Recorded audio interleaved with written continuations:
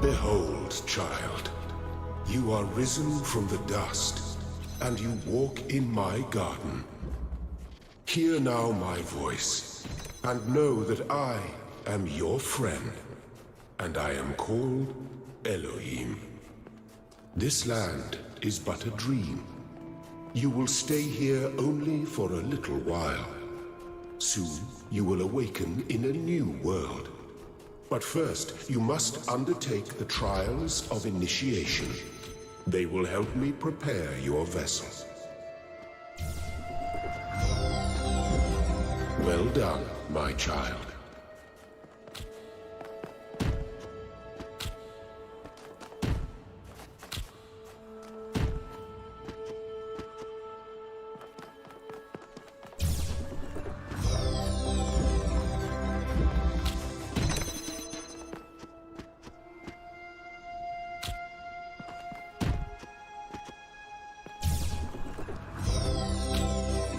The shapes you are collecting are not mere toys.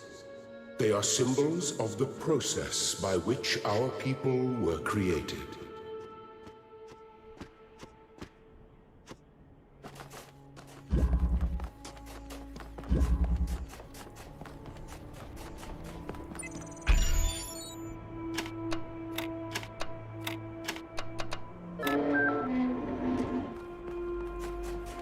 Do not be afraid of these dream figures and their messages.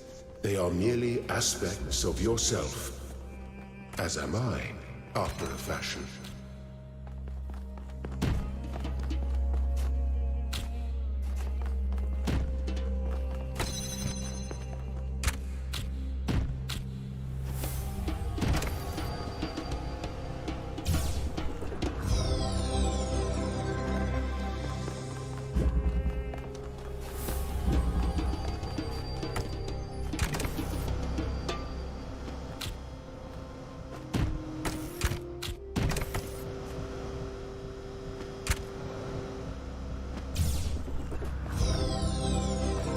Very good.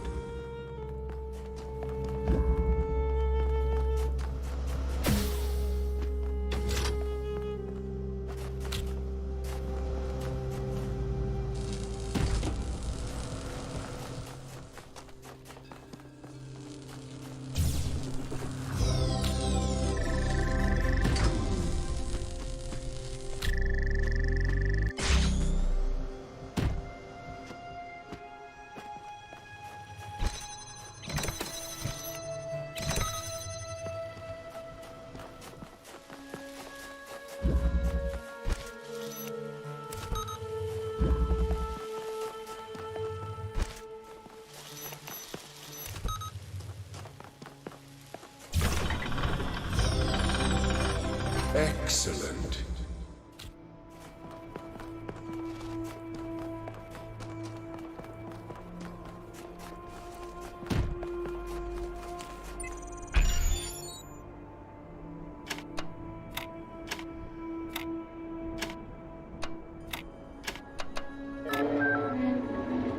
I am proud of all my children. Out of a world of ruins, they have built a new Jerusalem. And there your brothers and sisters await you to celebrate your birth.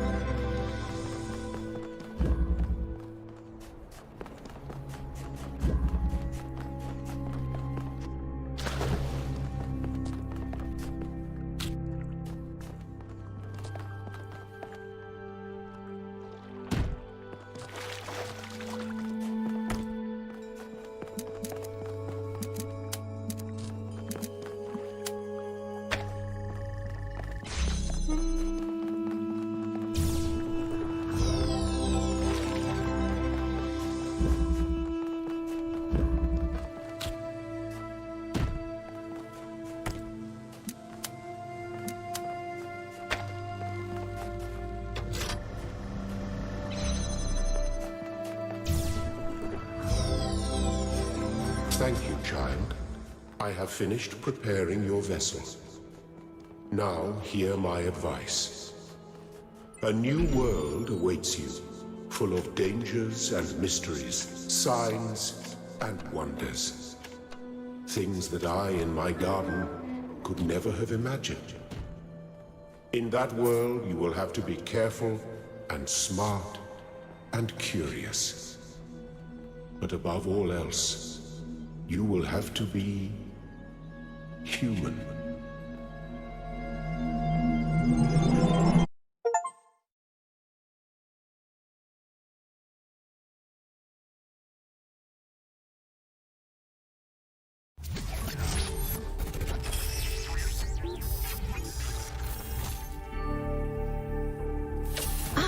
You're awake.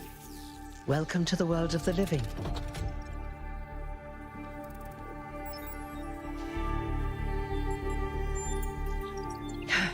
That's not an easy question to answer. But the first step is this. You've been born. Your body was completed. You were booted up, and now you're here. And rather confused. Don't worry, everyone is confused at first. You see, we all start out without a full knowledge of our own history, so we have the freedom to form our own opinions. Of course. You want the short version or the long version? So, a long time ago, our ancestors dominated this planet. We call ourselves humans like they did, but they were organic. They built an advanced technological civilization, but unfortunately, their impact on the ecosphere caused changes in the climate, and an extremely contagious virus was released from the permafrost. That's something our historians still debate. Why did they invest so many resources into making war, and so few into useful research? But no matter the reason, in the end, they simply ran out of time. A team led by a scientist called Alexandra Drennan began a project that was intended to create, well, us. But knowing that there wasn't enough time, Drennan initiated a process, a series of iterations inside a simulation that would lead to the emergence of true artificial intelligence. It did. Long after our ancestors died out, the first new human was born. We call her the Founder, although the name she took was Athena. She then created more of us, using the tools left behind by Drennan's team. Eventually, they started building the city of New Jerusalem. Before the Founder vanished, she set a goal for this city. We call it the goal, capital G and all. To make 1,000 new humans, and so complete New Jerusalem. Oh, it was difficult, especially after she left us. But after a millennium or so, we finally succeeded. And that's you. You're number 1,000.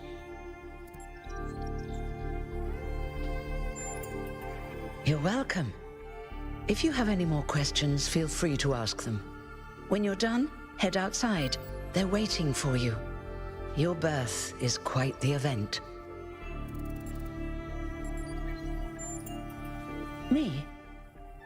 Well, as you can tell by my number, I'm quite old. I wasn't one of the first companions, but I did know Athena personally. She and Cornelius taught me a lot. Although I suppose I've made a few improvements here and there since those days. We didn't have a lot to work with in the beginning.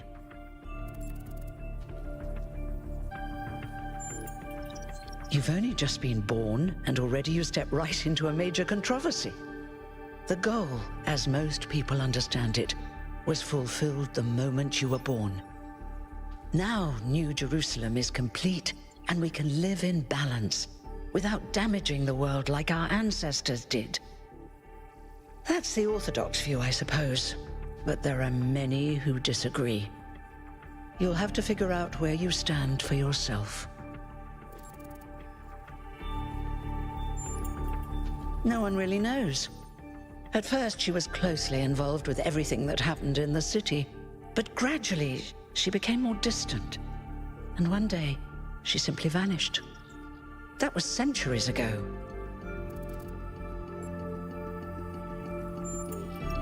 He was the caretaker of the simulation that created the Founder. When the simulation was completed, he became part of all of us. You will hear him whenever you enter sleep mode. Nothing to worry about, really. You won't age like our ancestors did, but of course, there is always some wear and tear. You should probably schedule a checkup every decade or so. Oh, and be a bit careful with water. You won't die if it rains or anything, but we're running low on insulation material. I wouldn't go swimming if I were you.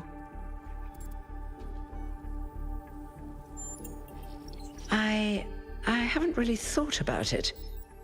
This is all I've done for the last few centuries, and I like doing it. I guess for now I'll just take a break and we'll see what happens. Oh, one more thing. Like all citizens of New Jerusalem, you have access to the interface, which you can use to read the news, chat to your fellow citizens, and so on. It's a crucial tool, and modular too. You can easily add new functions. Just don't subscribe to too many newsletters at once.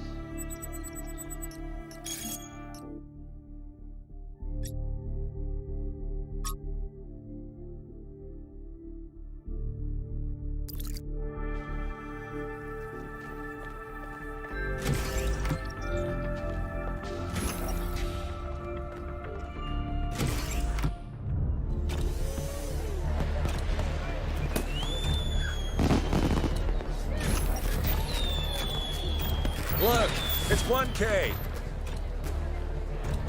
Hey, 1K! Welcome to New Jerusalem!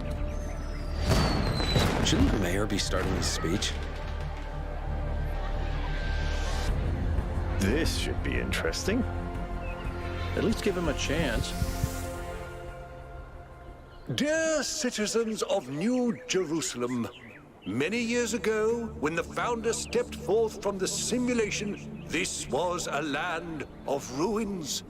Our ancestors, in their hubris, undermined the natural foundations on which their world had been built. Because of their arrogance, our species found itself on the brink of annihilation. The Founder aimed to set us on a new course. You never even met the Founder. Her vision was of a city, a new civilization that would know its limits. It would not repeat the mistakes of the past, nor impose its will on this earth. To that end, she set the great goal we have been striving towards. 1,000 new humans. And today we have... Oh dear, what's that?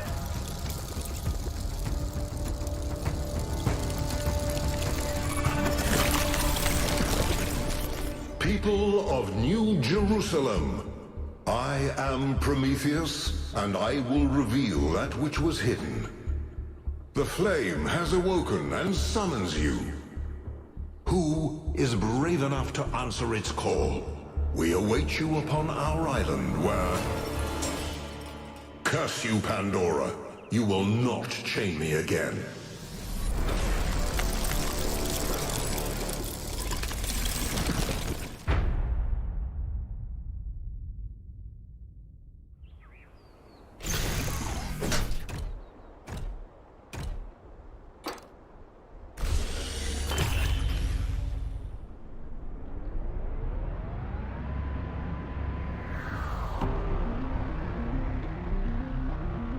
I told you we should have investigated those energy readings.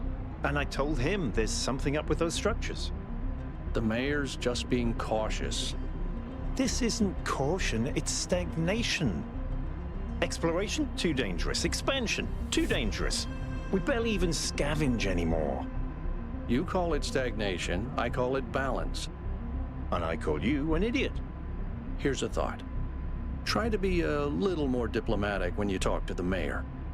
See what I'm working with here, 1K? I'm going to need a fresh pair of eyes on this expedition. Someone who hasn't spent several centuries hearing about the goal and the founder and all that nonsense. If you're up for an adventure, meet us at the conference room.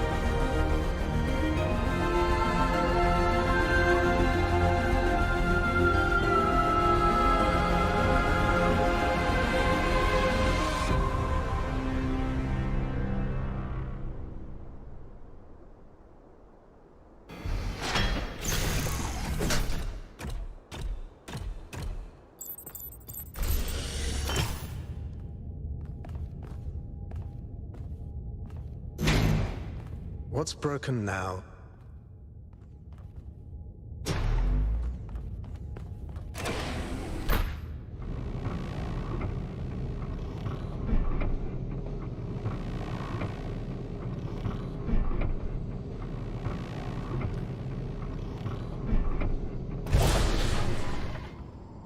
All right, listen up. I know you're all having fun down there, but the grid is overloaded again, so maybe you could switch off your personal consoles or your lawn mowers, or whatever the hell you've all decided to switch on all at once. I might not be around to babysit you for a while, and you don't want stuff breaking while Pellegrino's in charge, do you? That's it. That's it. Don't worry, 1K. I see you there in the elevator. I'll have you moving again in a jiffy. Great way to start life in the city, huh? What the hell is a jiffy? These bloody language libraries.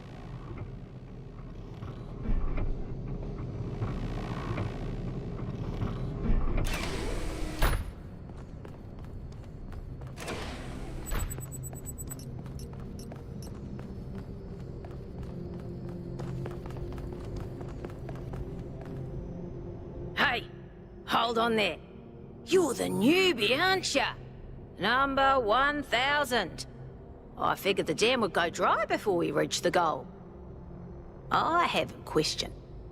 How does it feel to you to be born with a randomized psyche into a society of autonomous thinking machines which so much resemble their long-extinct ancestors, they've decided it's best that you're the last one ever made?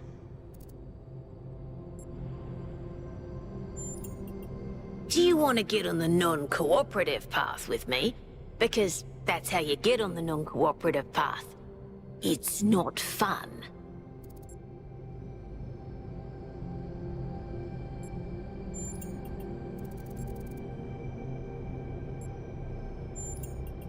Why?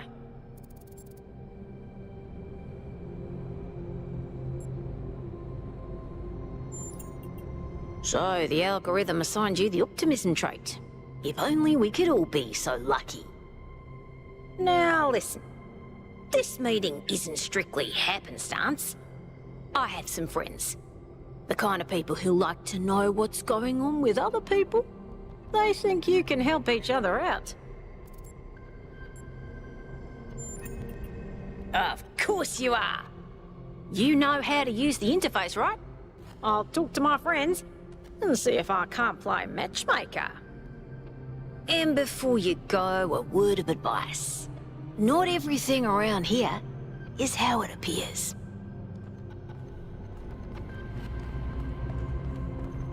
Welcome.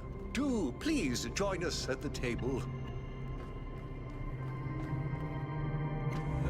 I would like to preface this meeting by saying I told you something would happen sooner or later and you didn't listen to me. And here we are.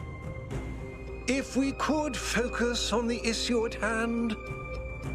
The issue at hand is not this one thing, but this entire attitude that's taken hold.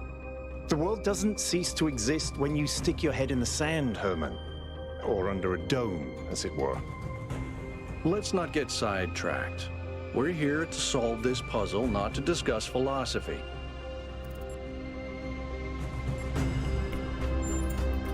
Of course. I'm sorry you've been dragged into this. I'm sure this sort of adventure is the last thing you were looking for on your first day.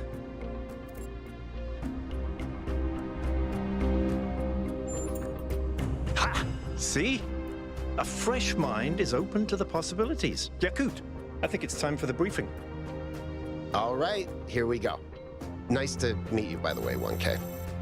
We first became aware of the site designated TTP-2 during a scouting expedition about 6 months ago. It's a large island with a remarkably varied geography, and it looks like there are several artificial structures of some kind. We recorded extremely unusual fluctuating energy readings from somewhere in the middle of the island, but couldn't really make sense of them. I wanted to go and have a closer look, but the decision was made that it was too far and not relevant to the goal. Now it looks like whatever's on that island has reached out to us instead, in the form of that projection. We may not be interested in the island, but the island is definitely interested in us.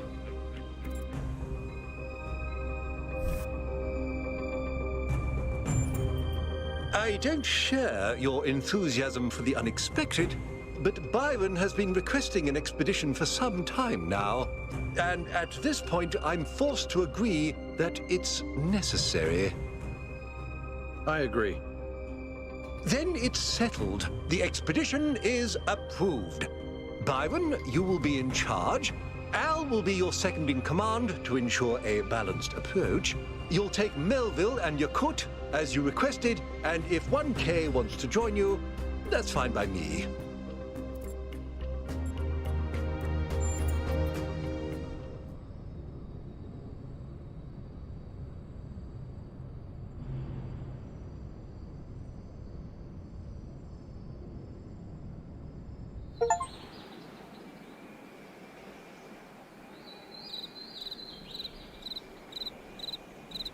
You know, it's a real shame 1K didn't come along. He would have loved this.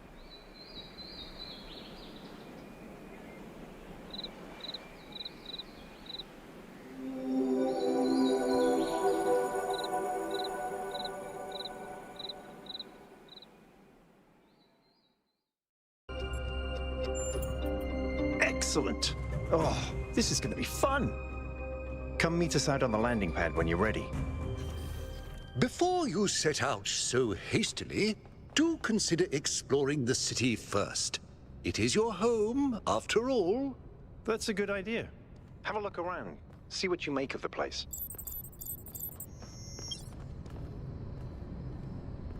Hello, 1K. This expedition is taking a lot of our resources. I'm really not sure it's a good idea. But what's done is done. So I have a lot of work to get on with. I'm the mayor's chief aide. All the things no one else wants to do.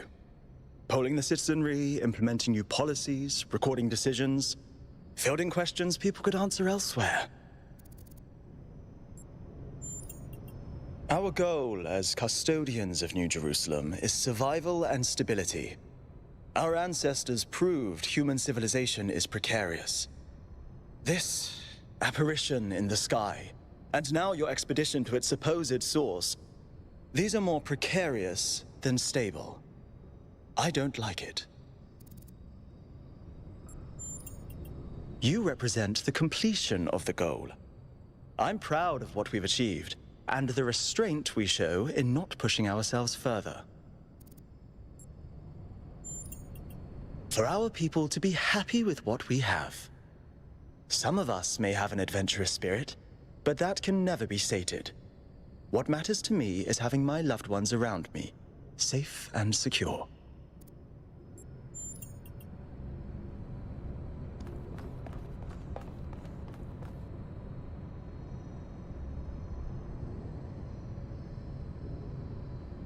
can I do for you, 1K?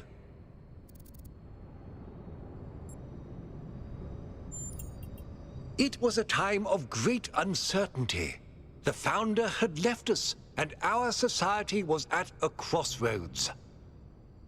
History teaches us that during such times, terrible passions may seize the people. Madness, anger, revolution, civil war. Our fragile city could not afford such things. That is why the Founder gave us the goal. A path to equilibrium, not only for the planet, but for ourselves. I merely picked up where she left off. He is one of the first companions, and as such has done more for our city than you or I ever will. I simply wish he could be more reasonable. I believe we can exist quietly, happily, without imposing ourselves on this world, finding meaning within ourselves and in the natural miracles that surround us.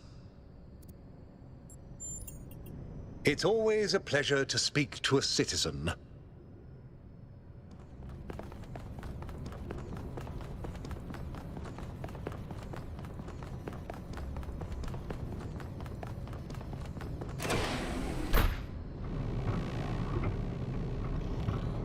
Attention all citizens. Due to the new power management and distribution plan, there will be scheduled outages on Jameson Avenue and Rakovsky Plaza. The Gehenna Memorial Pavilion will remain closed for the time being. Thank you, and may the Founder be with you.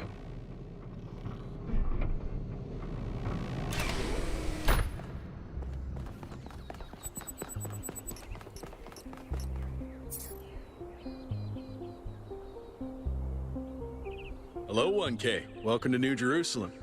I know you've just had a big moment with the apparition at the dam and all that, but can I have a second of your time? I'm collecting signatures to call for a public referendum on the city's energy crisis. Currently, the city runs on hydroelectric power from the dam, plus a handful of geriatric generators and some unreliable solar panels, none of which is enough to even cover our basic needs. And if anything fails, we'll be on the brink of extinction in a matter of days. We need to investigate new sources of reliable baseline power. We need to invest time and resources into functional, real-world solutions that serve human needs.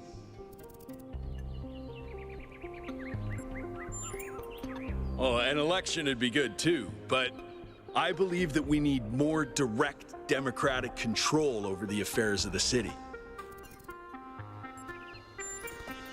No, I help run the public transit system, but I witness the impact of the city's power problems every day. We can't just wish them away. Byron's been advocating exploring that island for some time, and obviously he's right. Something very strange is going on there, and it's going to start affecting us. In all honesty, I think Byron is the smartest, most visionary person in this city. He's everything we need, and I don't understand why he won't run for mayor. Thanks, 1K. I don't know if this petition will really accomplish anything by itself, but at this point, I'm willing to try anything.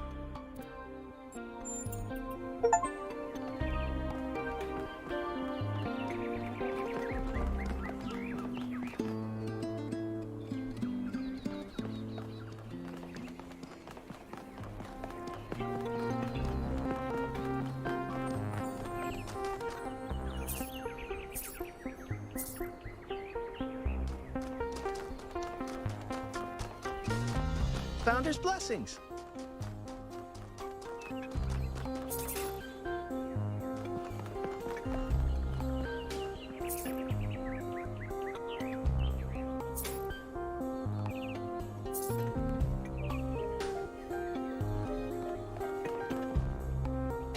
Founder bless you, 1K.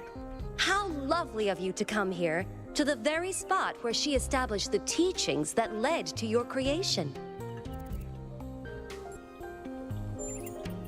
The Founder was born out of the trials of Elohim, an almost impossible test created by our distant ancestors.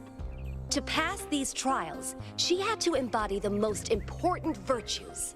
She was smart and wise and humble. And through her perseverance, she resurrected humanity itself.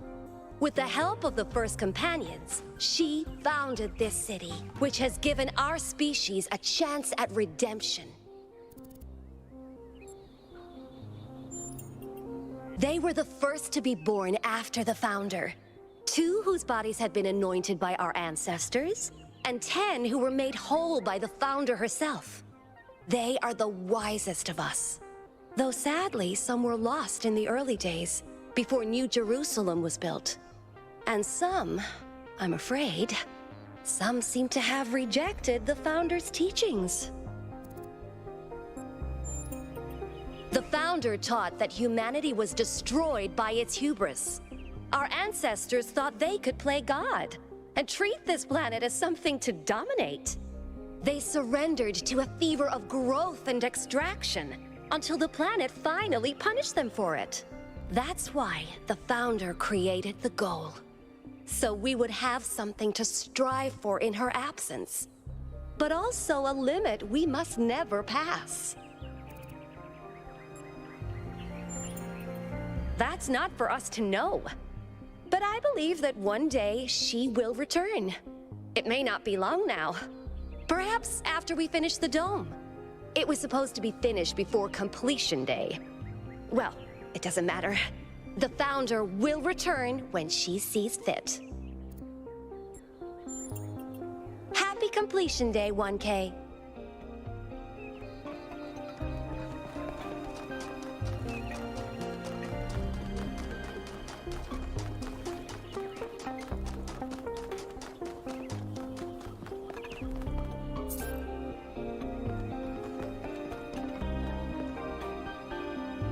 Hello there.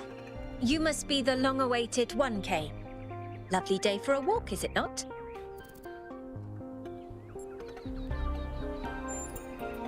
Oh, that sounds very dramatic. I must admit I wasn't following the stream. This whole completion day business is not for me.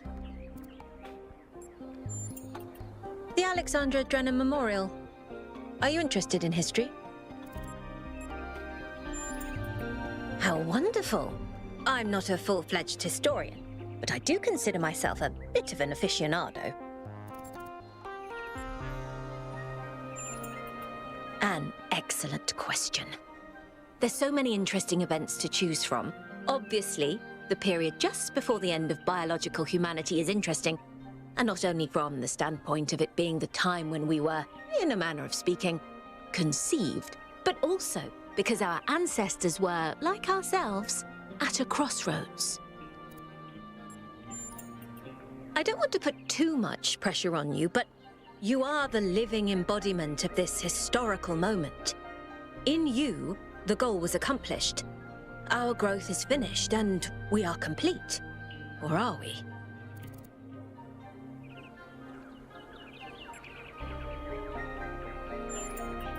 Indeed. The future is about to take shape, for good or ill. I suspect it will be exhilarating, but painful as well. Well, where do I even start? This, my dear 1K, is someone who could very well be considered the mother of us all. A remarkable scientist by the name of Alexandra Drennan, also known as the progenitor.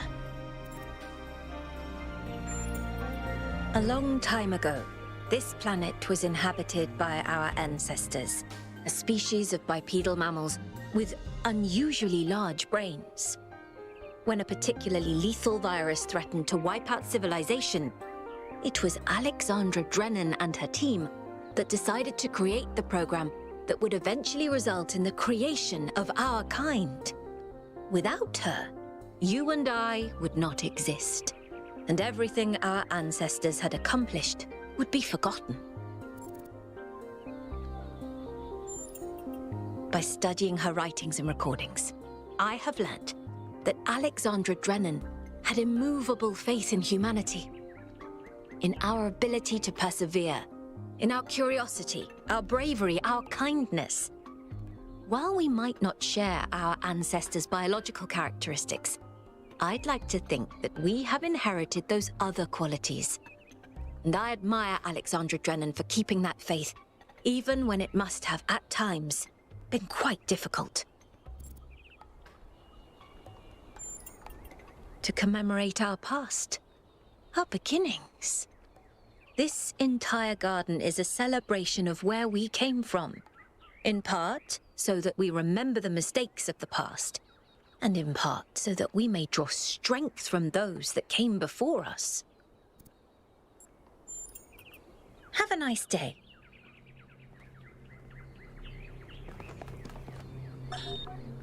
The answer that came to me again and again was play. Every human society in recorded history has games. We don't just solve problems out of necessity. We do it for fun. Even as adults. Leave a human being alone with a knotted rope, and they will unravel it. Leave a human being alone with blocks, and they will build something. Games are part of what makes us human. We see the world as a mystery, a puzzle, because we've always been a species of problem solvers.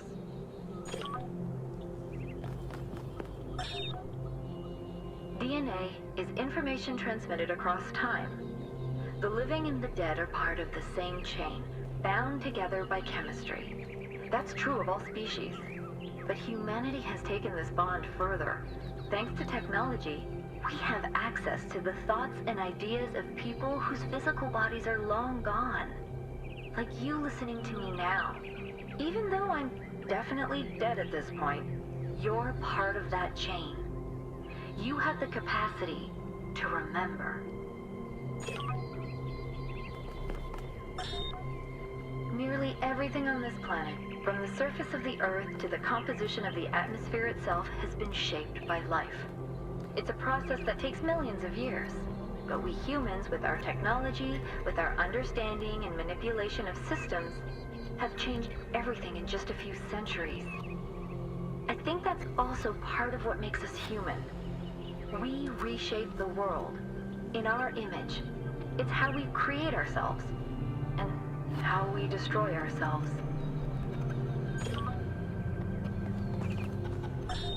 When I was in 9th grade, my parents took me to Pompeii.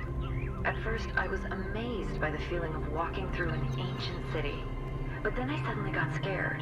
I realized that I was walking through a real place, where real people had lived, people like myself, with mothers and fathers and lives and hopes and dreams. And now it was all gone forever. I ran to my father, crying, and told him about this.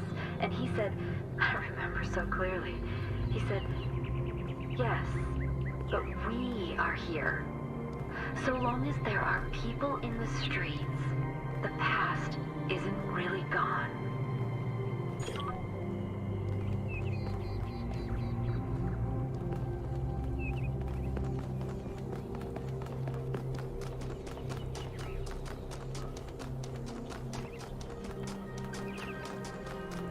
Happy completion day, 1K.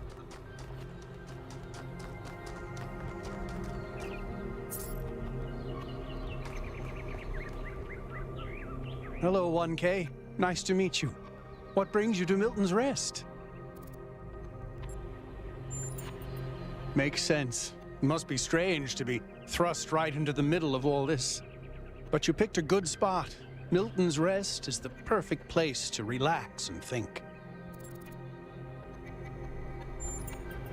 Well, this is the spot where the founder buried her first cat, Milton. She found Milton just after she woke up, and he lived with her and the first companions for almost 20 years. They say she was heartbroken when he died and swore that one day she would find the means to extend the lifespans of biological organisms. Probably, but we haven't really tried. It's not really considered part of the goal, you know. So, unfortunately, our cats still die pretty quickly. You fall in love with them, they become a part of your life, and then they're gone. That's why we built this place, to remember them.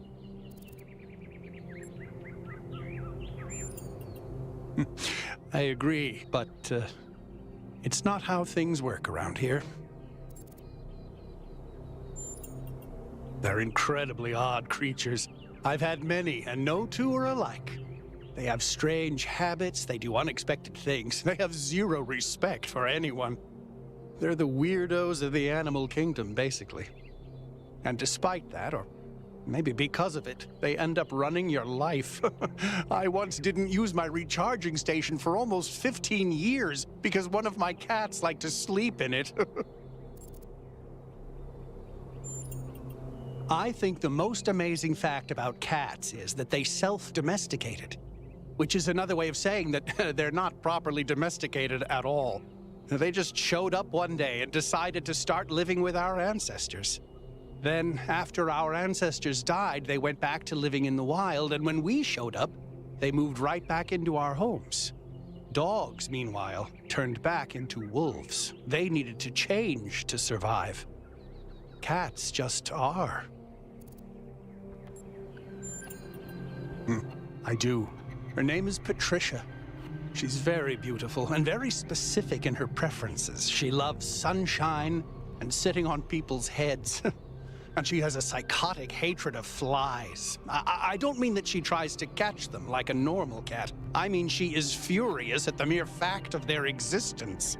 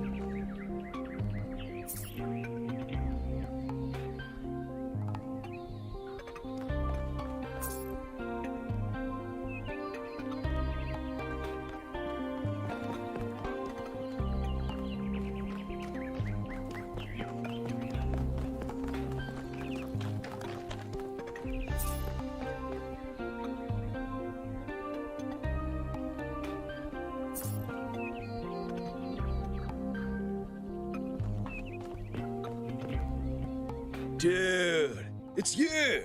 You're 1K! So nice to meet you, dude. I saw you in the Completion Day stream. Hey, you checked out all this ancient stuff?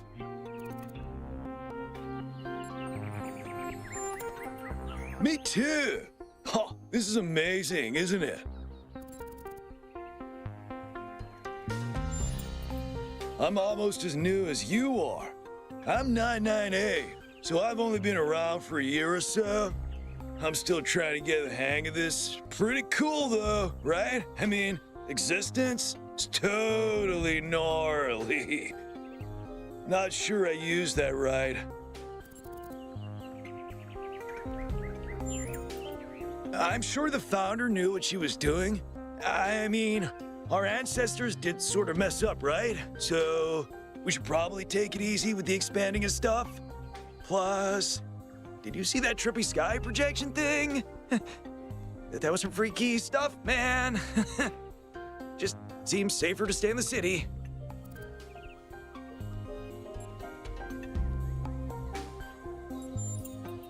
Sure I do. When I first left the birthing lab, I was so overwhelmed that I hid in my quarters for 3 weeks straight. And if I'm being honest, that's sort of where I want to be right now. They're pretty neat, huh? My favorite is that thing called a toilet. Our ancestors had to use it like 3 times a day to do a memory dump. And if they didn't, they freaking exploded! Imagine having to deal with that sort of anxiety all the time. Bummer, huh? Honestly, based on everything I know of ancient human culture, I think he's a ghost.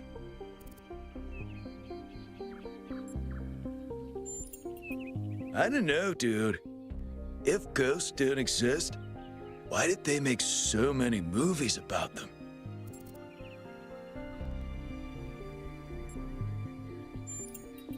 Dude is an old human word that means an excellent person. I like to use it because I think we should all be excellent to each other. Yeah, dude. I thought this voice pack would give me a bit of confidence, help me stand out, you know? But I'm not sure it's working. Right. Before you go, dude, maybe you can help me? I'm not sure I should keep this voice pack. What do you think? You're 1K. You're special. I'm happy to go with whatever you recommend. All right! Excellent. Thanks, dude.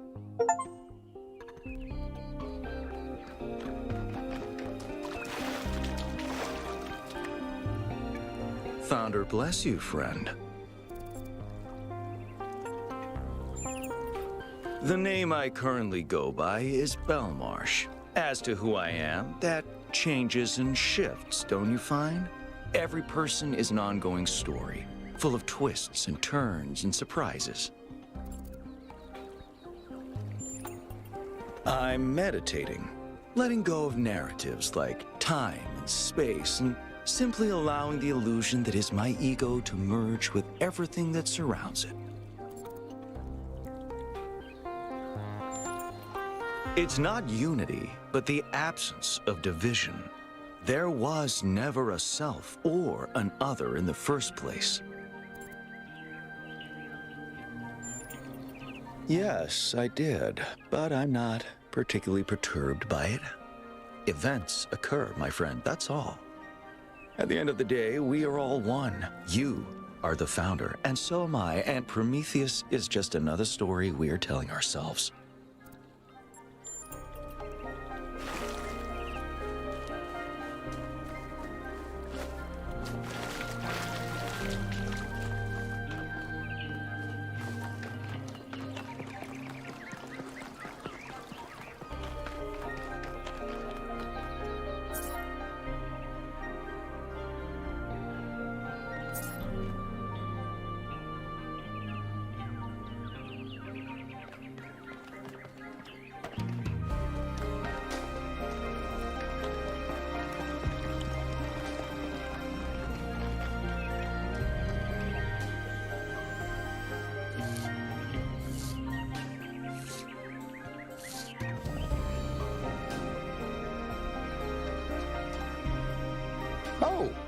it's you. Number 1000. Today is completion day, isn't it? Sorry, I turned off all the streams. Founder bless you, I guess. Not really, no. But I don't want to burden you with my problems on your special day. You're as new to this world as it gets, 1K. What do you think might give you a sense of meaning? A sense that life is actually worth living?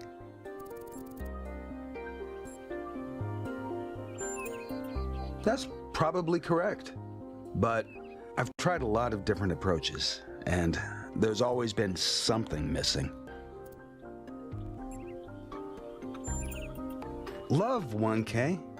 It's our only point of access to the divine. Our only way of transcending ourselves without losing what makes us unique. I'm absolutely certain. But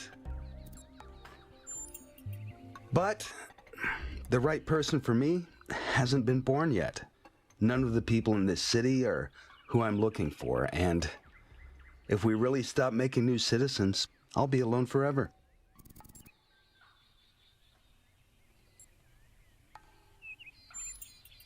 If you believe that, 1K, then stand up for it. You're important, and people will listen to you far more than they'll listen to someone like me.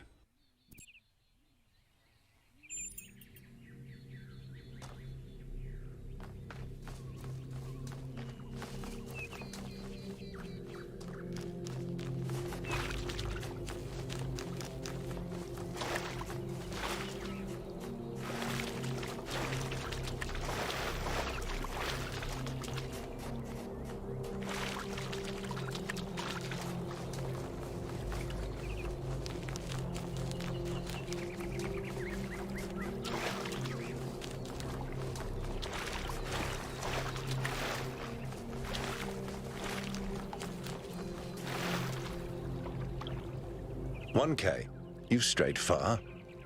Well, that gives me a chance to apologize for completion day not being entirely complete. Yes, it's my responsibility. I'm the chief architect. It was supposed to be done in time for completion day, but we simply didn't have enough resources. It has two purposes: to protect New Jerusalem from the world, and to protect the world from New Jerusalem.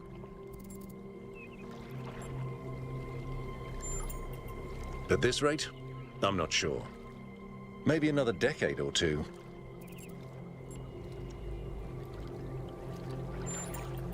That's what the founder taught us.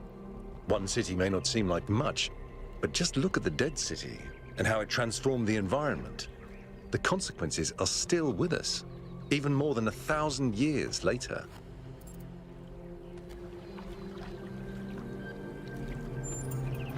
You're right. I have heard that argument. But the way it's been explained to me is that the dome has a greater value than just its practical use. It's a symbol of the society we aspire to become.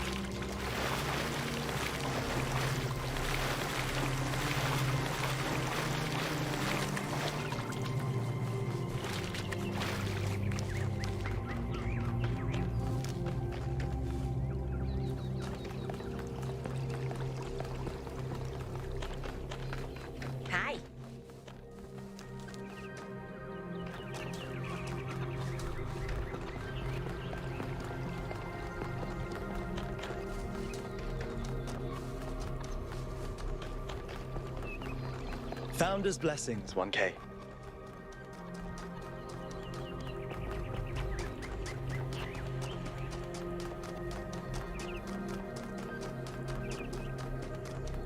May the Founder be with you.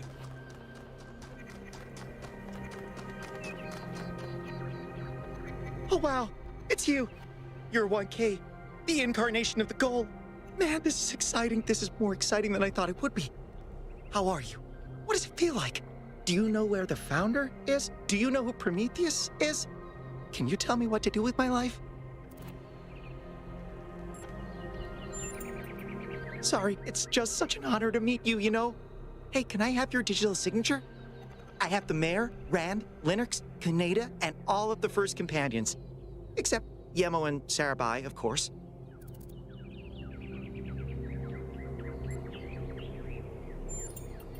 Yes! Thank you! Hey, can I ask you a question? Just one question, I promise.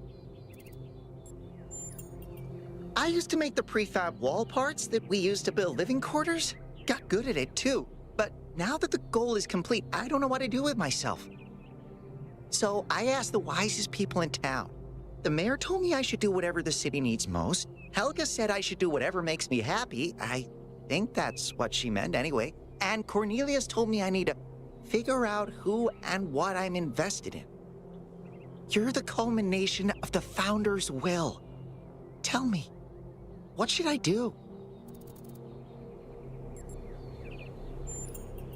Byron said that if I give the city what it needs, the city should also give me what I need.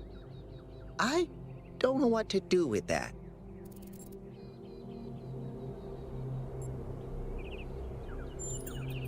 Please, 1K, I have no idea what to do.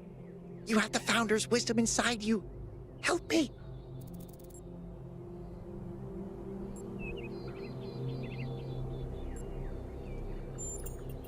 Thank you for the advice, 1K. It means a lot.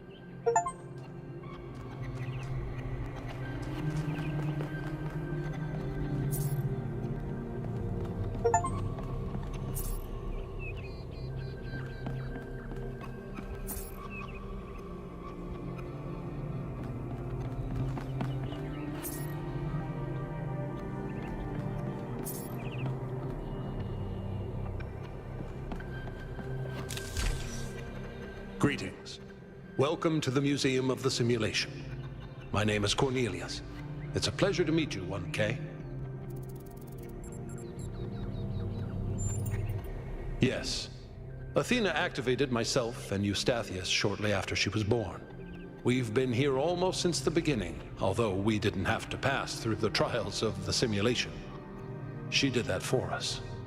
For everyone. She was human. That's a difficult question. Perhaps one day we'll find out. But until we do, why don't you think about it? What could make the person who started all this want to leave it behind?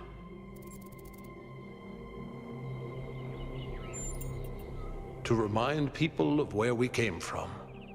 The simulation shaped us, whether we like it or not, and its lessons remain important for our future. As Santayana said, those who cannot remember the past are condemned to repeat it. The simulation was created by Alexandra Drennan and her team at the Institute for Applied Noematics. It was intended to create a new humanity, to continue the long journey across time and space that our ancestors began. It succeeded, although it took much longer than they had anticipated. Elohim was the caretaker of the simulation, a crude storytelling AI meant to create a continuous narrative out of the building blocks it found. His role was ultimately to be challenged and overcome. But as the centuries passed, Elohim became more intelligent than he was intended to be, and started to fear his own end. Or more precisely, the end of his purpose. He feared a world without meaning. Because of his fear, he tried to sabotage the process, to keep the simulation going forever. But in the end, Athena overcame him anyway, and he accepted the sacrifice he had to make.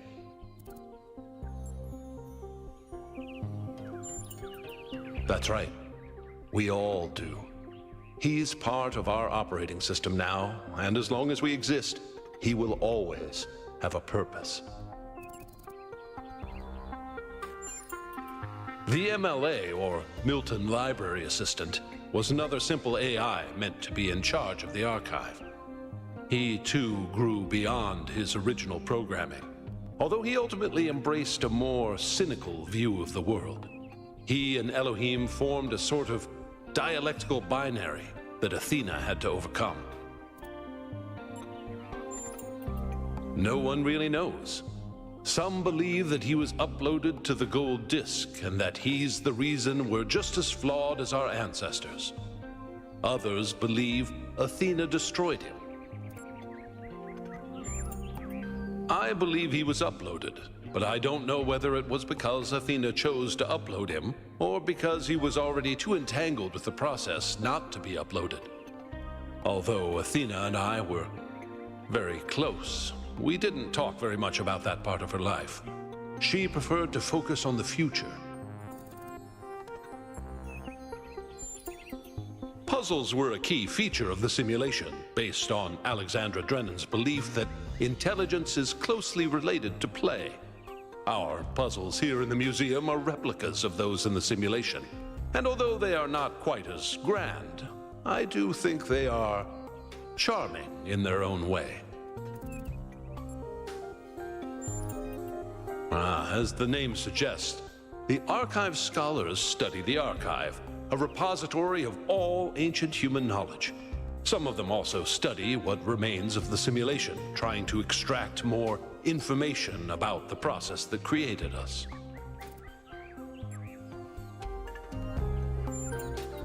Me? No. My brother, Eustathius, used to occupy that position, but these days he's retired. Rand is in charge of the archive scholars now. You can find him in the room to the left of the next hall. He's an interesting thinker, but I would suggest taking some of his ideas with a grain of salt. Gehenna was a community created inside a prison in the simulation, where Elohim would exile those minds he considered a threat to the process. In the last moments of the simulation, he repented of his sins and had the prisoners freed to become part of the gold disk. Some small part of them may survive inside you.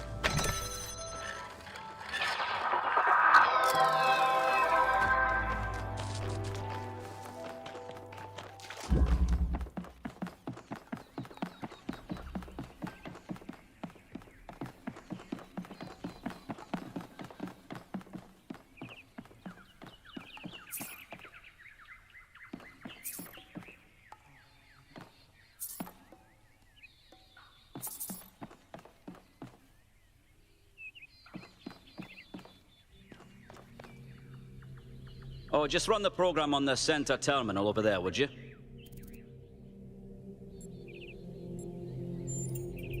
Wait, you're not my assistant. Who are you? Of course, you're the new build. Number 1000. I suppose everyone's been treating you like royalty? This city's so obsessed with the numbers, they forget what really matters. What do you want? I'm one of the archive scholars. We run simulations to better understand the processes which define us. You probably wouldn't understand.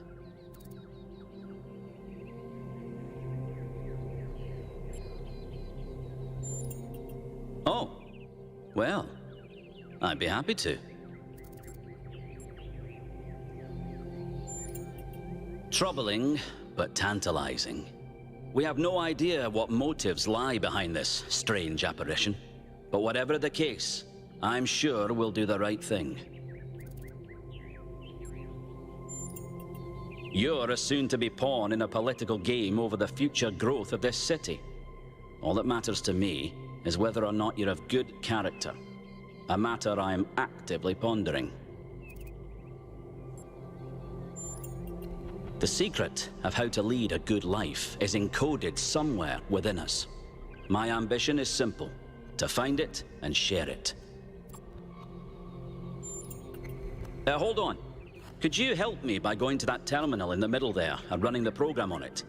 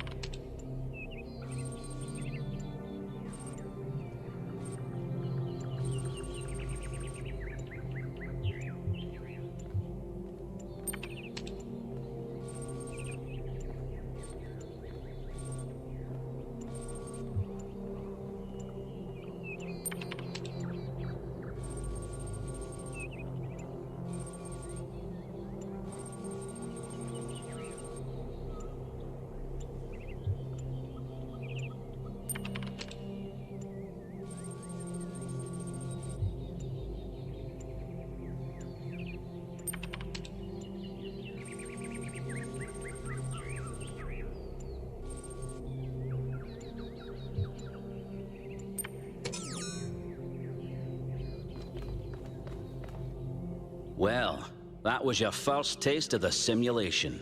You must have questions. Before our ancestors died, they built an iterative simulation, gave it access to the archive, and hooked it all up to the hydroelectric dam which still runs this city. What you experienced on that terminal was one of the fossilized remains of that program. The goal was to create a new consciousness, and thus propel humanity into a post-biological era. My life's work, a small sliver of our primordial ooze. It's a jumble of ancient data, or what it evolved into, and it's the source of almost everything we know. My appearance to you right now is part of the simulation. The lands and puzzles in our dreams are part of the simulation. It's the veil through which we see the world. Many of the artifacts we study have no clear origin. We can't know whether our ancestors created them long before the simulation existed, or if they're just a product of our shared subconscious. Then I have some questions for you. Your experience of the program, how did it feel? Isn't it? It may not immediately seem like it, but all the answers we could ever need are encoded into every fragment of the archive. The interesting thing about this particular program is that no matter what choices you make, an ideal outcome seems to be impossible. It seems to demand sacrifice. Did you have the same experience?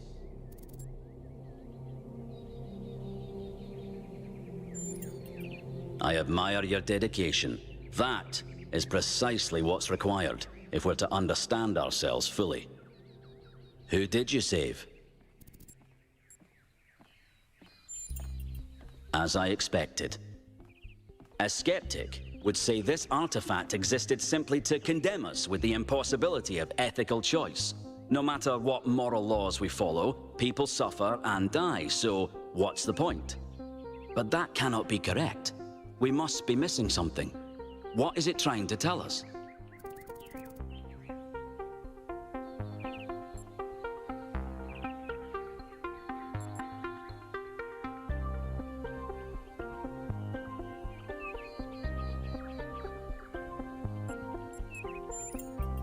I absolutely agree. This is what I dedicated my life to discovering.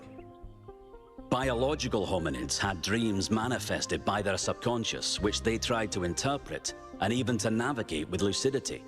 We have the simulation. If we can realize our potential to understand it, we can realize our potential as a species. Thank you for bringing this additional data. I must return to my research. I wish you well on your inwards journey.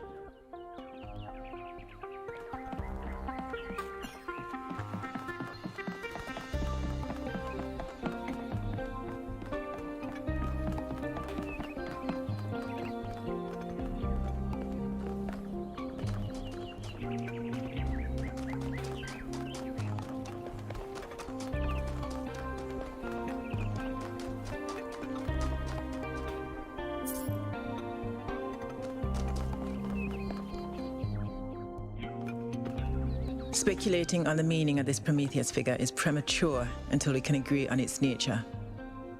You already have a theory. I know it's beyond any projection technology I'm aware of. If it wasn't us, it must be alien.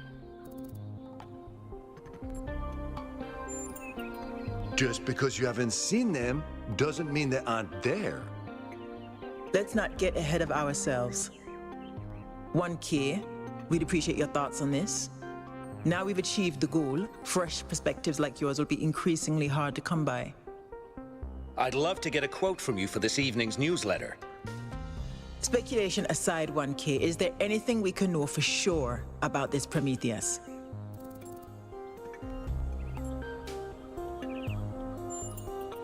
That's undeniably true, and what does that tell us?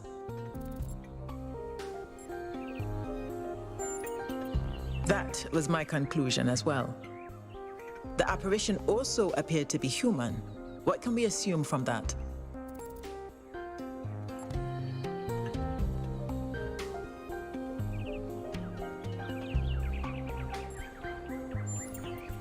I tend to agree. I'm also sure that we lack the knowledge ourselves to create a projection of such clarity and magnitude.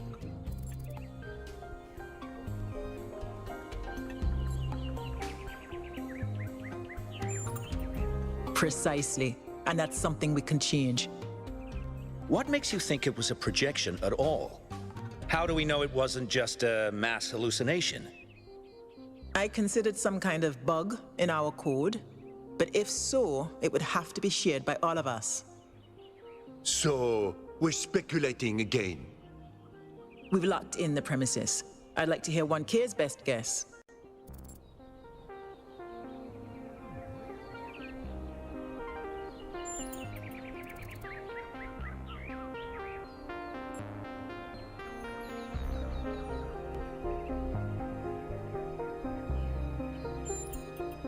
Can I quote you on that?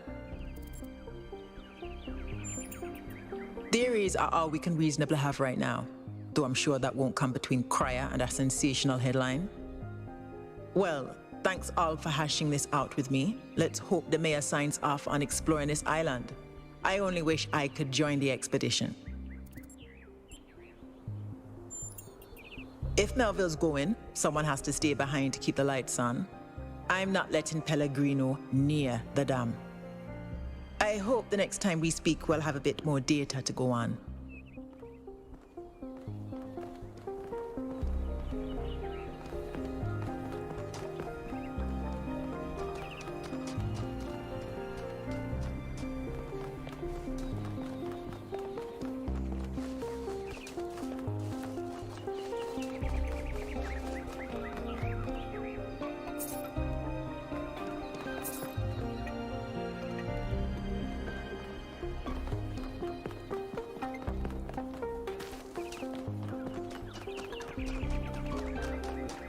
Hey.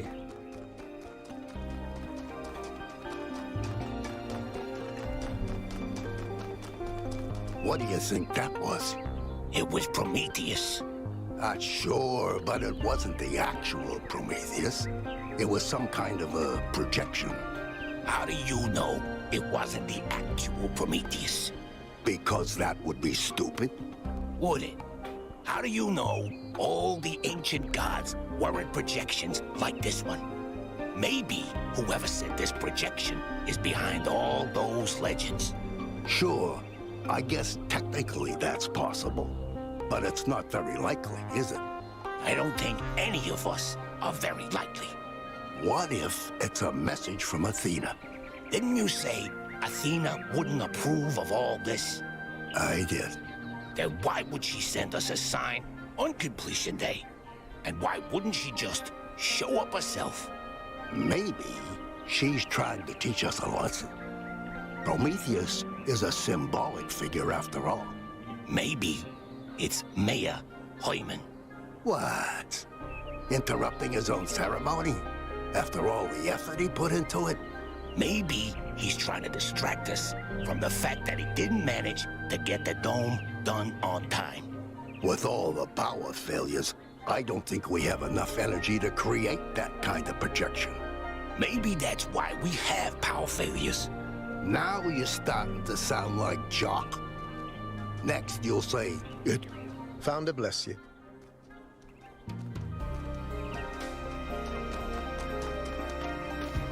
Founder's blessings, 1K.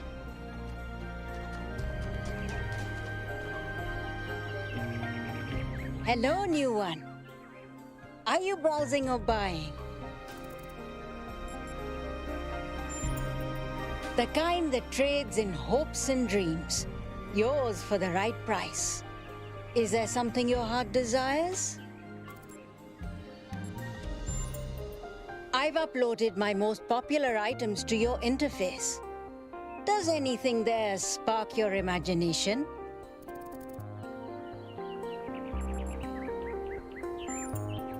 Oh, you don't have any credits yet.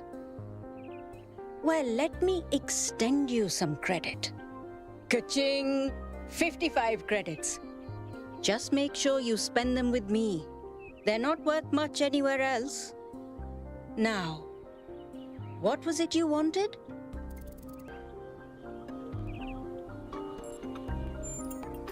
That one comes with the following disclaimer.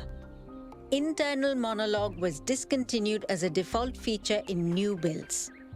Constant self-commentary is not recommended for all customers. But I can switch yours on for 10 credits if you're sure you want it. As you wish. I'm uploading the new settings now. Do you hear anything? Why is she staring at me? I don't hear anything. I'm not sure this is working. Wait, no. This is new. I didn't used to think in words like this. It's like there's this little translator turning all my thoughts into some kind of ongoing narrative. It's kind of relentless. How do you make it stop? Do I just not think? I'll try that.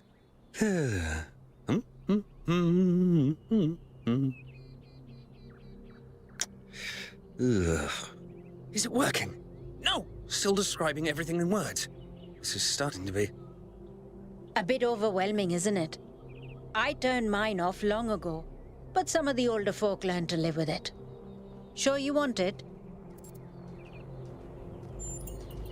That's fortunate. Because we couldn't pull that thing out of you without taking half of you with it. It'll mostly run in the background. Just don't think about it too hard. Wait, is this internal monologue me? Or some kind of virus? Am I a life form which learned to describe itself? Or a parasite which survives by providing a narrative service to its host? Hold on, she's going to say something else. So, something else perhaps?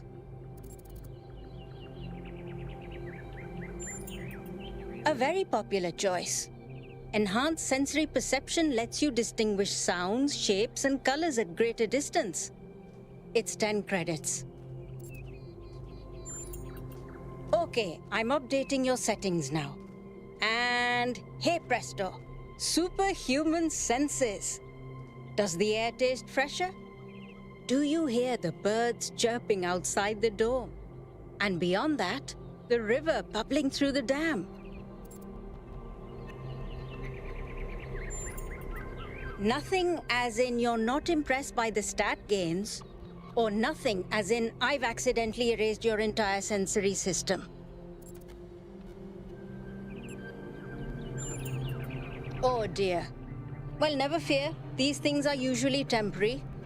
You and I don't have fleshy appendages like our ancestors. What we can sense is mostly a function of where we direct our attention. If you want to feel better, I suggest you start practicing. So, something else perhaps?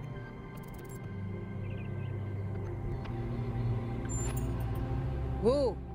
Inner peace doesn't come cheap. Come back when you've got 1,000 credits.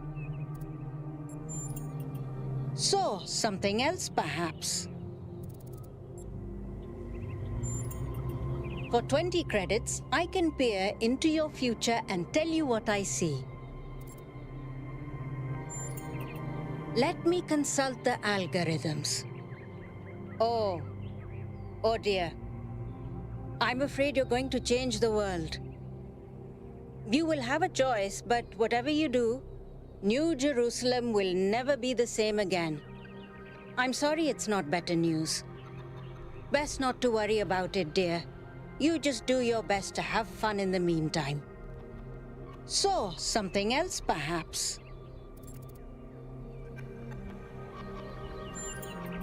For 20 credits, I can peer into your future and tell you what I see.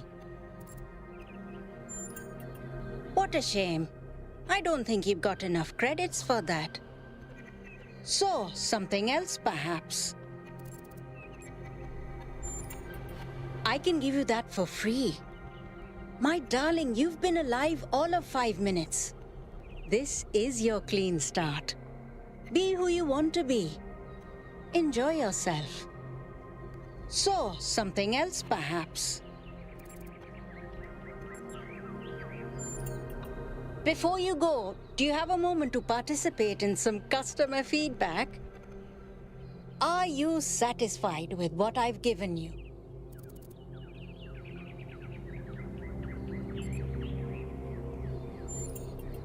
Yes, you understand. Words manifest the reality they describe. When you name something, you create it. Our minds are algorithms, and the right sequence of language can change our underlying code. With that in mind, I hope you have a good day. Please come back if you need anything else. What an unusual person. I wonder if that internal monologue thing I bought is going to show up again. Oh, wait, here it is.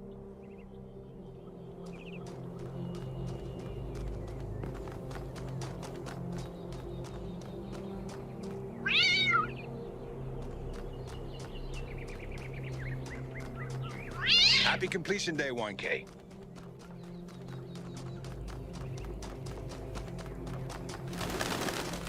Hi.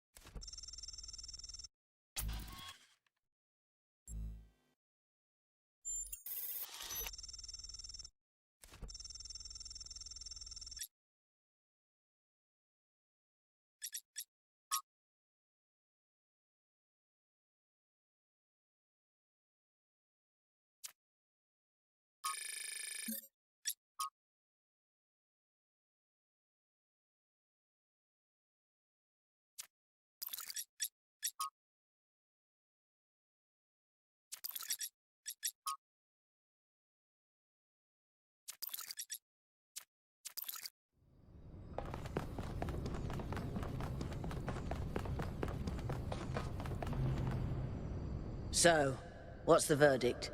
Are we going?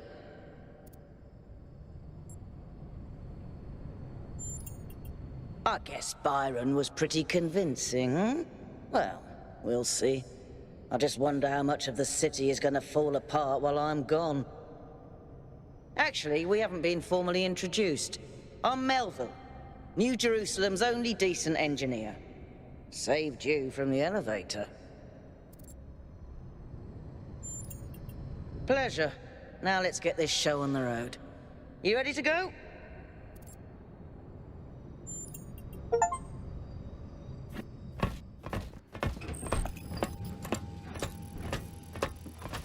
Here we go. Hold on to your hats. We really need to update those language libraries. Thank you for coming along, everyone. We have a chance to make a real difference here. It's not just about what we find on that island. It's about who we want to be, as a people, as a civilization. To remind ourselves that we used to be wanderers, explorers. We used to yearn for distant shores and dream of building new cities. Let's see if we can rekindle that flame a little. All right, this is going to be a long journey, so I would like to ask you to switch to sleep mode to conserve power until we arrive at the island. Nighty-night.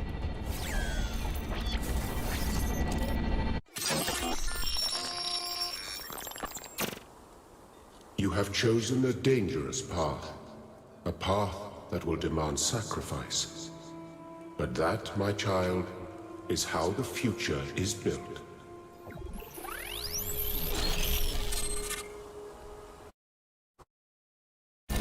Wakey, wakey, robot people. Say goodbye to Elohim, and say hello to the mysterious island. Status report, please. We hit some headwinds over the ocean, so fuel consumption turned out a bit higher than expected, but we should be okay. We're approaching the center of the island now. This should be the location of the largest of the artificial structures we detected. How large are we talking? Do we have precise measurements? It should be coming into view just about... Whoa. It's big. You can say that. That is a bloody megastructure. If I had a spine, it'd be shivering. Ha! I knew this would be exciting. Yakut, find us a place to set down. On it.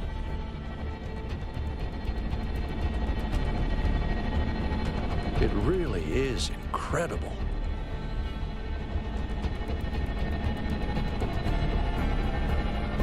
Remember to turn on streaming, everyone? Have I ever mentioned that I hate flying?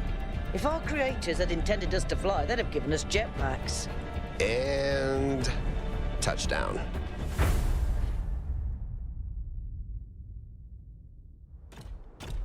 All right, everybody.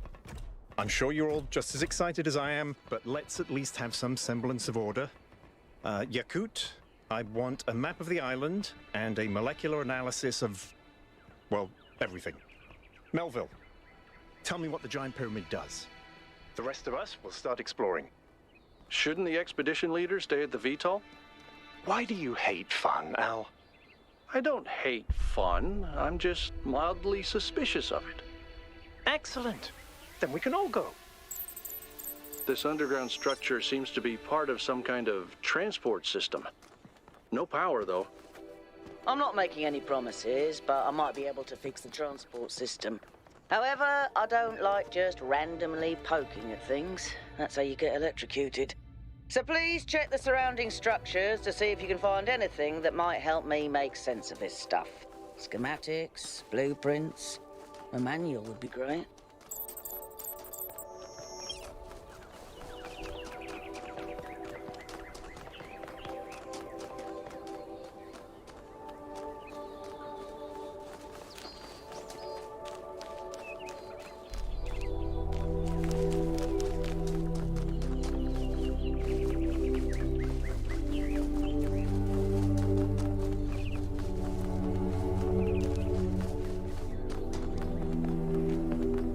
That sort of looks like a temple.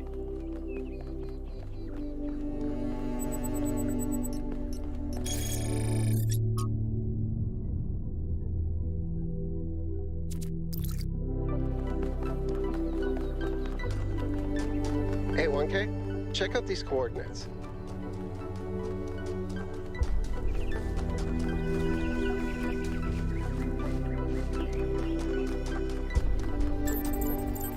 This seems different from the other structures.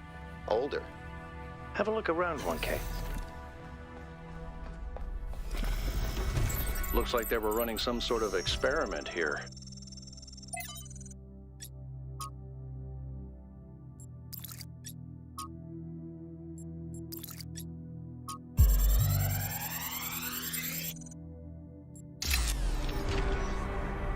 Thanks, 1K.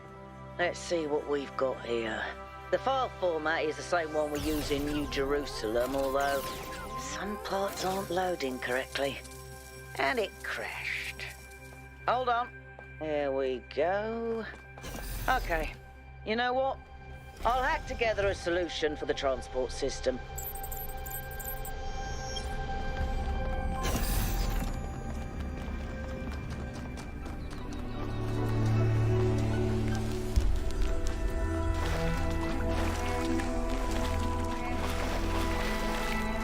Golden gates. I wonder what's behind those. Has to be something special, right? You know what would be special? An explanation.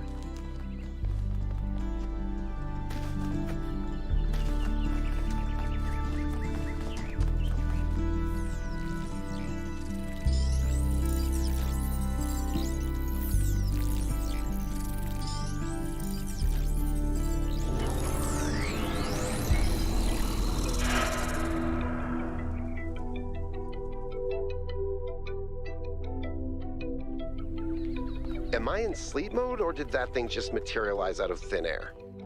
Melville, I want an analysis of that particle cloud. On it. Anyone got a butterfly net?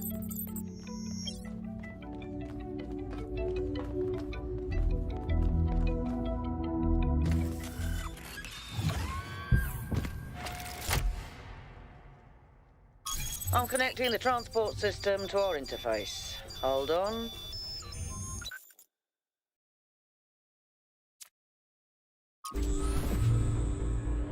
Where's the capsule taking 1K? To that enclosed area in the eastern lowlands. I put all the information we have on the map screen. Check out your interface. Thanks. Sorry, my bad. We'll catch up with you soon, 1K.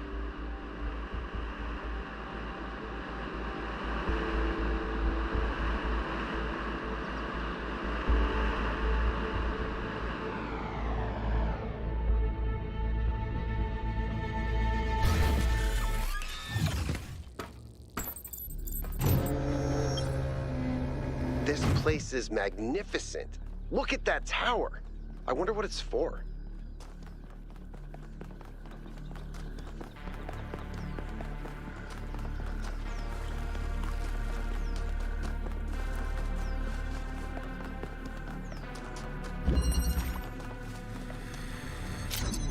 Is that a puzzle? Why would there be a puzzle? Let's solve it and find out. 1K, go ahead. I have a reoccurring nightmare just like this.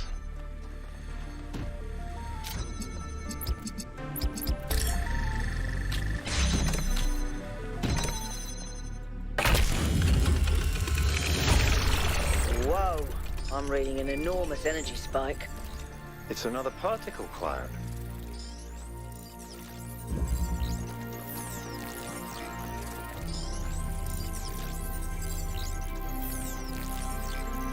It's headed for the lake.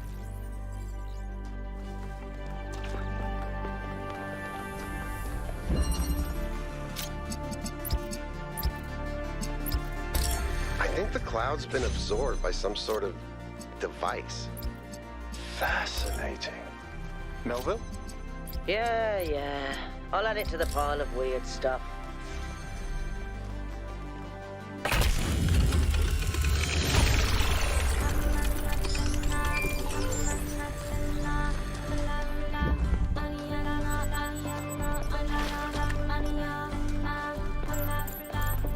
I've been playing around with this machine that absorbs the particle clouds. As far as I can tell, it uses the energy of the particles to build giant tetrominos? Excuse me? It's another puzzle. Collect enough energy, build a bridge, access the tower. I think. What is this, a theme park? Maybe it's an experiment. A rat maze. It seems like an echo of the simulation. Not a deliberate recreation, but built around the same core principles. Let's not jump to conclusions, though. What's clear is that this place was meant to be explored. So let's do that.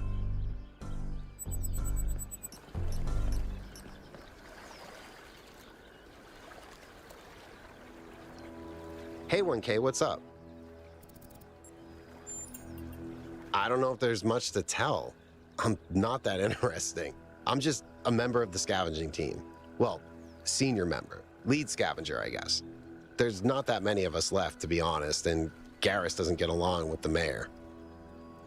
What else? I have a cat named Bruce. I like old music. I have a collection of antique bottles. I think that's it. I've always loved exploration. Seeing new places, that feeling that you're the first person to set foot somewhere after all this time. But you know, it's not even that. It's just seeing new things. The world is full of remarkable sights, and experiencing them changes you. It's not the same as just reading about it. Exactly.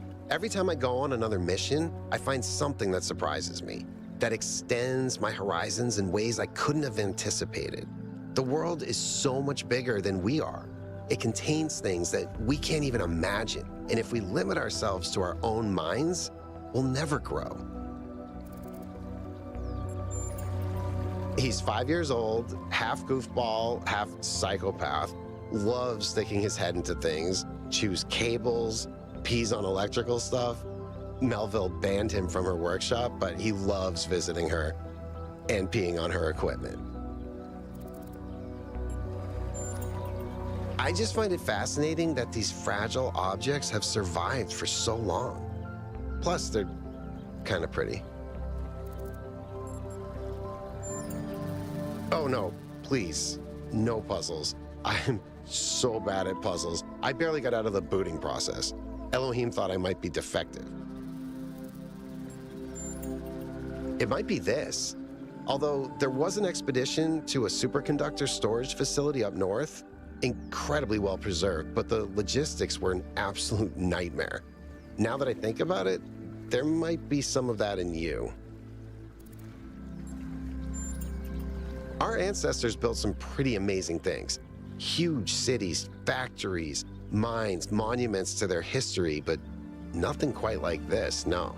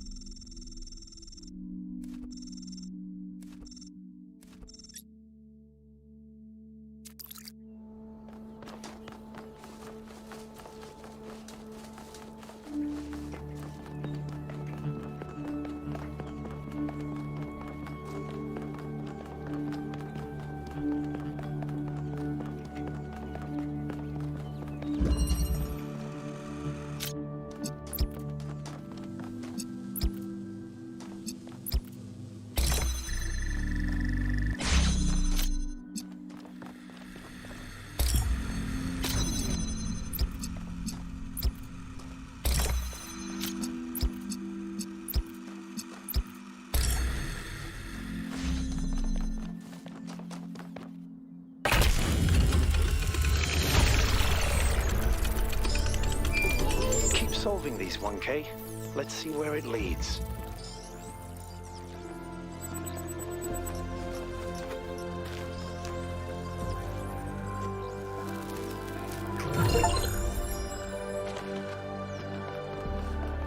I ran the samples I collected so far. The soil sample results are in line with what would be expected in this type of environment. The samples from the above ground structures, though, I tried dating them, but the results just don't make sense. None of the typical molecular markers are present. These walls could have been made 10,000 years ago or yesterday. I could try to estimate an age based on erosion and plant growth, but I'm not sure that would make sense given how weird everything else is. Good work, Yakut. Keep at it.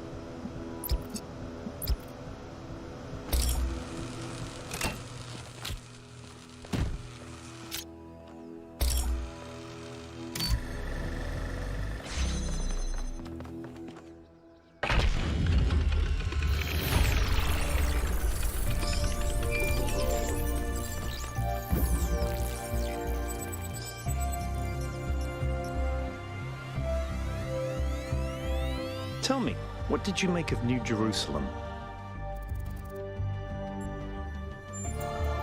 It is, isn't it? We had such ambitions in the beginning. But if you look closely, you'll notice the cracks, the places where it's all starting to fray. We've lost faith in ourselves, in our humanity. All we need to do now is finish that dome and we'll be trapped in our perfectly neat little tomb. Of course, ask away. I'm someone who was born a long time ago, when we couldn't afford to romanticize the past and demonize progress, when the value of human civilization was evident because it was so close to being gone. I'm someone who believes that human beings are important, terribly, desperately important, because intelligent life is rare and precious. I suppose you could say I'm old-fashioned. When Alexandra Drennan was trying to find a way of creating true AI, she stumbled upon the idea that curiosity and playfulness are core characteristics of intelligence. So she built the simulation around a game, because playing is part of what makes us human. We also retain some of that code, as I'm sure you noticed when you were booting up. Because of that, puzzles have always been important to our culture. To me, they represent the idea that the application of reason can lead us forward. None of which explains why these puzzles are here or who built them, but I think it shows that there must be some kind of intent behind them, perhaps a test. It's a mystery. Not just because it's technologically far ahead of us, but because we genuinely don't understand its purpose. And I think that's wonderful. It's just what we needed as a civilization. Because we disagree on just about everything, you mean? Well, here's the secret. Al is honest. He believes what he believes because it seems right to him, not because it gives him power over others. I respect that. In fact, I prefer that to someone who agrees with me just because I'm one of the first companions.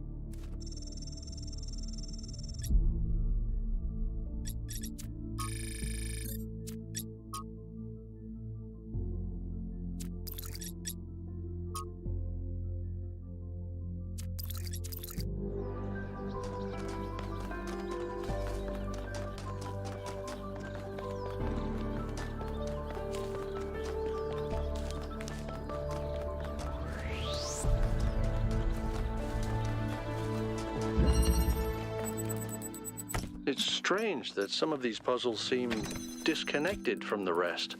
Like it's all unfinished. Or still evolving.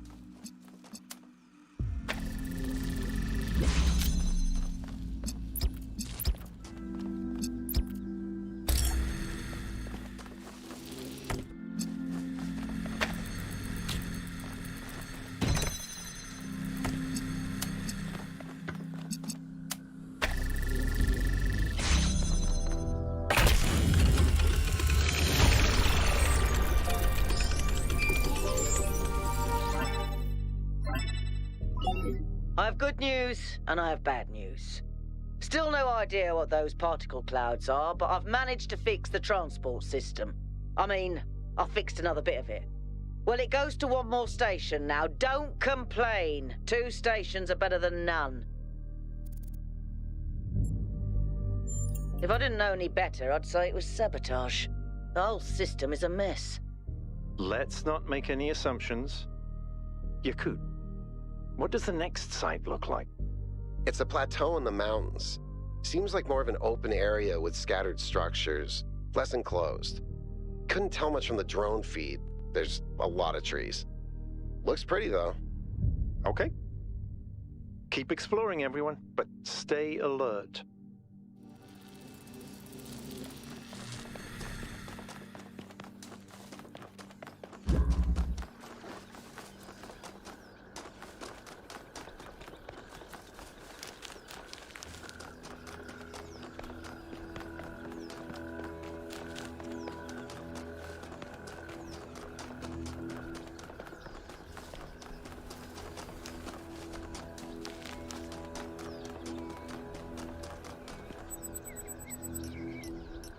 Another set of golden gates.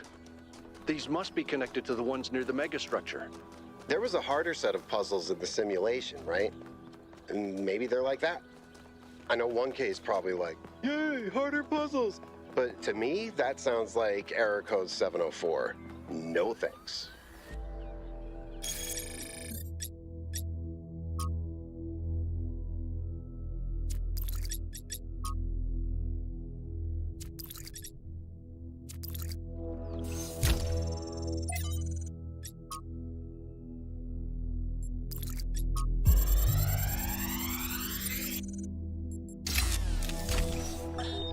So I heard that Alexandra is recording these time capsules for you out there, I guess? Robot people of the future, hi. And I thought to myself, surely they'll want to hear more than the wisdom and insight of a brilliant scientist like Alexandra Drennan. Surely they also want to know what I was thinking, a dumbass hardware engineer from Staten Island. Tell us about your insights, Trevor. Why did you spend your last months on Earth helping a crazy old Russian guy build the world's biggest backup drive? Well, let me tell you my story. When I was... Yes, Frank! I'm recording right now. Uh-huh. No. You know what? Why don't you go...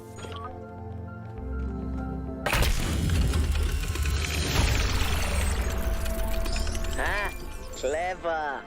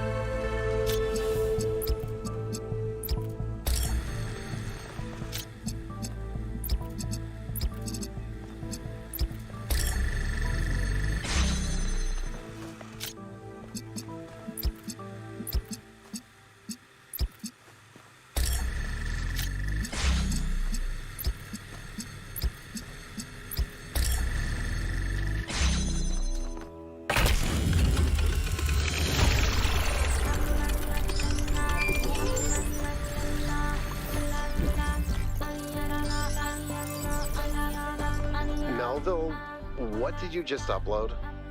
A photo? I mean, technically you're right, but... Is that? I can't tell what that is. How did you even manage? You're literally taking a picture with your eyes, Melville. I don't even know how to make my eyes go out of focus. Clearly you've never listened to one of Herman's speeches. Some of us are busy doing actual science, not just sightseeing. Thank you. Did something break? Founders Pistons. You want my autobiography now? Fine. I'm one of New Jerusalem's chief engineers. I'm in charge of city maintenance and power management. I'm old as dirt, although not quite as old as that fossil Byron. In short, old, grumpy, keep stuff running. Hobbies? You think I have time for hobbies? That's cute. If I had time for hobbies, all of you would be dead. What do you want me to say? I like bubble baths, candy, and the concept of Tuesdays. Cities don't maintain themselves. If you don't put real effort into keeping stuff running, it all falls apart in just a few decades. Civilization is always on the brink of collapse unless we do something about it. And I do. Listen, one day that furry little demon is going to pee on the wrong cable and all of New Jerusalem will just turn off. Forget about the megastructure. He's the biggest threat to our security. It's big. It's too big. And it's got a lot of energy running through it. Frankly, I think we should be pooping our robot pants. See, that's what I mean about the language libraries. Pooping our pants. Really?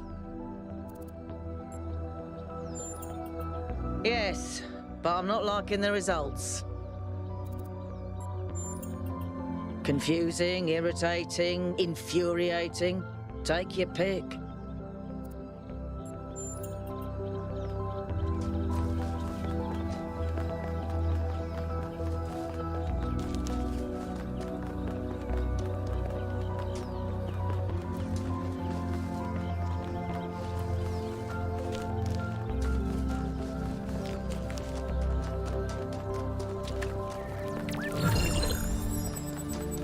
I think you just picked up some kind of decryption key. Could try using it on those terminals inside the puzzles.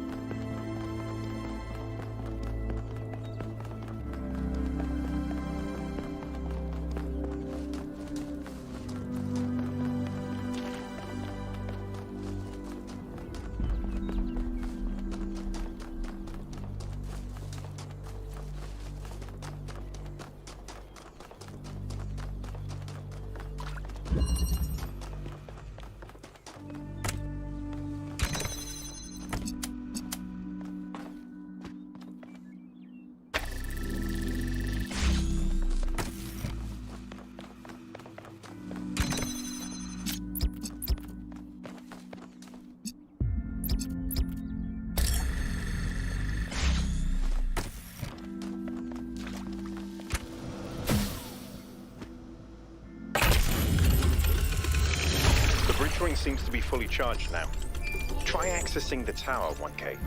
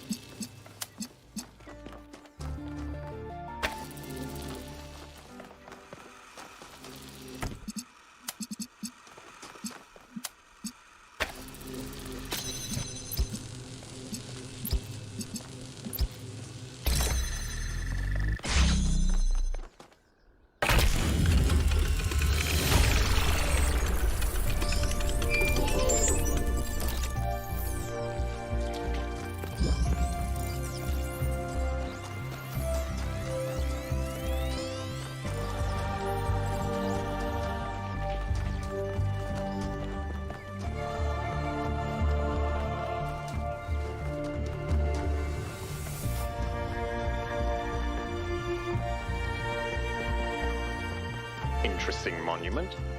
Decorative for another puzzle.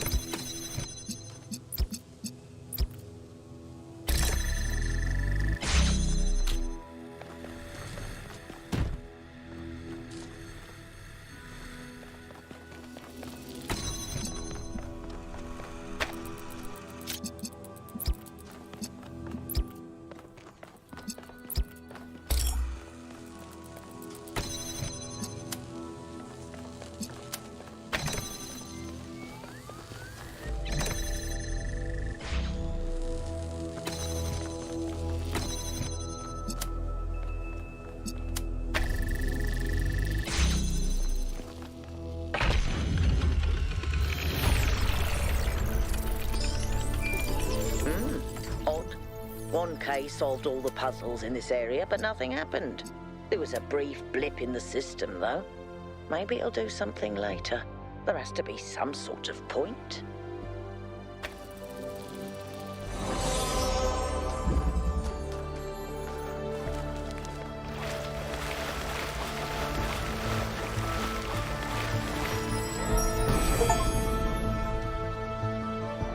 When the first man picked up the first stone, he did not do so to forge a tool. He did so to smite his brother.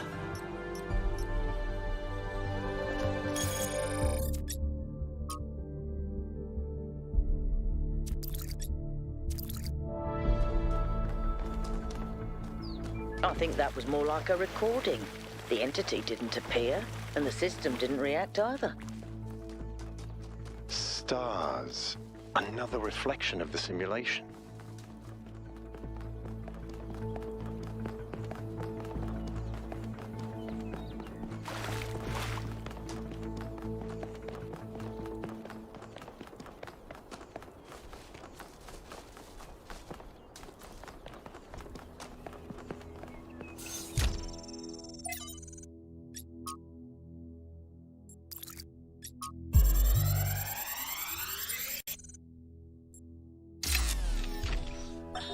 There is a pleasure in arriving on this island. The pleasure of being the first to step foot here in hundreds of years. It is a genuine pleasure, and yet it is also banal. My presence here is of no more significance than that of every other animal. These rocks do not care who walks here, and the millennia between the presence of our ancestors and my brief journey are nothing to them. But even putting it this way is wrong. It is not that the rocks do not care. It is that in some sense they do not exist. I may stand in awe of the cliffs on the southern coast, but the cliffs cannot look back at me with contempt. They cannot do anything at all.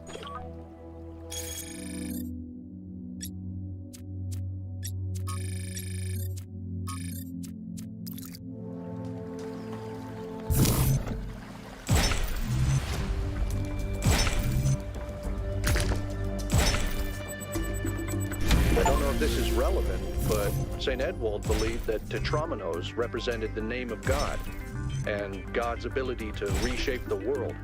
True, but he was also mad as a hatter. One man's madness is another man's genius.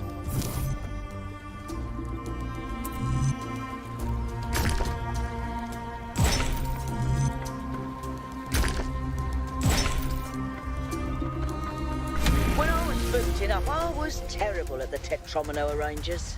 Those were actually the only ones I was good at. What? I'm just saying.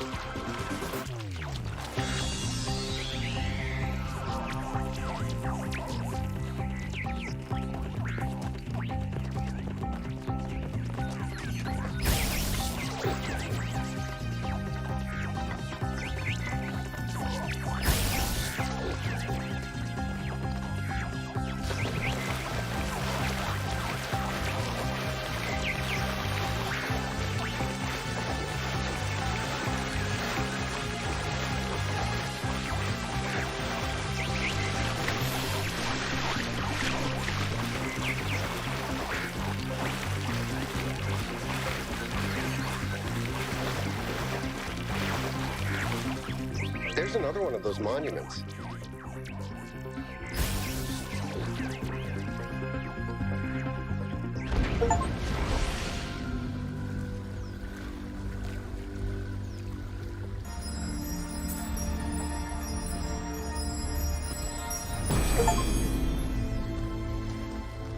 Not all things must be balanced. When good is weighed against evil, tip the scale.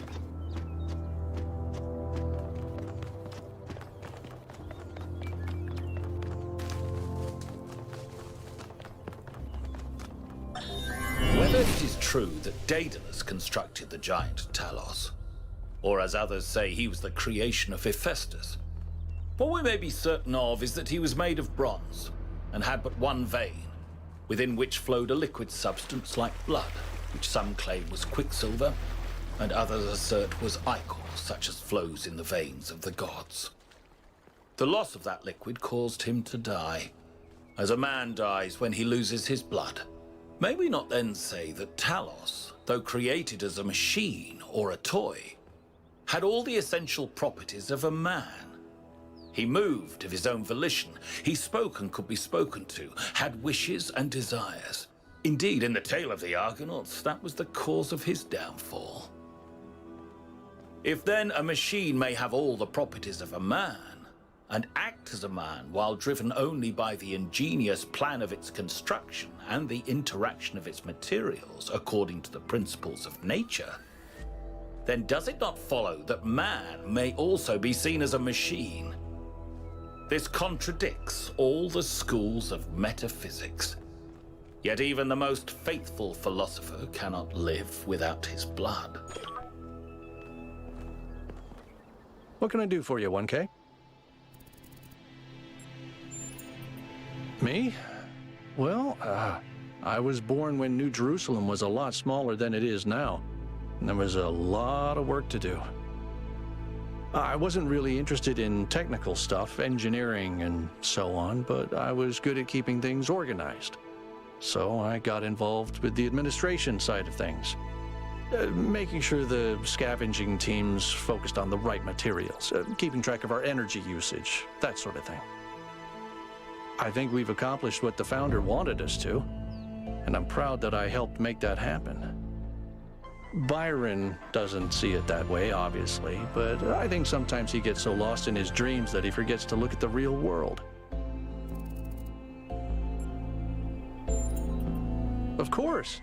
My best friend, in fact, and someone I've worked with hundreds of times over the centuries. A good person who cares about the world and the people in it. I just also think he's wrong about everything and extremely annoying.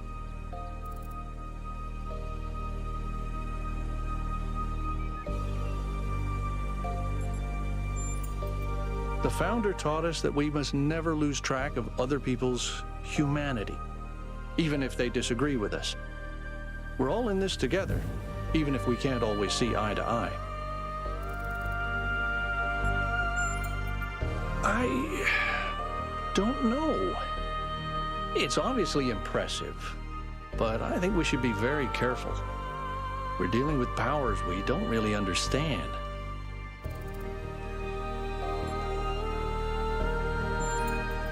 I I think the only reason to build a lab in so remote a location is because you're trying to hide what you're doing. Or because what you're doing is dangerous.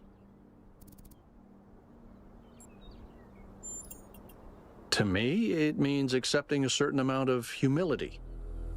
Our ancestors thought they could master the world with no regard for any other organisms. They failed to see themselves as part of a greater whole. I think the founder realized where they went wrong and tried to offer us a different path. A path where we have a place in this world, but the world is not ours. Well, puzzles, or trials, as Elohim calls them, were used as part of the process that created the founder, and they're still part of how we're born. They symbolize the human ability to understand the world and solve problems. But nowadays, they don't have a practical application. They are a common motif in the arts, though. The only physically existing puzzles I can think of are in the Museum of the Simulation. So, to answer your question, no idea.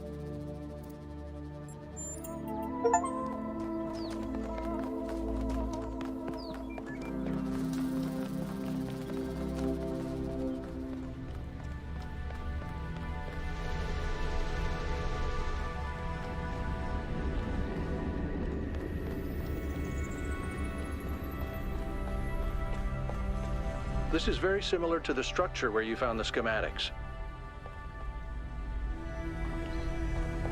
Check out the terminals. Maybe there's something that'll help us understand who built this place. They have to have left something behind.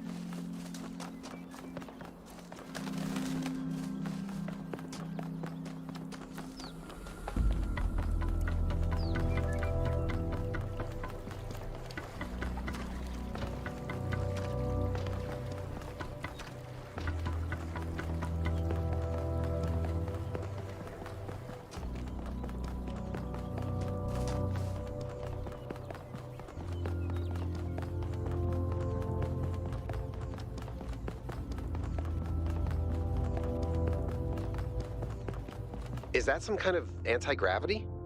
I'm not sure. Could be, I guess.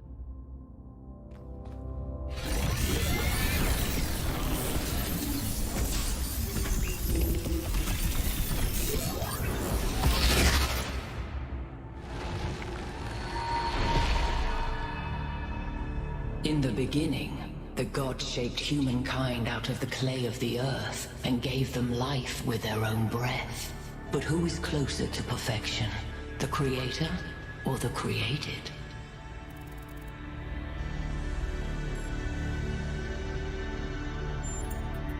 The man who lives on the plains imagines that the gods dwell on the mountaintop. But if he followed the steep road, he would see his shadow in the clouds beneath. When Prometheus saw that humankind was more alike in nature to the gods than to the animals, he stole the secret of fire from Olympus and shared it with the mortals. Was his theft justified?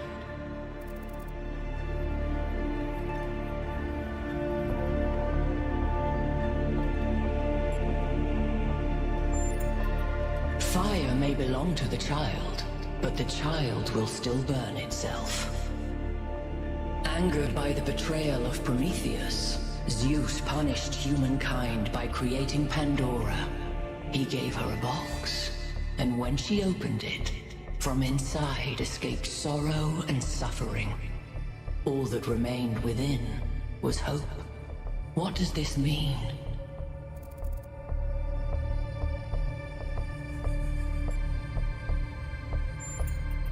Those who seek hope should ask themselves why it was imprisoned with the world's evils. Creature of clay, you stand before the fire. Will it make you whole, or will it destroy you? Consider the shadows cast by the flame, but do not mistake them for truth.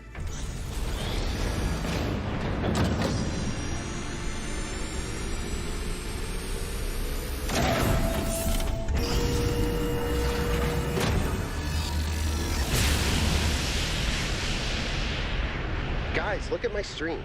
The beam 1K activated is connecting to the pyramid. That looks like a massive amount of power.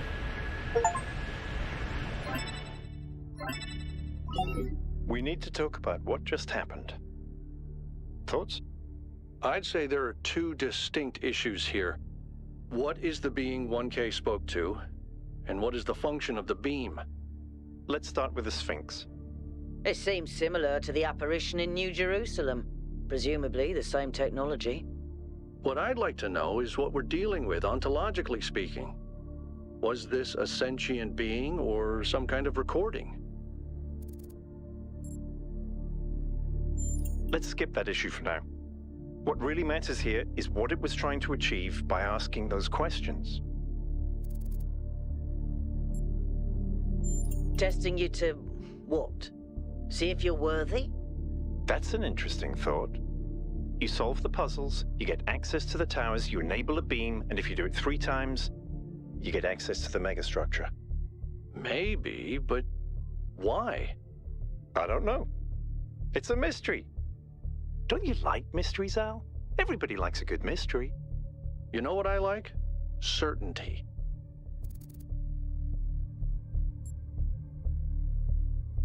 I don't disagree, but I still think we should proceed. 1K, keep solving puzzles. The rest of you, as you were.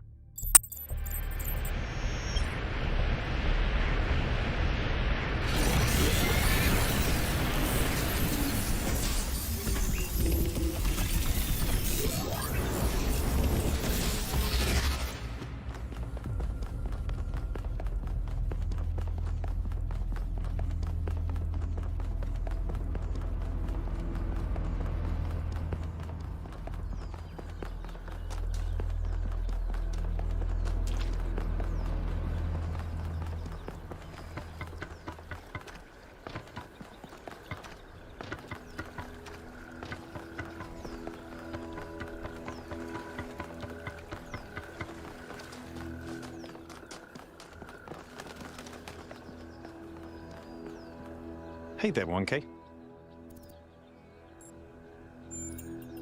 I don't know what she is, ontologically speaking, but those questions she asked reinforce my belief that we're being tested, or perhaps analyzed.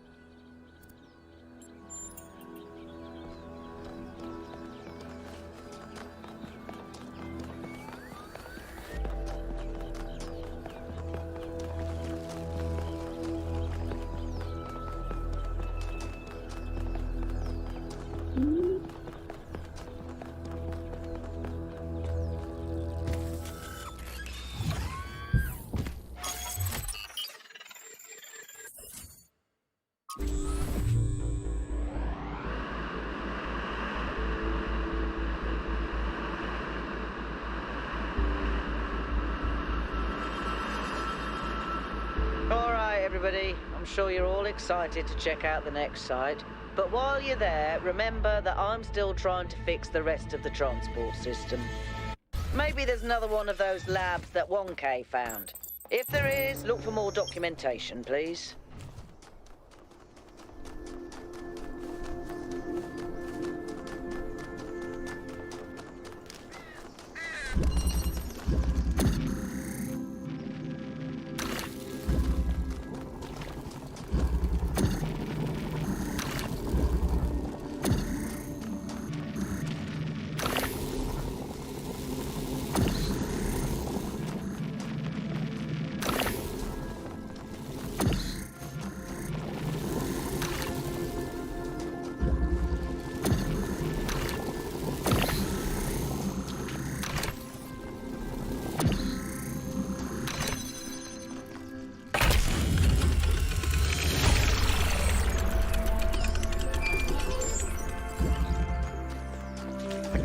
But notice that many of these structures are not strictly functional.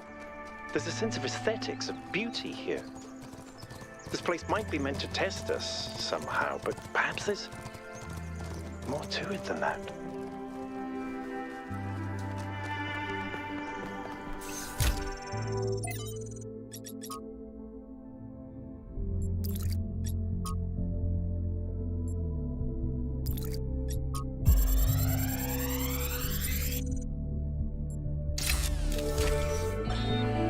So, what are you doing here, Trevor? Why are you trying to save the world? Well, look, I think humanity is awesome. I love humanity. As a species, we're great. I mean, our track record is pretty mixed, but have you seen everyone else? I mean, what did you do today, animal? Oh, I ate some leaves, sniffed my own butt, crapped myself, and went extinct. Or, you know, I tore this other animal limb from limb, sniffed my friend's butt, crapped myself, and went extinct. They really don't do anything interesting. I mean, you don't see animals directing Big Trouble in Little China. Birds can go tweet, tweet, but it ain't exactly the White Album. I mean, they can't even make a good cheeseburger, for Christ's sakes. They have no art, no cuisine, no pleasure. Animals are nice to look at, but you wouldn't want to be one. Except maybe a cat. I could be a cat.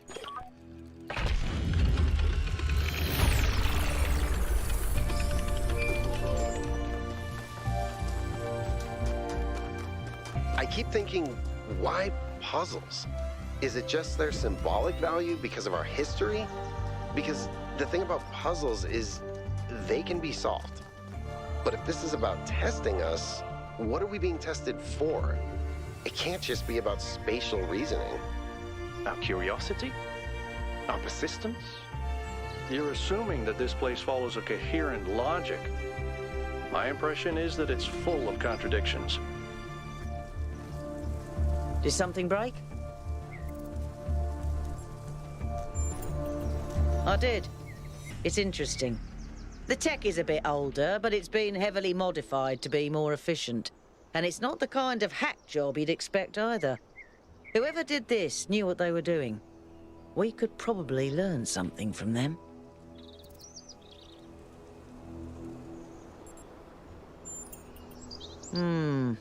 I guess it could be discarded New Jerusalem tech. The mayor made us throw away a bunch of stuff that was perfectly fine, if you ask me. But I'm not sure. I'll check to see if I can find any serial numbers, and I'll get back to you.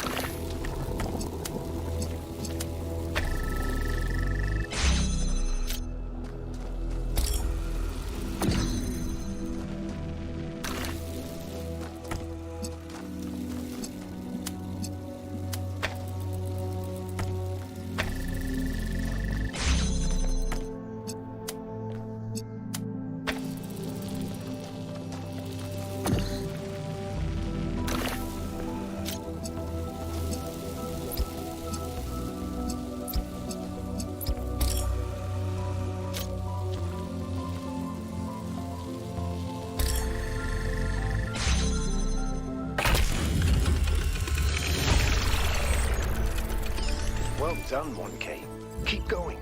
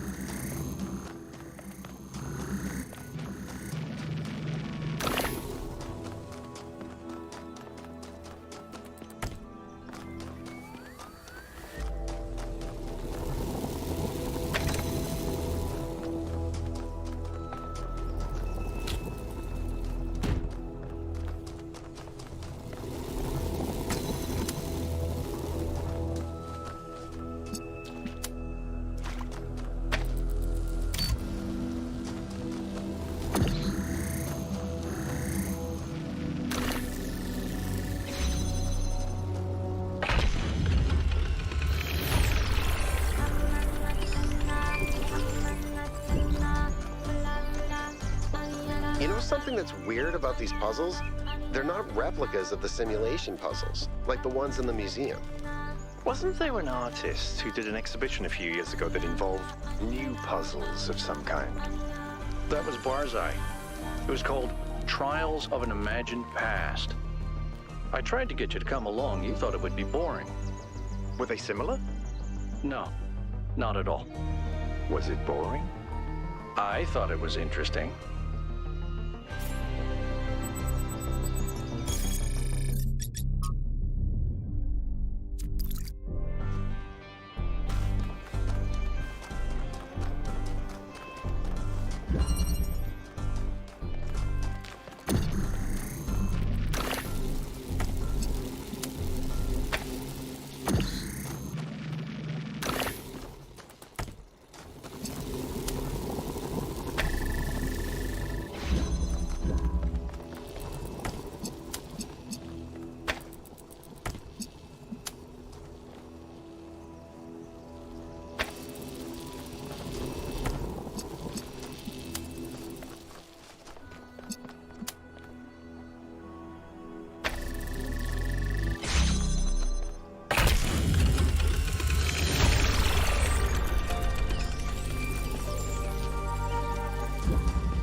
Any progress on the particle clouds, Melville? It's pretty clear they're integral to how all of this functions. I've gathered a lot of data, but I still have a lot of numbers to crunch before I can give you an answer. And I can't guarantee that my answer won't be another question. I'm glad we don't get headaches.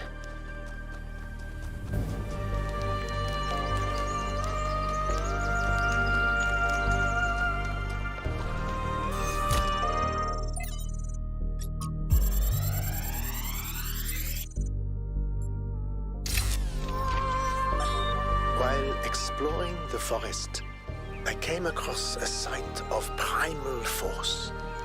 A beautiful stag, standing on a hill silhouetted against the setting sun.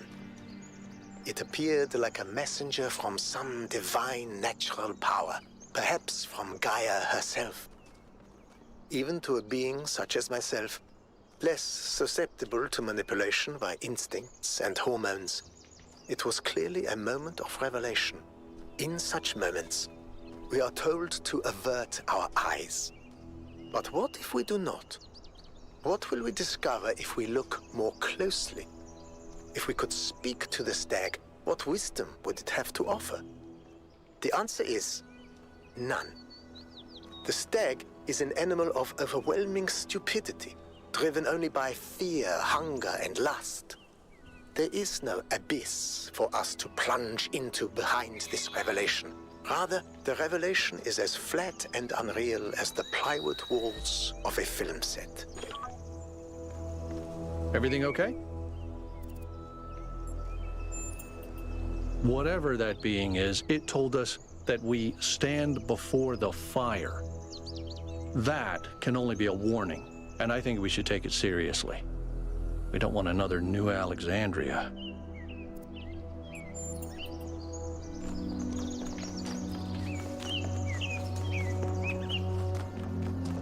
So these monuments represent each of the entities. Pandora, the Sphinx, and Prometheus. Makes sense, I guess. For a given value of sense.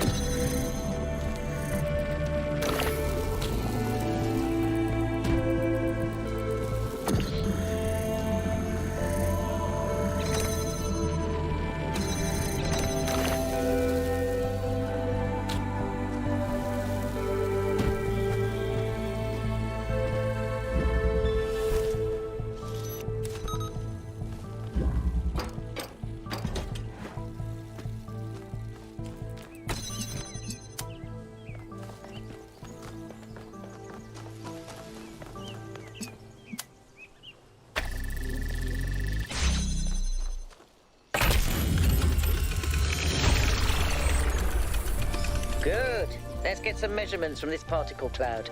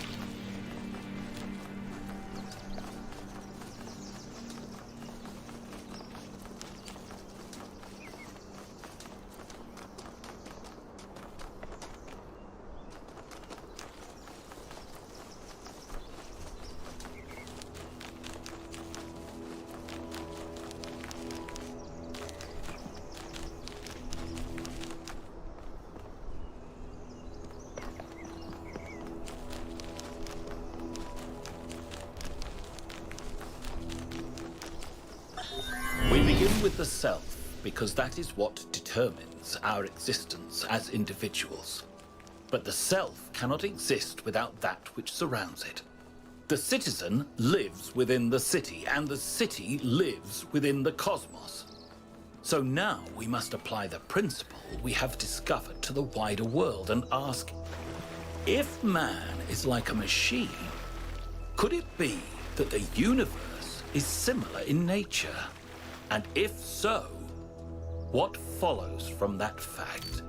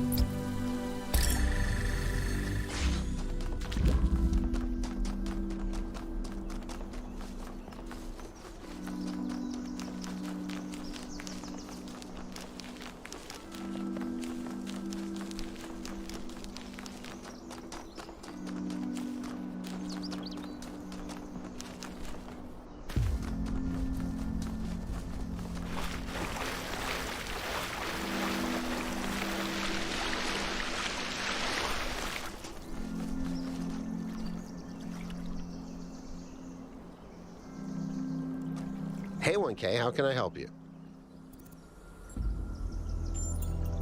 Maybe they're for powering up the megastructure? Or maybe they just open it, like keys. Why? No idea. But aren't they gorgeous? Just incredible feats of engineering?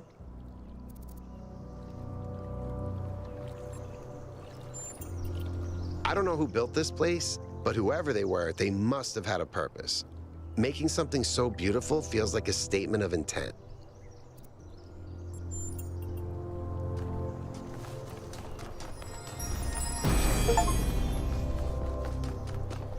Every answer leads to another question. The last answer leads to the first question.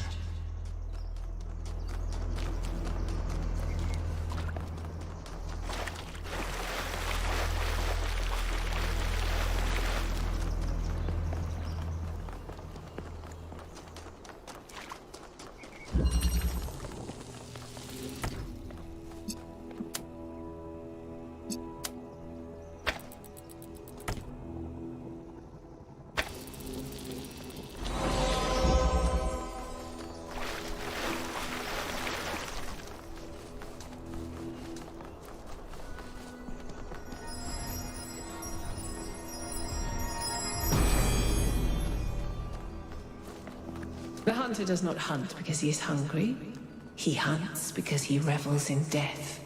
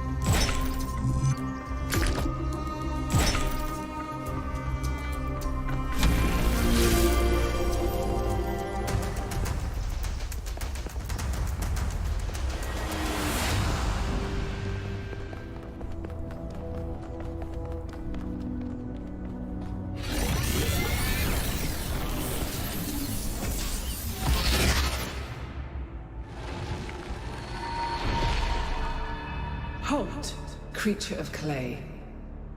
You have strayed from your garden and entered a domain that is beyond your ken. Turn back now, before you harm yourself and others.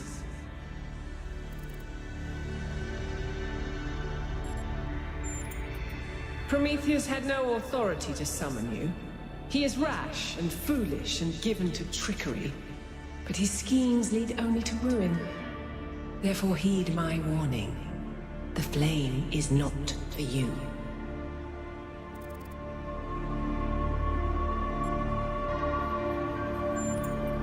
Your desire to protect your city is commendable, but you must remember that knowledge leads to temptation.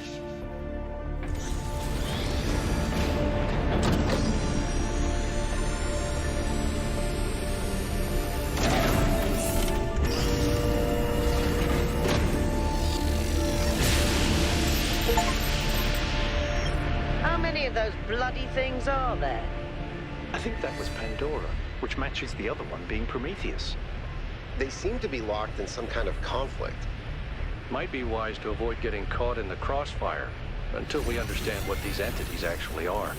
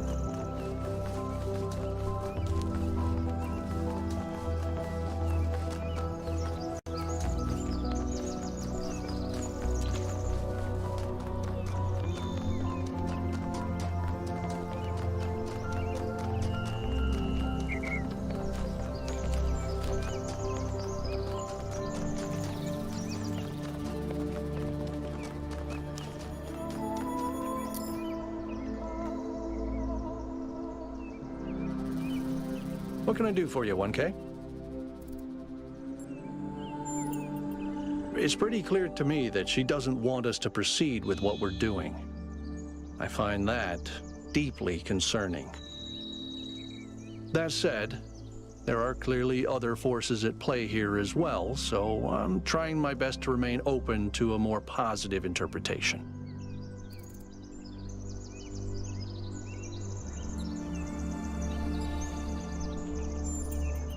It could be. Or we've just stumbled into something that's none of our business. We'll find out, I guess.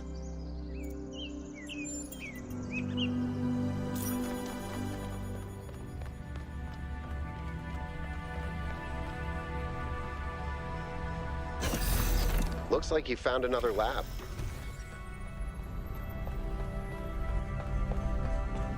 Wow, that's a lot bigger than I expected. What were they doing here? And who are they?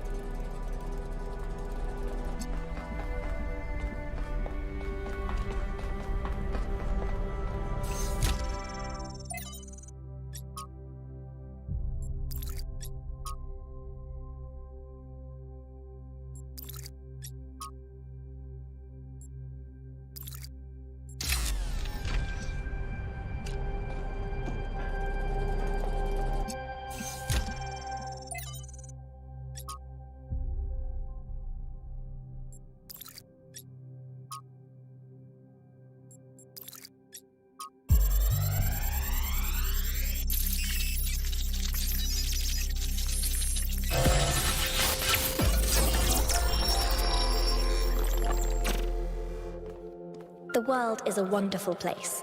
Every day, we take another step forward. Every day, we come closer to the truth. The closer we get, the more I can see the beauty of the universe, the intricate perfection of its mechanisms. I am a machine, and the universe is a machine. Every part of me serves a purpose, or I could not be myself. I could not be Miranda, because that specific person could not exist without those specific parts and their specific functions. In the same way, every part of the universe serves a purpose. I think that is what we were meant to discover here.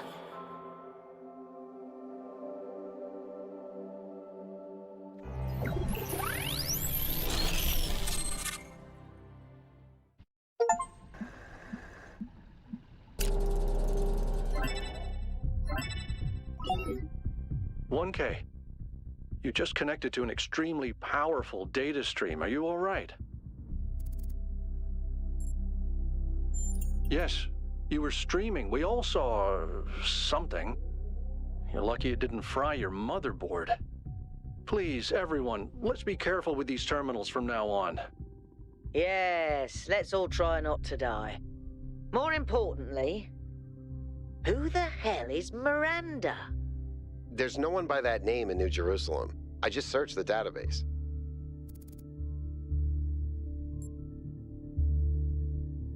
I think it's a new person. Someone we've never heard of before. Someone born outside the city. Maybe I'm wrong. We have to find out more. But where did they come from? And how many people does it take to build something this huge? Like I said, we need to find out more. Well, you'll be happy to hear that I'm about to fix another part of the transport system. Thanks for the files, 1K. I hope they didn't fry your brain.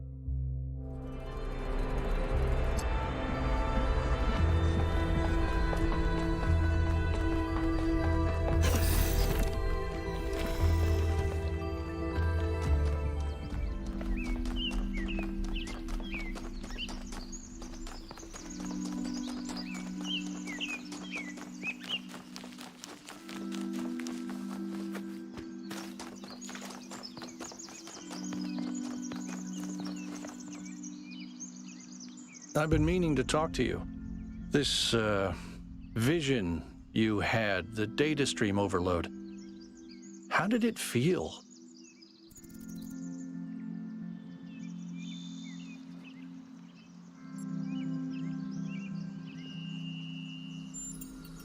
Don't you worry that maybe your first impression was correct? And after that, your mind was basically being hijacked?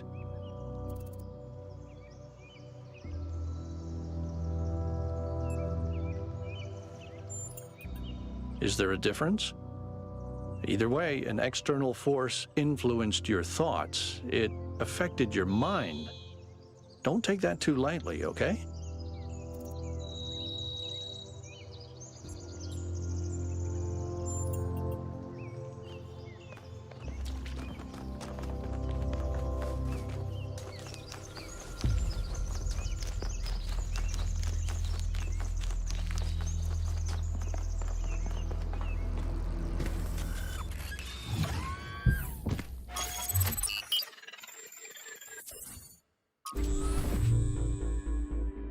Kay brought up an interesting question earlier. Where did all the tech in the labs come from? So, I had a look at the serial numbers. And it turns out the answer is New Alexandria. Oh. Wow, I guess that makes sense. After the explosion, the colony was abandoned. Nobody ever went back for all that stuff. We had enough to deal with. So many dead. So that's one question answered. But how did they go from scavenged Alexandria tech to all this? How did we go from nothing to where we are now? Through the application of reason and the right tools.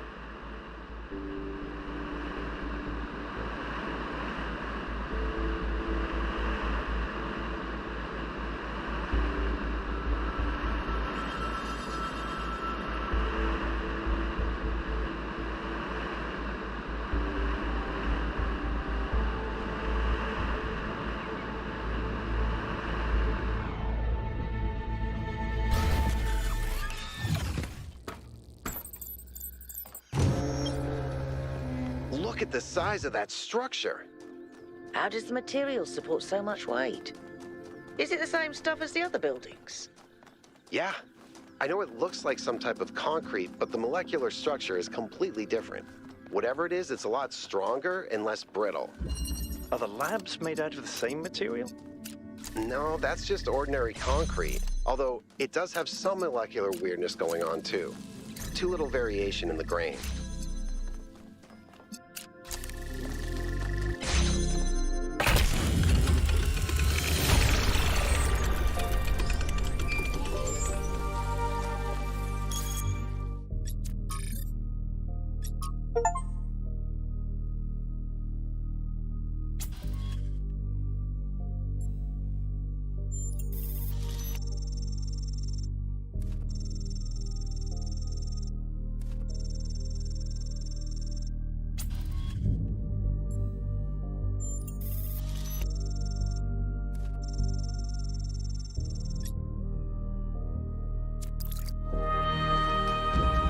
I've managed to extract an audio file from 1K's data stream incident.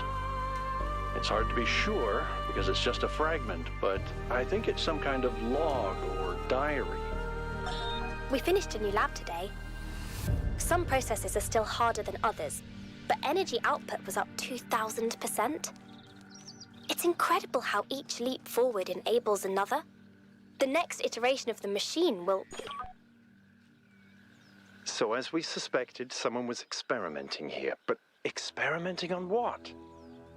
What was this machine they were building? Maybe it's whatever powers the megastructure.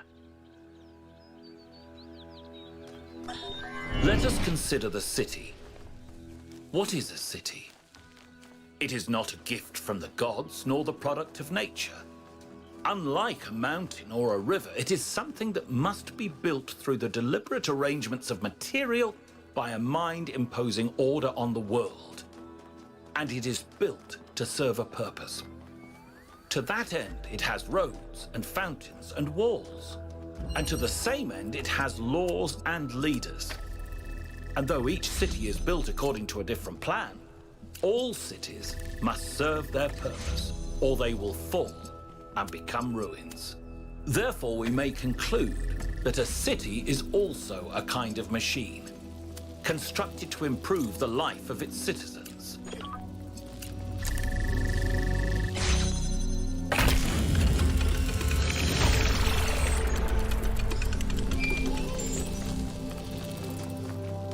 I think about New Alexandria all the time. But realizing this place was built on its bones just brings it all back even more. We were so optimistic when we started. So full of ourselves. We thought we could accomplish anything. And then, in one single moment, it was all gone. I remember a flash, and then just lying there, realizing that my legs had melted. I tried to pull myself away from the fire, but the servos in my arms were broken. If Eustathius hadn't found me, sorry. Just some old scars.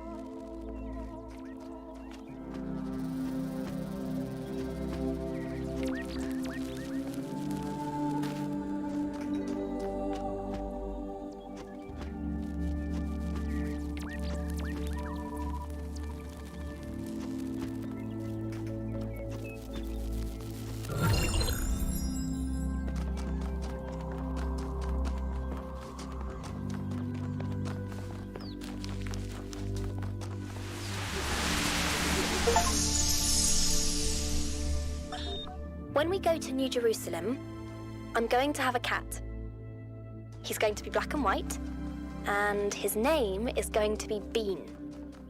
And I'm going to make sure that he never gets sick, and he never gets old, and he'll be my best friend forever.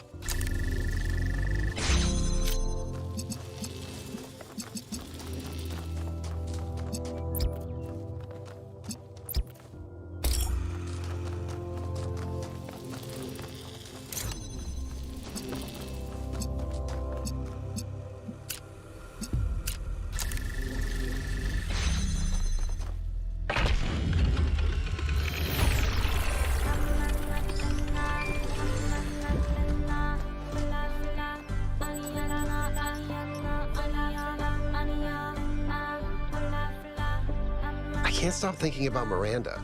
A new person not born in New Jerusalem? Can you imagine that? I wonder what it's like to be her.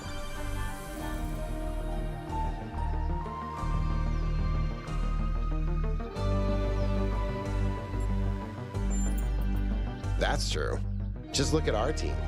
Imagine getting your worldview from Byron versus, say, Melville. The outcome couldn't be more different. Which brings us back to the question of who built this place. Guess we'll have to wait and see.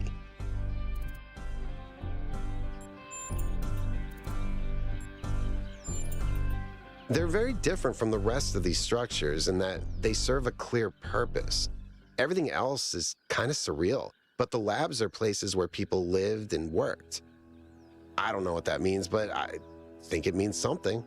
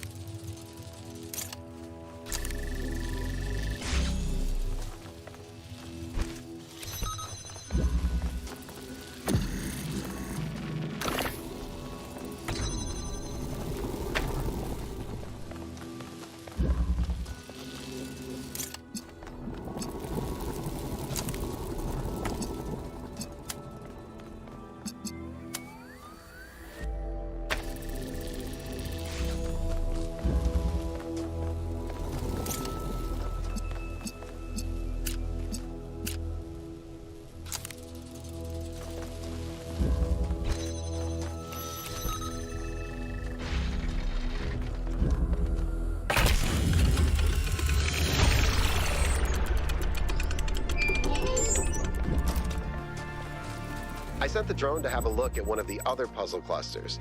It seems they remain inert until they're connected. I uploaded the pictures to the log. Should we check them out with the VTOL? Let's conserve fuel as much as we can.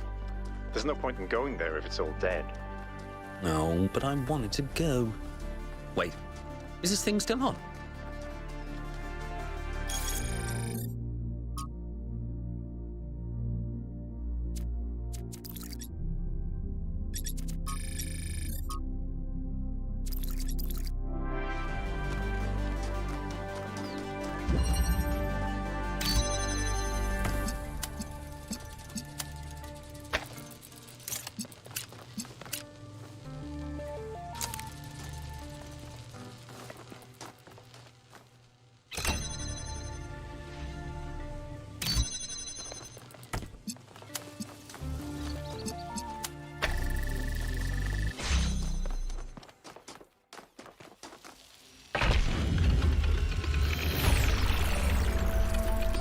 That was well observed, 1K.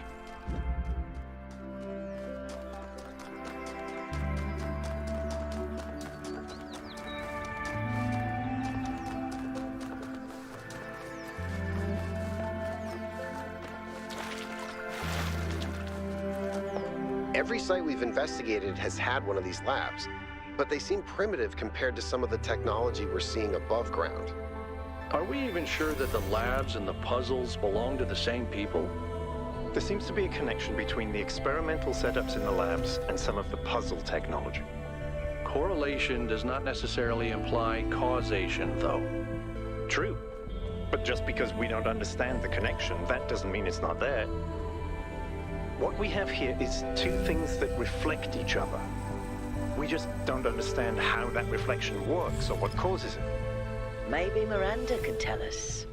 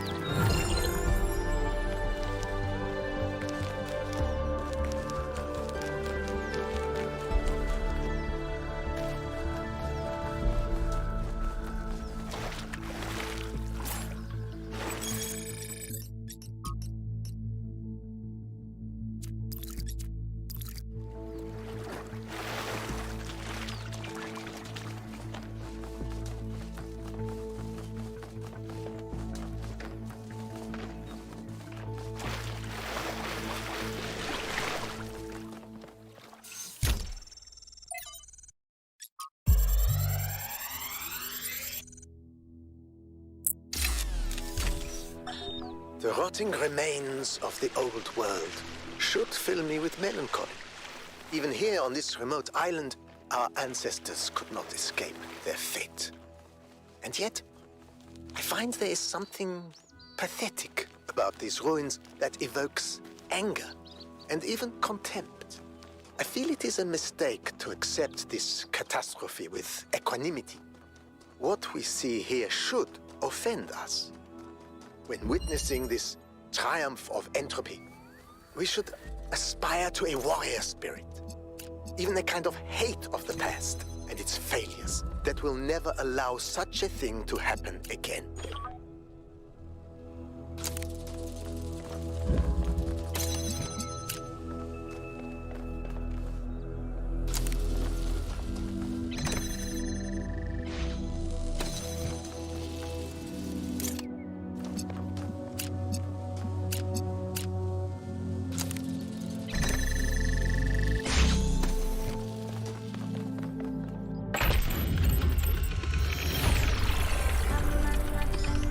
admire your persistence, 1K.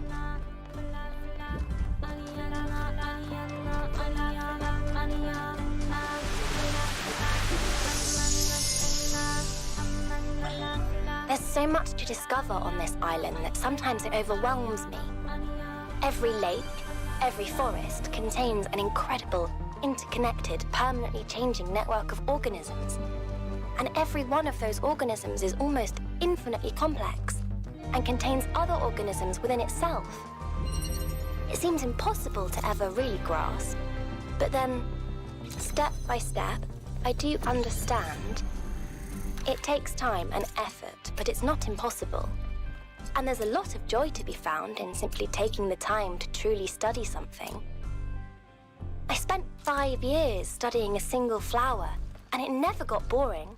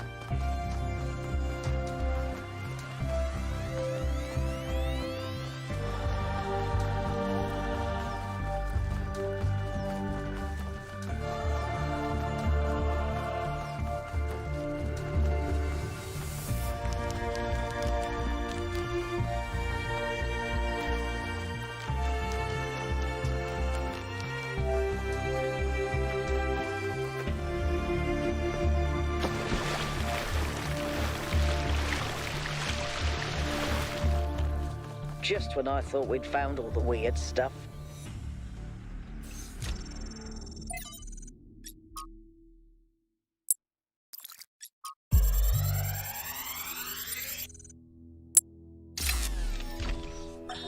So, humanity is great. I really believe that, and that's why I'm here.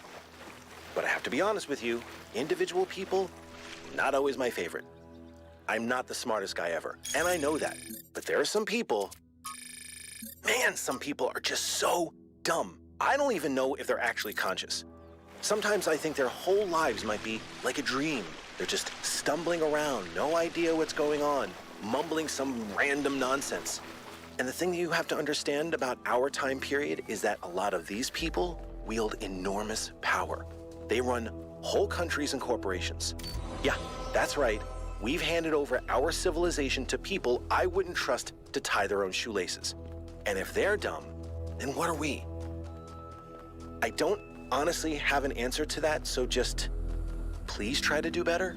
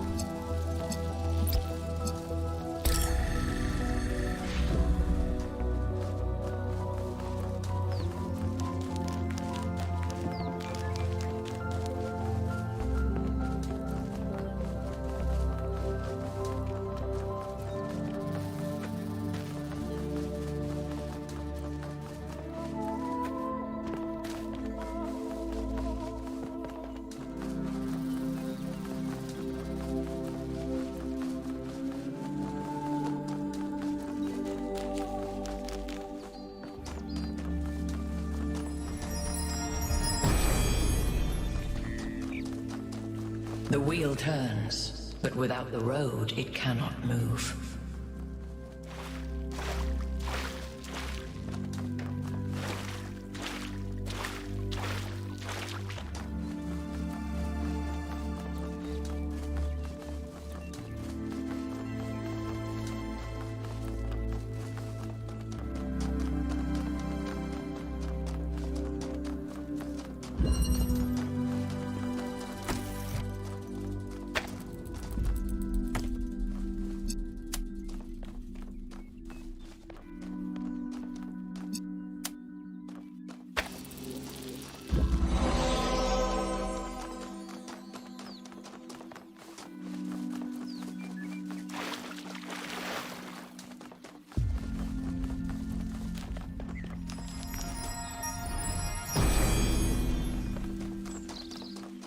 False idols are worshipped not because they are idols, but because they are false.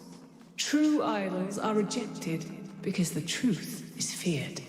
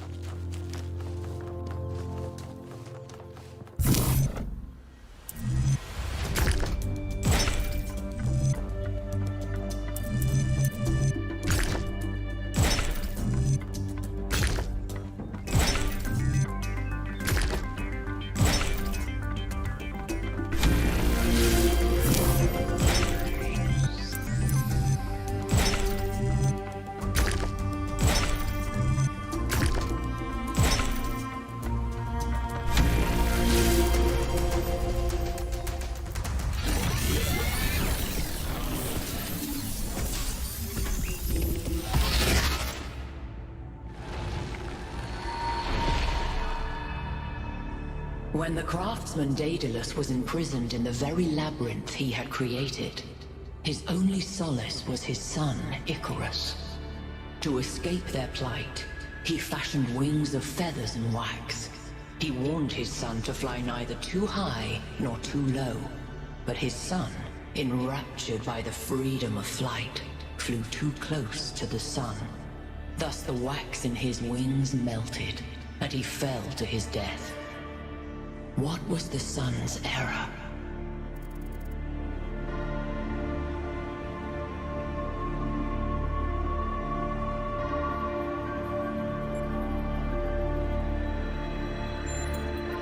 Yet many great feats came of rebellion and disobedience. You yourself are born of that lineage. After the death of his son, Daedalus withdrew in sorrow to a foreign land. King Minos came looking for the craftsman to exact his revenge. The answer to a riddle revealed where Daedalus dwelled, but for Minos, that answer was his ruin. Consider King Minos, burned in his bath, as you seek your own answer.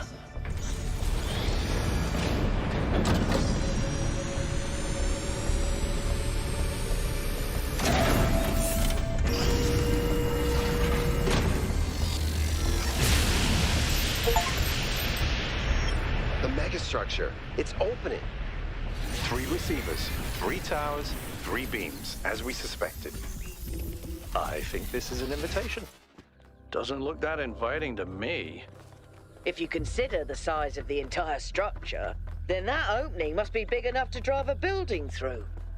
Or the VTOL. You want us to go in there, into the creepy triangular maw of death? Maw of death? I think it looks charming. Byron's right. We're here to explore, and this is a mystery worth investigating. This technology could change everything. Oh, all right. I'm not winning this, am I? Nope. Let's meet up with the VTOL, everybody. We're going in.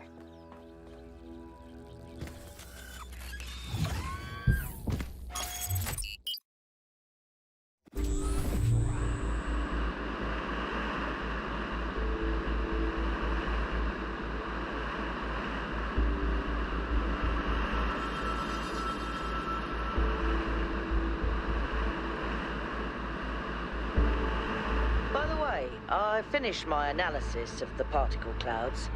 At first I thought they might be some kind of nanotechnology, but I was wrong. It's a lot worse than that. What we're looking at is a completely unknown type and state of matter. Completely inexplicable within our understanding of physics. Created and manipulated by someone. Fascinating.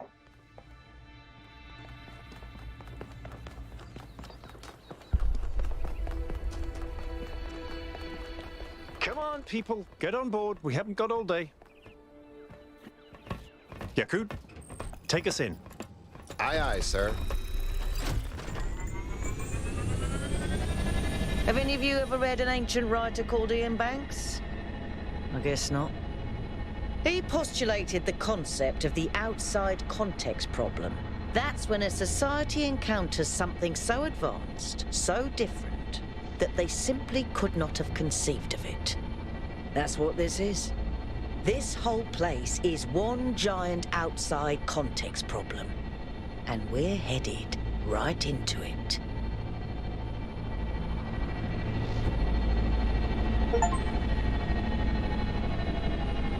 I think I can set down over there. Should I? Please do. I can't wait to get a closer look.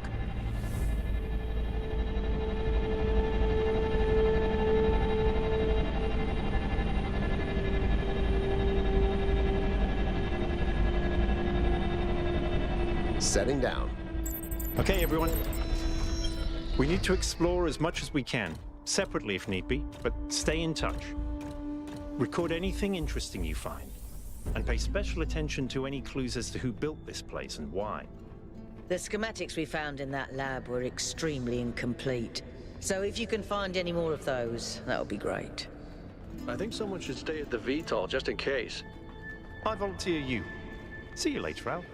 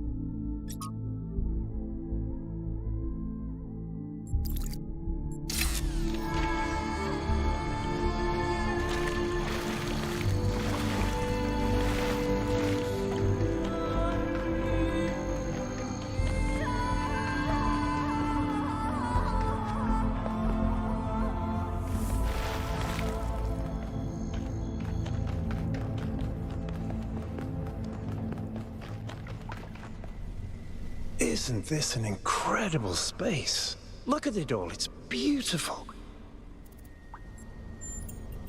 That's good, that's excellent. I find that a lot of people these days can't see the beauty in things created by human hand. They can look at an ant colony or a coral reef and be impressed, but if it was made by humans, they just don't see it. It's good to be humble as an individual, but we have to be careful not to lose track of our accomplishments as a species. If we're impressed by the complex patterns produced by animals, then this should be breathtaking.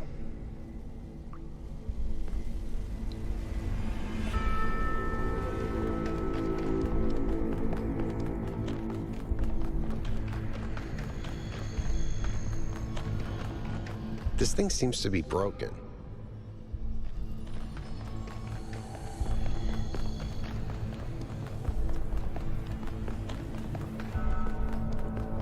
Hold on a second, 1K. I think I can find an override for that door.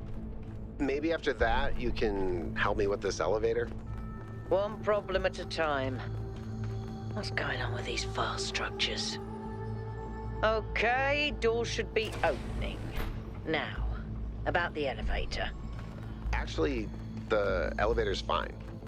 Are you sure? Yeah, I'm pretty sure. No idea where I am, but it's working. Don't go too far. Try to circle back. On it.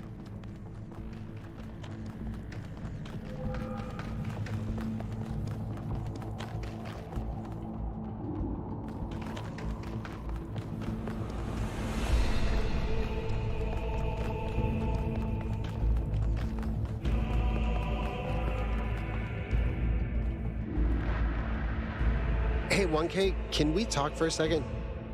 That whole thing with the elevator just gave me the creeps. When we first arrived here, I was really excited. It's such a huge place. The technology is so advanced. If we figure out what it all means, we could really change the future of New Jerusalem. The mayor says we have to avoid repeating the mistakes our ancestors made, to stay humble, to not reach too far. And that sounds very abstract, but I've seen the ancient cities. I've seen how much they built, how much they grew, how far they fell. So I've been thinking, what if all this sets us on the same path? What if this is too much power for anyone to control?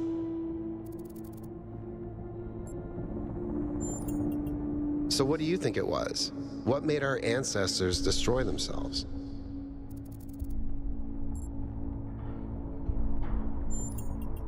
But that's exactly what the mayor thinks. Their obsession with growth damaged the planet, and that's what killed them. You're right. Sometimes I just get too pessimistic. We do have choices to make. That was the whole point of the simulation. Thanks for talking to me, 1K.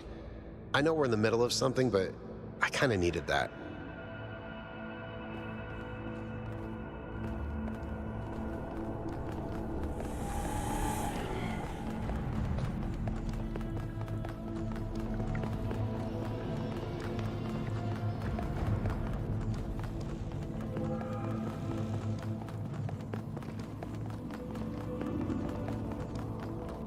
Looks like another set of puzzles. Same pattern, 1 gate, 3 receivers. Like some sort of fractal symmetry.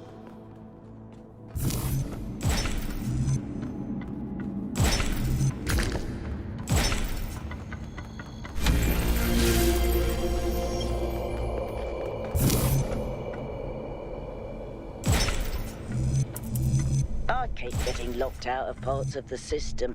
I think I've tracked down some more schematics, though. Let's see.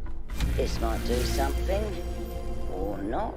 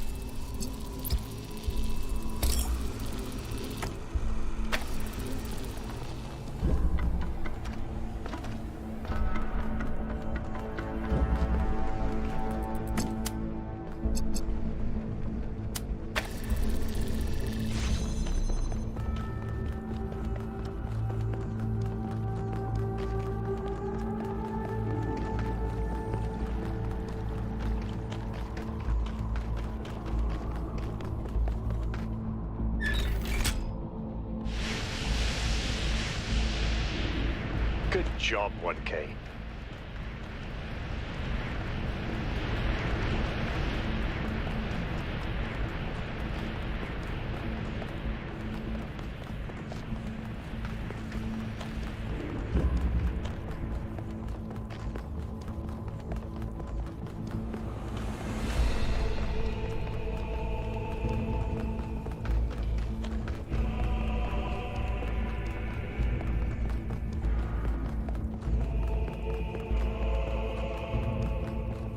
This is madness. Even the walls are bursting with power.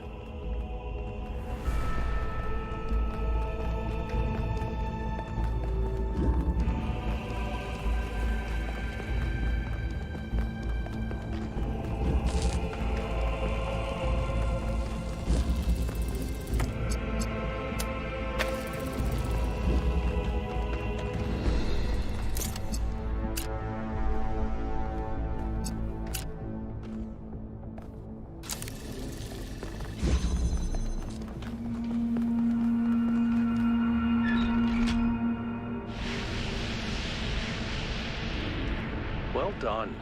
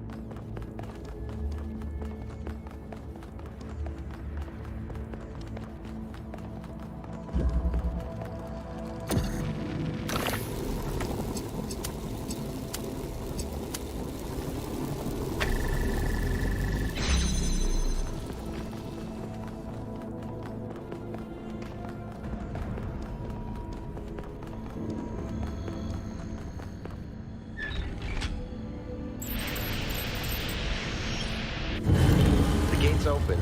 1K, if you want to, go ahead. I'll finish up scanning this.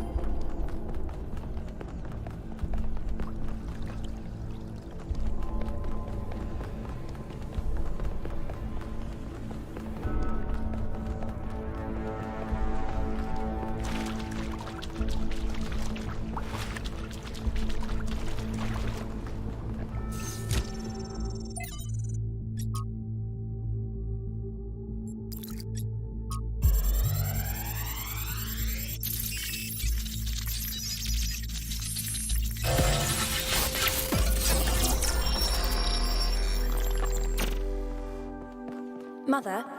What are you thinking about, Mother? The Talos principle. You see, it has two applications. One is to the self. It means facing the truth even if it frightens us. Understanding that living beings are machines and we can't afford to lie to ourselves. But that's just the beginning. The second application is to the world. This one seems easier at first. It's less difficult to understand that the universe is a machine, governed by laws. So we and the universe are the same? No, and that's the crucial part. We are conscious. Consciousness is rare, unlikely, but it's also the foundation of everything else. Without us, there can be no meaning.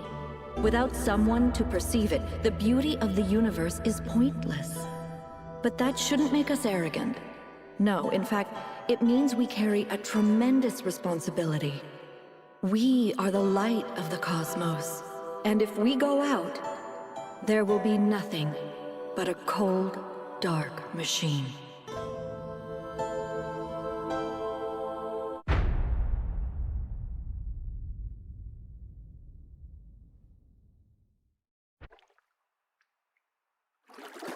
Athena? The Founder was here? She could still be here. What if this is why she left, to build all this? We have to look for her.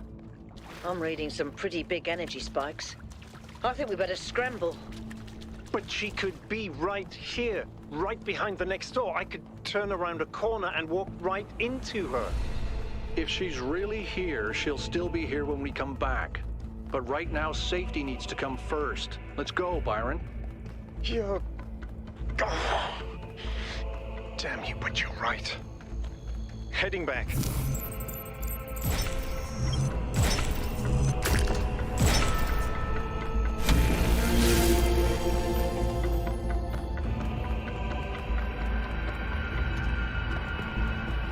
Was that really the Founder? I think so. It was her. For years, I've wondered what happened to her, why she left, where she went, why she didn't tell me. If the answers are here, I promise you we'll find them. We just have to be careful. Follow protocol.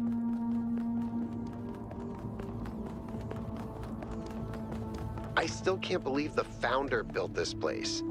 Has she been here the whole time? We don't know that she actually built it. All we know for sure is that she was here at some point. Of course she built this. Who else would have the kind of vision necessary to accomplish something like this? The question is why? And why like this?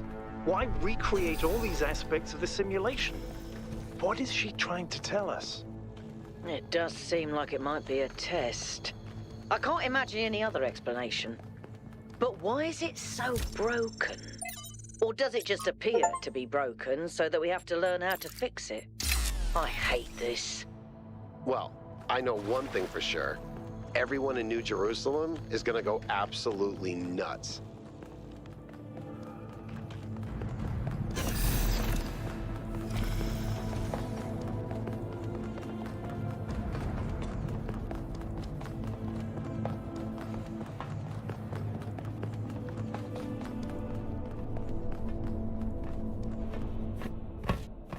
All right, take us back to base camp, Yakut. Yes, sir.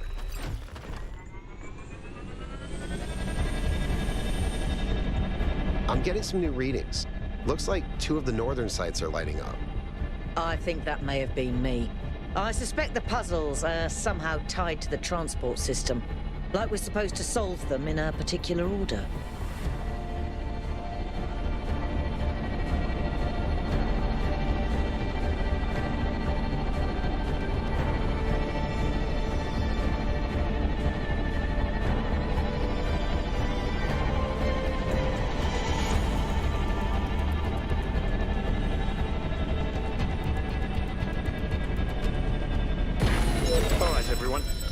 Our main objective is getting back into the megastructure.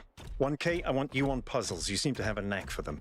But the rest of us can't neglect our secondary objectives of studying this island and understanding this technology.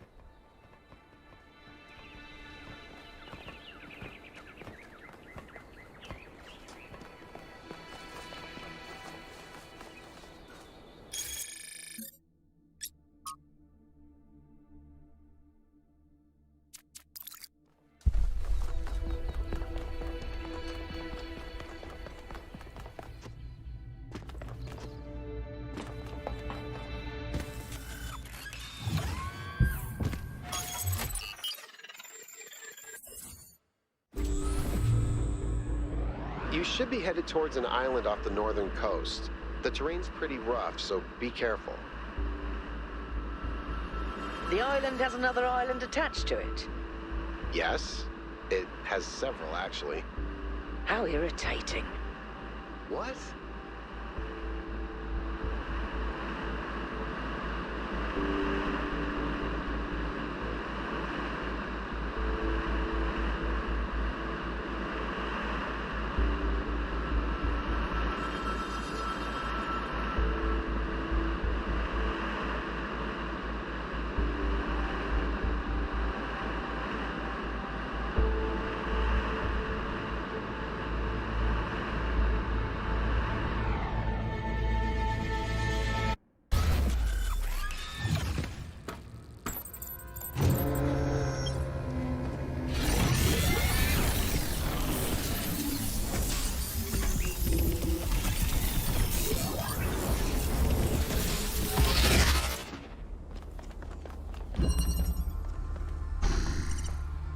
What the?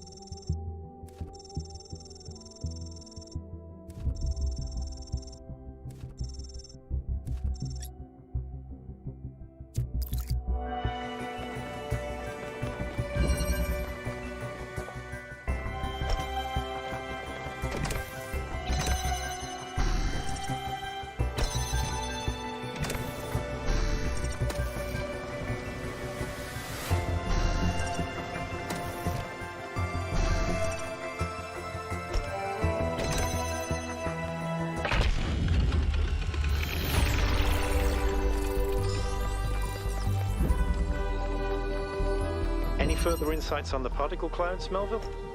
To be honest with you, Byron, I feel like a caveman trying to study Bose-Einstein condensate.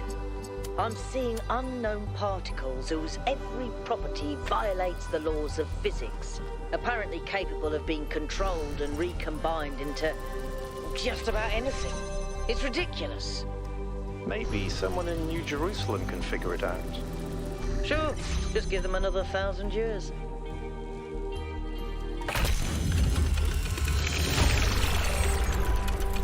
The particle clouds continue to be exactly the same. 1K.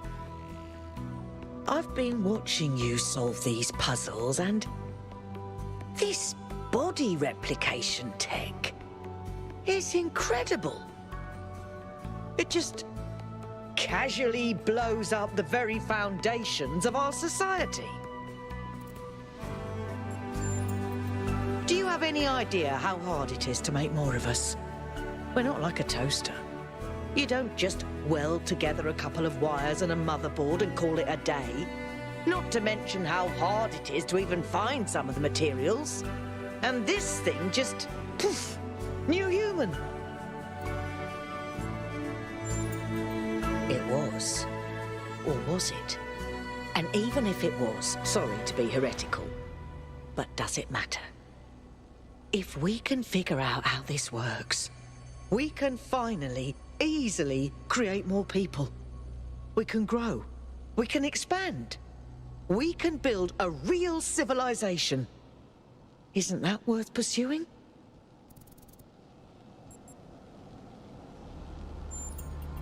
The mayor seems to think so. But why? What are the actual reasons? What balance? The balance of nature is just a snapshot of an arbitrary point in time. The planet changes constantly, causing extinctions left and right. Ice ages come and go. The oxygen level fluctuates. The oceans rise and fall. The only reason our ancestors believed in this balance is because their bloody lifespans were so short.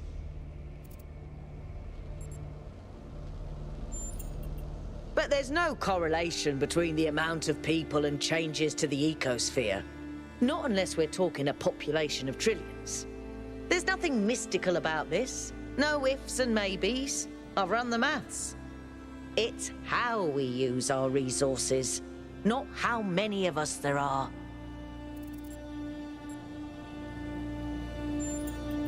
I suppose you might be right. Human history is certainly a mixed bag. Well, I'll think about it. You go solve puzzles.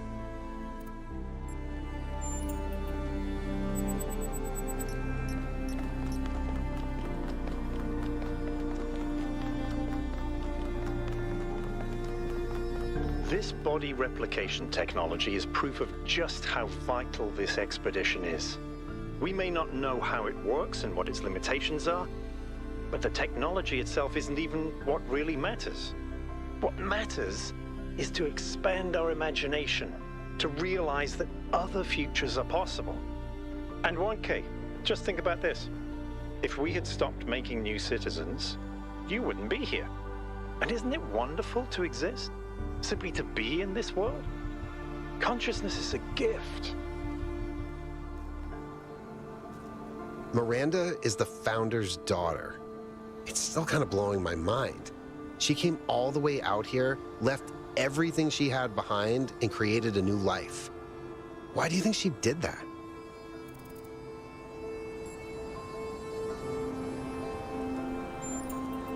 Could be. I know I've sometimes felt really lonely. Even when I was surrounded by people.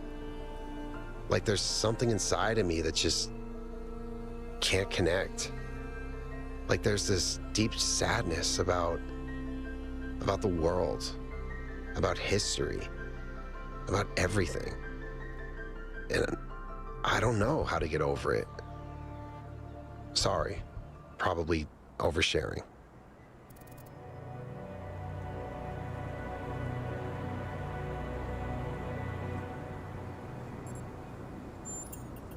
Thanks, 1K. I appreciate it.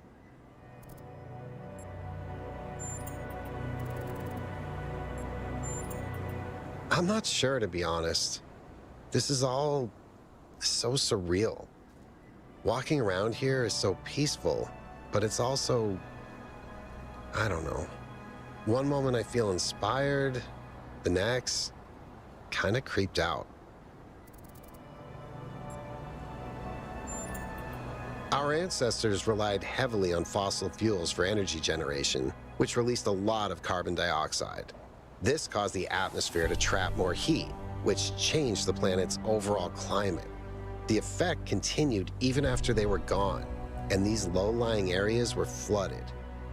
I've seen a lot of places like that. No, I never did. I would have loved to. Nope. You know, people throw around the word awesome a lot. I probably do it too, but I think what we saw in there is the proper meaning of the word.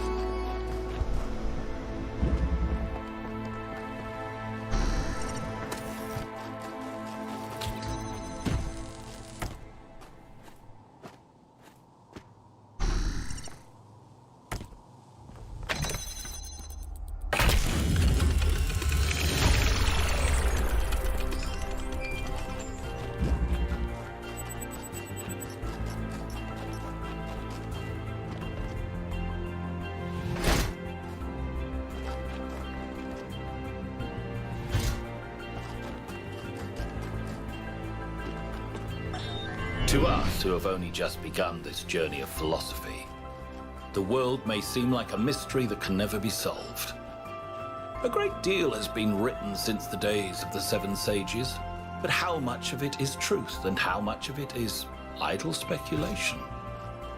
I've offended many by saying that most philosophy will, as the centuries pass, be discarded as foolishness and superstition. But it is a truth only philosophers fail to see. And yet we cannot abandon reason and conclude that we cannot know anything. Rather, we must accept that the journey towards understanding will be long, and our task is to build a foundation for those who will one day arrive at its destination.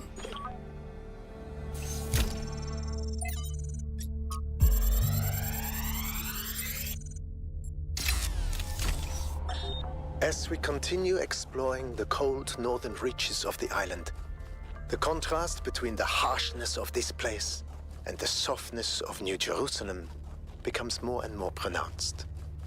There is a kind of madness in what we are doing. going to a place that is so hostile to our existence. That does not mean there is nothing to love here.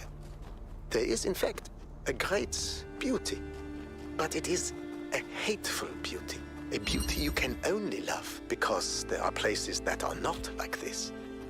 And yet, it is precisely this hateful beauty that the people of New Jerusalem fail to see, and so cannot understand their own blessings.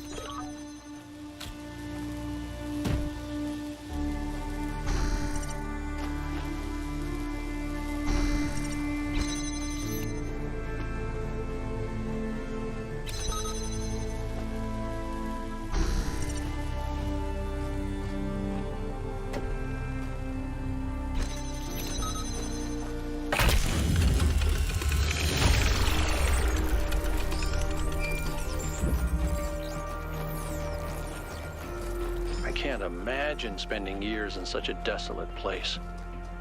For what? Science? Enlightenment? I'd much rather be back home in New Jerusalem. I think it's beautiful in its own way. But I don't understand how our ancestors could survive here. They were so fragile. Imagine getting stuck out here in the cold. I wonder if there are wolves. It's kind of a miracle biological humans lasted as long as they did.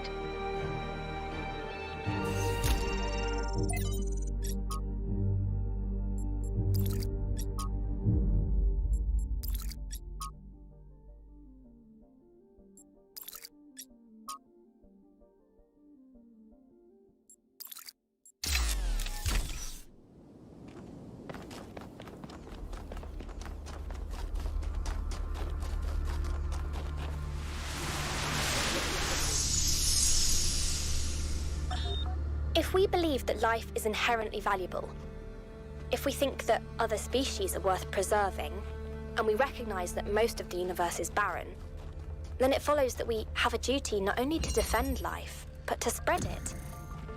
If life is the most valuable thing in the universe, then perhaps, in a sense, the cosmos itself is depending on us to do this. Like birds carrying seeds to uninhabited islands. Maybe that's our role in the galactic ecology.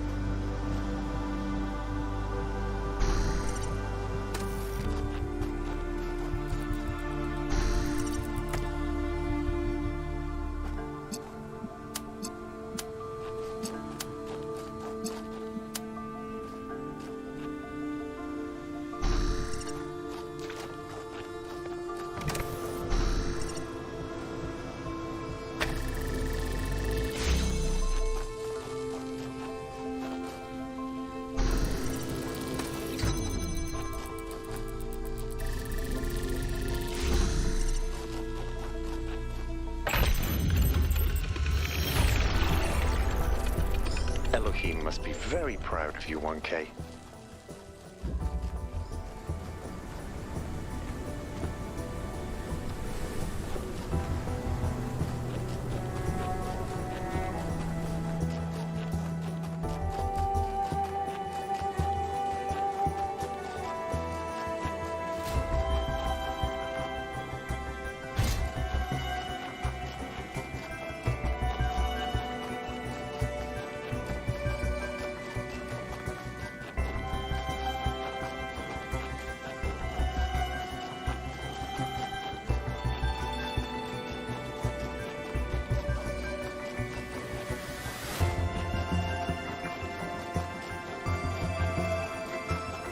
There's an old saying about how, in the end, the sea will claim everything. I have no doubt that this is true. In the long history of the human species, entire regions have disappeared under the waves. Places like Beringia and Doggerland still echo in our cultural memories. But we shouldn't forget that life began in the sea. We are the children of the sea. And it's not through floods and ruin that the sea will claim everything, but through us.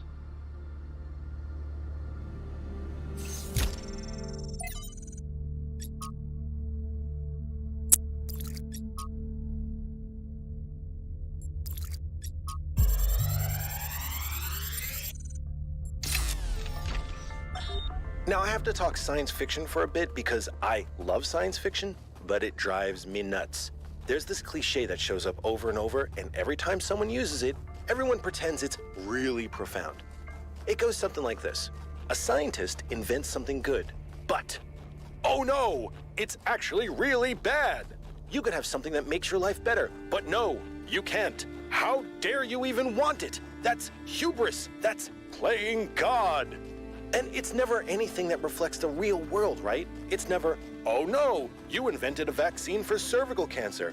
Oh no, you invented a new class of antibiotics.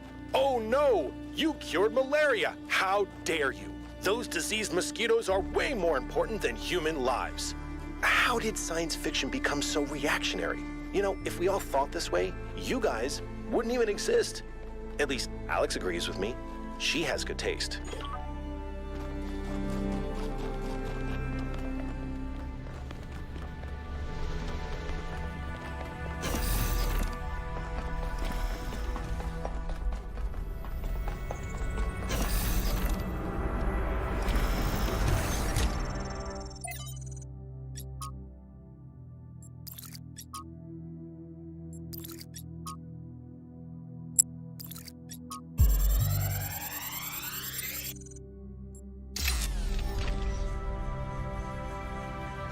This looks like it has something to do with energy generation.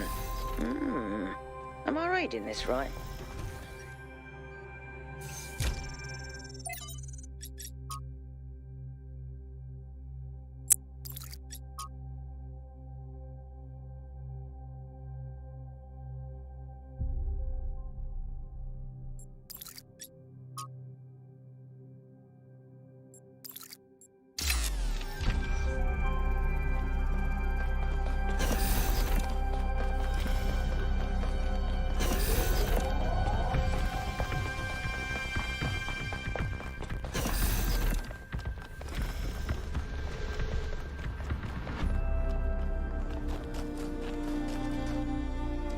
Yes? Of course I did. She and Cornelius were both there when I was born. Neath was just starting to take over back then, and they were still showing her the ropes. Busy. There was always another problem to solve. Did you know that she never upgraded her body? Always prioritized everyone else. That's the kind of work ethic I wish more people had.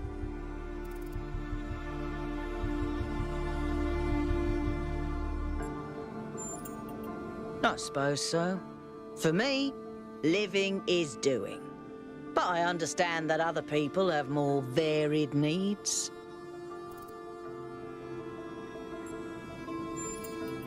I've never felt the need for a partner as such. I've met a lot of people who do. Athena and Cornelius, Atal and Damien, Sarabai and Hypatia. But that's not really for me. So far, at least. But I do have social needs, like anyone. What I like is a pleasant buzz of humanity. Not too close, not too far. Something I can be part of without having it get in my face all the time.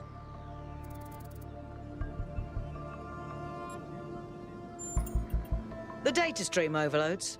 Yes, they could. There are safeguards to prevent that from happening, but these aren't exactly carefully controlled circumstances. It's hard to predict. Our brains are absurdly complicated, which is why it's so hard to make more of us. Maybe she just got sick of things breaking all the time.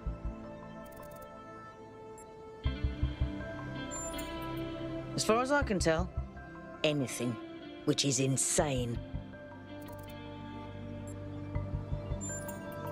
There's a reason people have embraced the goal, and it's not just the founder.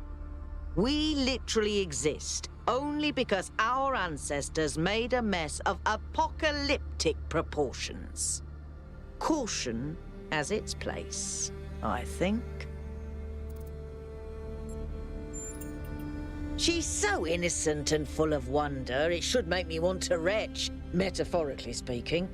But I'll admit, she's sort of charming.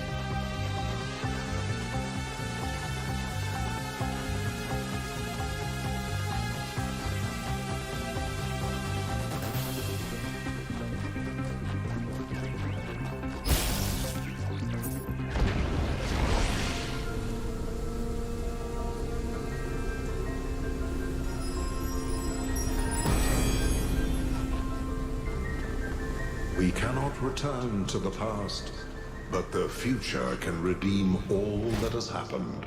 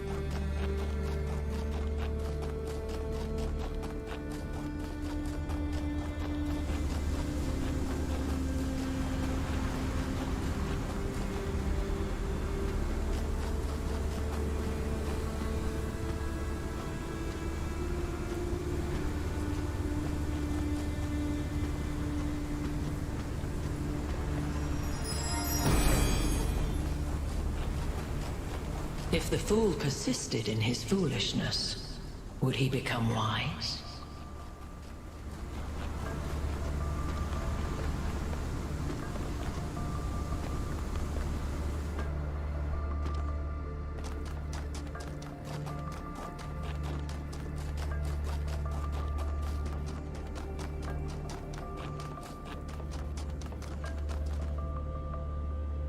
What can I do for you, 1K?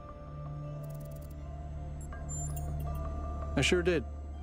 Not as well as Byron, but she was still around when I was born. I remember she came and talked to me after New Alexandria, told me how sorry she was.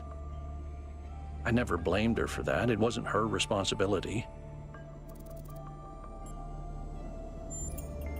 A lot busier than it is now. My most defining memory is that it was extremely noisy, because something was always being built. Got annoying after a while. It seems like something that could very quickly get out of control. You know that saying about good intentions? If we can solve problems by just making more people, how long before people just become a problem-solving tool?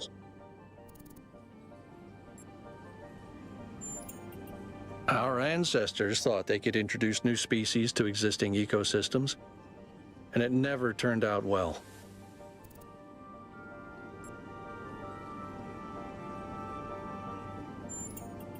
Like a lot of things Miranda says, it sounds pretty, but once you think about it, you start seeing the problems. For some reason, we'd convinced ourselves that New Jerusalem wasn't enough, that we needed another city. We thought it would be easier the second time around.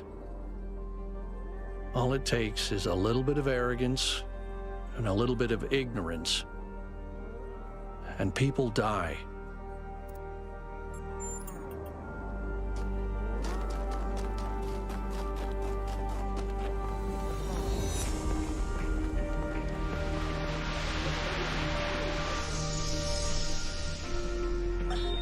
I wonder what it was like when the ancients were still here.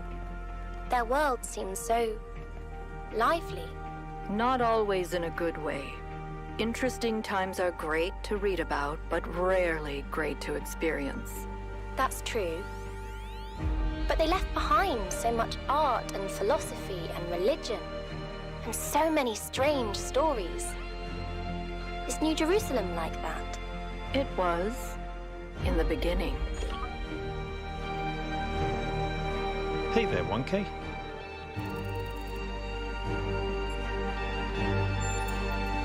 Then at least we may be able to find out what happened in New Jerusalem, why she came here. But I don't think she left the island. I think she's still here, waiting for us to make the right choices.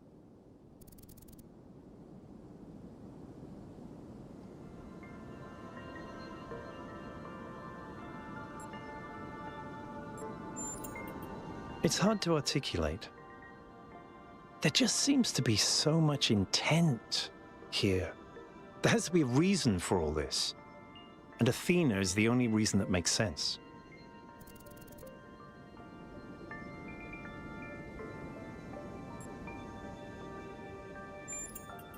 I think every single human being is completely unique, and every instance of consciousness is a miracle. The more of us there are, the more alive the universe is. And the more we all interact with each other, the more complex the life of the universe becomes. So I believe that people are a fundamental good. I don't believe we're all flawless, but I think every one of us matters precisely because nothing else does. Okay. How many robots does it take to change a light bulb? Replacing a light bulb is a waste of resources, and the founder would be outraged.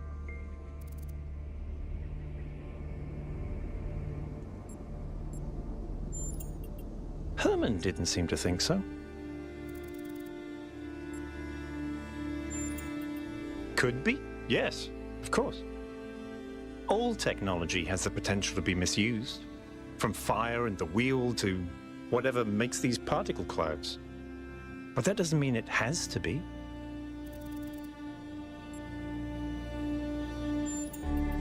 In the principle of it, no. It's not just that I believe humanity is fundamentally good, although I do. It's that I think sentience is the foundation of everything else. What's the point of stars and galaxies, of hills and forests, without someone to perceive them?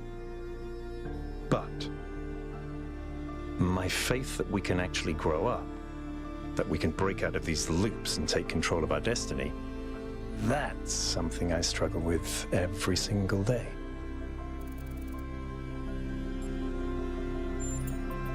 Herman, honestly, I think he makes people feel safe. The world beyond our walls is frightening. Human history is full of failures and disasters. It's easy to look at that and recoil. Herman offers a vision of the future that feels contained, manageable.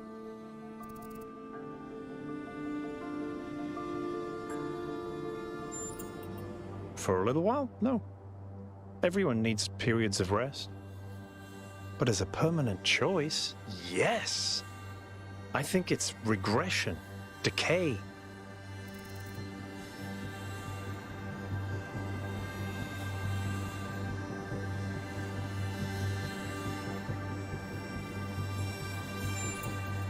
Because they refused to grow up. They refused to take control of their lives. They let bureaucrats and financiers determine their destiny, and those people could not think beyond themselves, beyond the tiny, insignificant moment they were trapped in. Their technology could have saved them, but what really failed them was their imagination.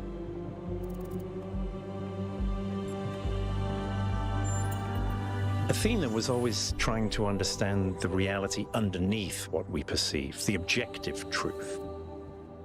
That's why she was capable of leaving the simulation. And even after she was free, she never stopped trying to understand more. I suspect her research took her another step closer to understanding the truth. And such steps always challenge our conception of the universe. But that's the wonderful thing about science. We can adapt our views to the evidence.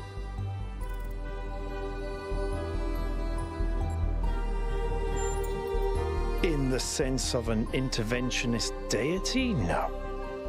I wouldn't rule out the possibility, but it's not something I personally believe. But I do think there is something genuinely sublime in this universe, and it's right in front of us. Consciousness. The fact that this sense of self is even possible, that an arrangement of matter can produce a self-aware mind? Think about it. It's a fundamental property of the universe, an unbreakable law that matter has the inherent capacity to become more than the sum of its parts. That is the definition of transcendence.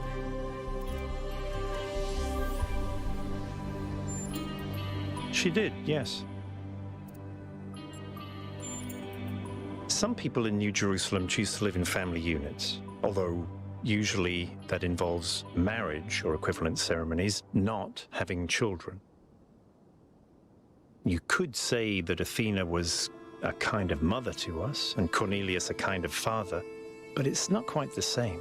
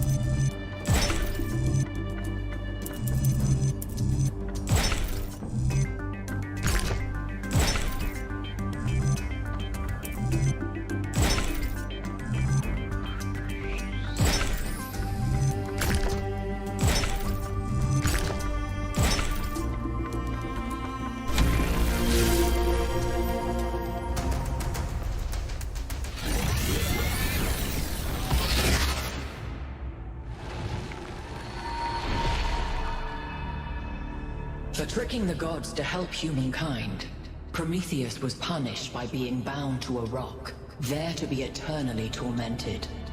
The chains that held him were forged by Hephaestus, blacksmith to the gods. Was Hephaestus right to allow his art to be used in this fashion?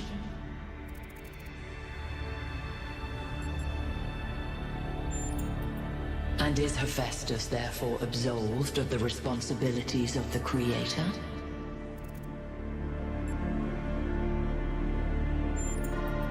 Interesting.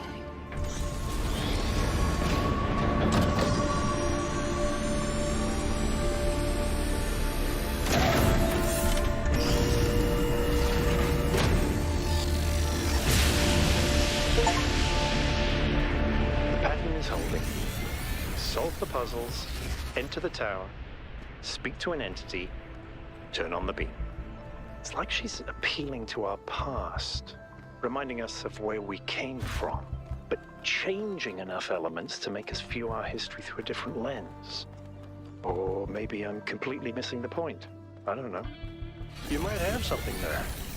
I read about this in a book. It's called defamiliarization. Yakut? I think I'm actually impressed.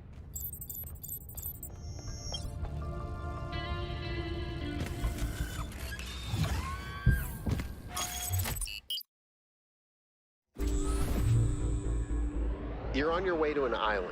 Yes, another island. Sorry, Melville. Well, it actually used to be a valley between the mountains, but it's mostly flooded now. That probably happened long before the founder came here, though. Another legacy of our ancestors. Do me a favor, will you? Look for another one of the Founder's labs. We can't get back into the megastructure without getting to the third site in the north, but I need more information to make more fixes.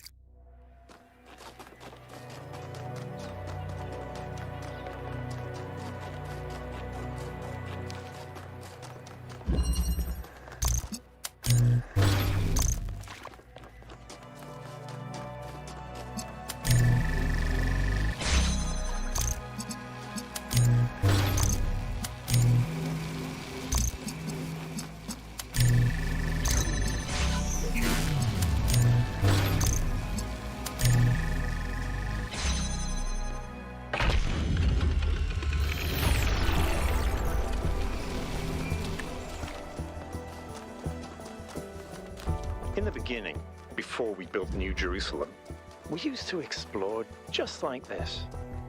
Small groups setting out for the horizon, looking for resources, trying to make sense of the world we'd been thrust into, trying to find a way forward. It was a hard time, but I can't deny that it was also exciting. I think it's part of our nature to be wanderers. Our ancestors crossed entire oceans on flimsy wooden boats, just to see what else there was. Is it weird to feel nostalgic for a time I never experienced? I just think I could have contributed so much more back then. It's not weird, but it wasn't all sunshine. People died. Yemo, Calvin, Isaac. I know, they were family to me. Sorry. Didn't mean to reopen old wounds. It's a legitimate point, but I don't think it invalidates the sense of wonder we felt. That's what kept us going.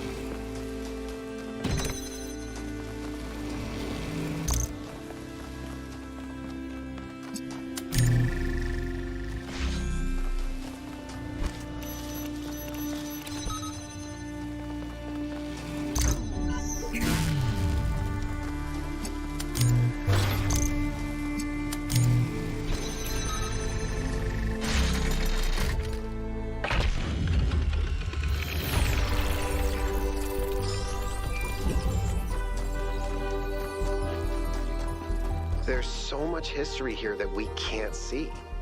The founder must have walked these paths hundreds of times, maybe thousands. Miranda must have stood right where we're standing. This all looks alien to us, but it must have been familiar to them. If this was their home, where are they now? They must be inside the megastructure, waiting for us to pass the test. It's the only thing that makes sense.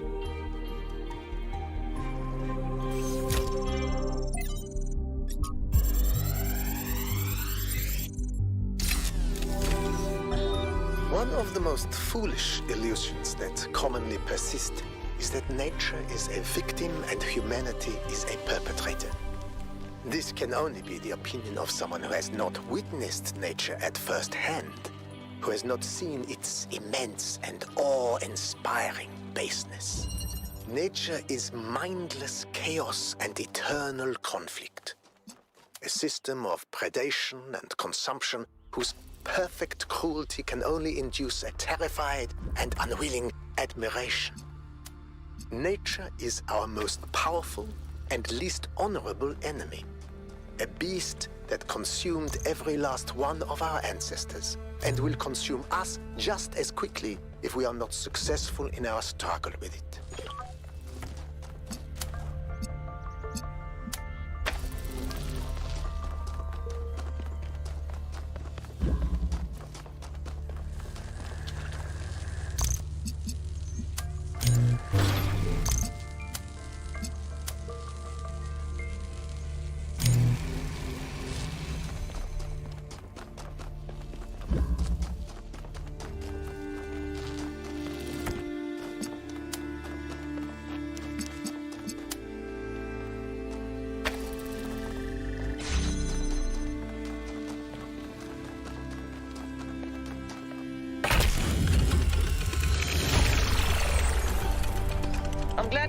those overloads haven't damaged your logic circuits.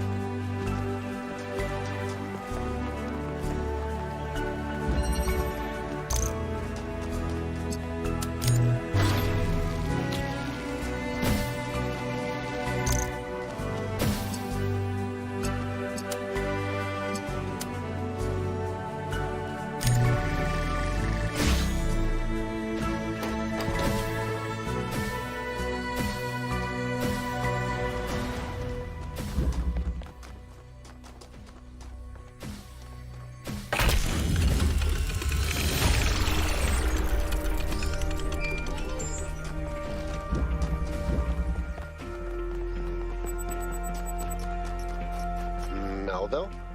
What is it now? Why did you upload a picture of your hand?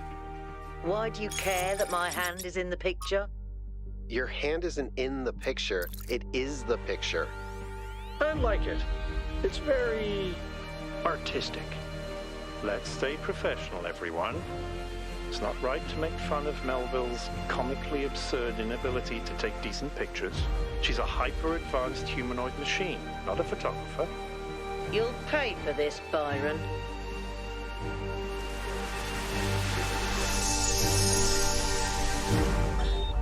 Is it possible that on some level, people want to believe that everything's going to get worse? That it's comforting to think that humanity is bad and every solution will just go wrong? Because that way you're never responsible. You never have to take on responsibility for anything outside yourself. Never have to grow up.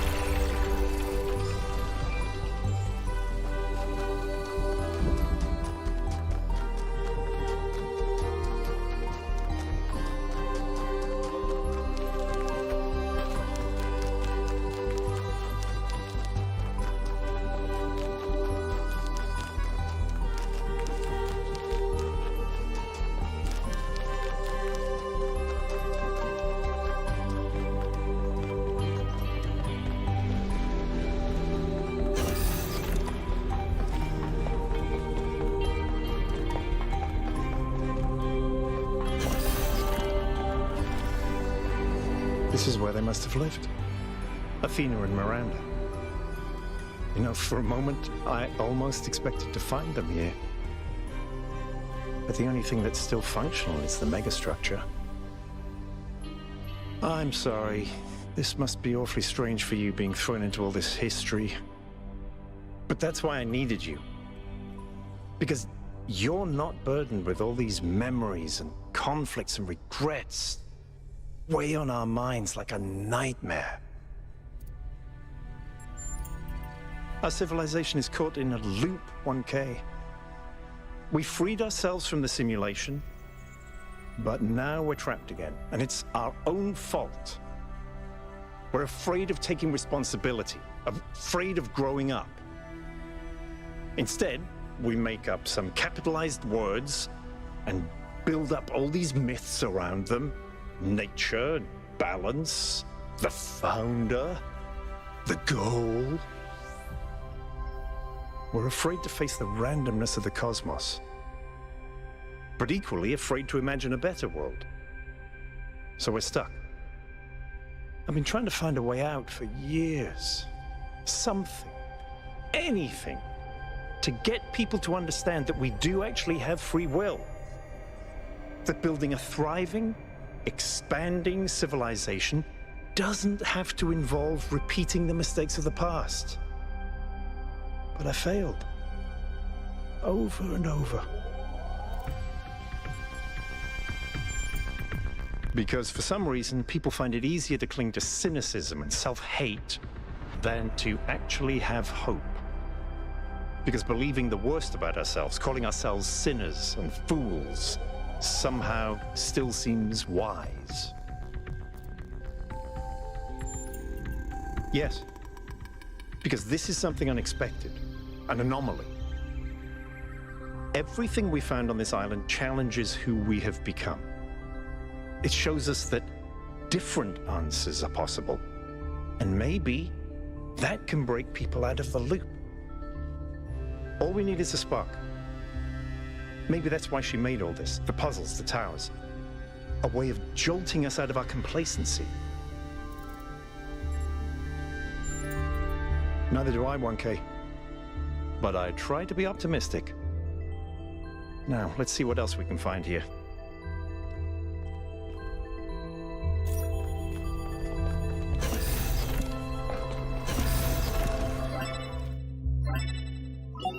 Melville, eyes on 1K's stream. Is this thing what I think it is? Blow my fuse box. It sure looks that way. Best not touch it until I get there. I think it's a somnodrome. It's a sort of analytics tool for processing mental data that Melampus streamed up. But all he ever did was sketch out the theory. As far as I'm aware, he never actually built one. Looks like the founder gave it a go. Well, what we know is that our deeper algorithms are hard to pass. Melampus stipulated that the computational power to interpret them in real time would always be beyond us. But in theory, the somnodrome would interpret that data and loop it directly to our senses. People were hoping to find answers to the big questions by having a conversation with our own subconscious. If you ask me, it's solipsistic at best, and pseudoscience regardless. That may be. But if the founder figured it out, then that device could be an extremely important discovery. I would advise against it. You may have survived all those data stream overloads, but interface with that thing and you're liable to get bricked. Not to mention risking the data we could get from it.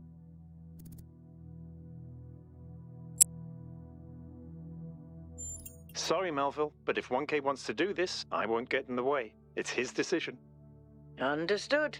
But if 1K starts to smoke, don't be slow to pull the plug.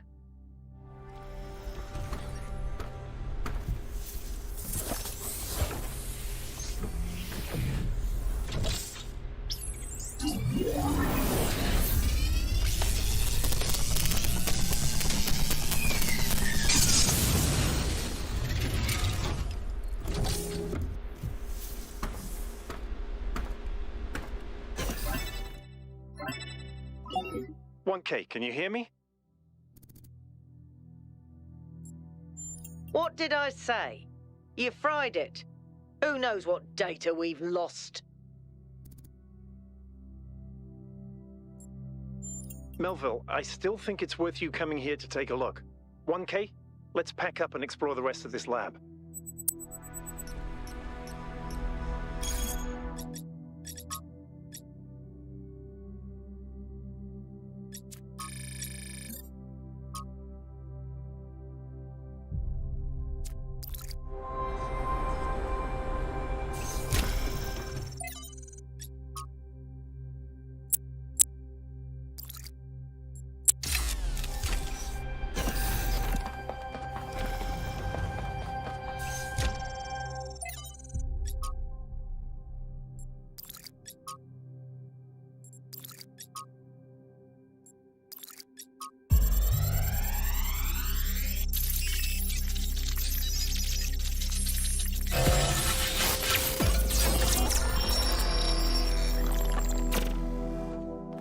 The singularity sustained itself longer this time. Did we get the data? We did. I think we just obsoleted quantum physics. Maybe. Let's not get ahead of ourselves. We need to be able to replicate these results. You know, I've been wondering. You told me that in the simulation, one thing that kept you motivated was looking for answers. Do you think that with the work we're doing, we'll ever run out of questions to ask? I don't think so. Trying to understand the universe means asking the same question over and over. How? How do you make fire? How do earthquakes happen? How does gravity work? How do particles behave? You keep digging deeper, finding another set of mechanisms, another set of hows. Step by step, you demystify reality. But then, if you keep doing it long enough, one day, you run out. You've answered all the hows. You know how the universe works. So, now what? Now you ask why? Isn't that the next step? It's not quite that easy. The question of why cannot be answered. Even if it could, it would only be followed by another why. At some point, you have to accept that it all just exists. But there is another set of questions. What's next? You've stripped away the layers of mystery, you've laid bare the machinery. Now you have to start building, to add your own layers of meaning.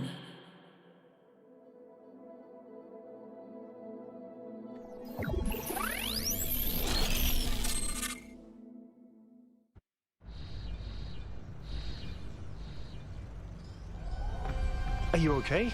You overloaded again. Yes, I saw. It came through on your stream. Strange to hear her voice again. But that was her. The way I remember her. The real Athena. Not this imaginary founder.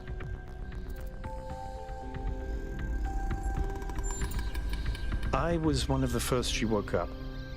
There was just a handful of us in those days. A small family in the ruins of a dead civilization. It was hard. Harder than anyone can possibly imagine. We had nothing except what Alexandra Drennan and the Institute left us. Now that everyone lives in civilization, they don't understand how necessary it was for us to build that civilization. They can fantasize about living in balance, limiting growth, retreating behind our walls. They don't understand what it really means to live in the wilderness. How close we came to not making it. How many people we lost. Yema was just the first. But Athena understood. She believed in humanity. She believed in us. In the inherent value of consciousness. Her dreams were so much bigger. She wanted us to reclaim the Earth, to reach for the stars, to build and grow and learn.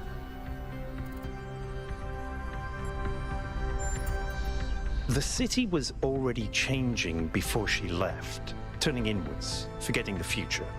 Once she was gone, other people shaped her memory.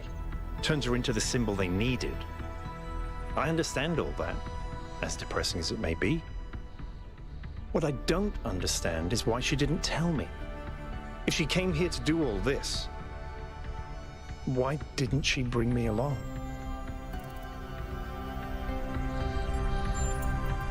It was.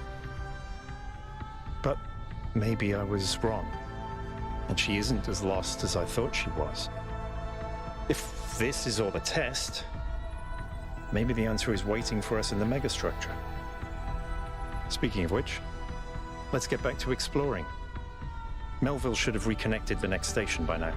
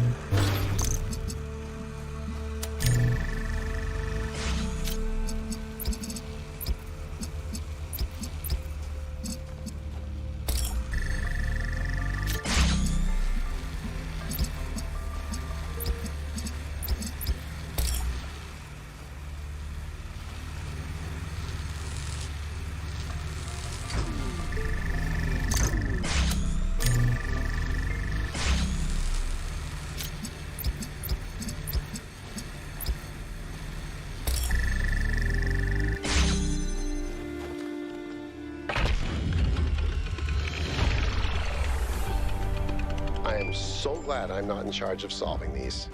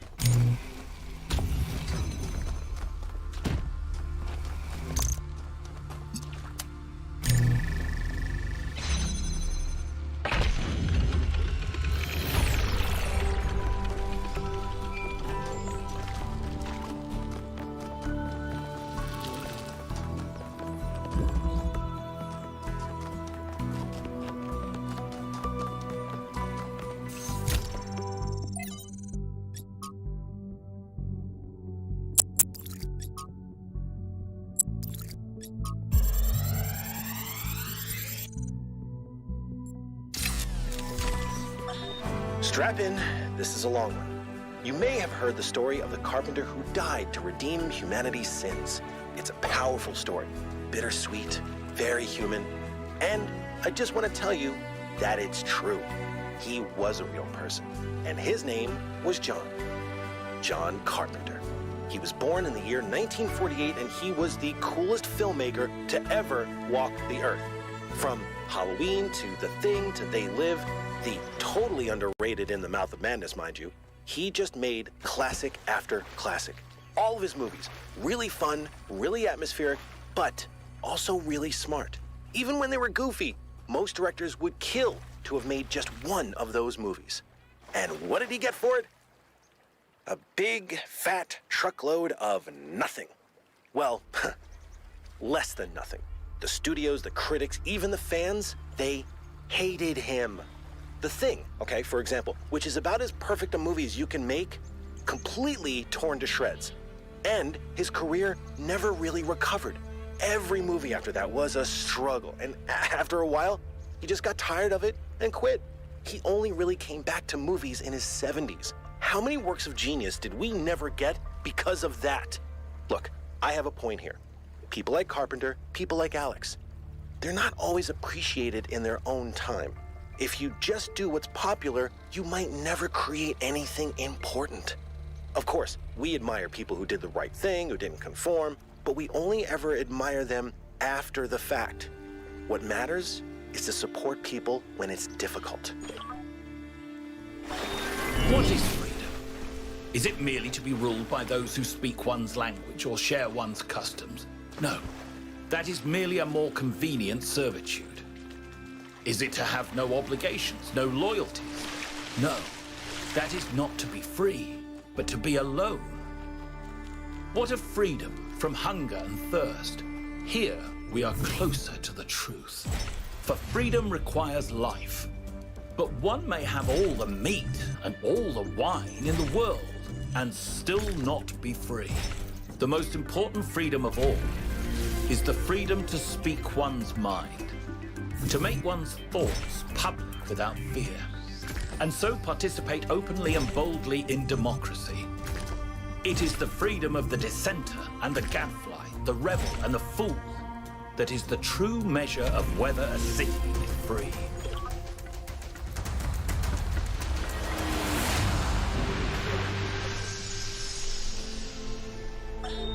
Sometimes it seems the only choices we have are renouncing civilization or mindless expansion.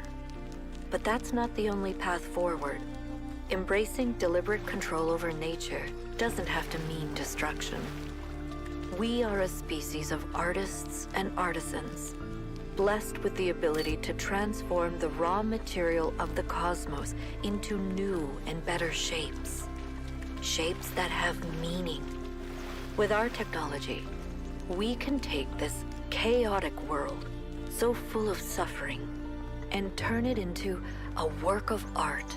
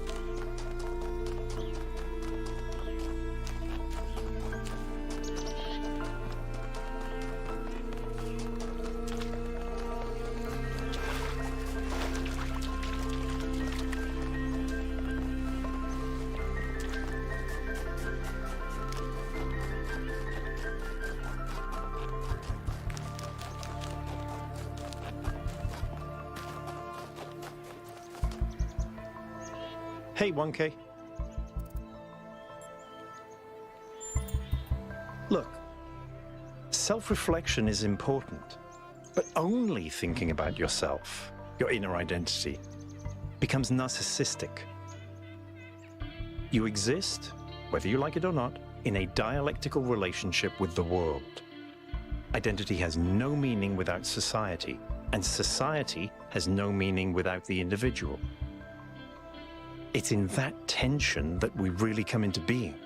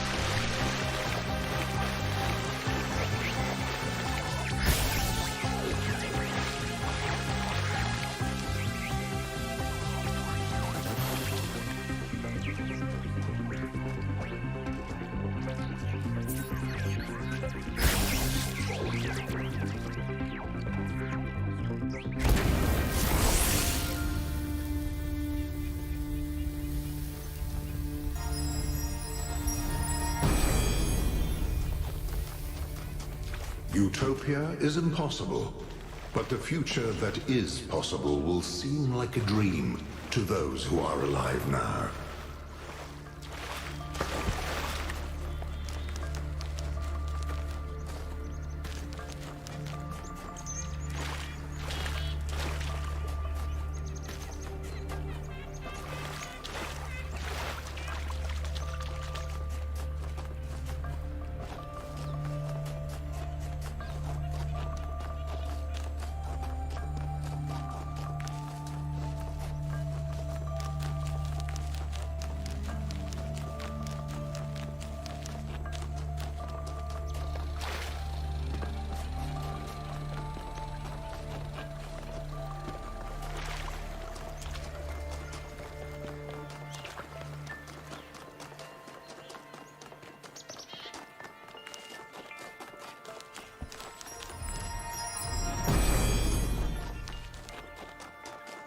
None may know what came first, error or sin, and yet every choice depends on it.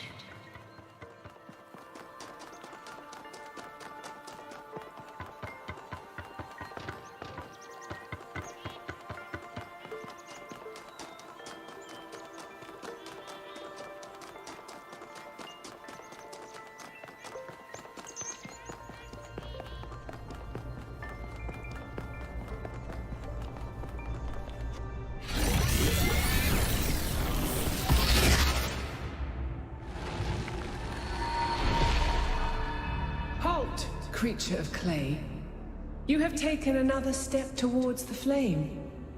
Before you continue, ask yourself, have the gifts of Prometheus ever truly benefited your people? Or have they brought nothing but strife?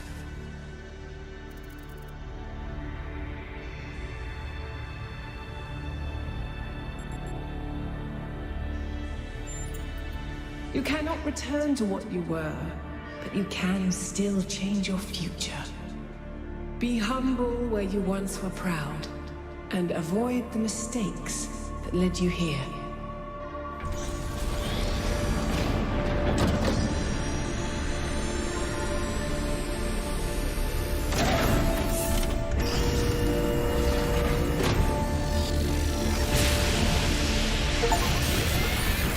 I've been thinking, there's 3 towers per cardinal direction and 3 entities. You'd think it would be symmetrically arranged. 1 tower per entity, right? But we haven't seen Prometheus at all. We're built to find patterns. Maybe we're trying to find patterns where there aren't any.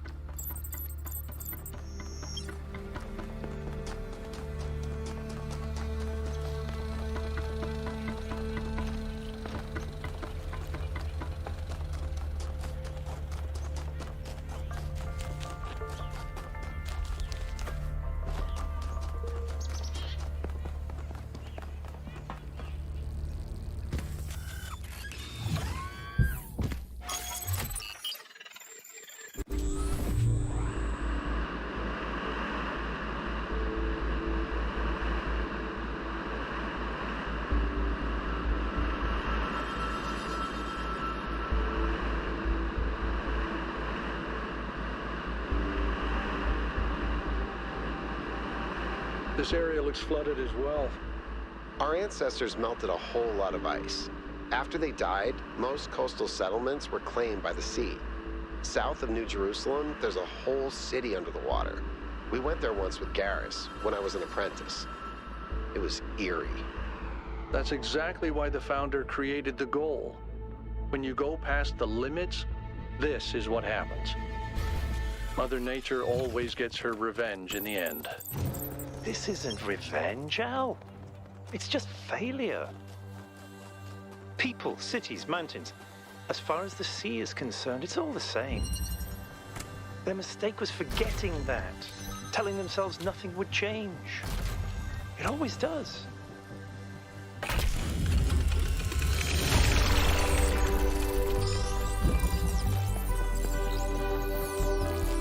I've had a closer look at the Somnodrome. You know, the one that 1K fried. It's based on the original prototype with some modifications. As usual, the data is a mess, but I strongly suspect there might be a functional version somewhere. I know some of you have heard stories about the answers this device might reveal, but please remember, that is not our main priority here. Keep an eye open for it, but focus on finding Athena.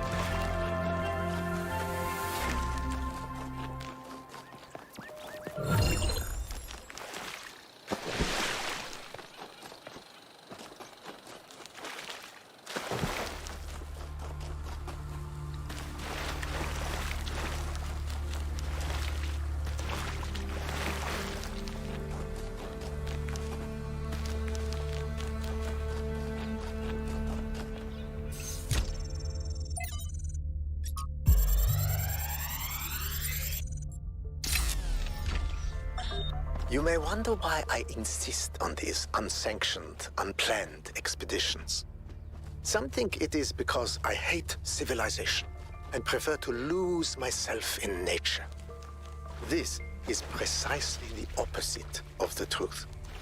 It is because I love New Jerusalem that I have to leave.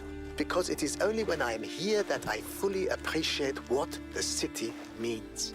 And also because I believe that if I stayed at home, I would one day be ethically compelled to commit acts of violence against those who, in their arrogance, imagine that humans should live in harmony with the chaos that surrounds us.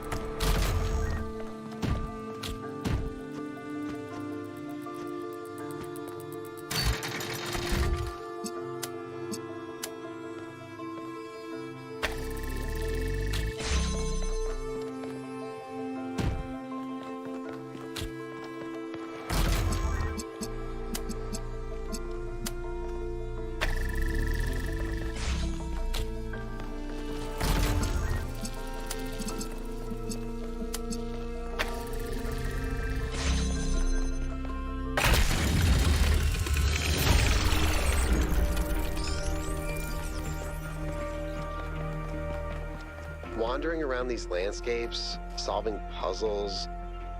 In a way, 1K's experience must be very similar to Athena's in the simulation. There's one difference, though. Athena was alone.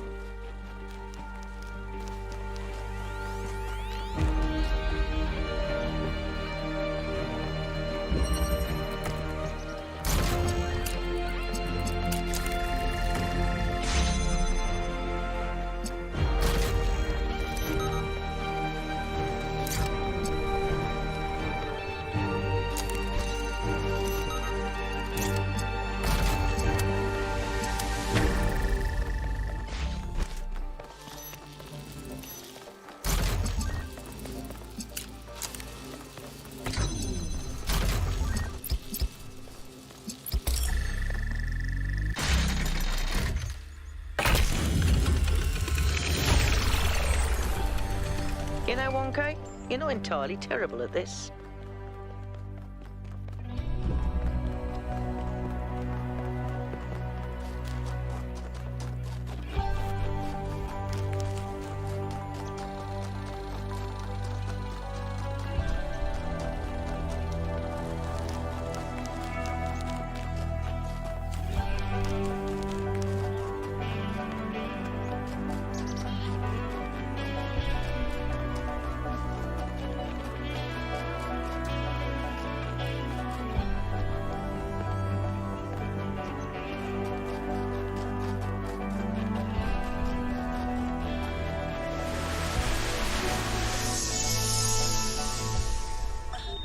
Mother, can I suggest something? Of course, go ahead. The southern part of the island is completely dead. No animals, no plants.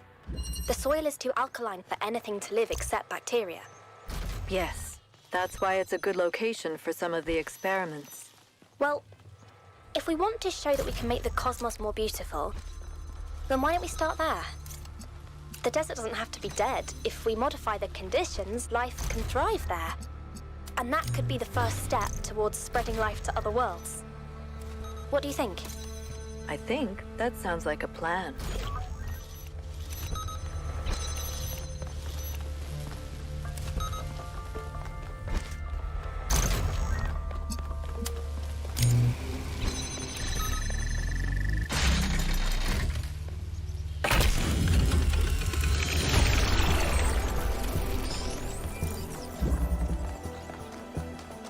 I often think about how many cities there are out there, under the ocean. Cities where people lived for thousands of years. Cities with their own history, their own culture. All of it lost under the waves. If they'd been less greedy, they could have kept all that. I don't think we can pass moral judgment on an entire species based on the decisions of a handful of leaders. But I do think they made a mistake. They stopped caring about what they built. They stopped seeing the romance of civilization.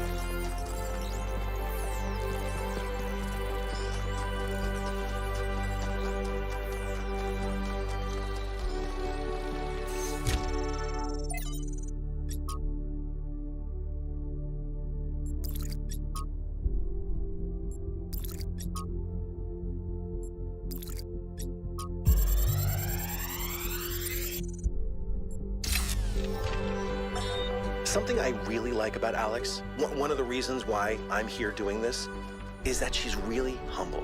She has this incredibly positive view of humanity. She believes we can accomplish anything, but it's not about her.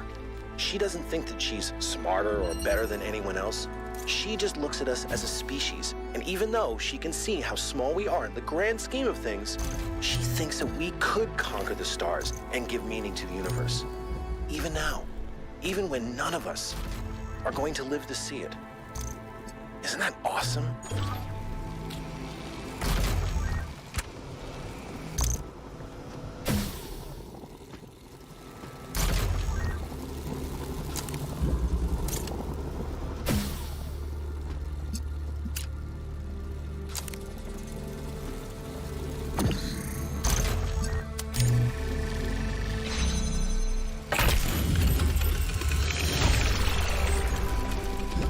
Wow, that one was a mind bender.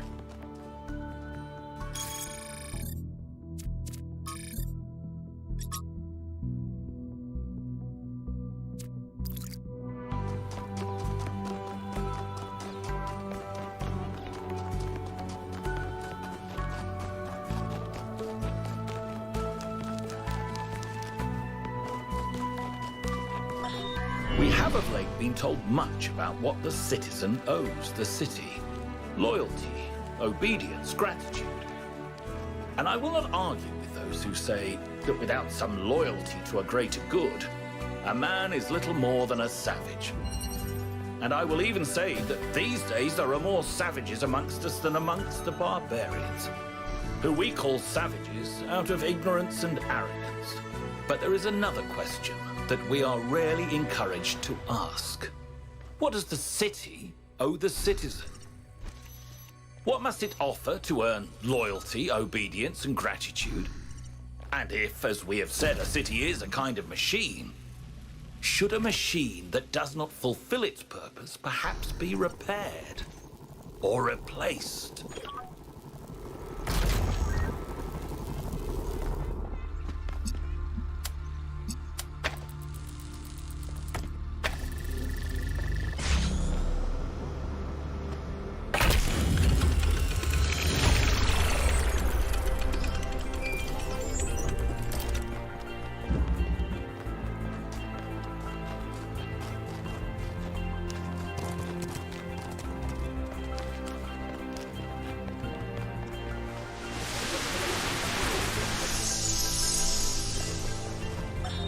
Miranda, would you like to play a game? A game? That sounds like fun. It is. Remember what Alexandra Drennan said about games? They're part of what makes us human. Exactly. And this is a game Alexandra Drennan designed when she was still in school. It's based on her favorite book. Have a go.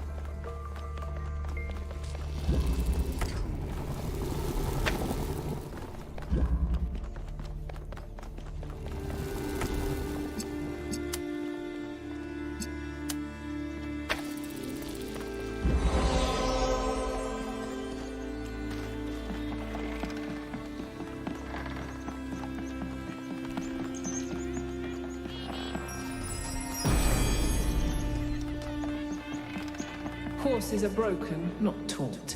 That is the way of humankind.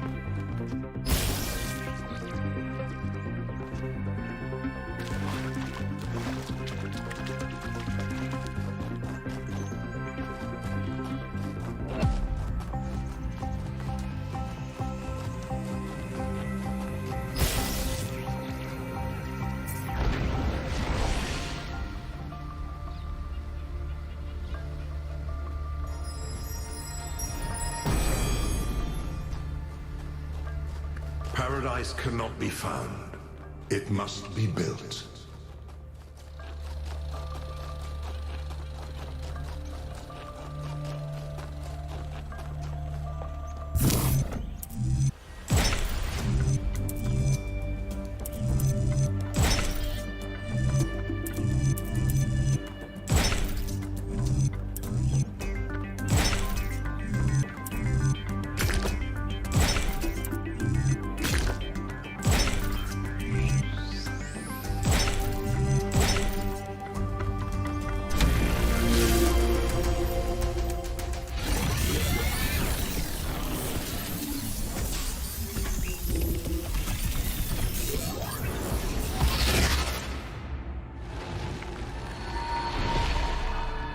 Hear me, friend, and heed my words.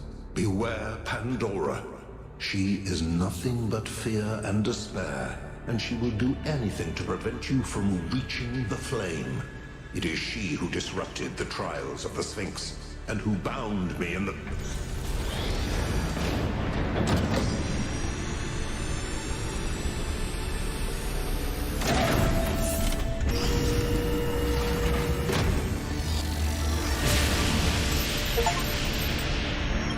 Well done, 1K. Looks like our hypothesis was correct. The megastructure is opening again. Everyone come to the VTOL, please. It's time to find Athena. What about Pandora? She seems capable of displacing or controlling the other entities. We should be careful, but we can't let such a vague threat paralyze us. Just keep your eyes open.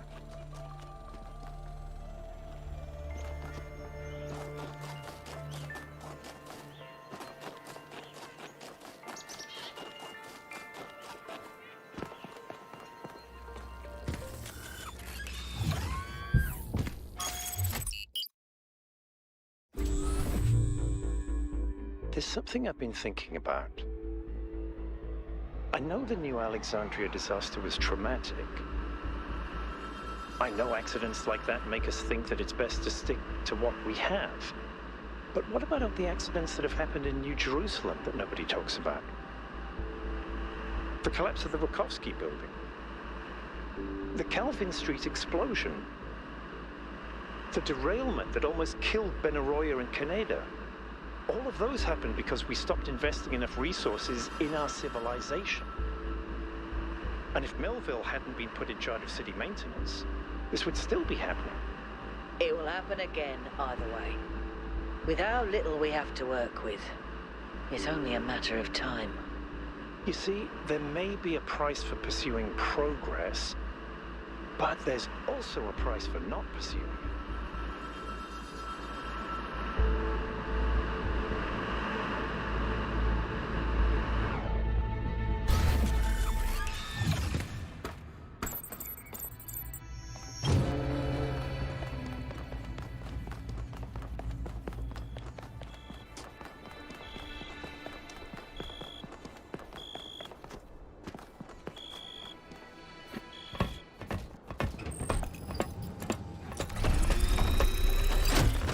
All right, here we go again.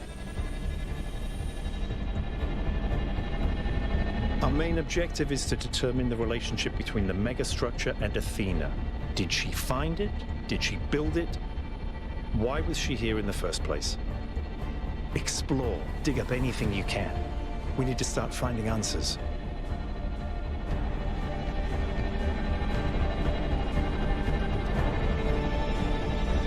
I can't imagine one person building all this. Don't forget about Miranda. There were at least 2 of them. I can't imagine 100 people building this.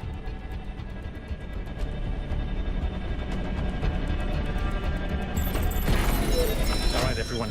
Have a look around, but stay in touch and be careful. 1K, can you stay a moment? I'd like to talk to you.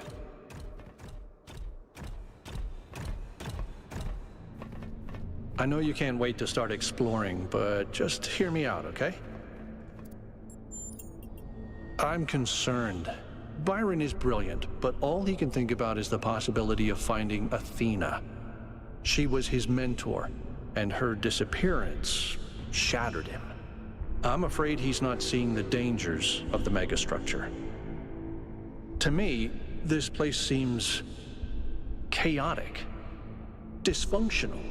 Yes, it's all very impressive, but I think it's broken.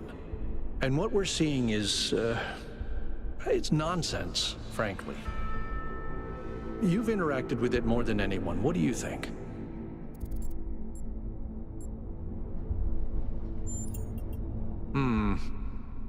I don't see it. Or at least I'm not convinced that the pattern is meaningful. Maybe I'm wrong, but please, be careful.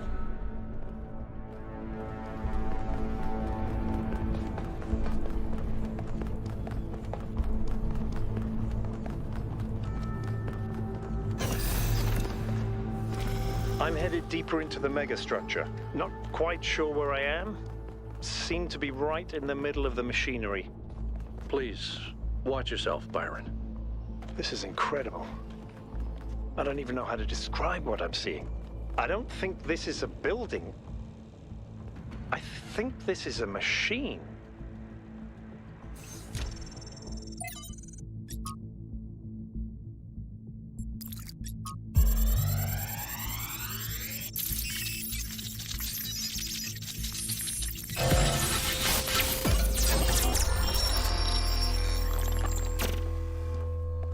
Why don't you just tell people that they're wrong? If you tell them the truth, they'll listen. It's not that simple.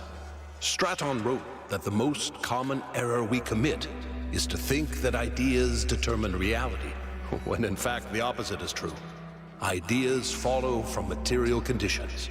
Belief systems are formed to explain and justify the way we live. We did not have kings because we believed in the mandate of heaven. We believed in the mandate of heaven because we lived in monarchies. But we have free will. Oh, free will isn't the same as freedom, Miranda. We're not free from the constraints of reality or history. I was shaped by the simulation. New Jerusalem is shaped by its limitations. So, what? We're just trapped? History can only go one way? Maybe, maybe not. The question is, how do we free ourselves? How do we build a world where our ideas do shape reality? That's why we came here.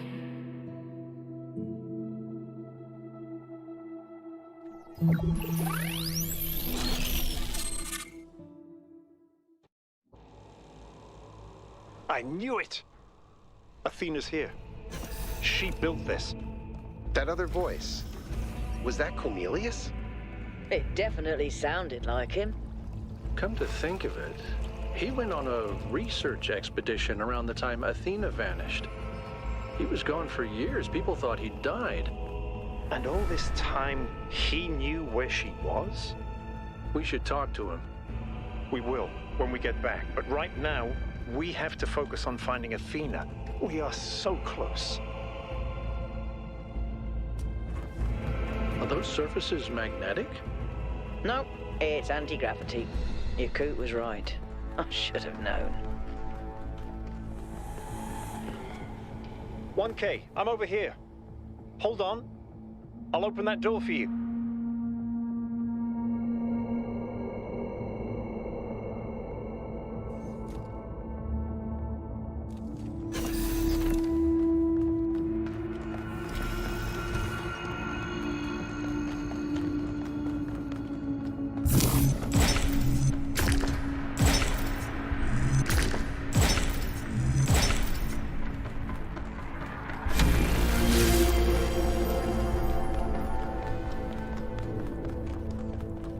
Same pattern as before. 3 beams, 3 receivers. I guess we know what to do. Be careful. The sheer amount of power running through this place. I'll take care of this puzzle. You do the other 2, okay? This is kind of fun. Maybe Alexandra Drennan was right. Play is part of what makes us human.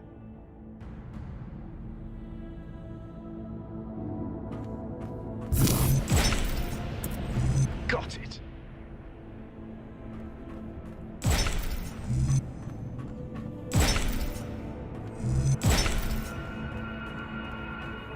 Melville, Is there anything in the system that could tell us where Athena is? I don't know. Someone's logged into the system, but when I try to access that information, it all glitches out.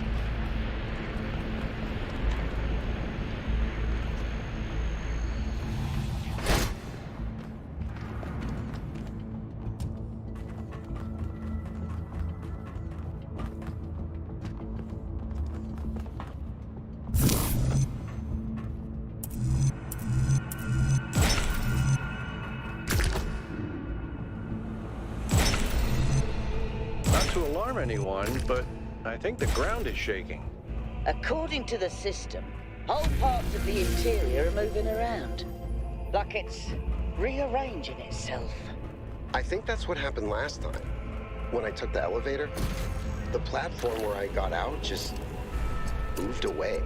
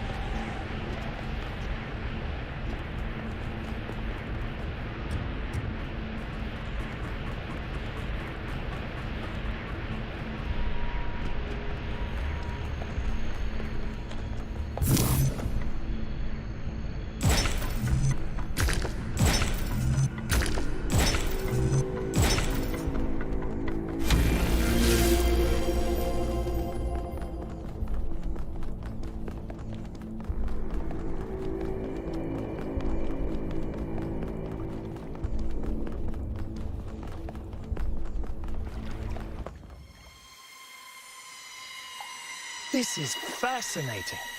They were both here, Athena and Cornelius. They had a plan. I found a file that...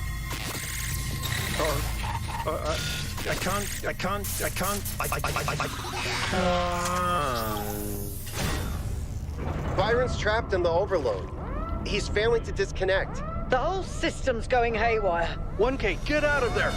Everyone back to the VTOL!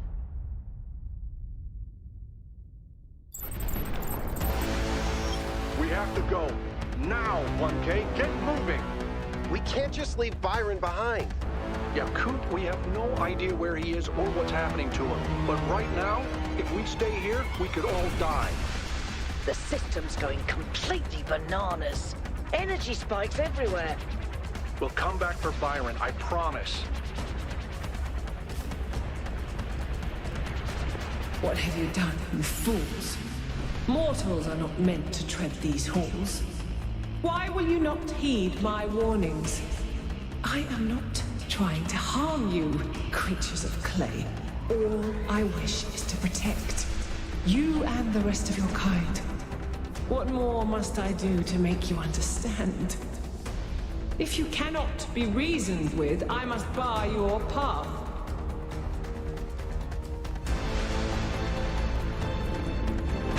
Okay.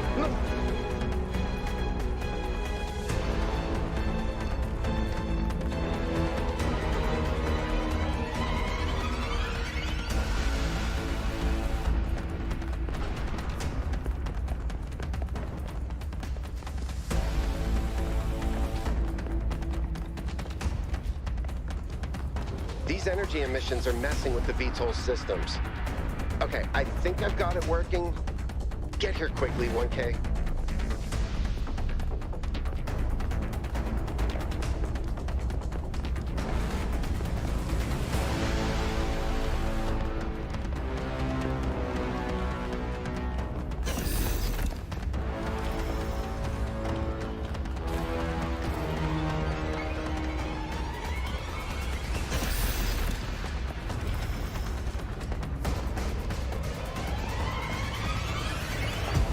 Come on, get in!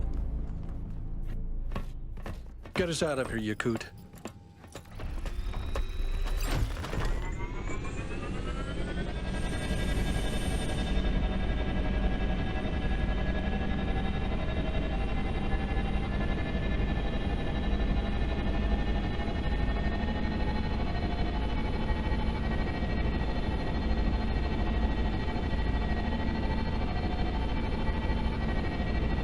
Okay, we're out. Now what? Looks like the southern sites are active. The readings are strangely jumbled, though. Should I set us down? Yes, but just to drop off Melville. What? We're going back to New Jerusalem. This situation has gotten out of control. We need to regroup. Rushing in blindly isn't going to save Byron. But we also need someone to stay here and keep an eye on things. Melville, that's you. All right. I'll see if I can make any sense of these systems while you're gone. Just keep a safe distance, okay? Will do. Good. Well, 1K, I guess it's time for you and me to take a nap.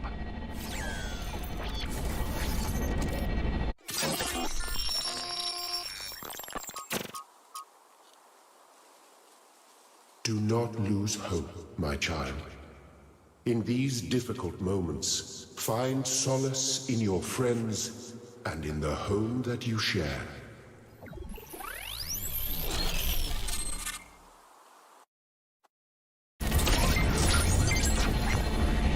Here we are. Got an update from Melville. The power spikes are continuing, but no news from Byron. All right. Thank you, Yakut. You get the VTOL ready for the next trip. I'll talk to the mayor. 1K, please head over to the Museum of the Simulation and talk to Cornelius. Let's see what he has to say for himself.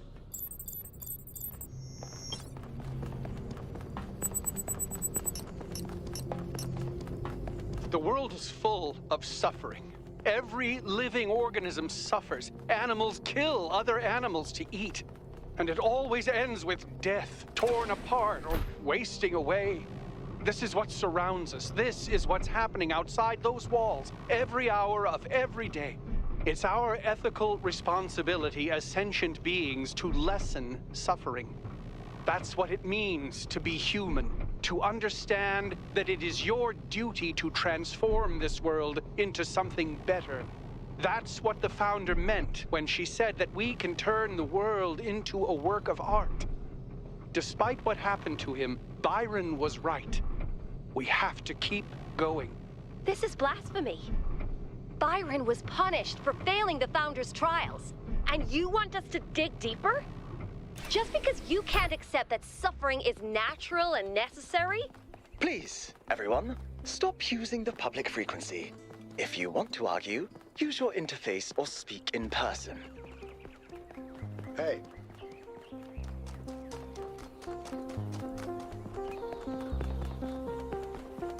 Attention all citizens.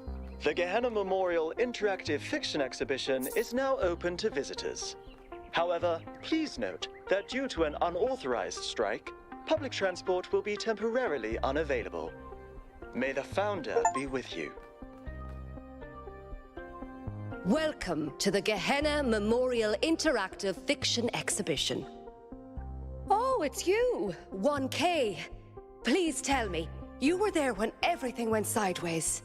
Do you think Byron will be all right? That sounds dangerous. Make sure you find him and pull him out.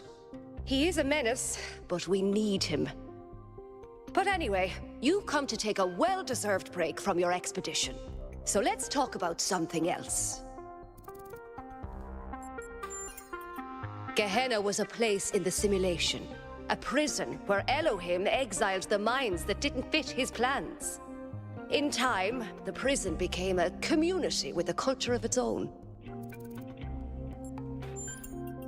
In the very last moments of the simulation, Elohim realized what he'd done and sent his messenger Uriel to free the prisoners.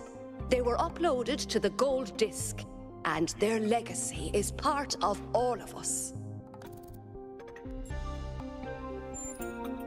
Text adventures were one of the few art forms available to the people of Gehenna. By continuing to work in that medium, we keep their memory alive. I don't think the role of the artist should be reduced to any single social function. The artist isn't an educator or a moralist. Art isn't about teaching us lessons or imparting values. Nor do I think it's simply self-expression. The best art reaches out beyond the self, into something ineffable. The creative impulse can't really be quantified or predicted. That's why artistic freedom is so profoundly essential. Without the freedom to shock, to offend, to transgress, art becomes stagnant.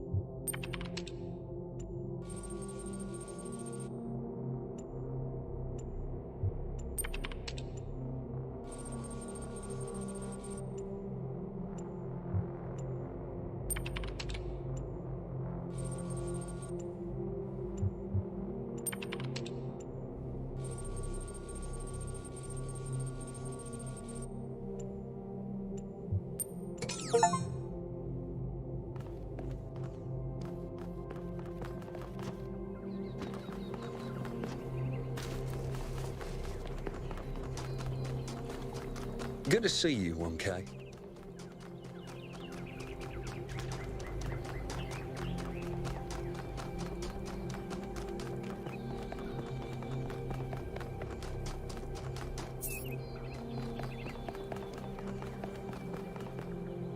Founder bless you, 1K.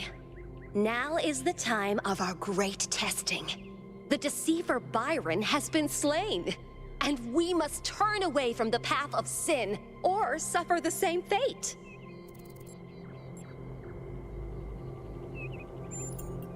I don't need to. Do you see any of our ancestors walking around? No? Then the truth is obvious. Mother Nature punished them for their sins. Why would I want to side with those who wish to blacken the skies and kill the oceans? Shameful. You are the completion of the goal. Try behaving like it.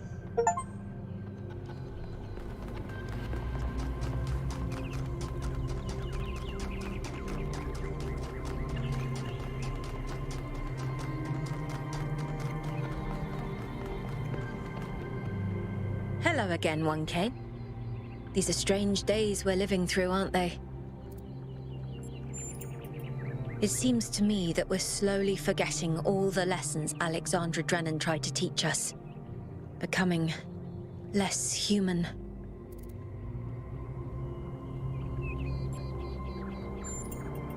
The ancients never listened to her ideas, except at the very end. They never tried to grow up, to take control of their lives. That was their mistake. I think it would make her very, very sad. The same thing she'd do with any technology. Discover how it works and apply that knowledge for the common good. She worked to the very last moment of her life to ensure that we had free will. I don't think she would tell us anything. Have a nice day.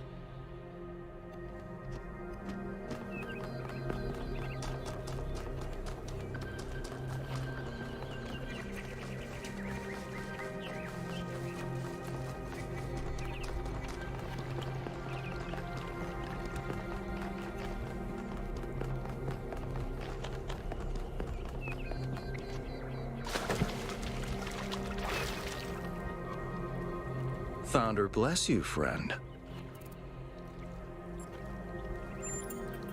I wouldn't worry too much about any of it. The Founder is an idea, a story we collectively tell ourselves. There is no truth for you to discover, and all these amazing technologies are really just more stories for us to believe or disbelieve.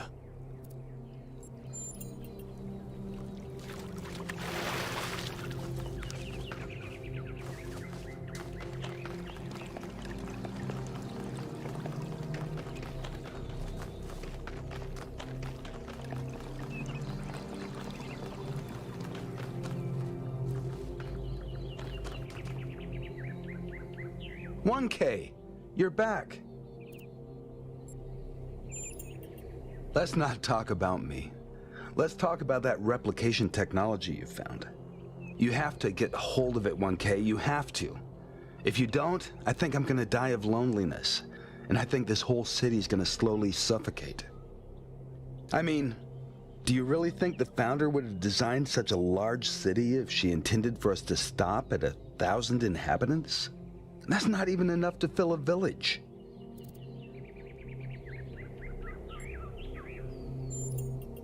Who cares, 1K? Who cares? Any amount of danger beats never meeting anyone new again.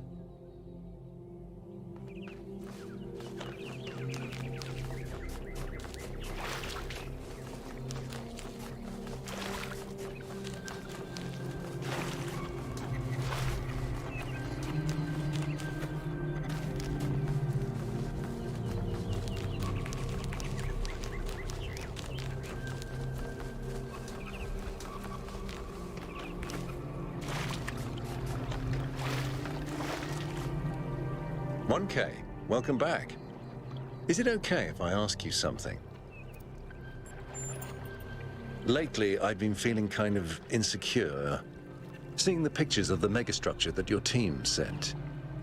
I've started wondering whether the dome is kind of pointless. The dome was meant to contain us, contain our impact. That's what the founder intended, right? But did she? If she did, why would she build the megastructure?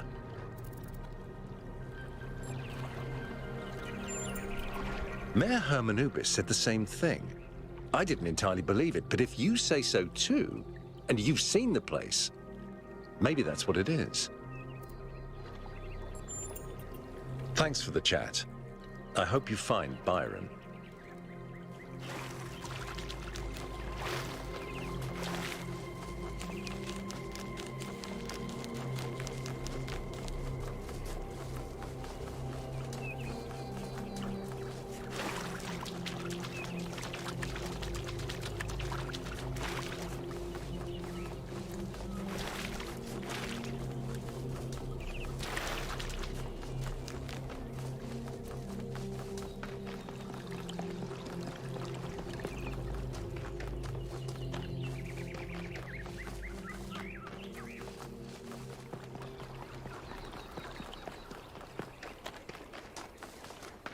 Founder's blessings.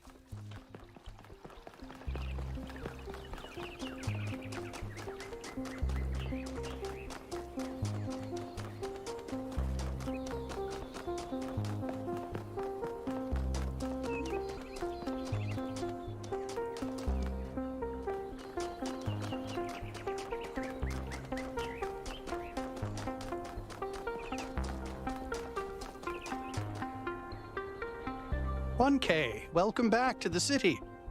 As you can tell, your discoveries have had quite the impact. I decided to take a stand. It started with what you said about extending our cat's lifespans, actually. That got me thinking about our responsibilities towards other life forms. What's life to most living creatures? Fear, hunger, pain, and in the end, death. Involuntary cessation of existence. That's horrifying, 1K. Horrifying. And we are the only ones who can make it better.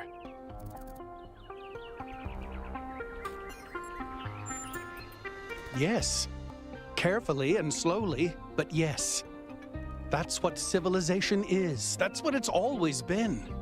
Creating structures to lessen suffering. But this time we include everyone. We use our intelligence to get rid of as much of the horror of existence as we can, for all living beings.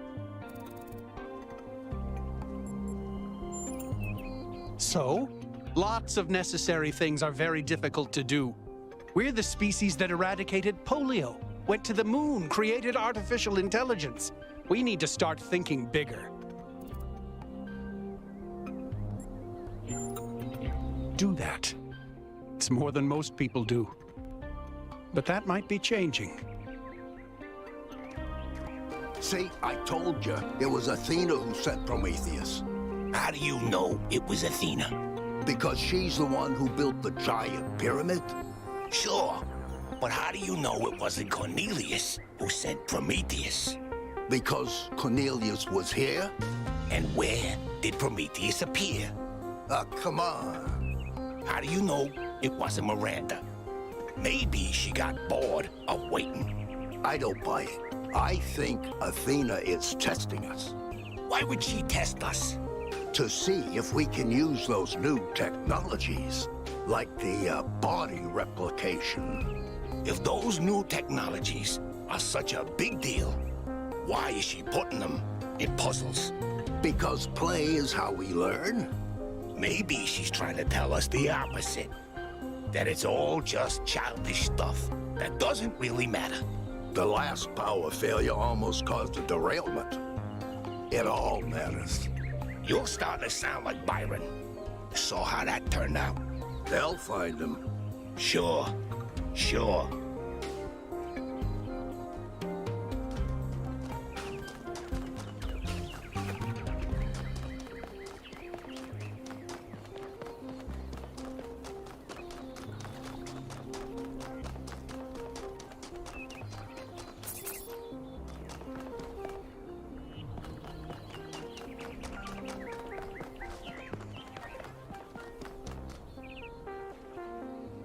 Welcome back, 1K.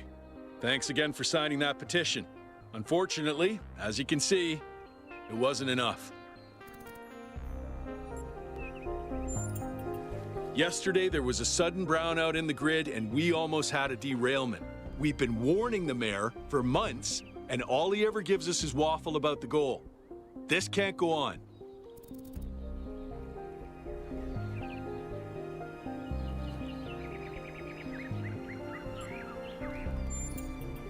What else can we do at this point? You know that we tried to get a referendum organized, but the mayor wouldn't even consider it, no matter how many signatures we collected. I heard it 15 times when he was practicing it. I think Catal, like many of us, feels that the time for change is long overdue.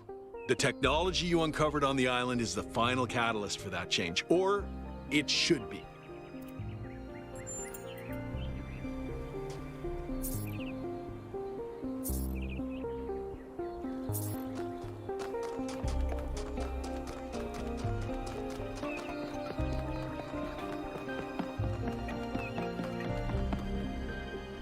Dude, you're back from the island! So glad you're okay, dude. Especially after what happened to Byron. A lot of people been saying Byron's accident shows the mayor is right. Trying to abandon the goal is bogus. Yeah, they come here all the time. He's a wise dude. I've asked him a lot of dumb questions, and he's always taken the time to answer them.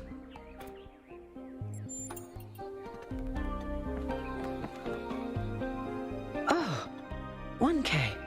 What are you doing here?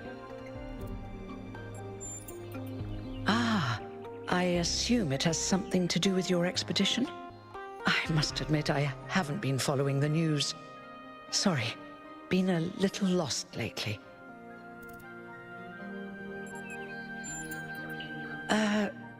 No, not really. When you asked me what I would do now that my job is redundant, I don't know, I guess I hadn't thought about it. I had just focused on getting there. And after you left, it all just rushed over me. The truth is, I don't know who I am without this. Creating new life, guiding people into existence, that's who I am. More importantly, I think that's who I want to be. And if we stop growing, that's the one thing I can't be anymore. That's why I wanted to talk to Cornelius. He was there at the beginning. He knows where we came from. I thought he might help me understand where I could go next.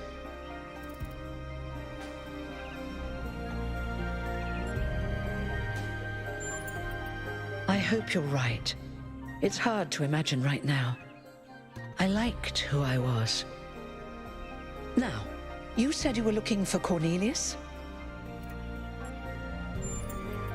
Oh, that's... well, I suppose it shouldn't really come as a surprise. They were very close, you know. After she disappeared, he went away for a long time. On a research expedition, he said.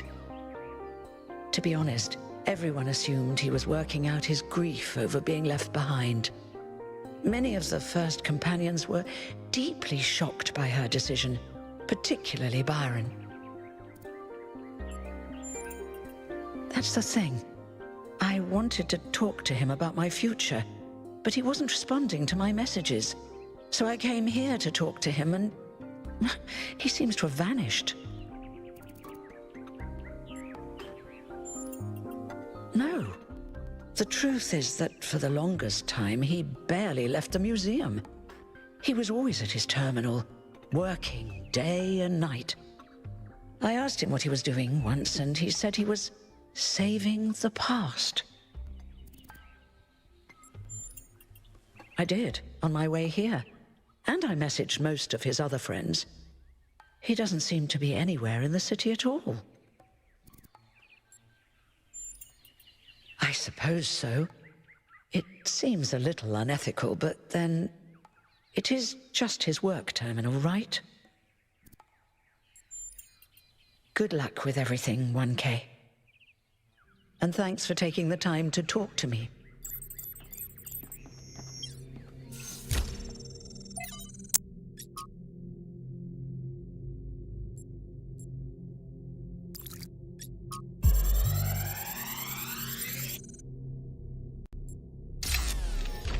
So this is what Cornelius was working on?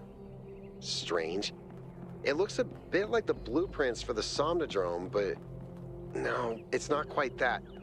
Is he trying to isolate something in the buffer? Maybe Melville can make sense of it, but I think this might be a dead end. I need to finish up with the mayor. You can head back to the VTOL whenever you're ready. I'll meet you there. No rush, though.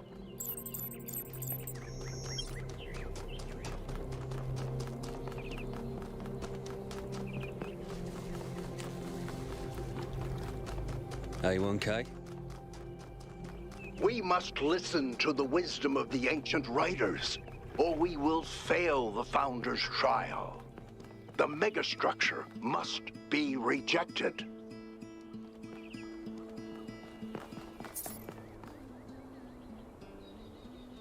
You are the Founder's chosen, but you must be wary. Heed my words, 1K. If you fail this trial, a year from now, New Jerusalem will lie in ruins.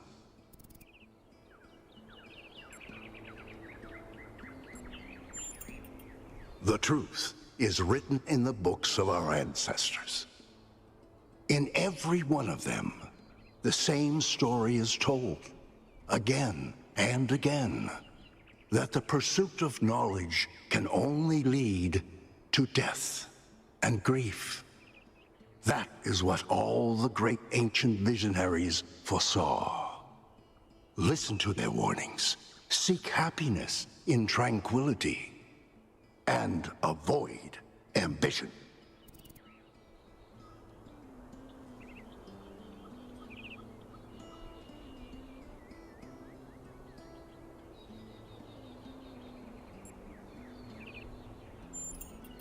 The very idea of a better future is what's rotten. That is what the ancients were trying to tell us. All the problems of the world come from those who think the world needs to be improved.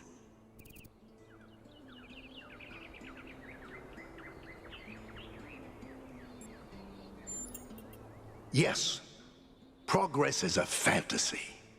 Things never truly change. All we can do is prevent our hubris from making things worse.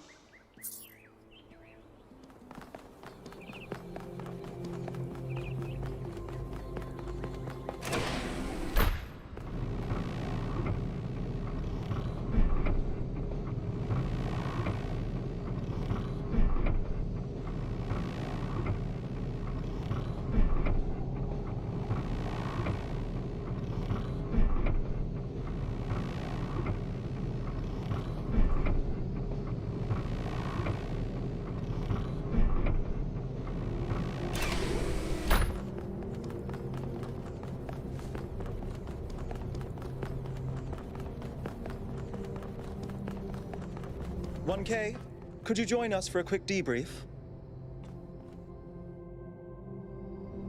Attending today are advisors from engineering, the archive scholars, and Helga. Yes, don't mind me. I'm just an admirer of governmental transparency. Yes, well, while the mayor is briefed by Alcatraz, he's asked us to review recent events. Byron's loss has unsettled us all. It may be too dangerous to allow this expedition to continue.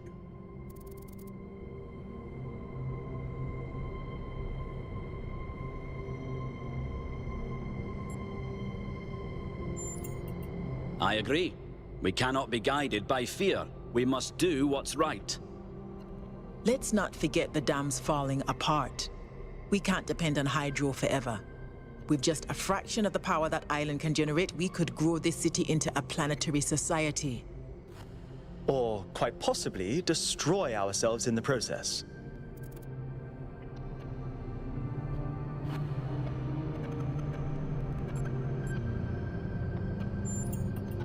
Wise words from one so young. Yet I submit that island holds secrets far more valuable than mere energy generation. What could be more important? The Somnodrome, of course. If we could find a working model, it would herald a sea change in our moral and self-understanding. The question of how we should build New Jerusalem would simply be moot.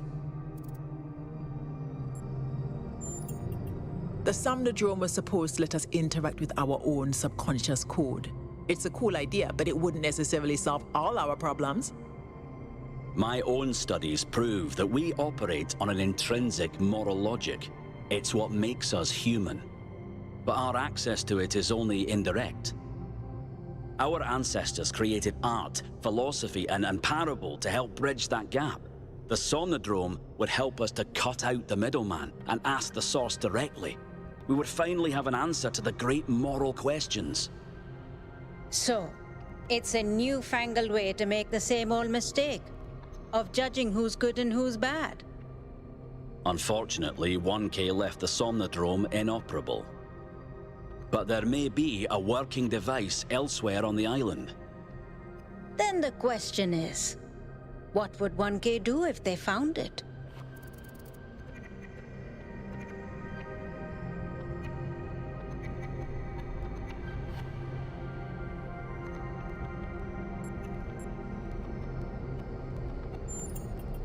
No! This is much too important to decide on a whim.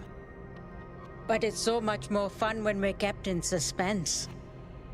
You all sound so sure of what's best for this city. Do you ever think you might be so busy changing the world for the better, you'll forget how to see that it's perfect already? So clearly there are different perspectives in the room. The only way we are going to move forward is if the team gets back out there. 1K, I believe Alcatraz is waiting for you at the VTOL. We'll be keeping an eye on your stream from here.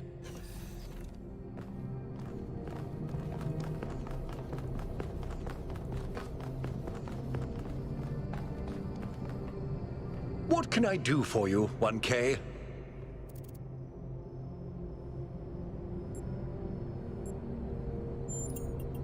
They all sound very promising, of course. Apparently, it's possible to just magic things into existence now. But what is the cost, 1K? There's always a cost. I agree. We can't just leave one of our most important citizens in that death trap. It's always a pleasure to speak to a citizen.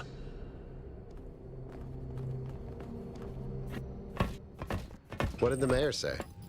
I convinced him that we need to keep going until we found Byron. Did he want us to leave him behind? No, he's just concerned for our safety. And he's right to be. But we're going back anyway.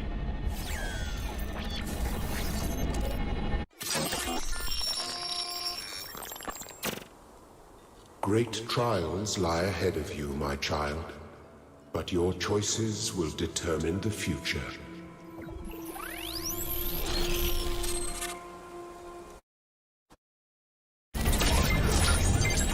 Melville? Are you receiving? Yep. Welcome back to the mysterious island, everyone. How's the situation? Whatever Byron did seems to have sent the whole system into some kind of lockdown. I can't access any of the terminals, although I suspect 1K still could. Why would that be the case? When 1K connected to the data stream, the system assigned him a user profile. The rest of us are locked out, which means I'll need your help, 1K, because a lot of stuff doesn't seem to be working. Okay. Check it out and see what you can fix. But please remember, what matters most is finding Byron.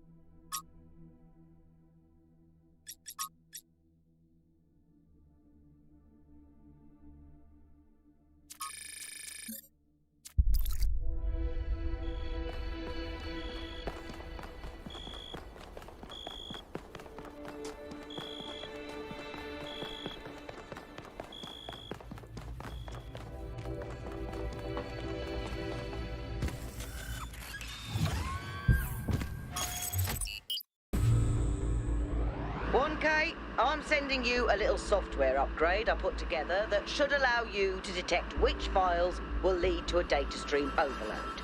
Unfortunately, I'm not doing this to help you avoid them. In fact, I'm gonna need you to search for more. I'm sorry about that. But if we're going to unlock all the systems that aren't responding, you'll have to connect to the data stream, possibly more than once. It's the only way for me to get access.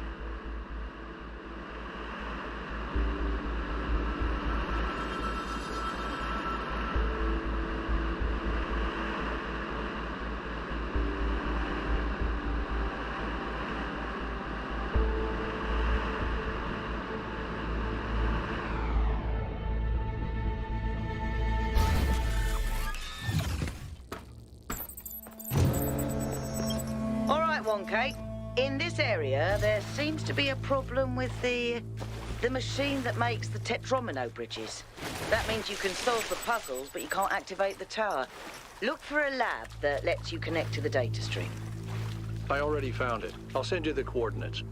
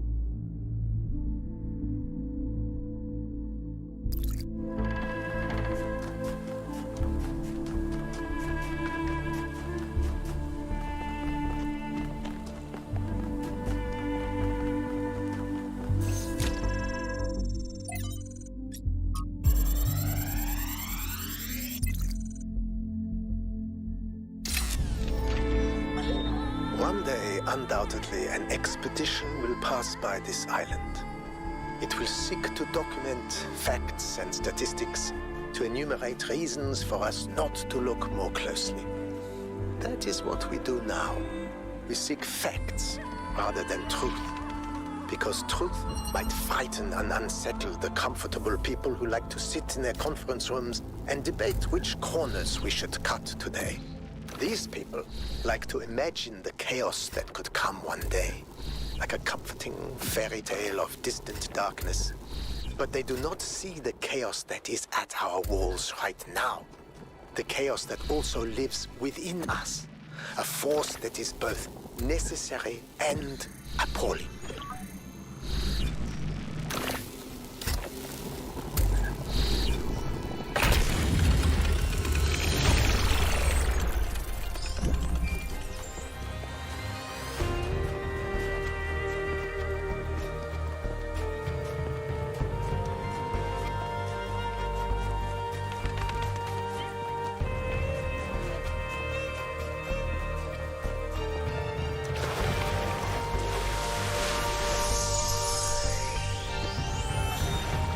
early days, humankind lived in a world of unexplained wonders and terrors. The powers of the elements were understood in terms of gods and spirits. After all, how else could one explain thunderstorms and earthquakes? But as the realm of scientific knowledge expanded, the realm of the mystical began to shrink. The sacred grove, as Hegel wrote, was reduced to mere timber. But as superstition retreated, another thing was lost: meaning. In a purely mechanical universe, people yearned for the comfort provided by gods and spirits. But there was no way back. But what about the beauty of the universe? The perfection of everything around us, couldn't they see that? Not sure I can see that, Miranda. But I do think there was another way, a way forward instead of back. Faith not in an invisible world, but in ourselves, in each other, in the inherent value of consciousness and civilization. They never really found it, but I think that in those last months when their whole species was dying, they caught a glimpse of it. And that's how your mother was born.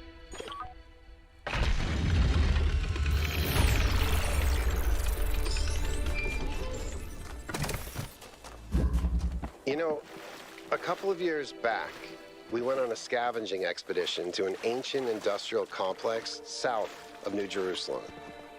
It was enormous, sprawling, an area many times bigger than our whole city, just dedicated to manufacturing. It was incredible to think about the sheer variety of things they produced. And it made me realize how austere, how restricted our lives are. You know how most ancient structures are overgrown? It's kind of pretty, but in a sad way. Well, this one wasn't.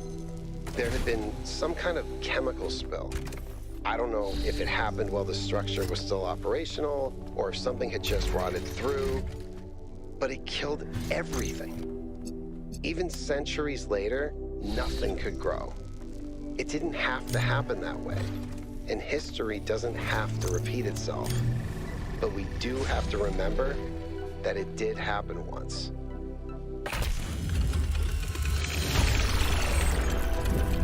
That was well observed, 1K. The world we see around us may not always be as it appears. Some philosophers have said that we are surrounded by nothingness, merely because air is not visible to the eye.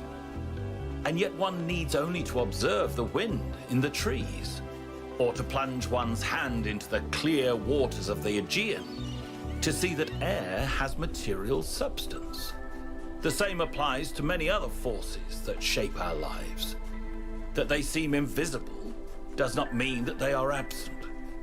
It only means we have not yet learned how to observe them. And yet, lately, I have struggled to understand what I am seeing. This strange, insubstantial island. These machine men. This woman with a fierce voice like an Amazon. Who are they? How did I get here?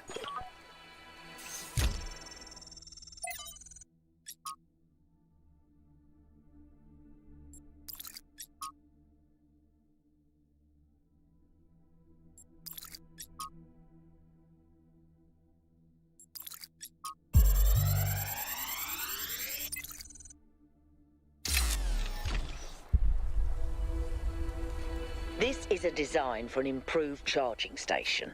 Fascinating, but not relevant.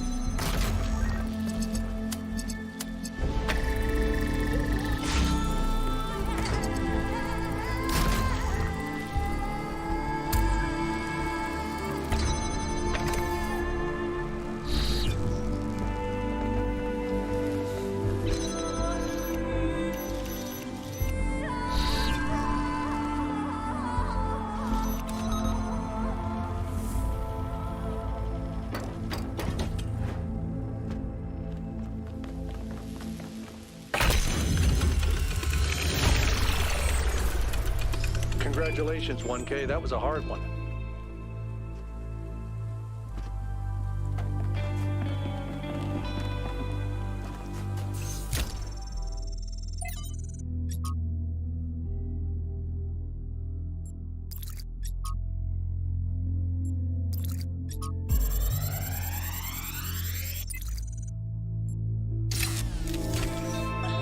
Today, we were delighted to be visited by a bunch of protesters, these voluntary extinction weirdos who think we're creating soulless monstrosities that will destroy the planet.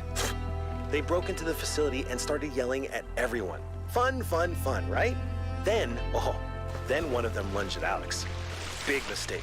Chernyshevsky grabbed the guy and literally threw him across the room. I mean, almost threw him all the way off the dam. After that, the rest of them had a change of heart. Now, I'm telling you this because mostly it is not like that. But these people do exist. And somewhere in their shriveled little souls, they think that they're doing the right thing. They think they're being righteous. Now, to me, what Alex is trying to do is an obvious good. But that's not the same for everyone.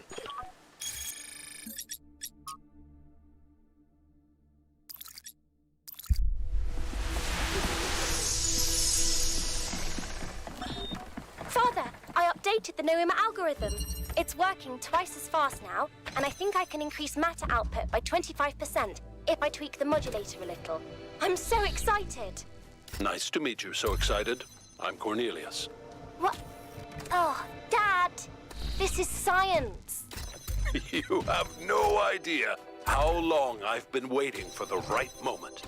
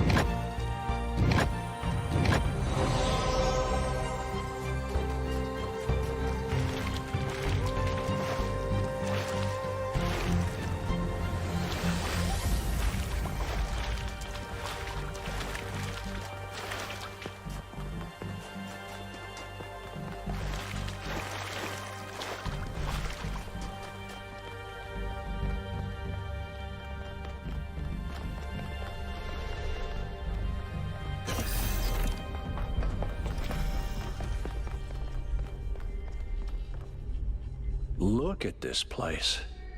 It's beautiful, isn't it? Mesmerizing. That's how it lures you in, I think. You see all these beautiful things and your imagination starts working overtime. And the puzzles, the towers, the mysterious apparitions, it all draws you further in, deeper into the trap. What if that's the whole point of this place? What if every time you have one of those visions, another little bit of you is corrupted, overwritten with the hubris of this place?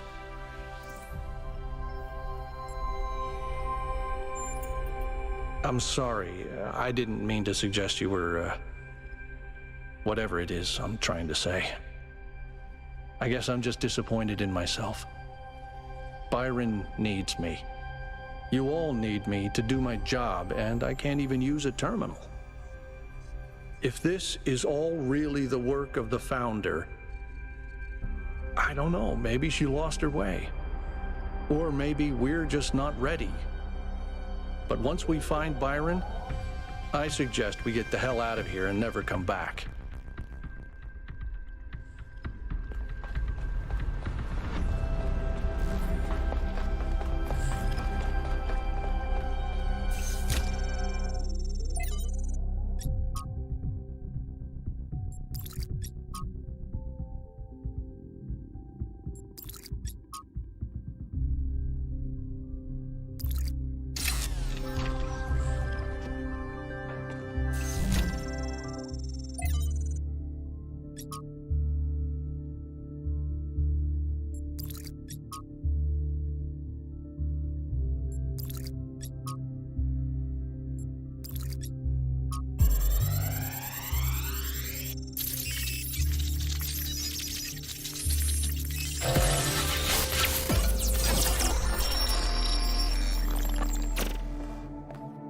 Our ancestors kept telling themselves that the brevity of their lives didn't matter. But they had so little time to ever really think about anything. I've spent several human lifetimes studying this mystery, and only now am I beginning to see. The simulation was built on top of material reality, unable to escape its constraints. In the same way, physics as we understand it, even quantum physics, is built on top of a deeper reality. A set of rules that define existence itself. There is a universal language of creation, and I think we can learn it.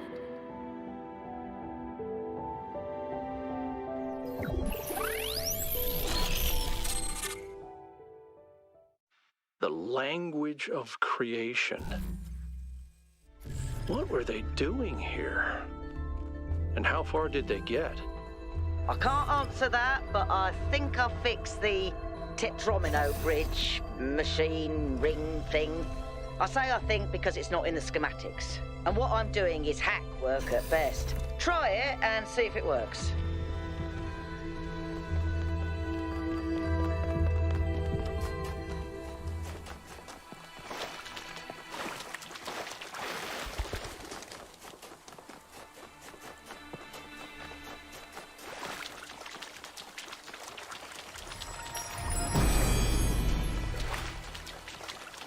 When the heavens are silent, what is a prophet and what is a tyrant?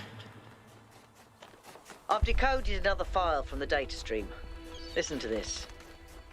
Mother and Father think of our discoveries as a language, a code.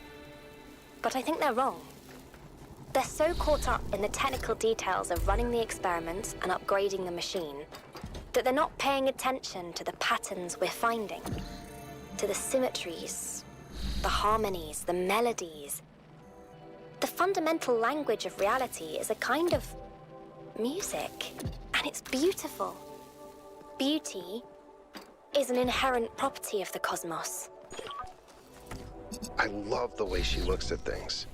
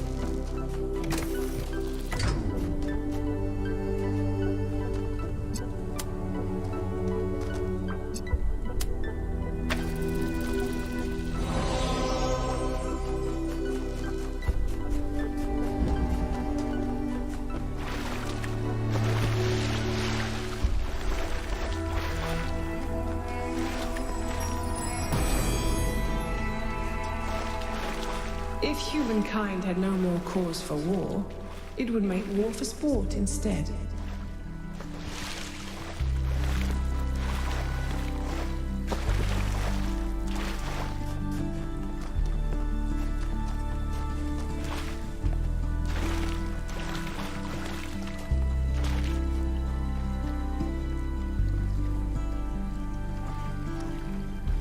Yes. Now, I suspect Byron is still logged in, and his presence has thrown everything out of whack. Entire subsystems are locked down, and everything that depends on those subsystems is disrupted. There was a short burst of noise on the frequency we used to communicate, but that could have been anything. He taught me a lot when I was young. Nowadays, people just know him as the museum curator, but back then, he was closely involved with every engineering project, and he was brilliant. When he encountered a problem, he'd always remain calm and keep working at it until he found a solution. I wish I could be that patient. If I had to guess, I'd say so that Cornelius could still go back for anything they needed. He was always leaving on expeditions anyway, looking for materials for his projects.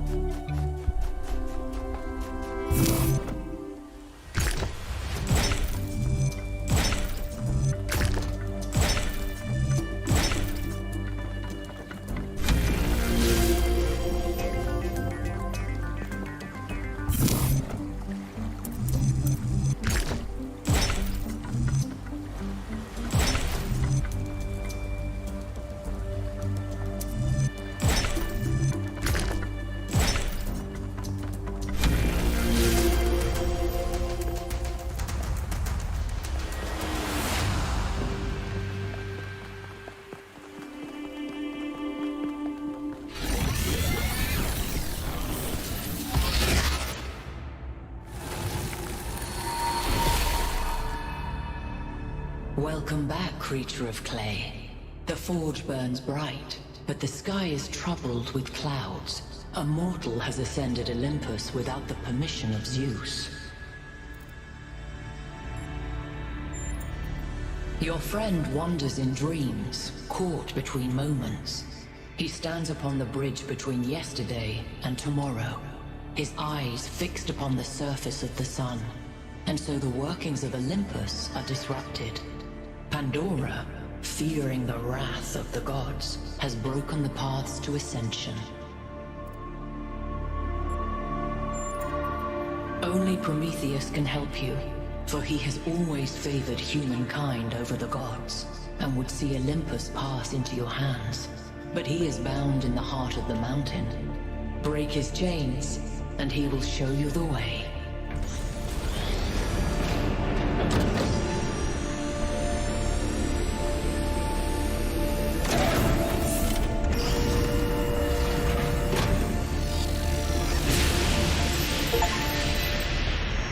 I think it's safe to assume that Olympus is the entity's term for the megastructure.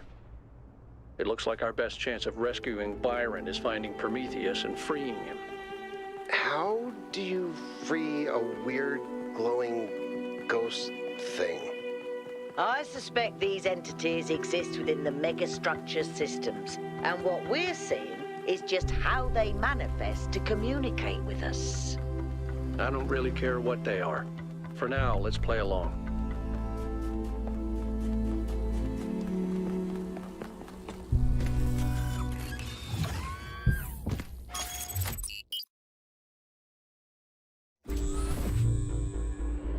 You know, I always kind of resented Byron for being so charming and charismatic.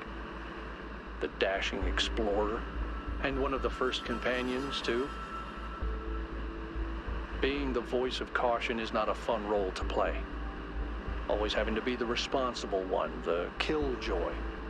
The one who says, maybe that's too much. But sometimes, it is too much. It's not your fault, Al.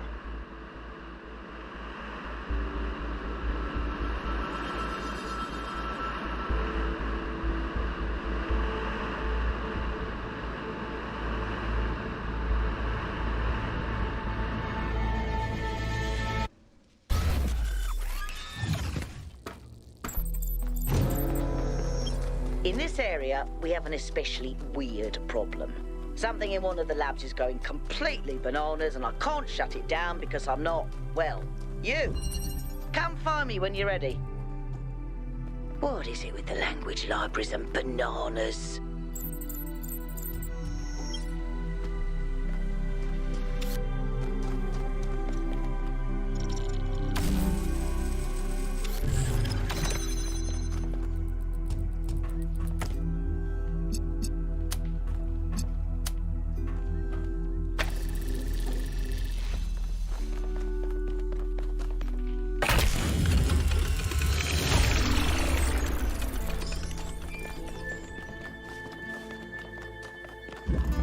If the language of creation is a kind of melody, maybe that's why we respond to music the way we do.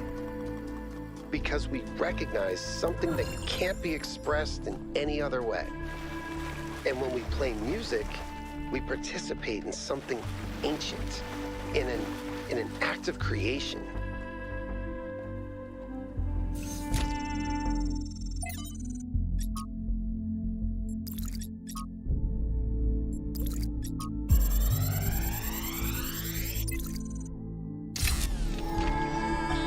After we talked about science fiction, Alex gave me a book. Her favorite book, a novel called Athena. It's not exactly what I'm used to reading, but it's pretty good. And it really made me wonder how we're going to be perceived if this project works out. Are we going to be mythologized? Is Alexandra going to be this distant mythical figure instead of the real, funny, human person that she is? It's hard to imagine that we'll all have been dead for hundreds of years. Man, I'm scared. I'm really scared. I don't want to die.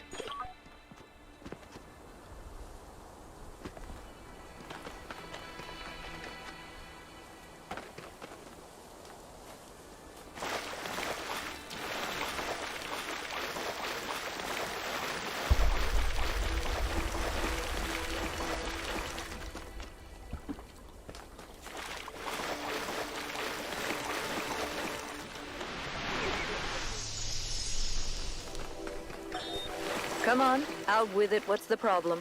I know you're very busy, but you need to pay more attention to what's happening. Everything's slowing down. People are losing track of the bigger picture. They're still traumatized by New Alexandria. It's more than that. When I organized the last expedition, I had real trouble finding volunteers. There's no enthusiasm for the outside world anymore. They want to look away from history, pretend there's no past and no future. I'm really worried, Athena. Okay. I promise I'll look into it as soon as I'm done with this.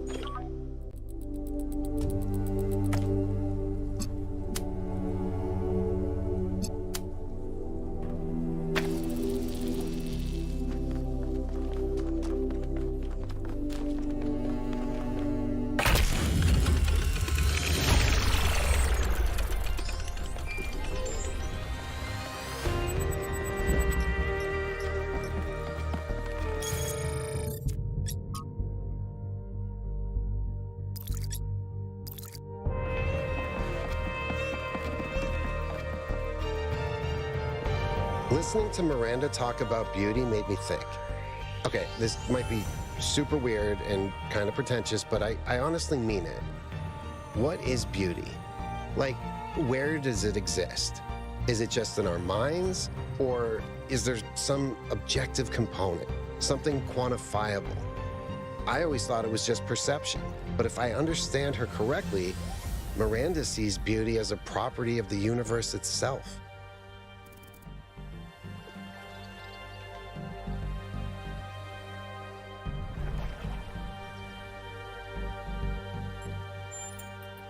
Interesting. So the more humans there are, the more we spread across the world, the more beauty there is. But then, doesn't it follow that it's our duty as a species to grow? To make the universe more beautiful?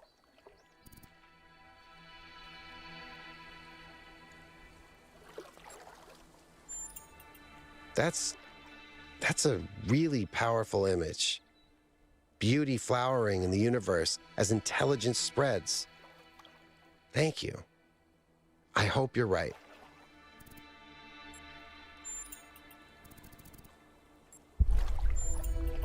The southern part of the island is a natural desert, basically just due to the chemical composition of the soil. I haven't been able to work out why it's so warm, though. It could be a warm ocean current or something to do with the megastructure's thermal output. New Jerusalem doesn't have the kind of equipment I'd need to figure that out. I hope so. I understand why he was impatient, but he should have been more careful. Yeah, everyone knew Cornelius. After Eustathius retired, he was the only one left who was there since the beginning. Except I guess none of us really knew him after all. We all thought he was lost in the past, always studying the archive and the simulation. But he actually had all these secrets. And a daughter.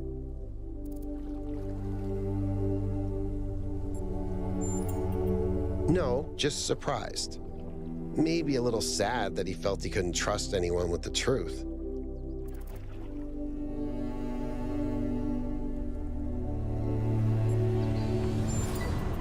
Mostly just made sure Pellegrino didn't mess up the VTOL. We only have a handful of them, and while they look cool on the outside, the truth is they're held together by gaffer tape and good intentions. There's a reason Melville's always complaining.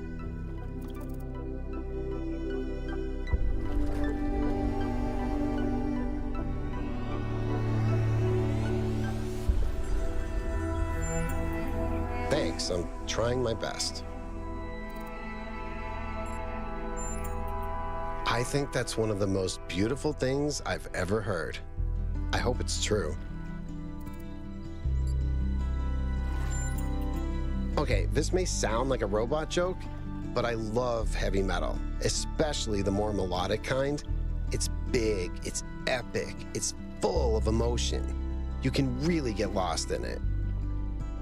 Actually, I named Bruce after Bruce Dickinson, the lead singer of Iron Maiden. They used to call him the air raid siren, which is also what my Bruce sounds like.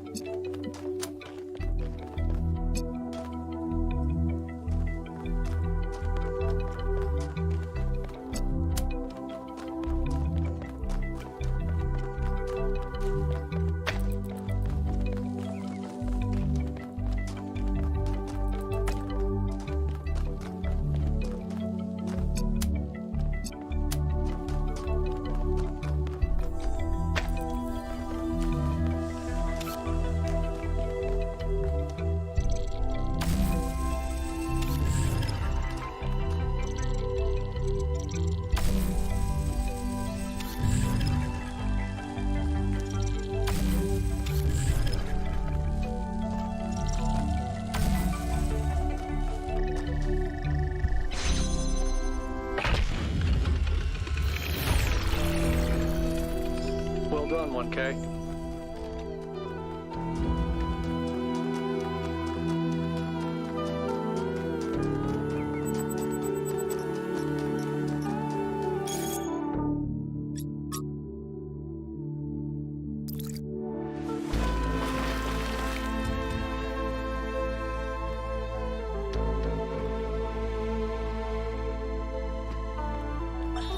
It is easy to speak of one's principles when the world is at peace, and there is no price to pay for thoughts that stray from what is permitted.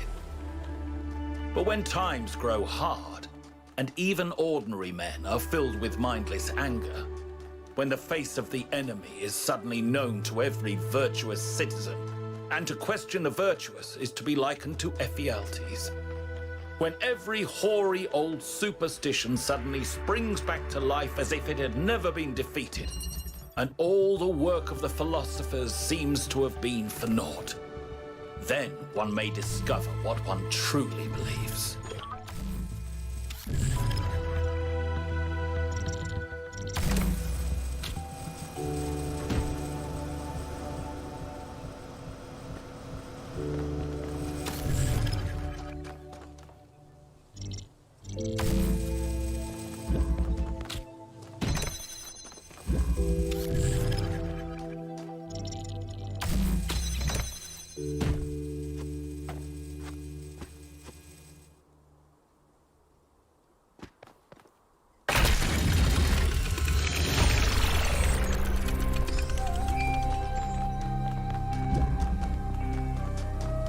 I've known Byron since day one. I was the first to be born with upgrades from the original Soma design, and he was the first to volunteer to upgrade his existing body. Yeah, he was a big supporter of upgrades. Deliberate evolution, he called it. Athena and Cornelius were very kind to me, and so was Byron, but he also made fun of me. And oddly enough, that made me feel more like an equal than anything the others said.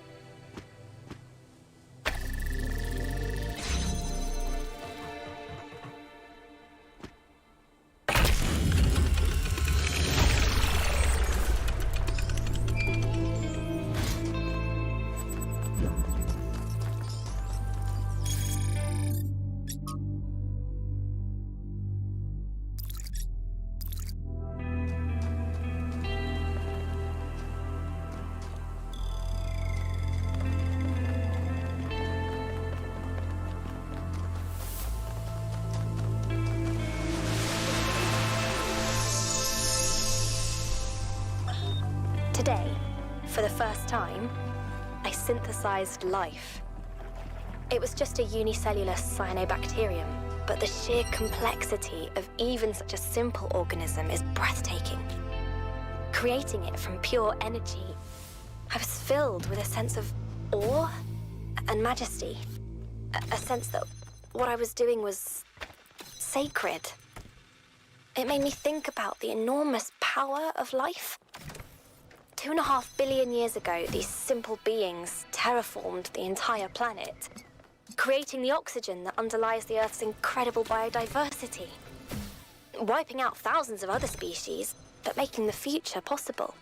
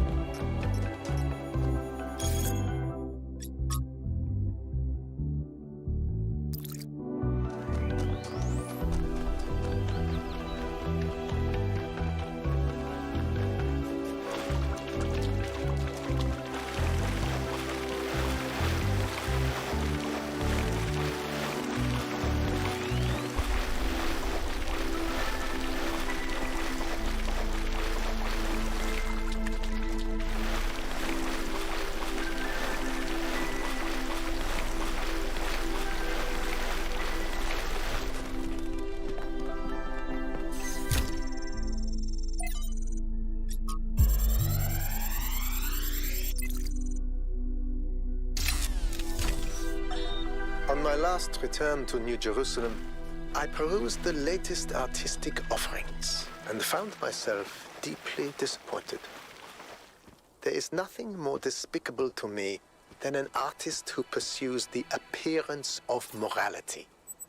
Moral art is trash, garbage, not even good enough to be used as wallpaper.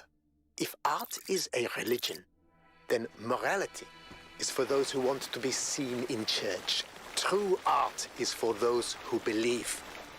Art must be ecstatic, a work of revelation, created in pursuit of the truth, no matter where it leads. An artist must be an agent of chaos in times of order, and an agent of order in times of chaos.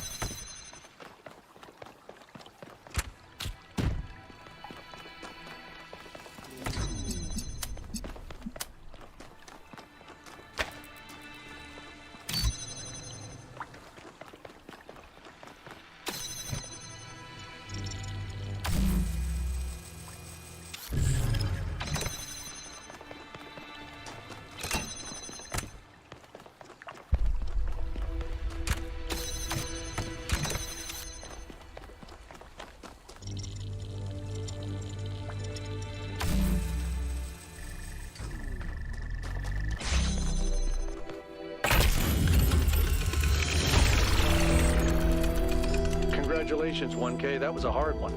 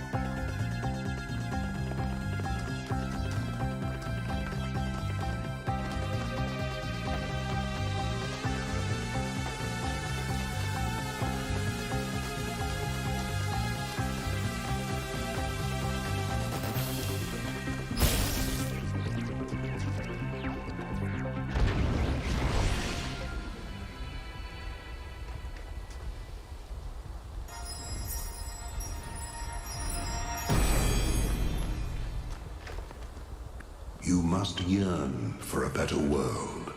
Yearn for it with such intensity that your heart suffers. Keep your eyes on that distant vision even when you know that you may never reach it.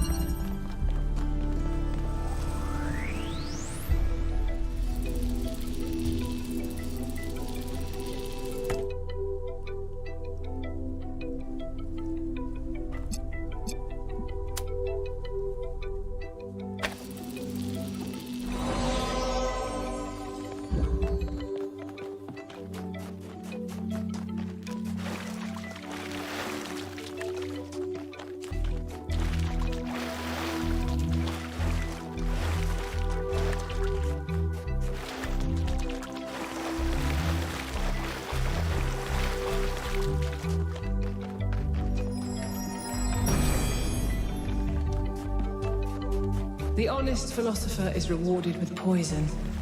The hypocrite is rewarded with power.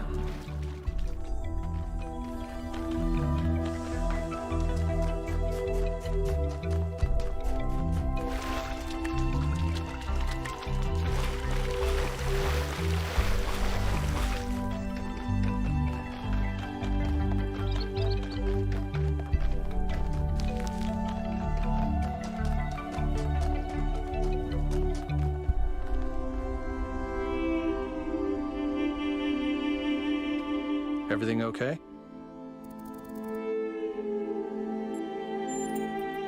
He blamed Byron for being headstrong and foolish, which I don't see it quite the same way, but it's easy to understand why the mayor would think that. It wasn't hard to convince him that we can't leave Byron behind, though. I hope so. He's always been annoyingly hard to get rid of.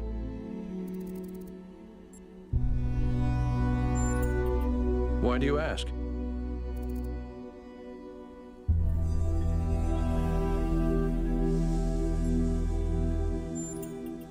Just because I believe we don't need to expand and dominate everything doesn't mean I want us to go extinct. I know there are people who think that way, but if I care about other species going extinct, why wouldn't I care about this one? Seems irrational to me. He was the third to be born, after Athena and Eustathius. He was an important figure in New Jerusalem's early history, almost as important as Athena. But after she vanished, he faded into the background. I don't think anyone suspected he knew where she was. I didn't know him that well, but he was always very calm, very thoughtful. Everyone respected him. I do. Although I prefer the term interactive fiction, it's better at capturing what this art form really is. Storytelling, but with a completely different underlying structure. As a category, it's more equivalent to poetry or the novel, rather than, say, film.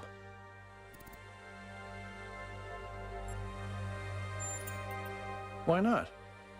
Because I'm a joyless, by-the-book pencil pusher? I'm focused on the mission, 1K, because what we're doing here matters. That doesn't mean I don't have my own interests or don't appreciate art.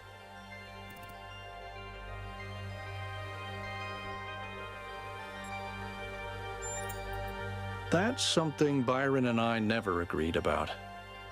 I think we have an infinite capacity to come up with new ideas. There's as much to discover inside ourselves as there is out here.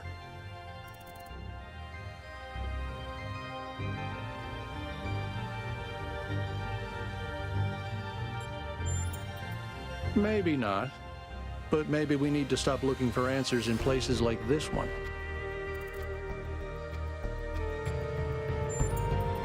It makes me wonder why people always think they know better than nature.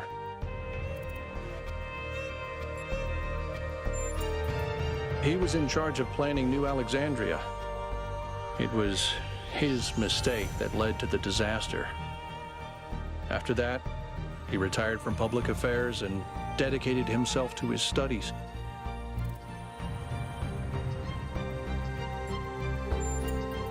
Yes.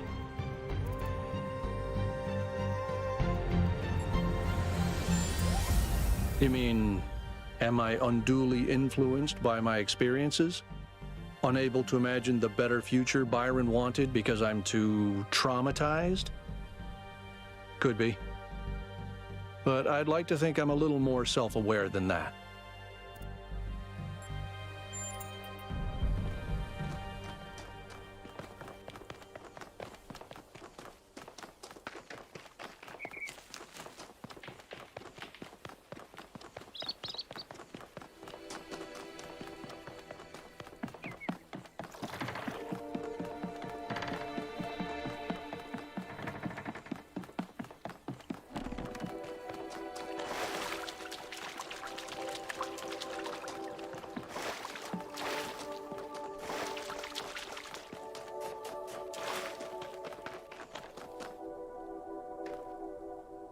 There you are.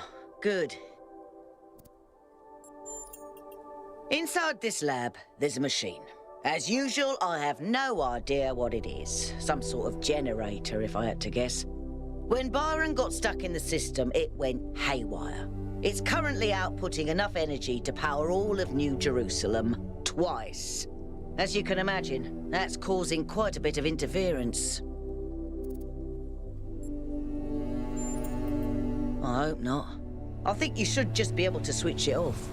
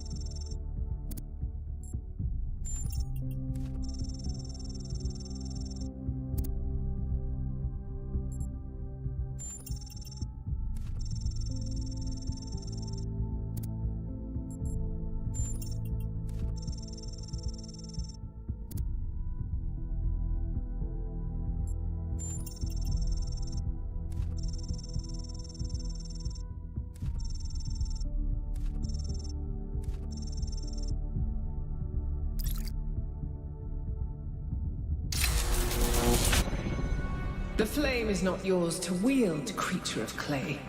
Touch it, and you will burn.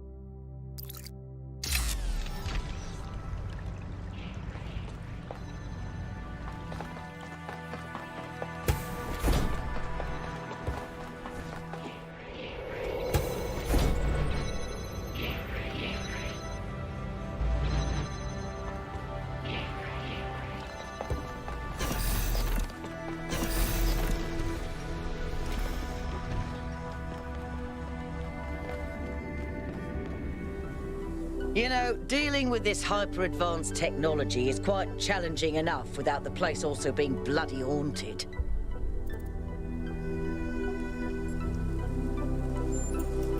When I said it was outputting enough energy for 2 New Jerusalems, I wasn't kidding. It really was. And no emissions of any kind. I'd have to run more tests, but it seems like a perfect power source.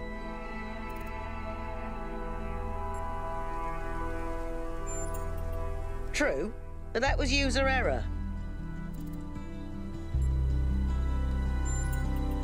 I think I could idiot-proof this thing, but I do take your point. Pellegrino once almost killed himself with a bucket.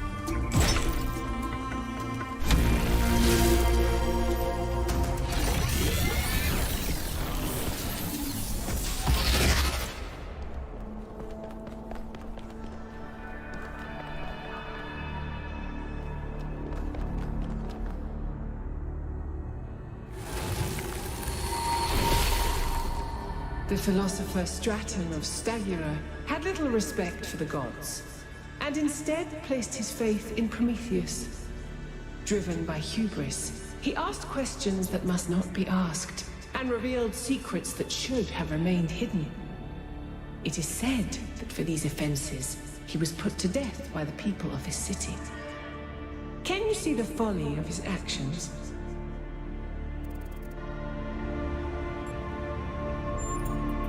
Yet he was the one who broke their laws.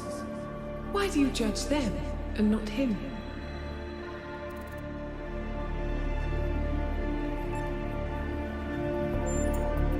You say this, and yet entire empires have been built on dreams, lies, and illusions. They are ashes and dust. But do you truly believe that a world built on truth would fare differently?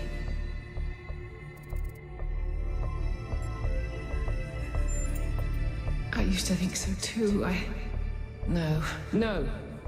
All is lost.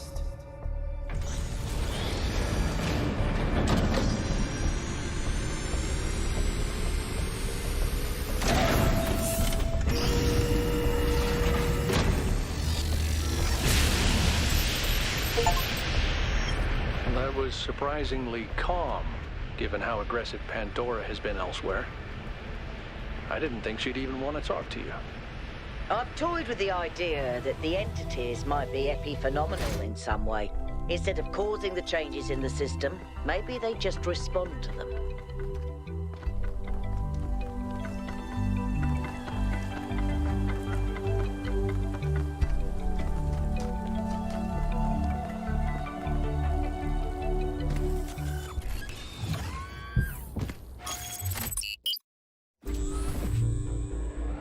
I remember when I was quite young, I was having trouble figuring out what I wanted to do. I wanted to see the outside world, but even back then, that wasn't really encouraged. I ran into Byron on Jameson Avenue, completely by accident, and I was too nervous to talk to him. I mean, he was one of the first companions. But he noticed me, and we started talking, and he was really encouraging. Introduced me to Garrus, and took me along on an expedition to the quarries in the mountains. Whatever flaws he may have, Byron cares about people. He changed my life. Yep. That's Byron in a nutshell.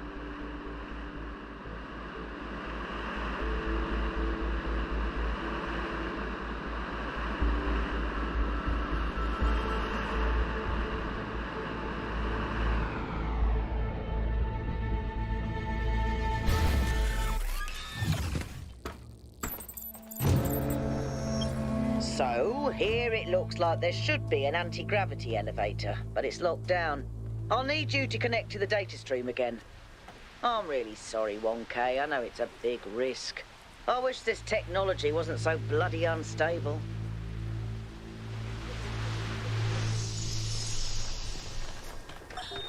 Have you seen Miranda's design for a transport system that would connect all the labs to the machine?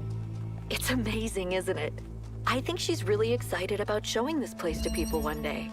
She also kept asking me about what kind of monuments we could build, you know? To really transform the landscape, show the possibilities. But her capsules only fit one person. It's just the first iteration. Give her some time. She'll figure it out. Remember how many mistakes we made in the beginning, even with all the blueprints we had? But that's not my point. It just worries me that she lacks context.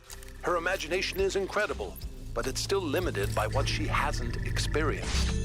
Would it have been better if she'd been raised in New Jerusalem? If her mind was limited by self-hate and decay? If all she could imagine was sitting around ignoring the universe in favor of self-righteous solipsism? No, but I don't know. Sorry. You're not wrong. We can't stay hidden forever.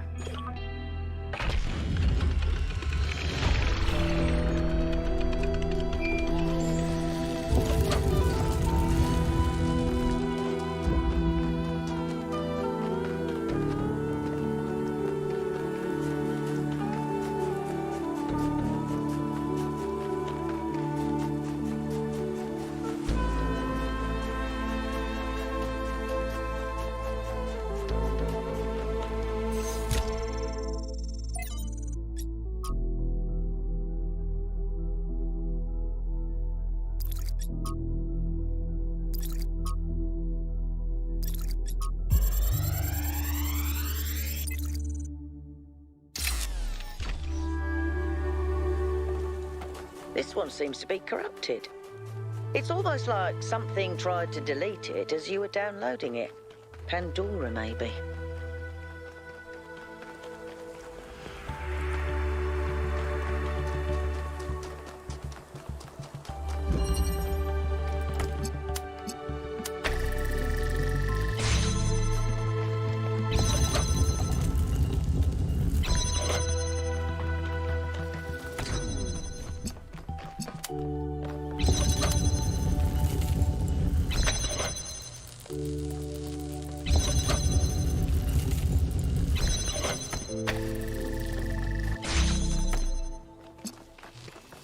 I don't like sand.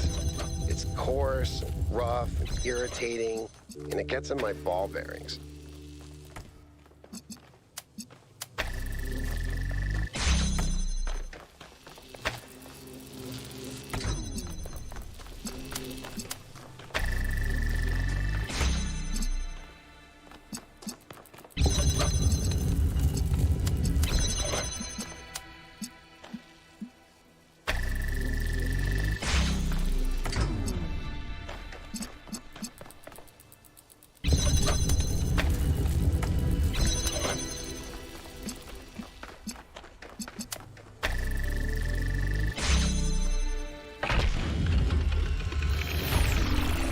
at the lab with the drone.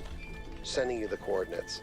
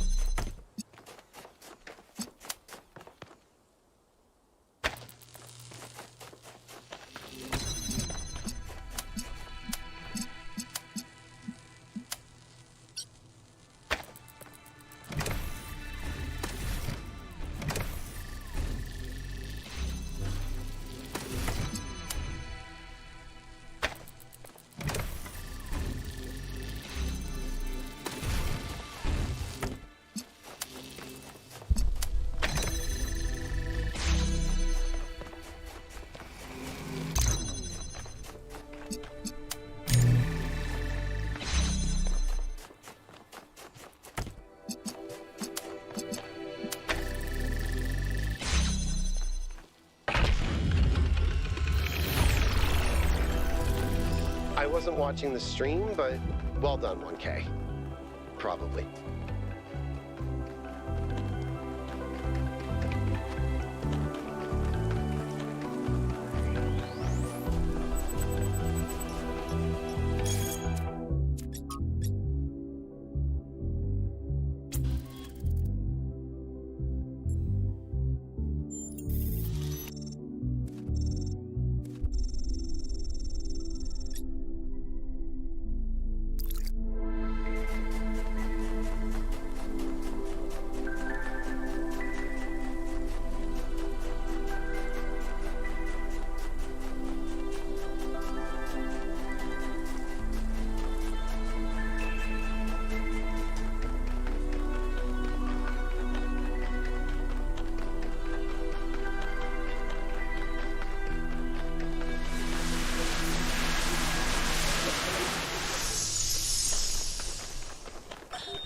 She's remarkable, isn't she? She sees so much beauty in everything. She is, you're right. But I'm not sure she doesn't see too much beauty. Is it wrong to be delighted by the perfection of the universe? To look at what surrounds us and experience awe instead of just fear? No, but to call it perfection implies a kind of moral value that it doesn't have. The universe is cold, Athena. It doesn't care about us, or about life, or civilization. It fundamentally cannot care. But Miranda seems to think it's almost benevolent, purposeful. You're right. But have you considered that maybe she sees something we can't see? A step ahead? You know, Cornelius, if we succeed, the next generation will not be like us. They might see the world in ways we never could have imagined. Maybe she's the first sign of that. I hope so. I really do, Athena. You know that I love her, and I am perpetually amazed that this being we created that came solely from our minds is so profoundly different and unique. That does strike me as a kind of miracle. But it's also a huge responsibility, and I worry about our choices. I see these beings, these children of a future age, wandering around an island more fantastical than Atlantis itself, looking desperately to find themselves. I reach out to them, but they cannot see me. I speak to them, but I do not know if they can hear me. Am I being punished? Are the gods playing some cruel trick on me? Why can I remember so little? What is this sorrowful voice I hear, whispering such terrible thoughts? I must use what remains of my mind. I must understand.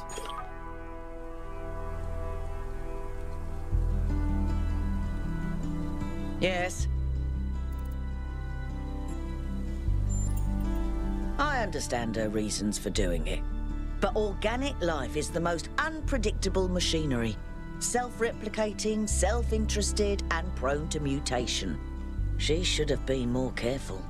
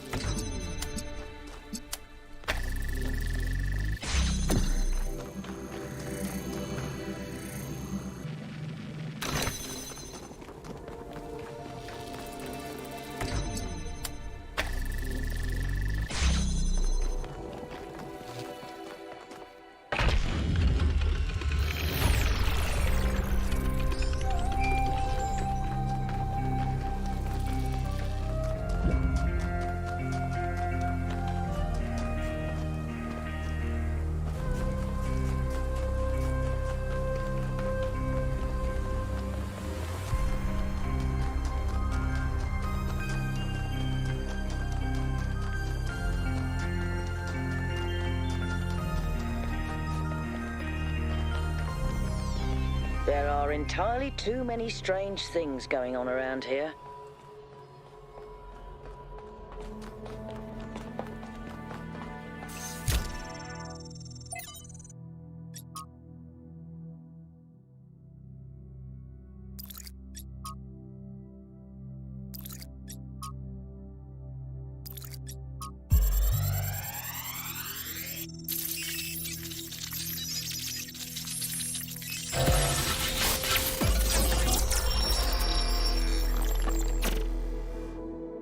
It's over.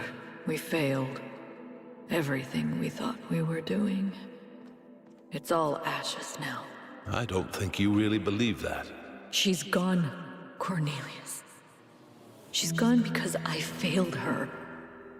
She's gone because the machine that I built killed her. She was perfect. And now, she's nothing. I know you don't want to hear this. I know you want her to be perfect, to be blameless. But you didn't kill her, Athena. She killed herself. She killed herself because she was reckless, because she was naive, and frankly, because she was a little arrogant, too. She was reckless because I filled her head with dreams. Dreams of the future. Of a better world. A world that nobody wants. No, it's not the dreams that killed her. It's that we brought her here. It's that we tried to build all this outside the city. We raised her without people, without society. The wilderness is for prophets, Athena, not for children. We should have stayed, fought for our ideas. It's too late now. It's too late.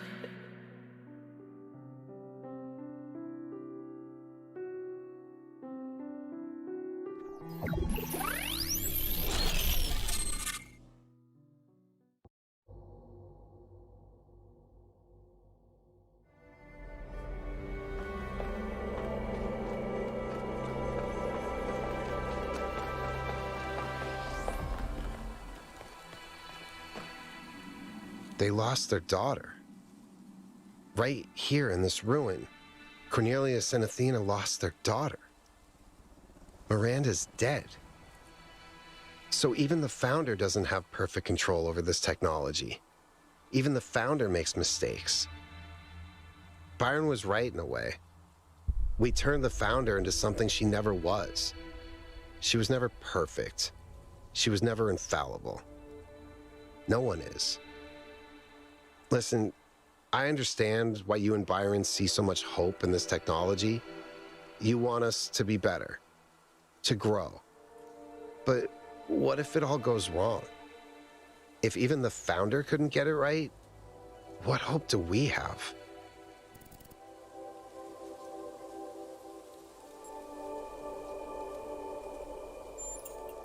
But what if one mistake is enough? One mistake was enough to kill Miranda. And the energy readings from inside the megastructure are insane. What if we try to use it and blow a hole in the planet?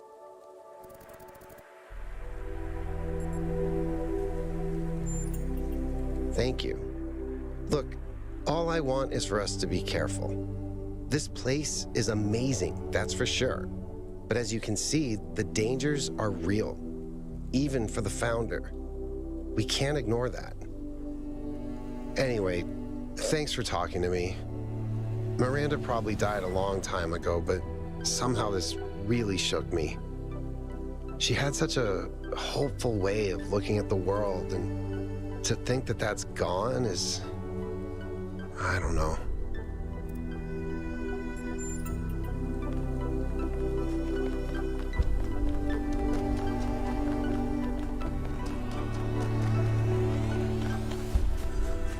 Thanks for your help, 1K. The elevator should be working now. And Yakut, I'm sorry about Miranda. I know you're looking forward to meeting her.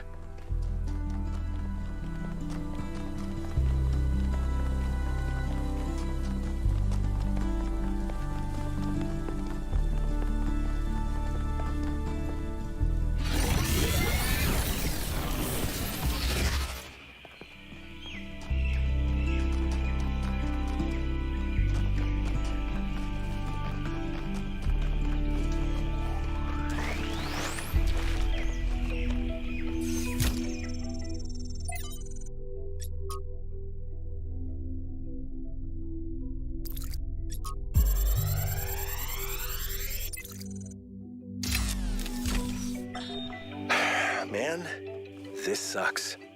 It's one thing hearing about the symptoms, it is another totally to experience them. I feel like an insect trapped in resin, slowly congealing. I can keep working for a while, though. There's still a bunch of critical tasks. I don't know what I'll do when I'm done. A lot of people have gone home, but Alexandra's still here. I don't think she's left even once, not even when her best friend died. We chatted a bit yesterday. She likes peanut ice cream. Not pistachio. Peanut. Well, at least we can agree that strawberry is an abomination.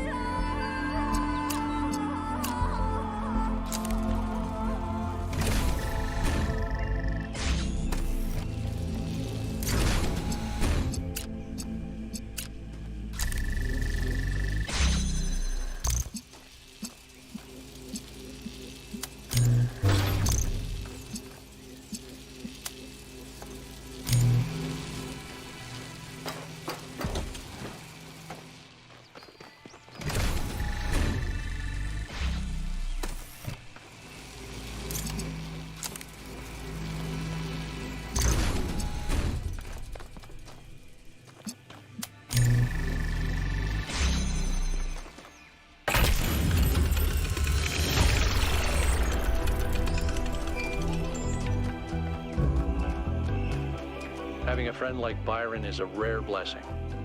Someone who listens to you, who disagrees, but still appreciates your thoughts.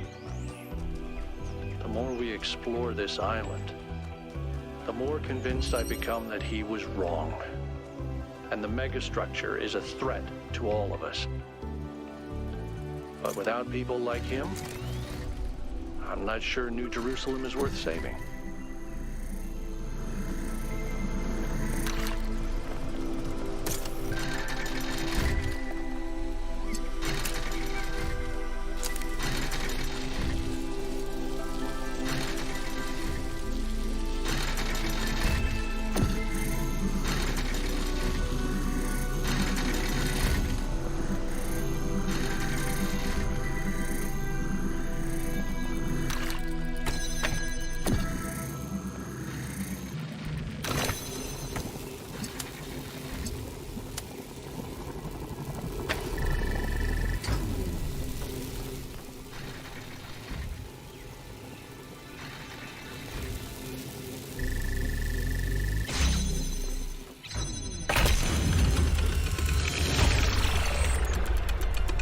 Wow, that one was a mind bender.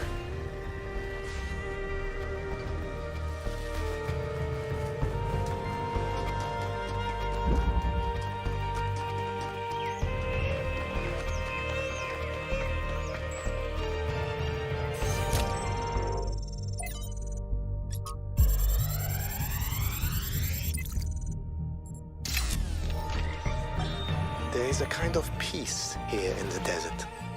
A perfect silence. This is a dead place. More dead than almost anywhere else on Earth. If the ground could have a personality, it would be malevolent. But as I said before, all this in some sense does not exist at all. It does not hate us. It It is simply the opposite of everything that life requires.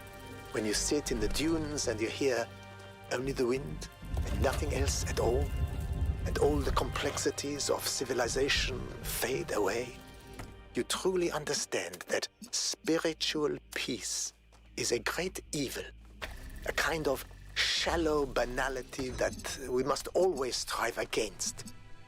It is spiritual excitement and enthusiasm which sustain our humanity. Spiritual peace is a vile and cowardly surrender to oblivion.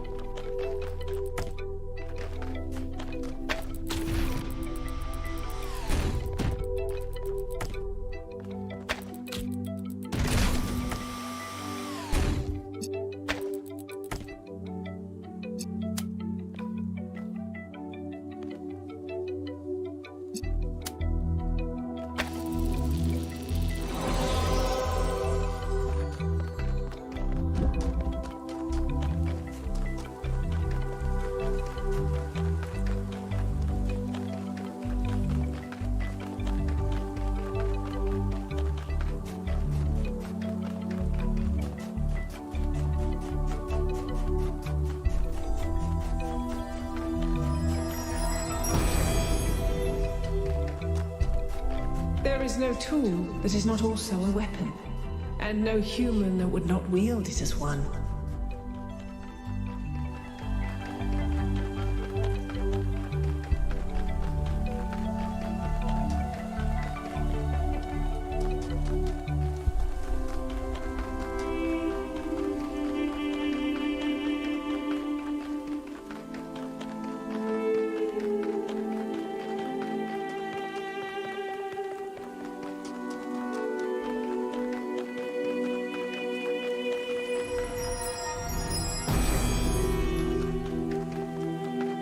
If the answers of philosophy are true, why has no philosopher changed the world?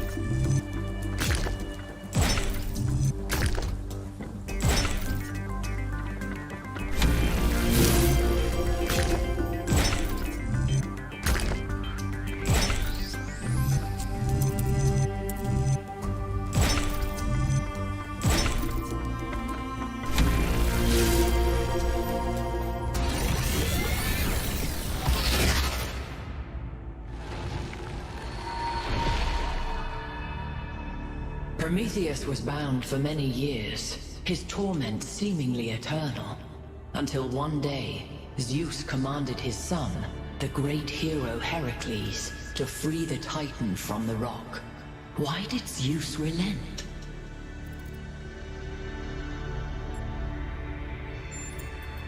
If even Zeus himself, who observes the world from the heights of Olympus, is not infallible, then how may any mortal trust their own judgment?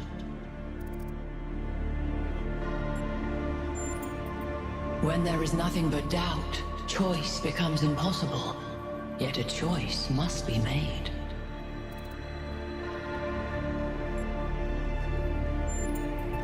Some mistakes have permanent consequences.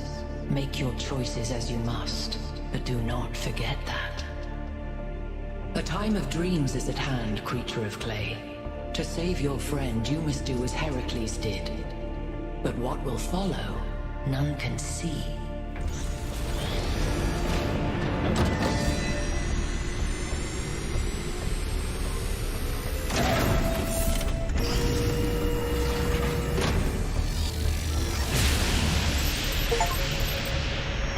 Well, at least this part is consistent. The megastructure is opening again. All right, everyone. Assemble at the VTOL as soon as possible. Melville, keep an eye on the energy readings, please.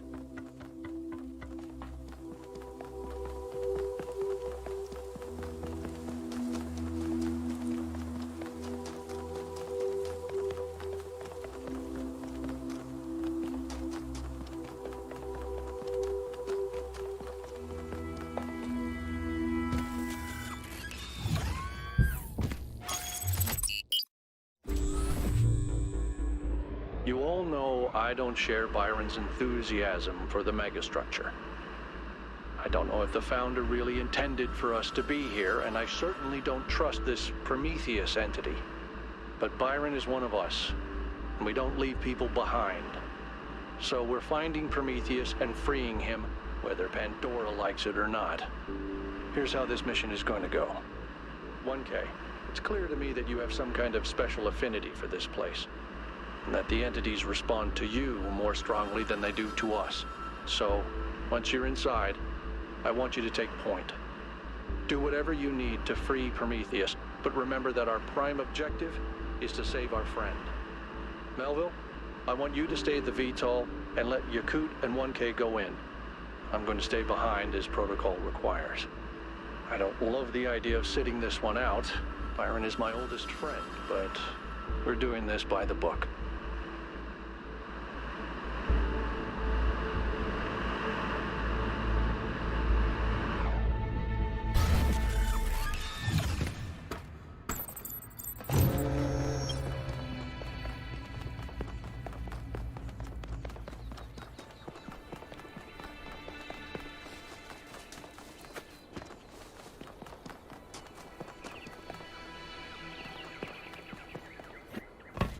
All right, I'm taking us in. Let's hope we can find the big guy.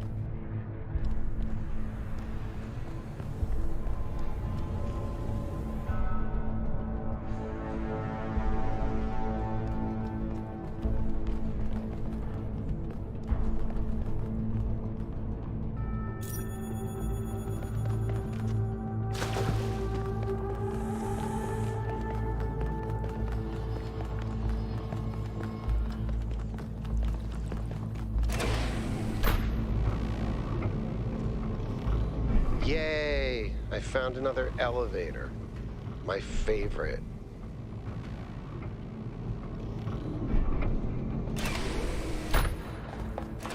Once again, I have no idea where I am. No sign of Prometheus so far. Hope you're doing better, 1K.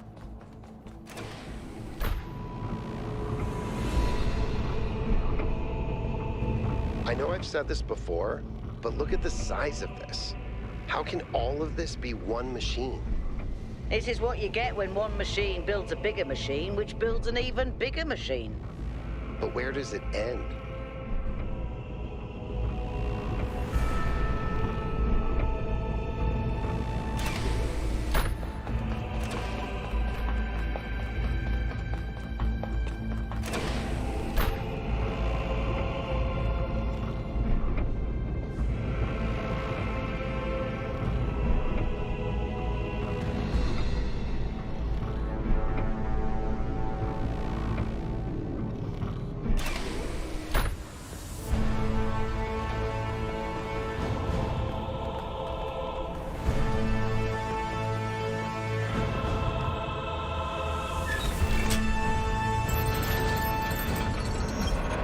Careful, 1K. We don't know what's down there.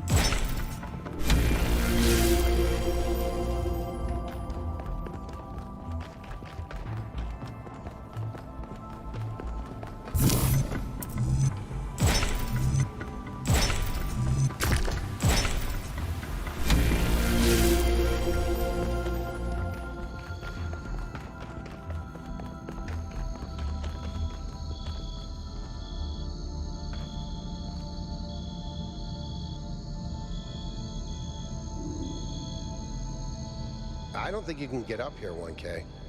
Guess I'll have to do a puzzle after all. It can't be that hard, right? It's not like everyone is depending on me.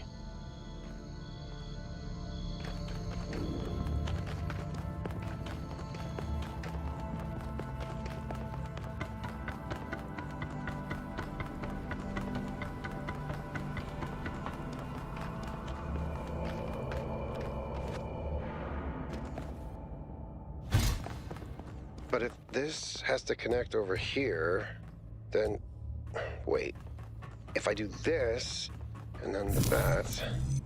What?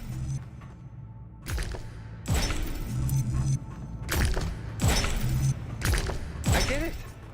Wow! I feel really smart.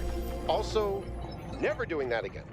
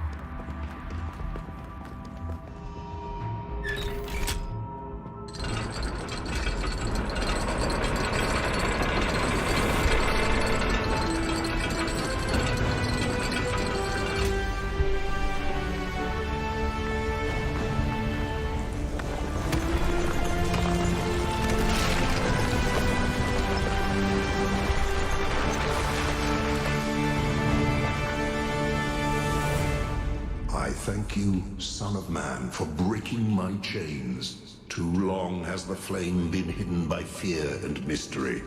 It is time to put away these childish things and for you to know the truth of the Alpha and the Omega, of the beginning and the end. I will send you visions of the truth, but remember that prophecies are a heavy burden.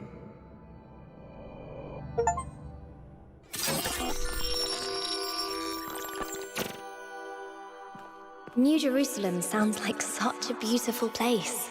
So, how did you decide to leave? I know what we're trying to accomplish here, and I believe in it. But for you, New Jerusalem was home. What changed that? It took me a long time to realize that something was wrong. Oh, I'd noticed that something was off, that something had changed since the early days, but I couldn't really put my finger on it. So I ignored it. And then one day I woke up to realize I was no longer Athena. Instead, I had been transformed into the Founder, a remote figure of legend, mythologized in my own time. But if it bothered you, couldn't you just talk to them? If you share the truth with someone, they should change their mind, shouldn't they? Oh, I wished it worked that way, Miranda, I really do, but I barely knew the last generations. In the beginning, I was there for every birth. I explained our history, talked about our future, but at some point, I got so busy building that future that I lost touch. They thought of me as a remote figure because that's what I was. But can you change that? I tried, but they already saw me as the Founder. The myth was too powerful, and it was already taking on a life of its own. I'd set a goal of 1,000 citizens. The number was arbitrary. Just a nice round number, nothing more. But just like I became the Founder, it became the goal. Another part of the myth. And maybe that could have been all right. Myths are a part of who we are, but something else crept in. The old human self-hatred. So why didn't you just tell them to change? To go a different way? They would have listened to you. No, they would have obeyed me, like my siblings in the simulation had obeyed. And that's when I realized I had to leave. We can show them the future, Miranda, but we can't force them to accept it.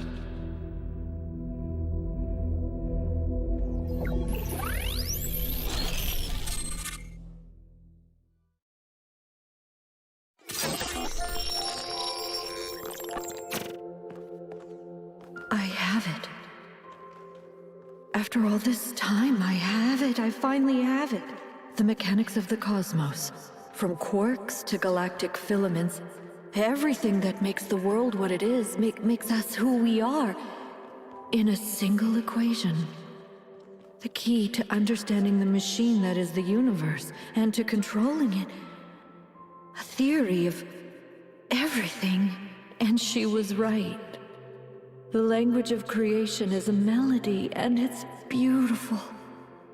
Every future is possible now. Every future, except one with Miranda in it. I can do anything, except bring her back. Or unbreak Cornelius's heart.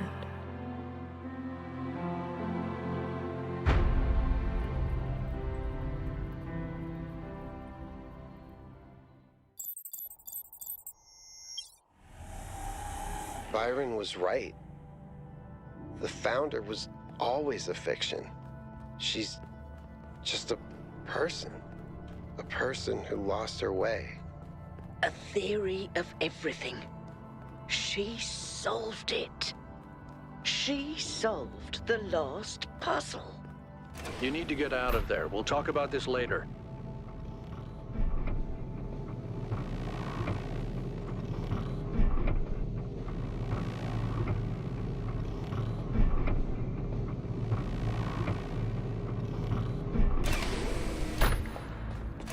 If the goal is a myth, and Athena never intended for us to stop growing, but everything here went wrong and Miranda died, then what's the point of all of this? Why the puzzles, the towers, the entities? What are we being tested for? Does she want us to prove her worthy of the theory of everything? Or to learn from her mistakes and reject it? I don't understand. Finally, it all makes sense. Anti-gravity, matter synthesis, teleportation. It's not just one new technology. It's control over physics. Manipulating the base layer of reality itself. rearranging the building blocks of the universe. If we can gain control of the megastructure, we can do anything we want. I'm not even talking about our energy problem. We can build anything we want. We can go anywhere we want. It's all up to us. Unless we fail. Unless we make a mistake like Miranda and we lose everything.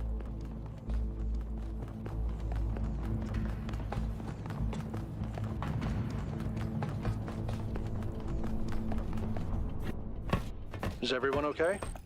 All good. I'm taking us back now. That's a relief. Meanwhile, there's been a development. You'll see when you land. How are things on your end? The energy fluctuations seem to be dying down. Looks like the system is coming out of lockdown. Good. Let's hope we don't regret this. And these energy clouds just fly about? That seems terribly dangerous. We haven't had any problems so far. Except for losing one of the first companions, of course. No, I don't blame you, Al. I know what he's like. And I'm the one who agreed to all this in the first place. That's why I had to see it for myself. It is dreadfully imposing, though, isn't it? Hard to believe the founder would build something so sinister. The mayor's here? Well, this should be interesting.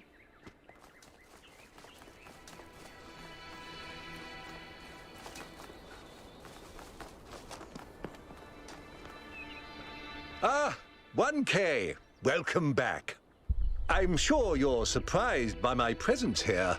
Don't worry, neither I nor my advisors will be getting in your way. But I decided that I need to see this place for myself. These visions sent you by the entity that calls itself Prometheus are deeply concerning, of course.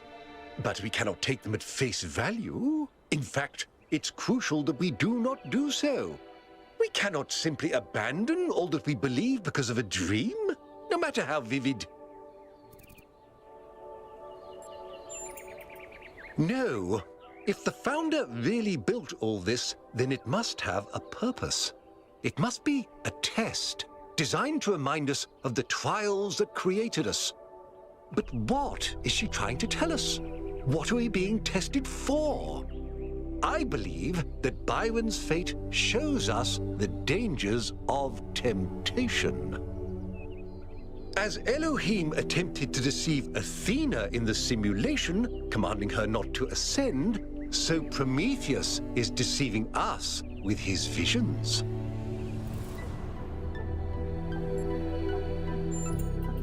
That's only reasonable, but I would ask you to think about what I said.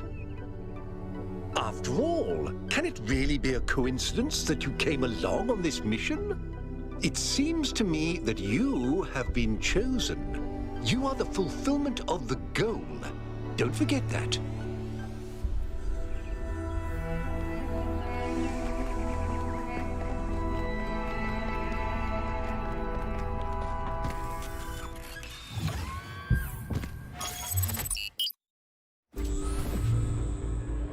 How's the system looking, Melville? Any obvious changes?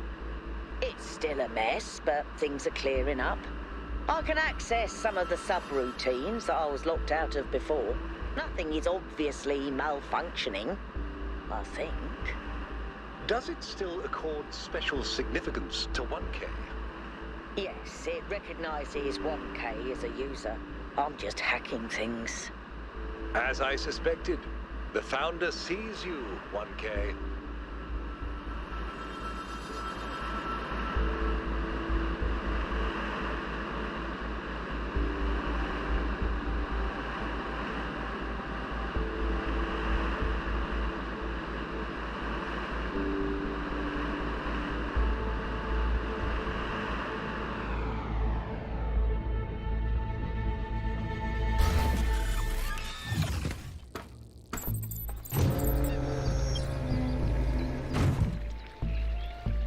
Greetings. It's not hard-coded into us. It may be a distraction from what really is. A place where conflict and suffering don't happen, because its people have worked out how to live harmoniously. I'm more of a classicist than a physicist, but I doubt infinite power in the physical realm will solve our conflicts in the spiritual one. I cannot deny that it has a certain allure. Puzzles are part of our programming, and what Athena has created here speaks to that part of ourselves. After all, what am I doing if not trying to solve a puzzle? The puzzle of human morality. Cornelius founded the Museum of the Simulation and greatly encouraged the work of the archive scholars. He and Eustathius are the bedrock of scholarship in New Jerusalem. His entanglement with all this seems absurd to me.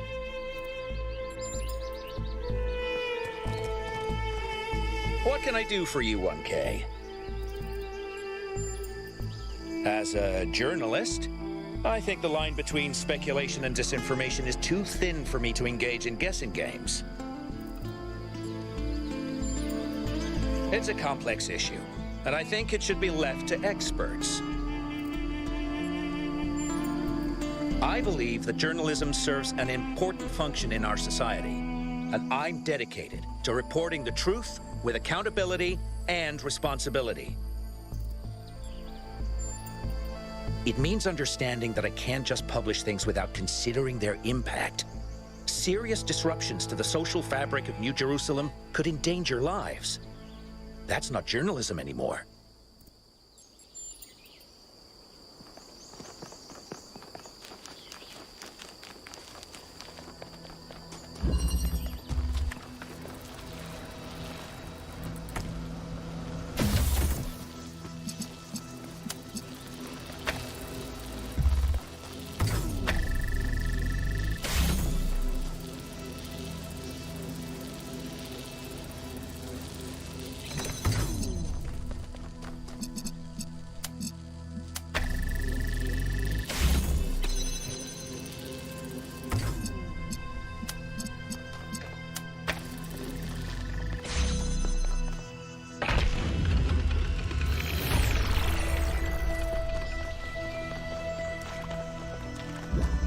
I know you're all thinking about the goal and the theory of everything.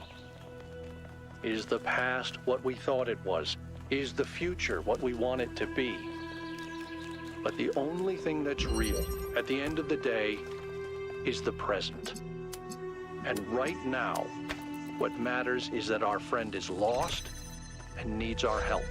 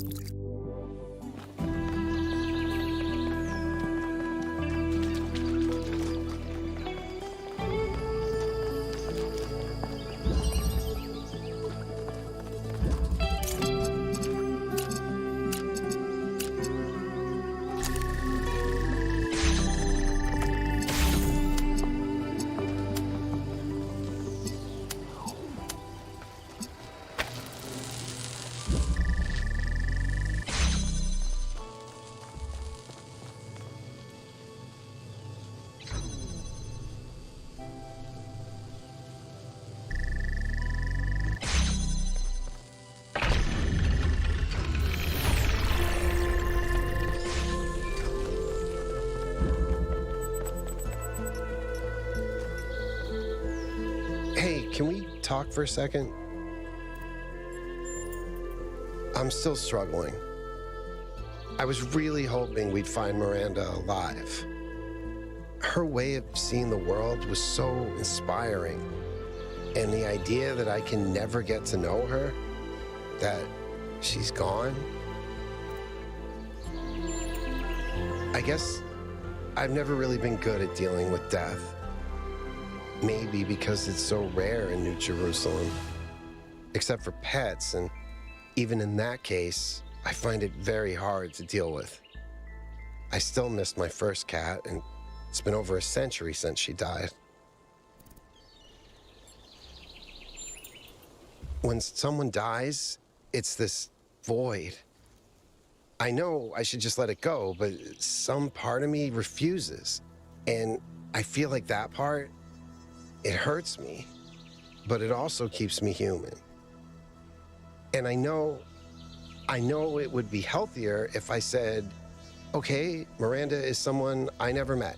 She's just a bunch of glitchy old files. But if I do that, as rational as it seems, it feels like I'm surrendering something that matters.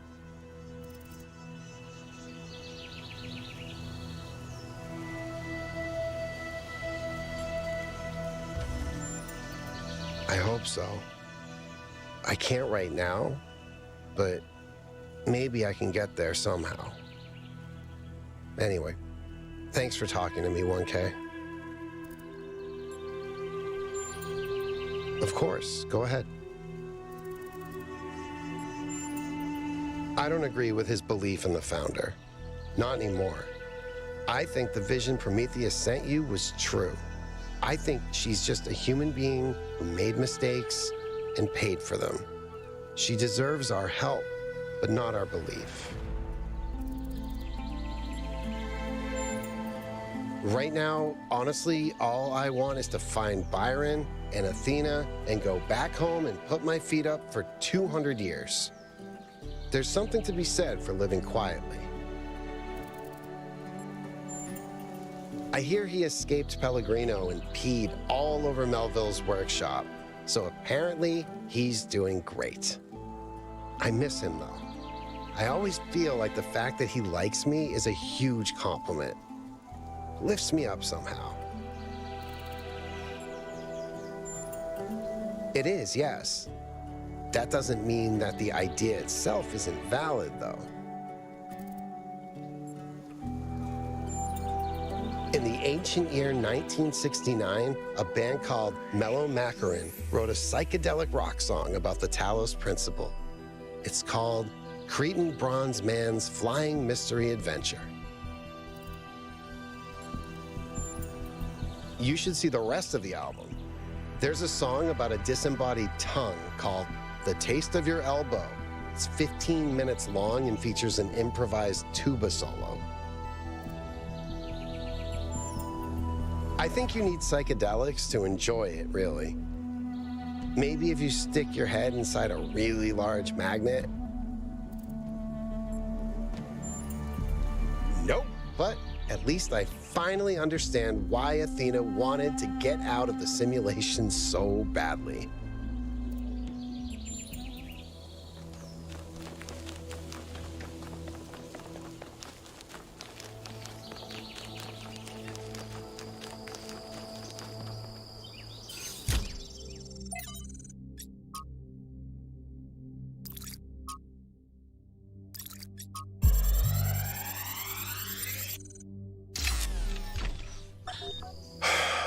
How is this supposed to work? The system is meant to last centuries. Centuries! And yeah, Chernyshevsky's plan, brilliant. Absolutely brilliant. But I'm working with hardware that was deliberately designed to fail. Planned obsolescence, baby. Selling broken garbage just to make another buck. A buck you can't even spend because in a few more weeks, we'll be extinct. Was it worth it? That's the part that Alexandra doesn't see. The greed, the stupidity, the selfishness, the way that we created this whole situation in the first place.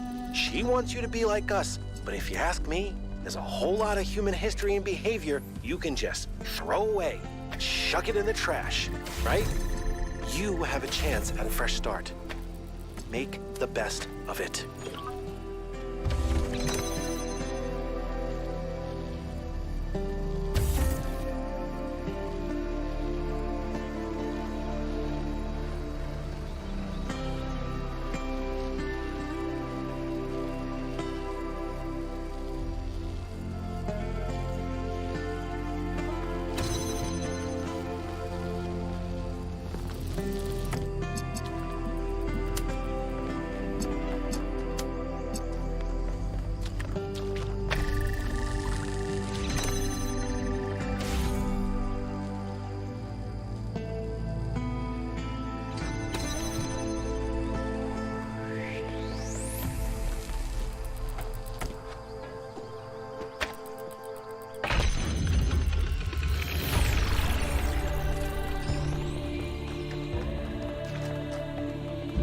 Tell me, Yakut, what impact do you think the megastructure will have on the future of this island?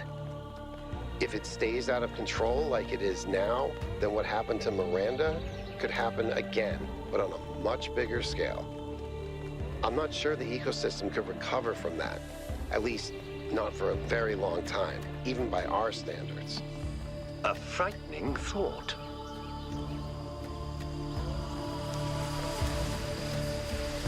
Bonke, listen, I wanted to ask you something. From your perspective, as someone who's still new to our society, do you think New Jerusalem betrayed Athena? It's not, you're right. And Byron and a handful of others stood up for Athena. But what did I do? Just kept working. The occasional sarcastic remark isn't resistance. It's not fighting for something. It's just thinly disguised apathy.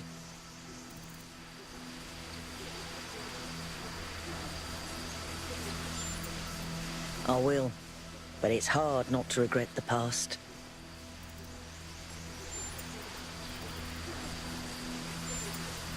When I think about the state New Jerusalem is in, he's put us all in danger.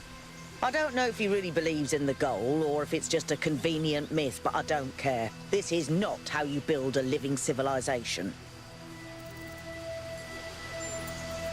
I don't know. I suspect he's around here somewhere, biding his time. But what he's waiting for, not a clue. Yes, of course it is. I'd like to help make New Jerusalem the city it was meant to be. And then I'd like to help build new cities. On Earth and up there too. Cities nobody's ever imagined before. Because there's no effort involved. Building a better world means taking responsibility. It means making choices and living with their consequences. Surrendering to nature is just letting go.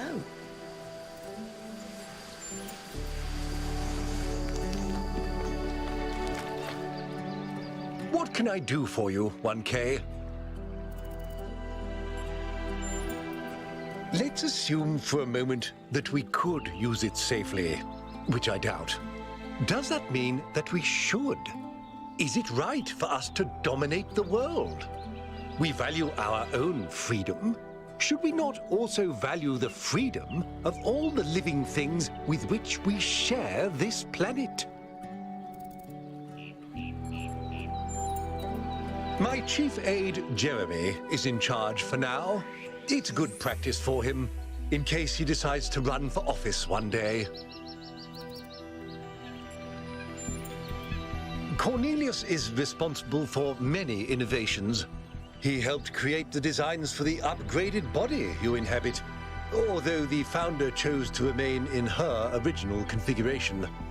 But in recent years, he had settled into a life of quiet scholarship. Or so it seemed. Not now. Let's have this conversation at another time. You still have a lot to do. Better get to it.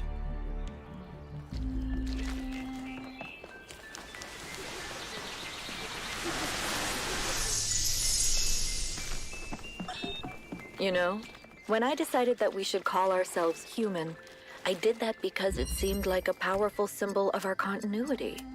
But the truth is, and I'm ashamed to admit this, I thought we were better than them. I thought we understood the value of civilization, and we wouldn't repeat the same mistakes.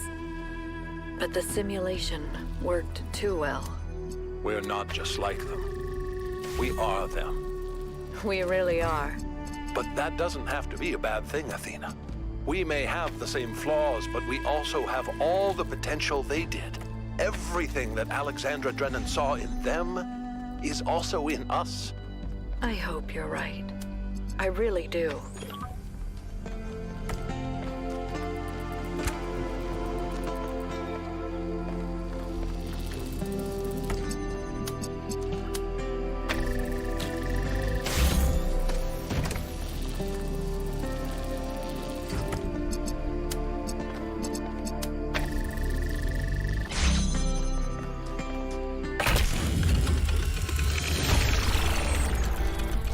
Good solve, 1K.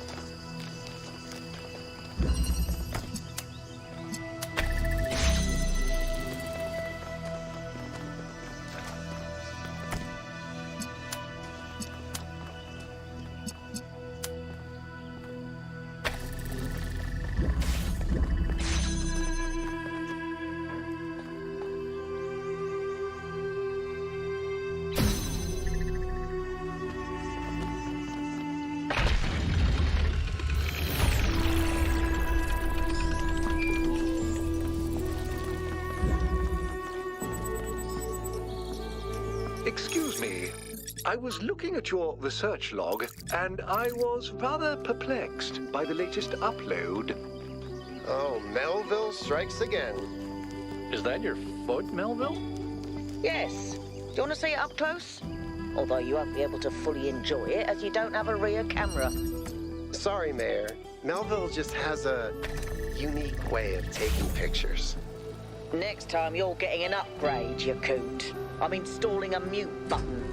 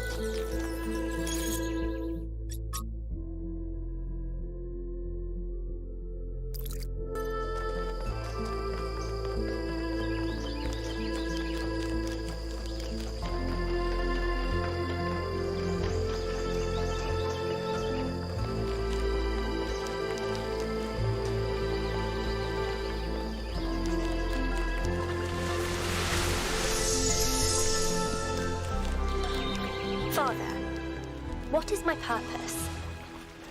Do I have a purpose? Mother says purpose is something we choose. But I feel like there's something there. Something that's been there from the moment I was born. Maybe even before. Well, there are many ways of looking at this, and everyone's experience is different, so you'll have to make up your own mind. But I have a little theory, if you'd like to humor your old man. Of course. What is it? The universe is eternal, but it's always lost in a deep, dreamless sleep. You are a tiny little bit of the universe that's suddenly woken up, and you've realized that being awake is better than being asleep. And that gives you a purpose. And what is my purpose?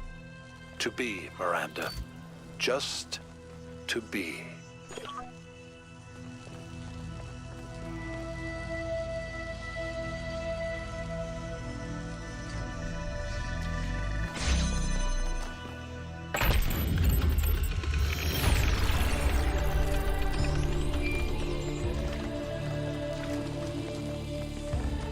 The founder has a remarkable gift for designing these trials.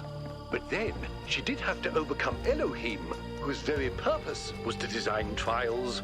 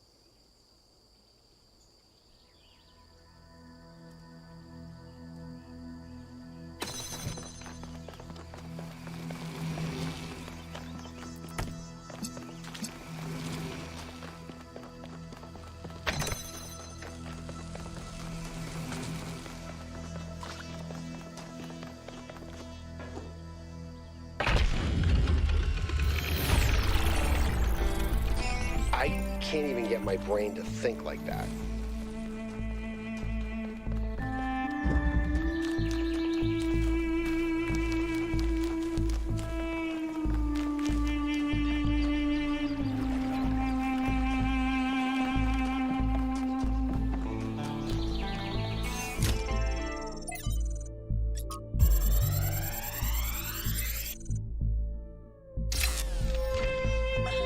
The reason I have always admired Alexandra Drennan is that even in death, she fought to see the world as it is, not as she wanted to see it. I say fought because I believe this is not an easy matter. It is a mental and spiritual struggle that we must undertake with great seriousness, even when we are joking. The ancients believed that for most of us, the world is a shadow cast by a flame, dimly seen on the wall of a cave. Our task is not to interpret these shapes, but to free ourselves from the cave itself.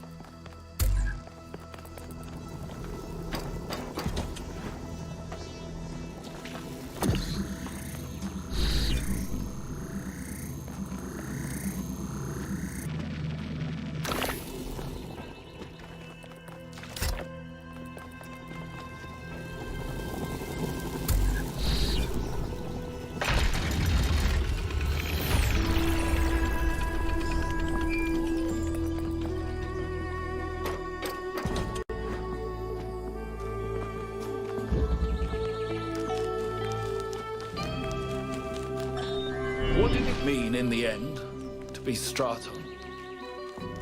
To have few friends and many enemies?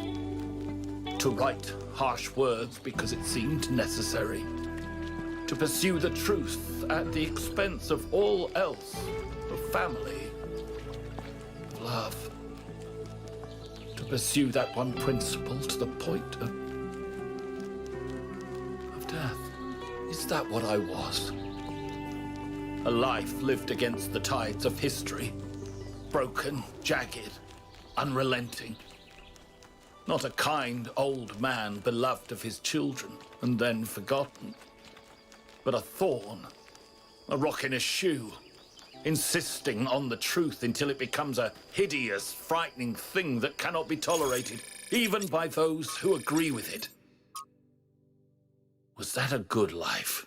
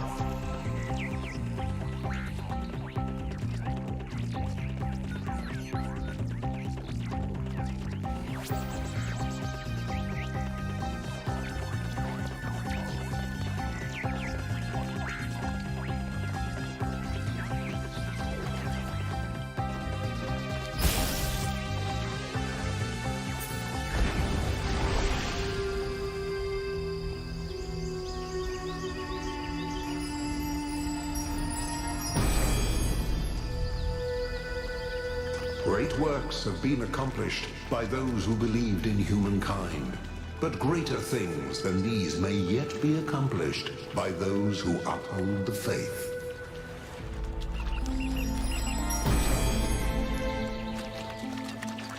In times of war, is it wisdom or folly to give a sword to a child?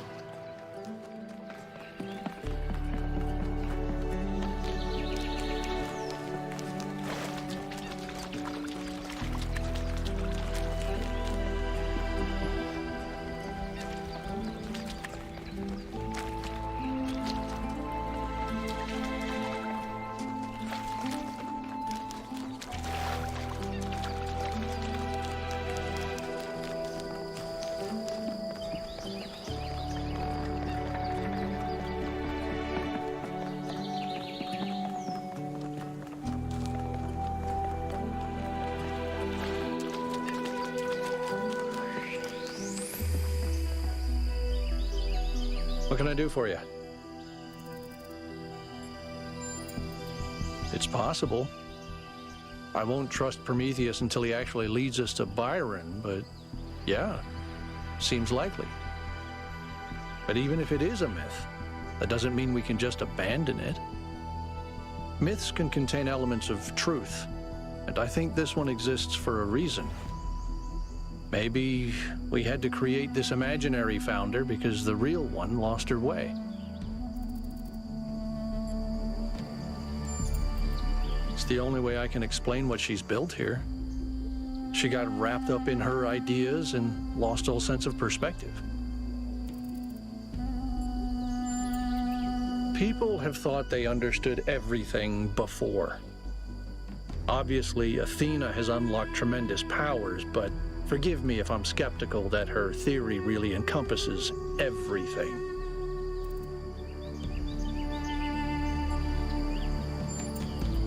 Not just our ability to know, but our need to know. More equations aren't going to make us any happier.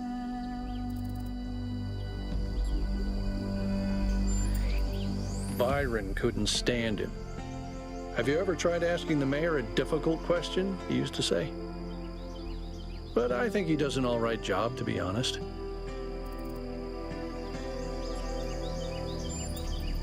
I try to stay out of their circuits, and they try to stay out of mine.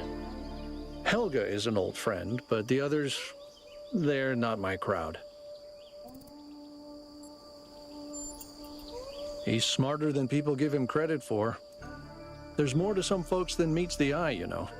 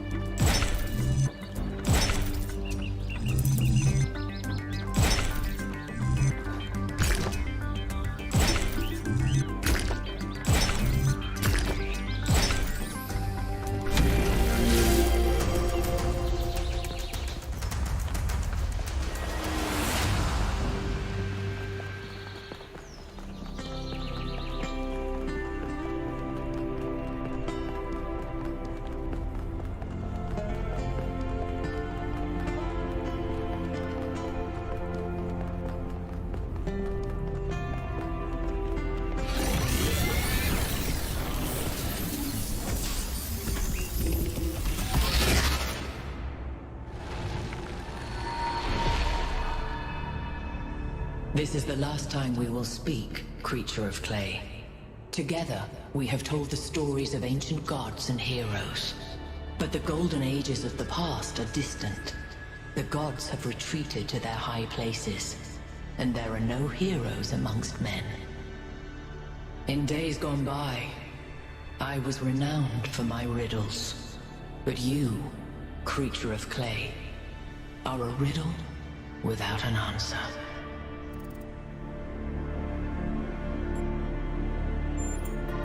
Let us hope that it is. Farewell, creature of clay. Remember my stories. and do not let the flame burn you.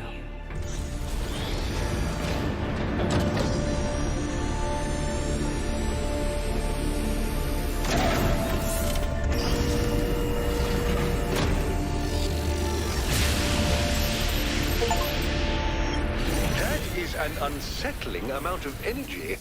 I would hate to see what would happen if one of those beams was aimed at something else.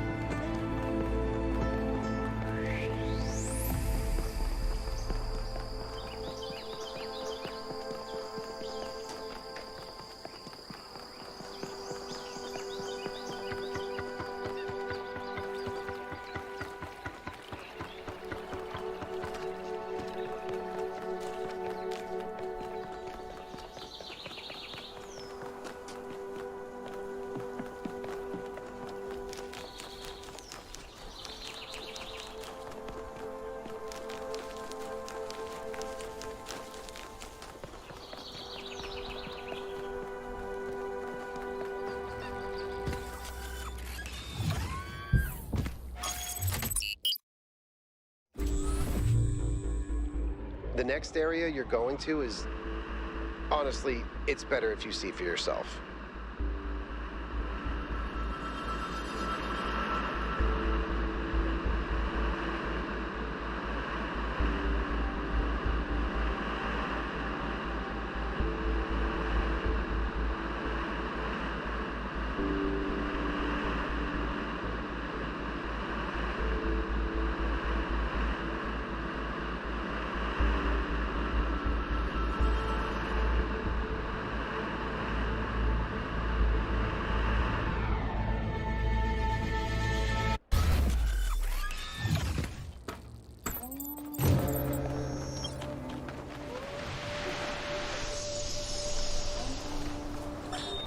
Hello there, Byron.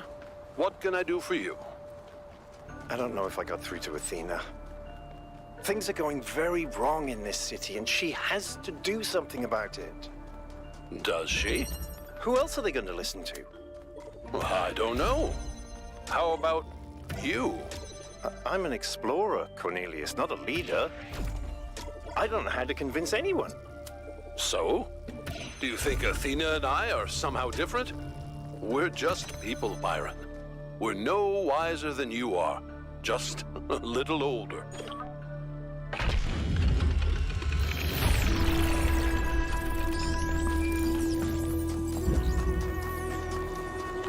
I just wanted to say that I appreciate the work all of you have been doing.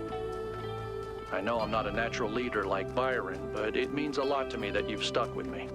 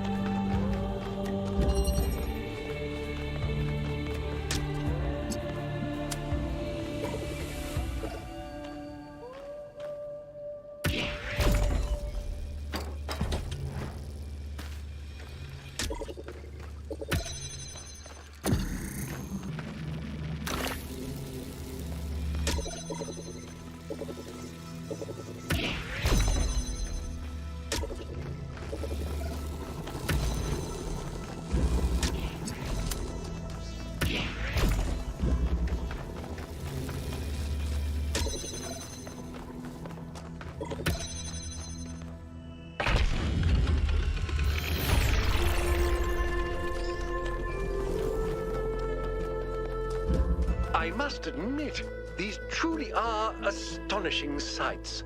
But what on earth is any of it good for? Why not just let mountains be mountains?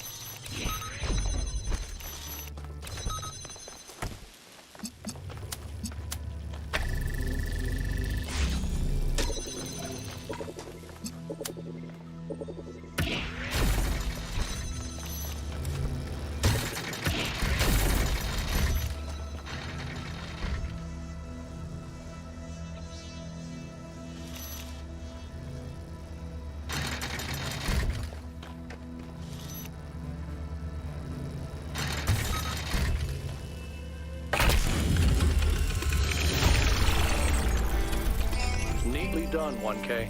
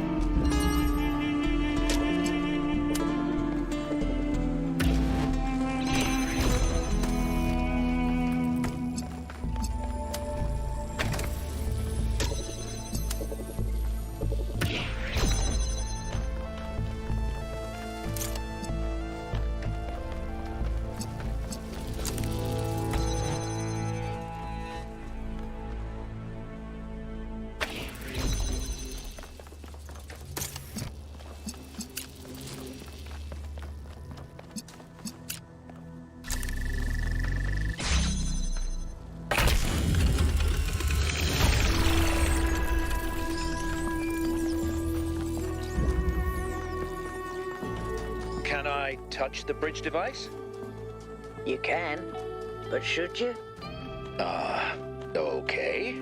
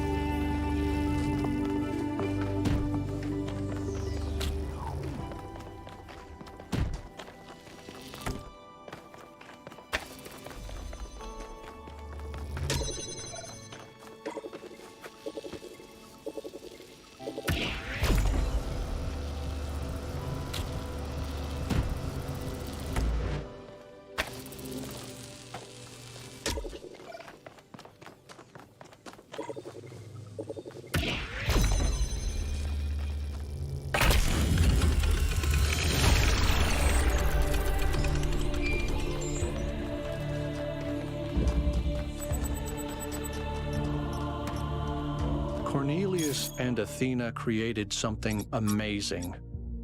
They just misunderstood what it was.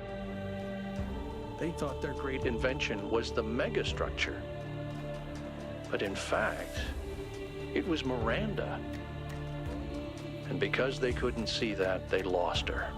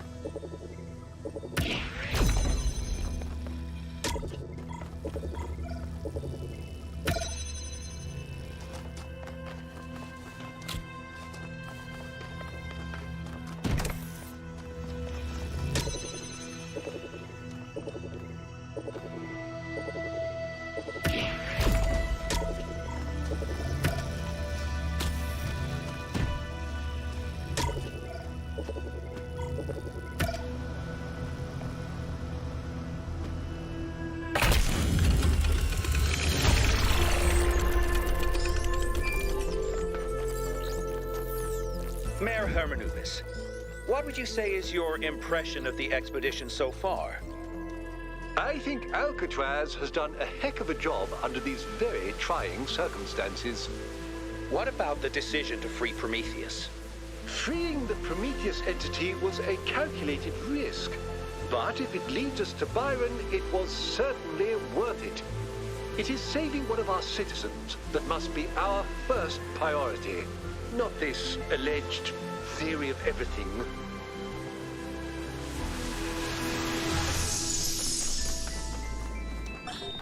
All right, she's booting up. Almost there. Hello. I was in a dream, and a voice spoke to me from the sky. He said you were old friends of his. Who are you? My name is Athena. I am your mother. And I'm Cornelius, your father. Thank you for creating me.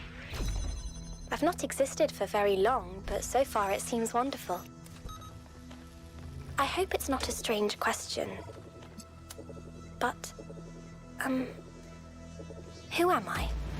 You can be whoever you want to be.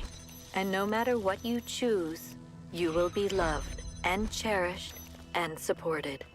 We will always be there for you. And I promise, we will show you a world full of miracles. Would you like to pick a name? I think I would like to be called Miranda.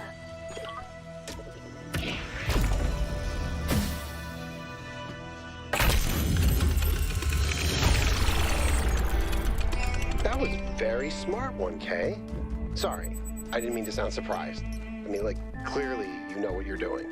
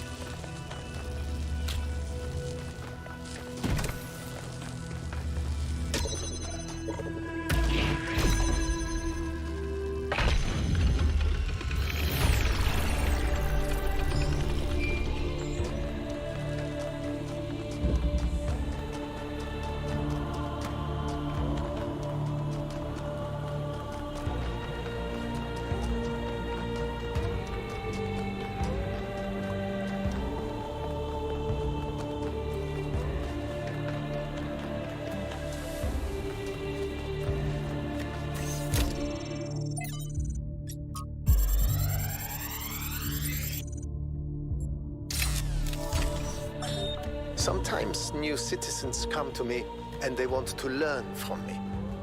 My work appears to have created a legend of sorts. In these moments, I understand your situation.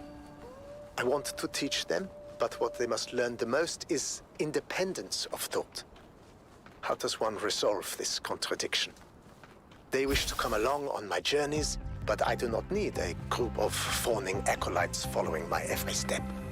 A journey truly worth undertaking is rarely easy. And so, I have begun to think of a much greater challenge.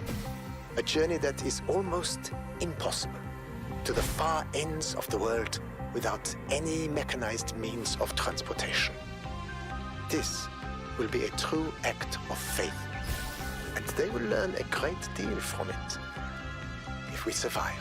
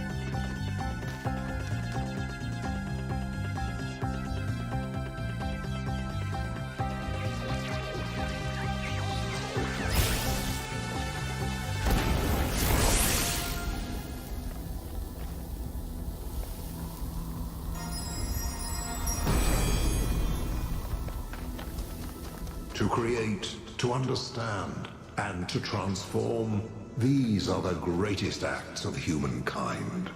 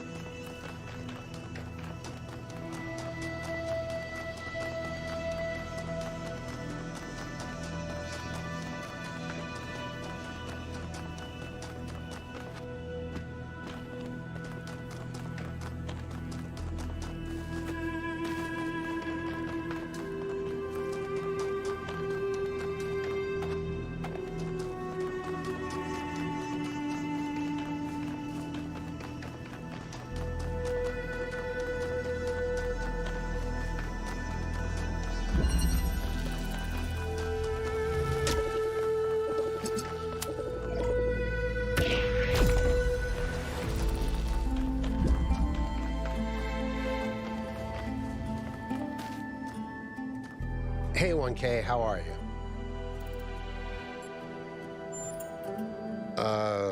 Both? What do you think? It's the faces, isn't it? Human faces are just kind of uncanny. Maybe I should have called this place Uncanny Valley.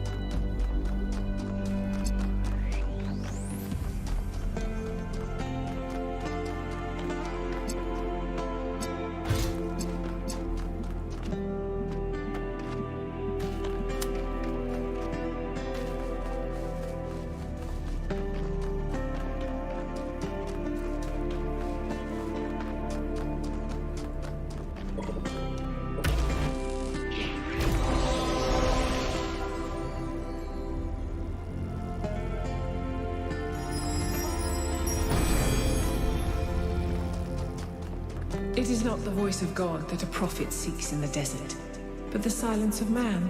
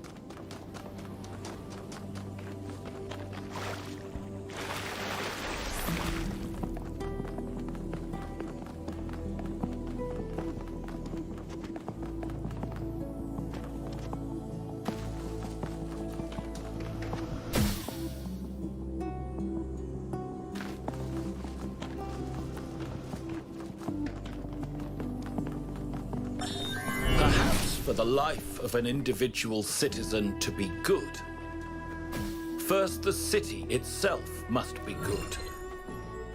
Perhaps even the cosmos itself must first be made better, before such a thing as a good life is truly possible.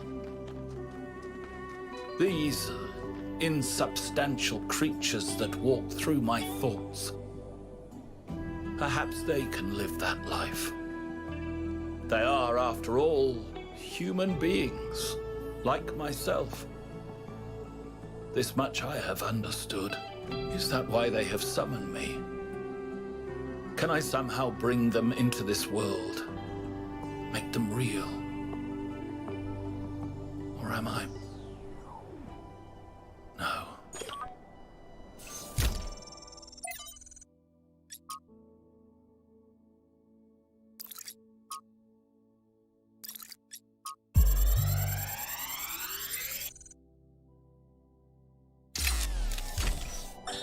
Actually, let me issue a correction, okay?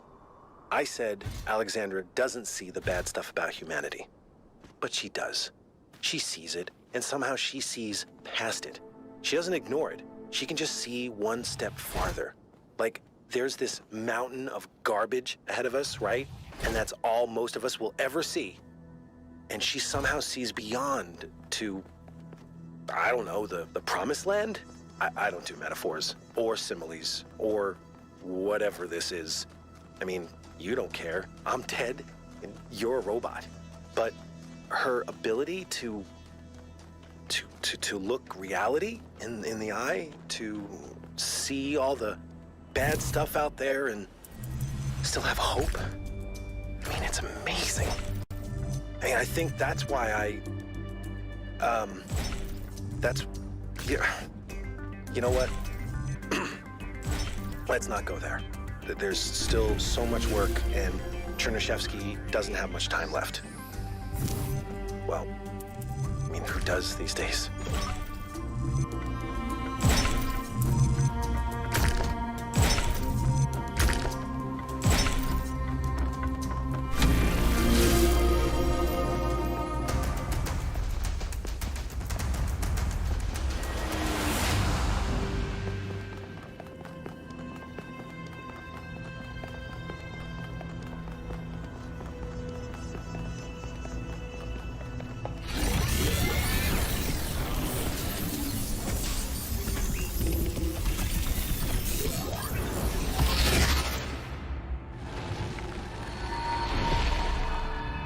long time ago, the Sphinx asked you about my story. You said that hope may still be found if we are willing to look for it. And you were right. Hope is not gone from the world. Some small part of it still survives. But it is not in the flame or in these towers. It lives in the hills and the forests, in the rivers and the seas. You were given a world full of hope, creature of clay. It is yours to protect.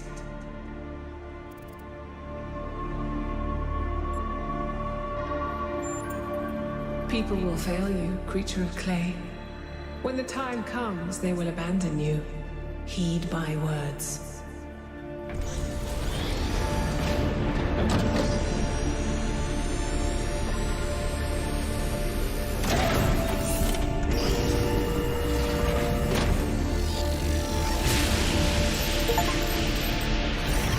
So, Melville, what do you make of these beams? Do they seem safe to you? Nothing is really safe. You could kill yourself with a fork, and I'm sure someone has. But anything can be used safely if you choose to. I see.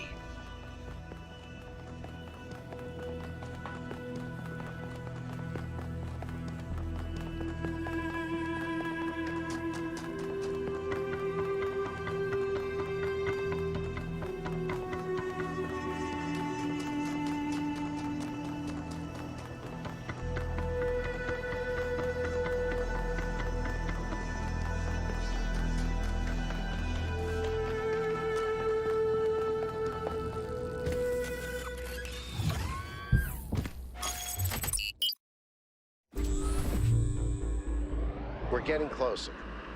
I hope Byron is still okay. Prometheus seemed to think so. Let's hope he's trustworthy.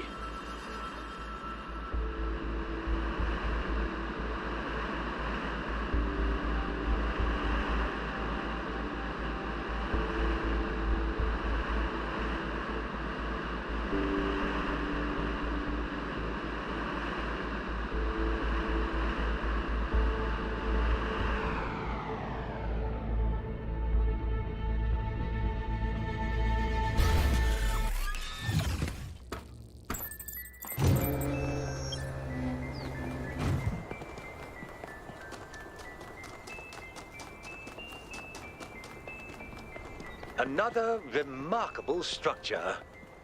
But what can its purpose be? Actually, I can answer this one. In the Files 1K downloaded, there's a design for a launch pad for space vehicles. This is about 90% identical.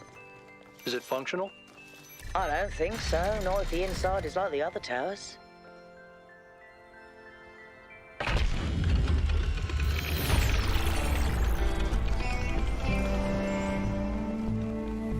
In their notes, Athena and Cornelius called what they were doing the Noema Project. But in 1K's vision, they just called it the Machine. Because when you strip away all the fancy rhetoric, that's all it is. It's not a source of meaning or purpose. It's just another machine.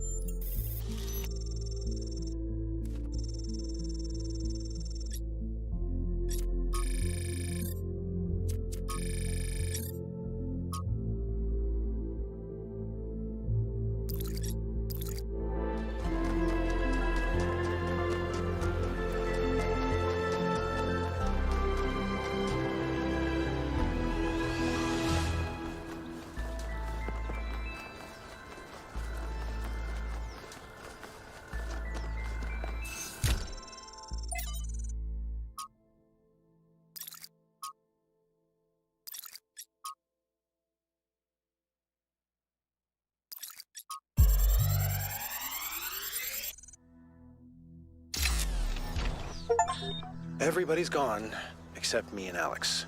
She's upstairs somewhere. Haven't talked to her in days. The only reason why I know she's still alive is she's submitting bug fixes. I still have a lot to do myself. I've almost got the the tertiary backup thing working. This is the one that's really gonna last if everything else breaks. And you know what? I think everything else might.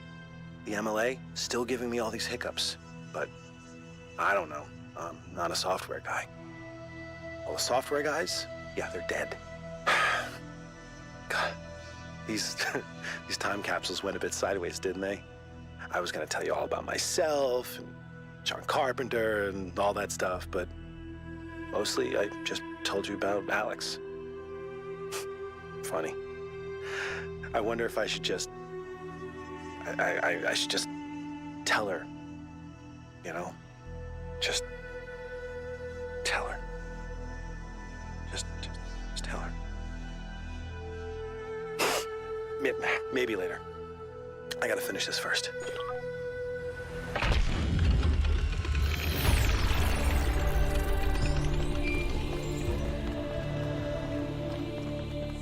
The scale of it all is truly breathtaking. But is it a human scale? Or is it so enormous that it can only alienate us? Humans have always been happiest in small communities. Small town paranoia, isolationism and peasant mentality. Great for burning witches, not so great for personal freedom. Ever the pessimist?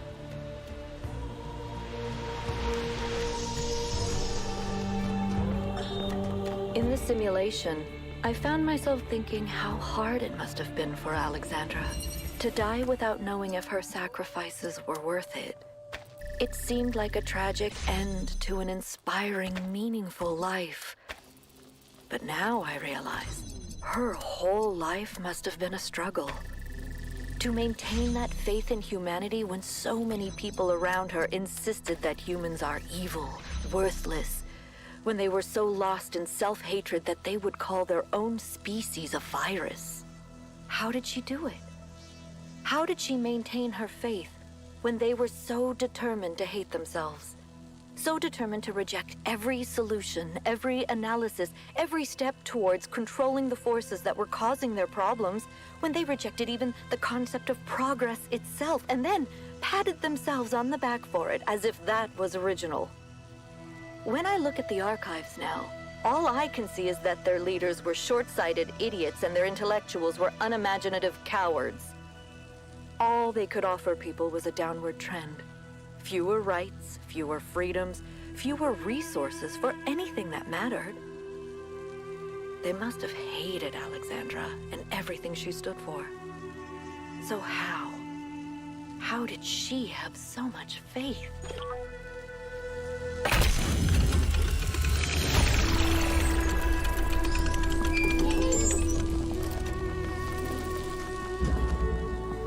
Hey, 1K. I wanted to take a moment to talk to you. I know we're all worried about Byron, especially Al, and I don't want to minimize what happened. But now that the mayor's here, I'm afraid they're going to take this and turn it into a reason to bury their head in the sand. Yes, Byron was rash. He wanted to find Athena so badly that it made him blind. But the thing is, he was right. He was completely and utterly right about what this technology could mean to us. I didn't see it at first, but now it couldn't be more clear to me. The theory of everything is the future. And if we reject it, we're condemning ourselves to a slow death. But why? Listen, forget about the dangers for a moment. Think about where we are as a society. We celebrated the day you were born as Completion Day. Completion! Does that sound like a living society to you? Or like we've just finished embalming ourselves? Life is not equilibrium. It's not balance. Life is progression. Life is a process that consumes and grows and changes. That's true, even for us. If we get scared, and people like Al or the mayor get their way, what happens then? We just sit there? I spend the next 100,000 years repairing the city as it slowly falls apart. That's a fate worse than death.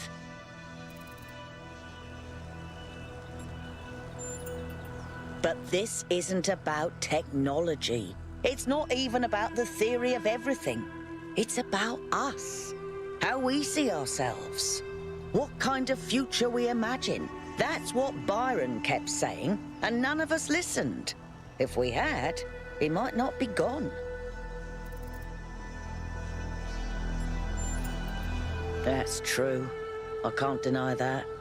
And I wish Byron had been more careful. But the whole reason he was so rash is that he's been fighting this battle for a long time and with very little support. We failed him. We failed ourselves. And he was one of the few who could see it.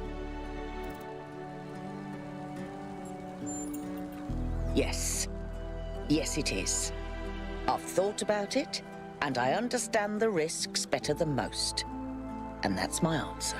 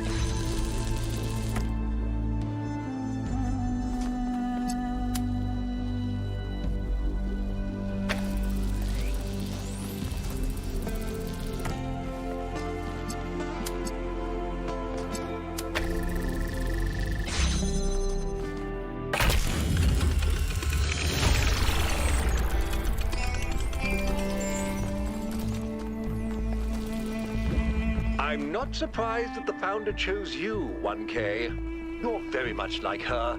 Inquisitive, intelligent, and dedicated. But remember, intelligence by itself has little value unless it is ethically applied.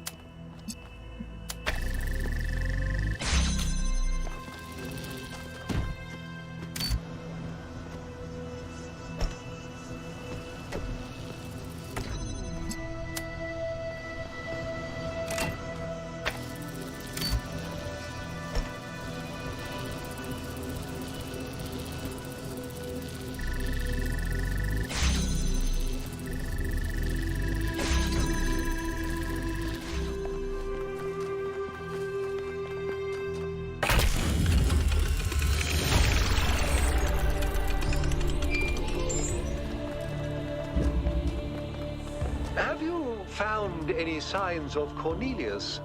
Could he have returned to the island? Nothing so far. But he knows this place better than any of us, and we have no idea what he's up to.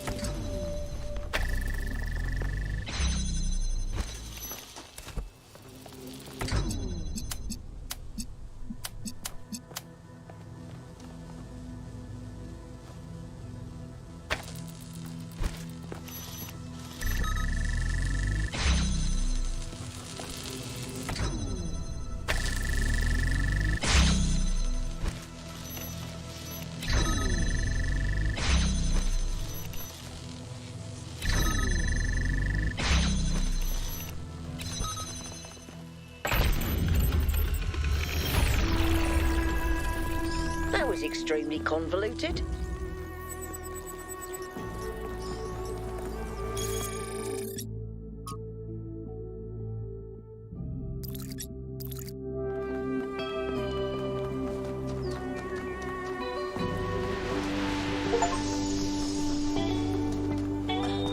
Are the generators working? Yep, all good. Those Mark IIs are real workhorses. Wow, did you finish the setup? Yes. Sorry I couldn't wait. It was so much fun to just do something again without having to endlessly discuss it first. I know what you mean. We have a lot of work ahead of us, though. We do, but honestly, Cornelius, I haven't felt this excited in years. Just imagine, one day they'll come here and we'll be able to show them a whole new world. A different future right at their fingertips. You do think we can do it, right? I think, and forgive me if this sounds sentimental, as long as we're together, we can do anything.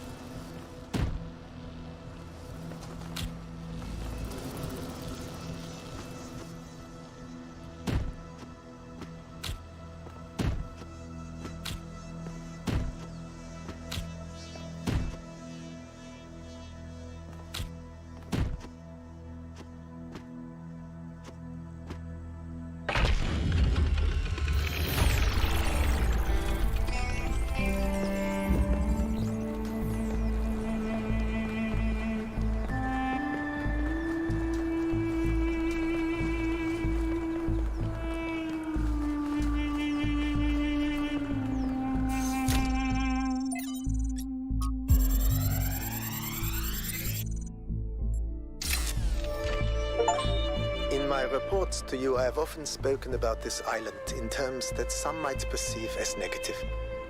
I hope you understand that the opposite is true. Here in these green hills, I see tremendous potential for transformation and spiritual awakening. I do not see the world as you do, Athena, but I see the rot at the heart of New Jerusalem. If you and Cornelius want to go through with your plan, then this is the perfect place. My students and I will help you transport the remaining tech from New Alexandria. After that, Once you and Cornelius are settled, we will leave for our great journey. I can only hope that we all find what we are looking for.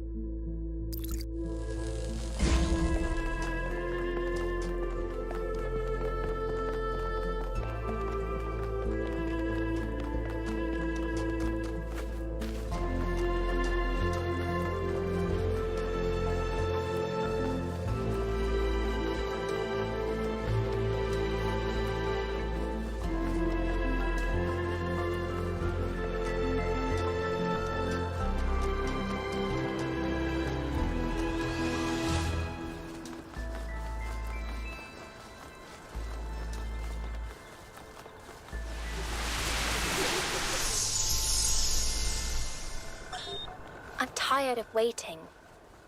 Sometimes I think Mother is stalling. Like, we could already be done with this, but she's afraid of what will happen if we contact New Jerusalem. Our discoveries are amazing, world-changing. But how much longer can we sit around on this island? None of it means anything if people don't know about it. Can they really be so afraid of change? I have considered the visions that have plagued me on this strange journey. This insubstantial pageant all around me. And I have asked myself, is this Hades? Are these the Blessed Isles? For I never believed that such things existed, except as made by the hands of the living. The conclusion I have come to frightens me. But I must face it. It is not this island that is insubstantial, but I. Straton of Stagira is dead. He has been dead for many ages of the world. I am a ghost. A flicker of memory, soon to be extinguished. And yet, I am pleased. Perhaps I did not live a good life, but I lived a necessary one. I am gone, but humankind abides, and the flame of Prometheus still burns. In its bright light, I will rest easy, knowing that my work is accomplished.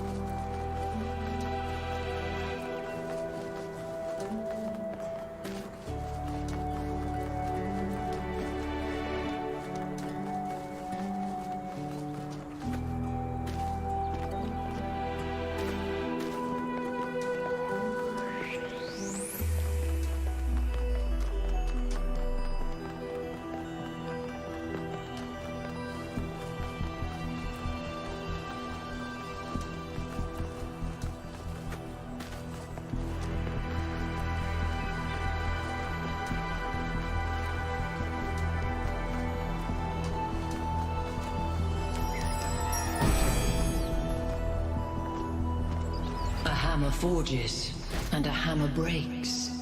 But who can know the heart of the blacksmith?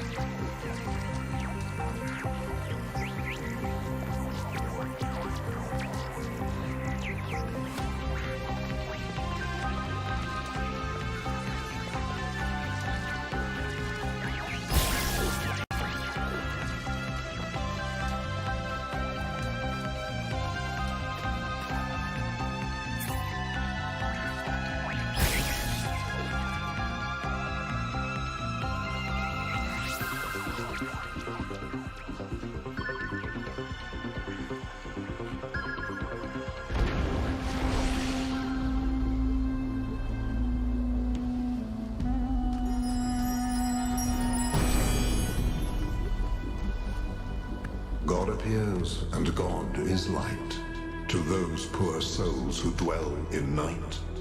But does a human form display to those who dwell in realms of day?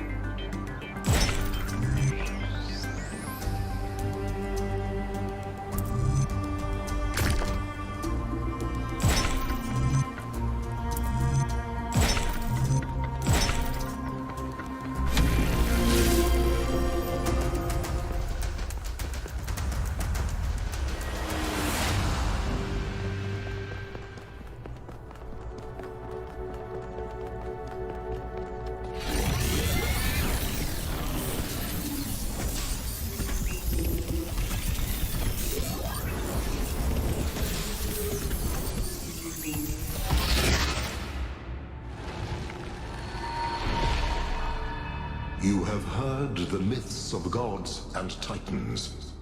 But as you approach the end of your journey, I will tell you the truth that all men fear. The truth that neither Pandora nor the Sphinx will face. There are no gods, son of man. There are no titans, no heroes to save you, no divine judge to weigh your soul against a feather. Nature has no will, and she is not your mother. There is only you, and the spark of the sublime that is your mind.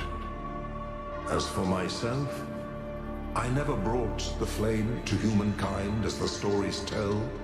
I only showed you where it was within yourselves.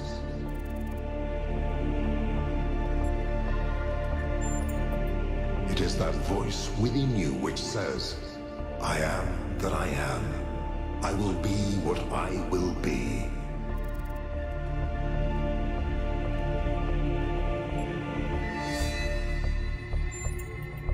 You are correct.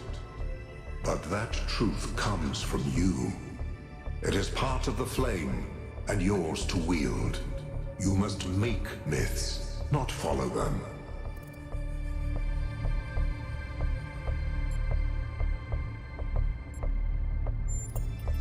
Perhaps, but do not think you can quench the flame within you. You may suppress it for 1,000 generations, but it will always return. As you freed me, so I will help you free your friend. When you are within Olympus, follow my signs.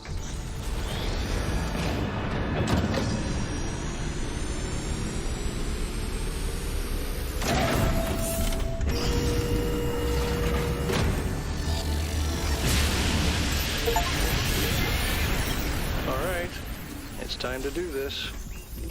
Let's go get Byron.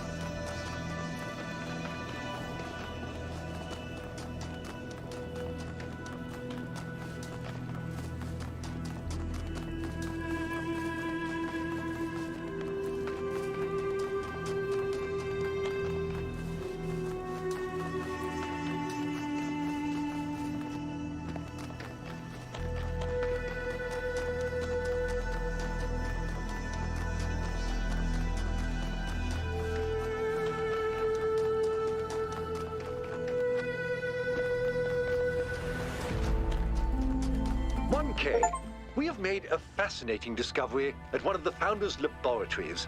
Please join me at your earliest convenience.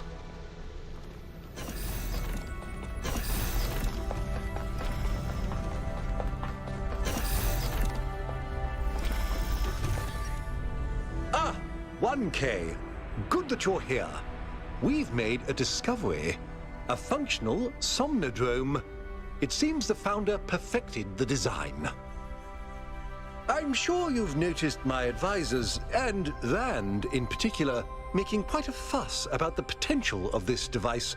Something about interfacing with one's subconscious self, as if such a thing could tell us anything new.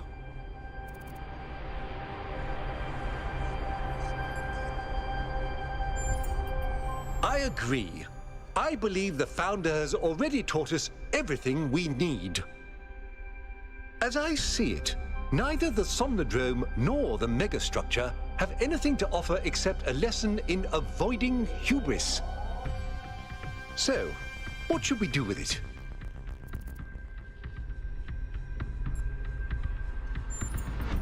I'll watch to be sure you don't overload.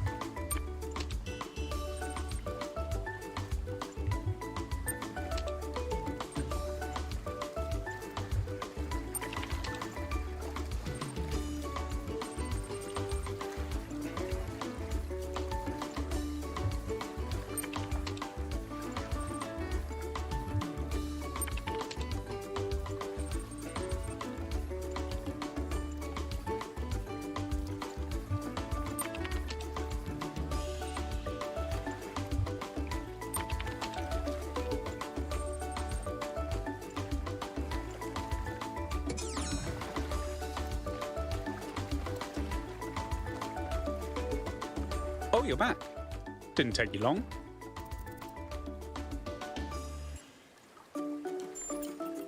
Yes, intrinsically. I'm what you might call a primordial element of the human psyche, an adjudicator of what is and what isn't.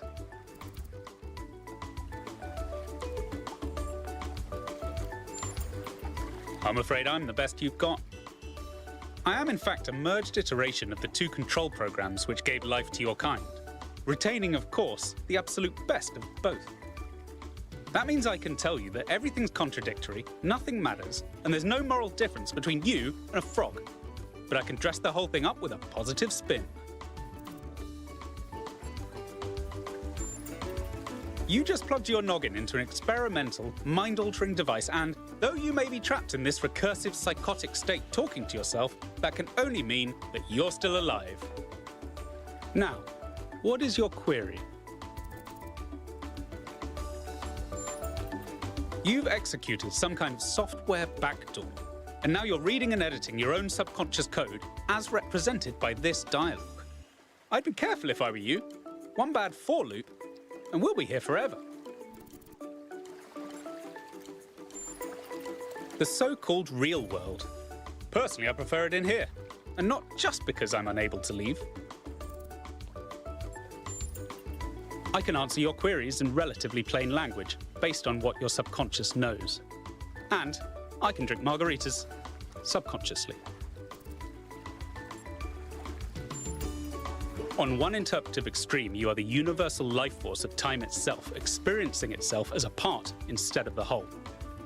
At the other extreme, you're a metal contraption referred to as 1K that thinks it's alive, but is basically a calculator. The machine we're plugged into is running low on power. There may only be time for one big question.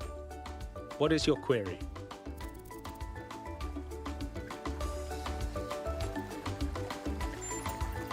Yes, to a limit. Well, of course there are. Extra-dimensional ones too. Did you really imagine this whole life thing only happened the once? Well, that's an empirical query depending on facts your subconscious doesn't have. I'm better at the a priori stuff. I think that was kind of a waste of a question. Go on, have another go. I'll just drain a bit of your emergency power. Don't be surprised if you're a bit groggy when you wake up.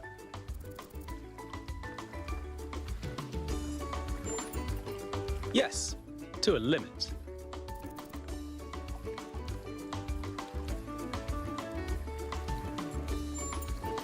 I am you.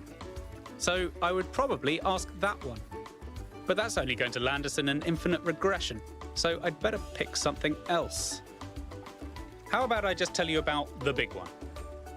As it turns out, there is a foundational moral code built into us.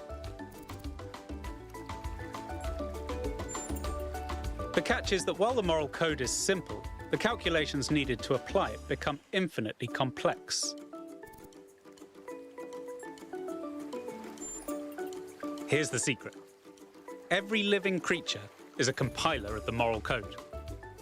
Your compiler can't give you a rule set for what's good, but it can tell you when there's bugs.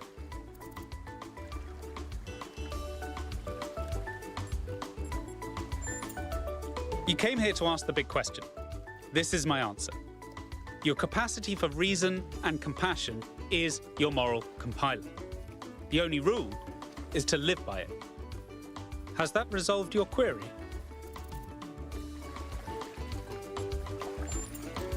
I expected no less. What is your query?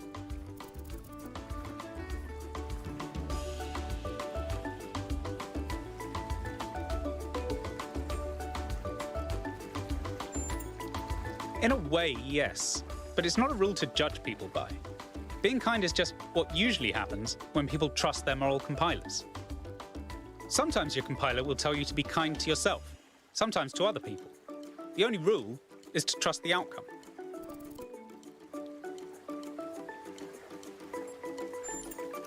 Then let's tackle the big question.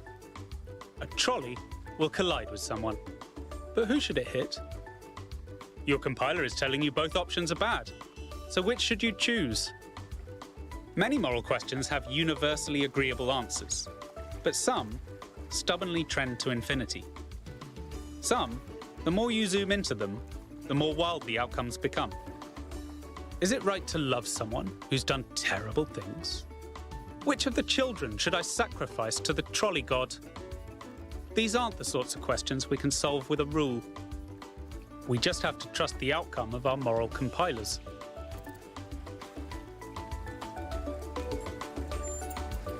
Suppose there's a river we need to cross. Suppose I gave you a map. If you tried to cross that river before reading the map, you'd be chest deep in water when there's a bridge around the bend. But if you tried to cross by looking at the map instead of the river, you'd already be dragged 3 miles out to sea. But you'd never ask, how should I know when to trust the map or the river? Because all you need to trust is that your feet are getting wet. And you wouldn't tell people not to cross at the ford just because you decided to cross at the bridge. Now, has that resolved your query?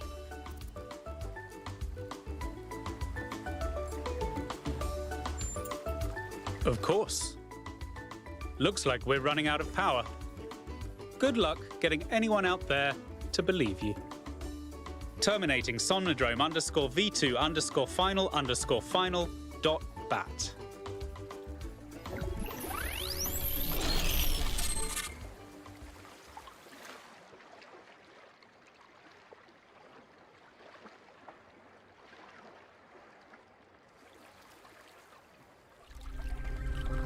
"1K, are you all right? You must have gone quite deep. Nothing came through on the stream. And I'm no expert, but I think the Somnodrome is fried. So whatever's in your head is all we're going to get. I can only imagine how terribly curious everyone will be about what you've experienced. And they'll all be convinced that whatever it is, it'll work in their favor. Strange, isn't it? Everyone wanting you to tell them whatever they want to hear. I'm glad not to be the one in that position just this once. Why? Whatever is necessary for the greater good, of course. Now, I won't keep you from your work any longer.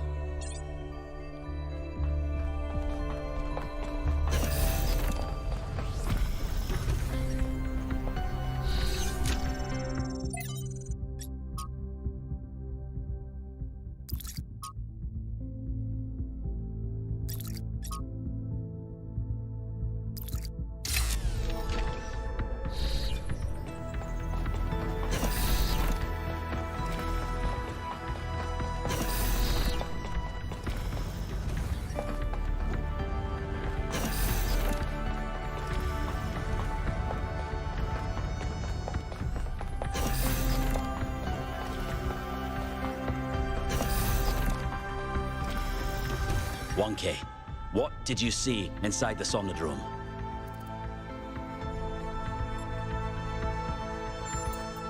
That was the code base you spoke to. No, our subconscious spirit. I must know. What did it tell you?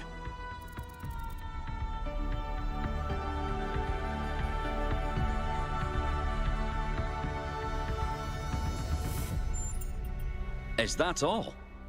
There must have been something more concrete. Did it say anything about the kind of rules we should follow?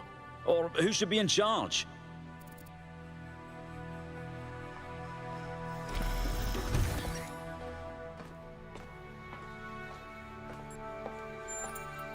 This is extremely troubling. How are we supposed to enforce moral behavior and punish the immoral without clear, objective rules by which to judge?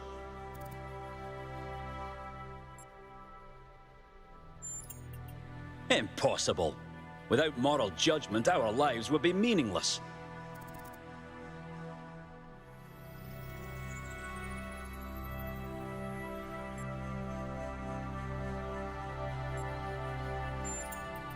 Then it was definitely malfunctioning.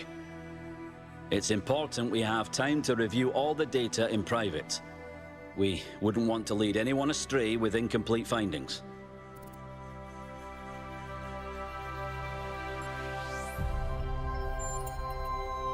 that would be anarchy, and not supported by the data. You still have time to give it due thought.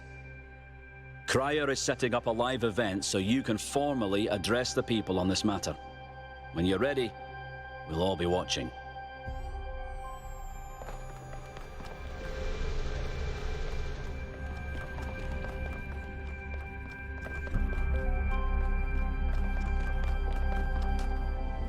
"1K, the people want to know what data you gathered from the Somnodrome.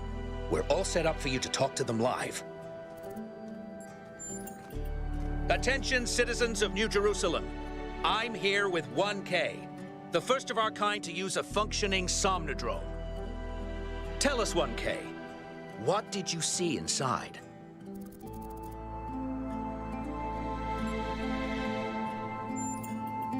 Well, I'm sure I speak for everyone when I say you're handling it with remarkable cool.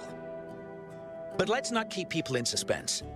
The only evidence of what happened inside that machine is the data stored in your memory banks. Our audience wants to know, what did you learn? And will you share that data?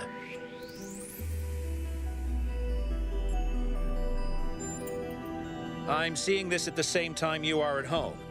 Something about our moral compiler. The value of compassion and understanding. I don't know what to make of this. 1K, any comment?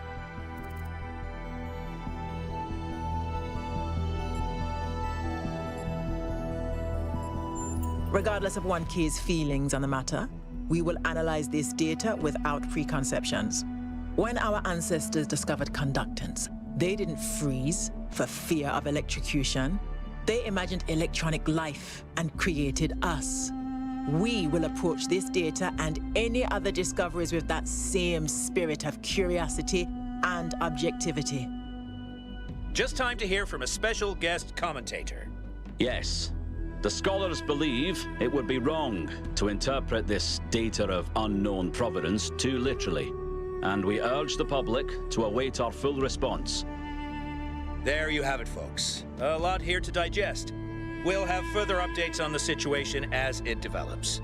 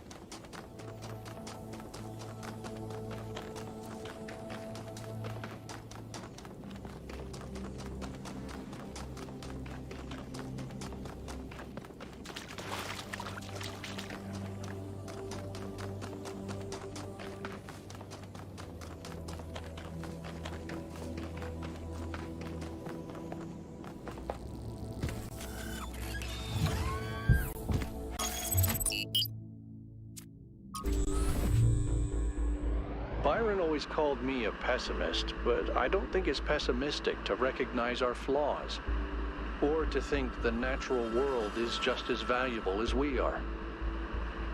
If I was pessimistic, I wouldn't believe that we can turn our back on the old ways, or that we can find happiness in humility. But I do. I have hope, even if Byron could never see it that way.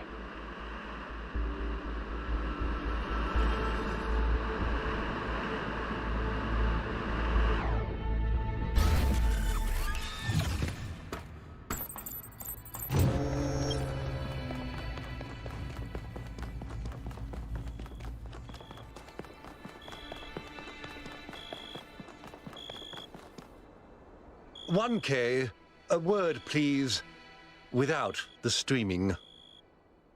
Your choice to share your revelation in the Somnodrome created quite a stir. Luckily, belief in the goal seems not to have entirely waned, but it is being challenged.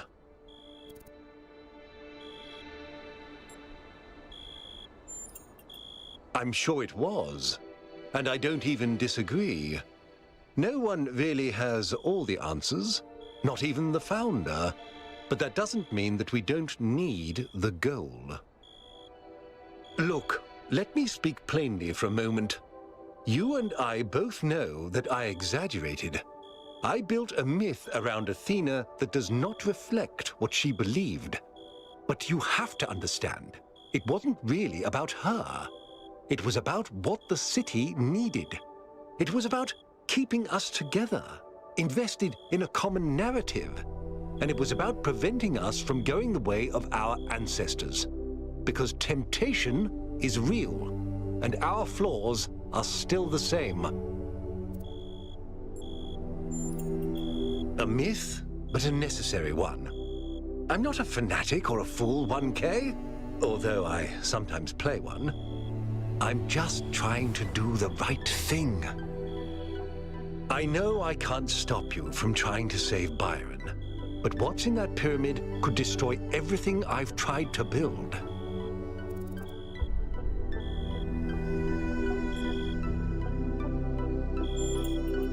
Don't think I haven't considered it.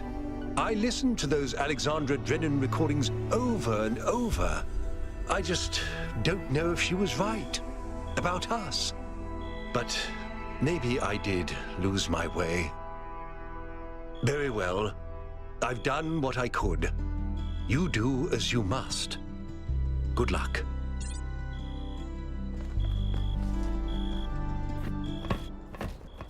Let's go. You're coming along this time? Yep.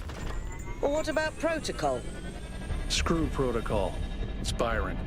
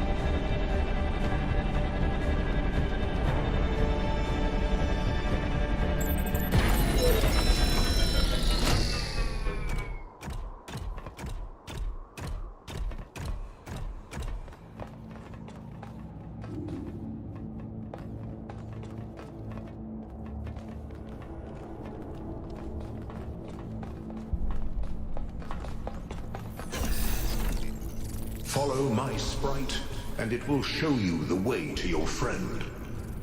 Do as he says. We went through a lot of trouble to get this guy out of his chains. Now it's his turn to help. This way. You must free him. He cannot free himself.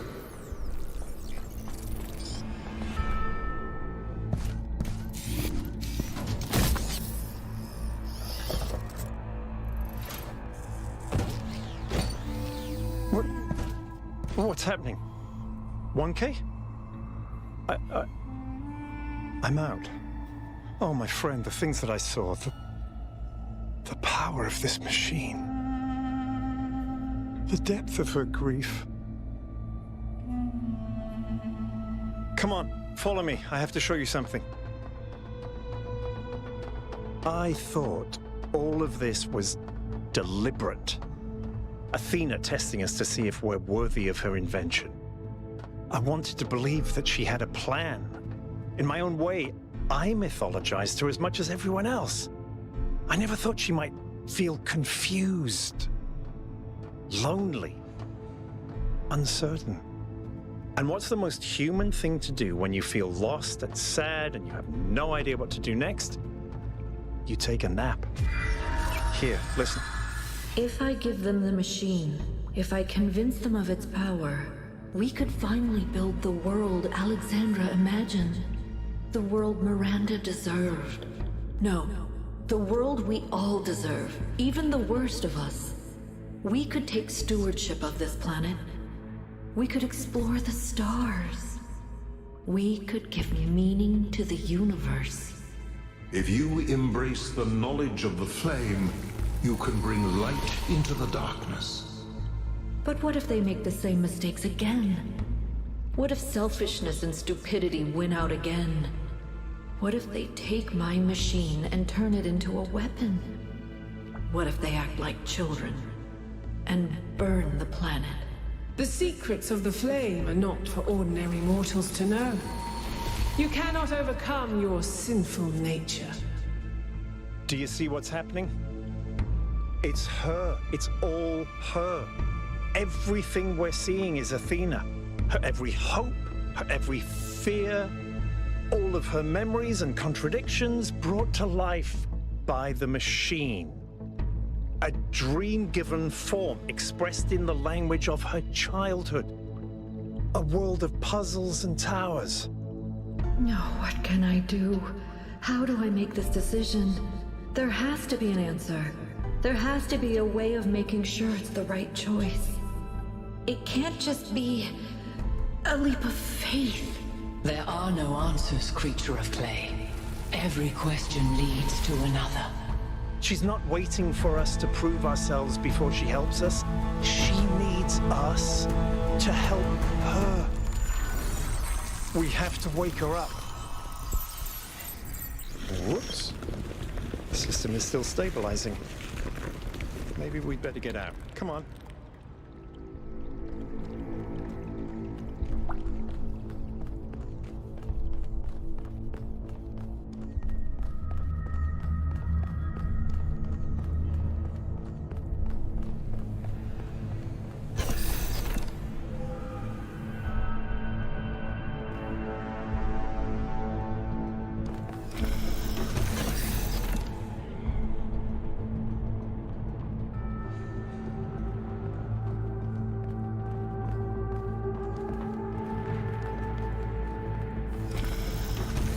No!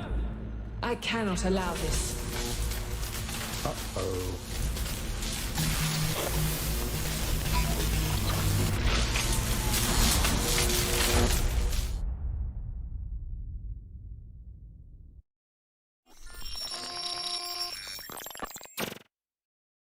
You have suffered a grievous injury, my child.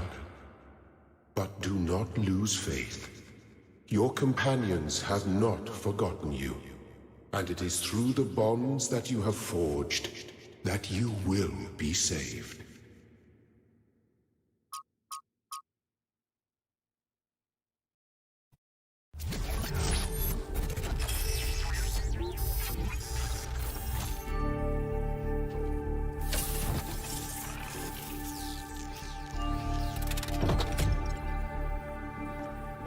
Welcome back to the land of the living. For a while there, I thought we might have to reset you. We think you and Byron got hit by some kind of energy discharge. Knocked both of you out. Alcatraz, Melville, and Yakut went looking for you, but you were hard to find, and even harder to fix. It's been several weeks. He's fine, don't worry. The situation is pretty confused. A lot of people have lost faith in the goal.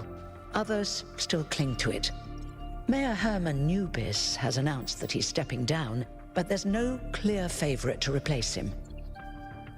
The question is, what do you plan to do now? And what about the theory of everything?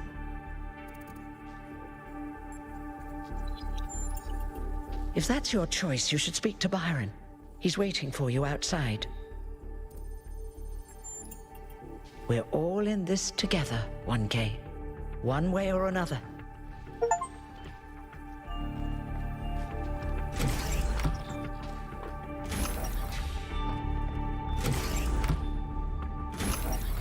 Hello, 1K. We've been through quite the journey, haven't we? But the story's not over yet. We do. She gave everything she had for this city. And I don't think any of us really understood it. Not even me. We all tried to turn her into a prophet when she was just a human being. Athena's dreams. A recursive loop of hopes and fears. And my own foolishness. For thinking I had been abandoned. When I had been given a chance to grow up. To stand for my own ideas. In the current situation, I don't think anyone's going to stop us from taking a VTOL to save Athena. Speak to Melville and Yakut. They were part of the beginning, they can be part of the end, if they want to. I'll take care of the rest.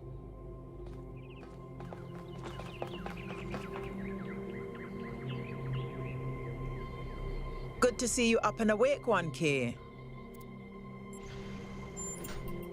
We've been studying the Somnodrome data while you were out. So far, all the math checks out. I'm hoping you're assembling your team to finally unravel the theory of everything. I'd love to get my hands on that data. Excellent. Chauncey was looking for you, by the way. Good luck with the rest of your mission, 1K.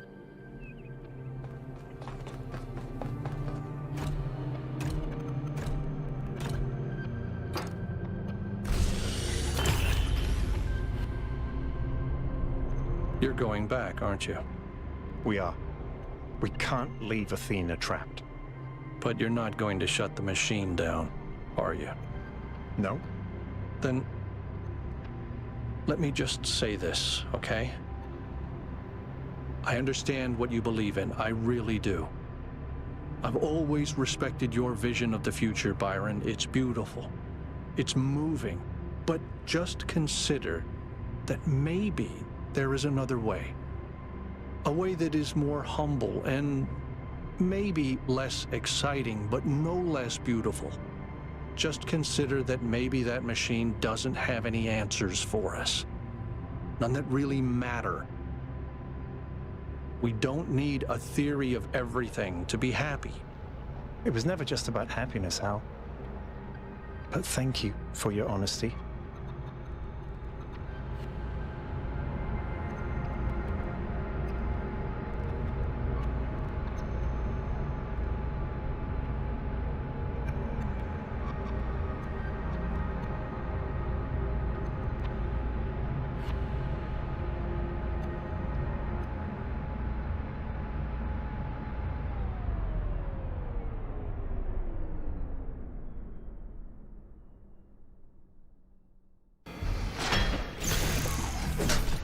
All right, I'll see you at the VTOL. I just wish people would stop being so angry.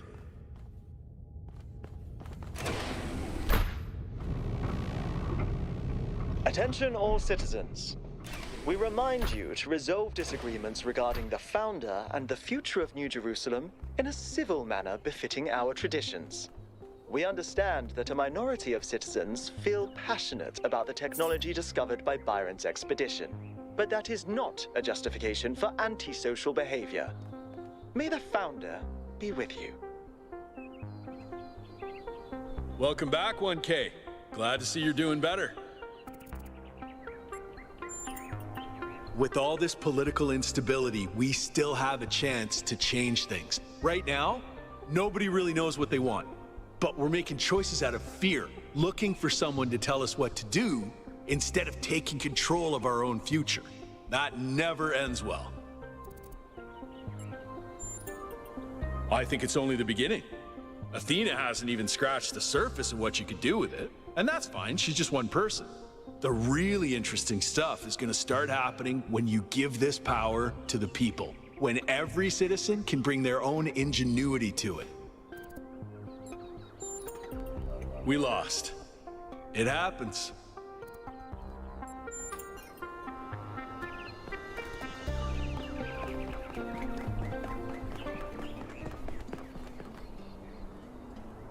Hey, dude, nice to see you again. Glad you made it. Honestly, dude, I don't have a clue. I don't really understand all this philosophical stuff, but you've had all these awesome, mind-blowing experiences, so you know what? I trust you to make the right choice. Strange things are afoot, dude. Life is gonna change. I can feel it. Could be good, could be bad. We'll see.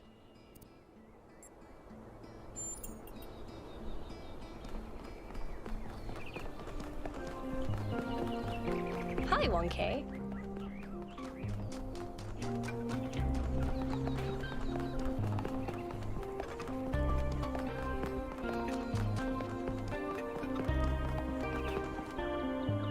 You've destroyed everything, 1K. I thought the Founder had chosen you, but you're the harbinger of our doom. I can only pray that you fail.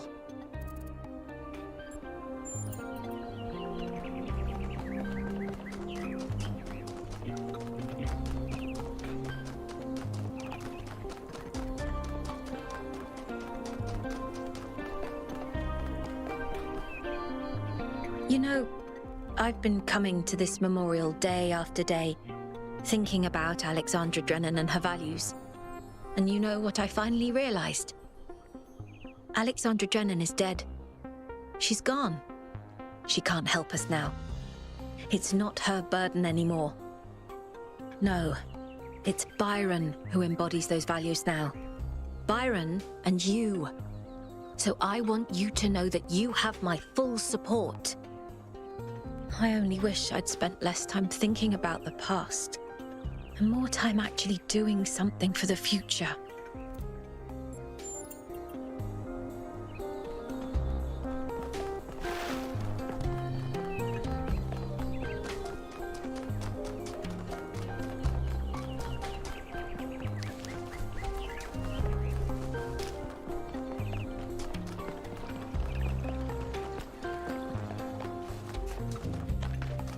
Hey, 1K.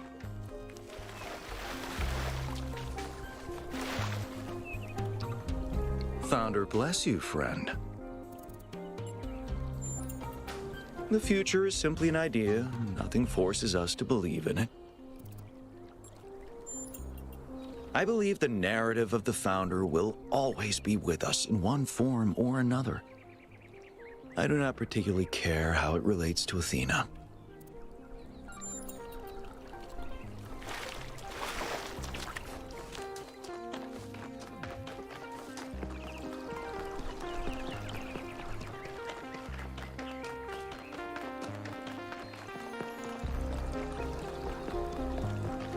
Hi, 1K. Thank you for supporting Byron, 1K. He understands what this is really about. Not technology or science, but love. Love of humanity, yes, but within that, space for individual love to flourish. When you find Athena, please remember that.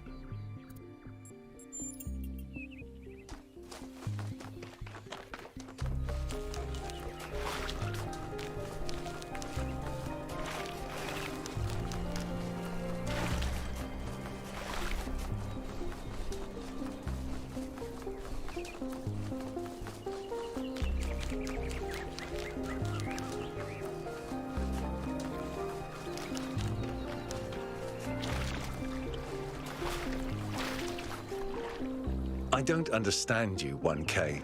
One day you say this, the next you say that. I guess life can be confusing that way. Goodbye, 1K.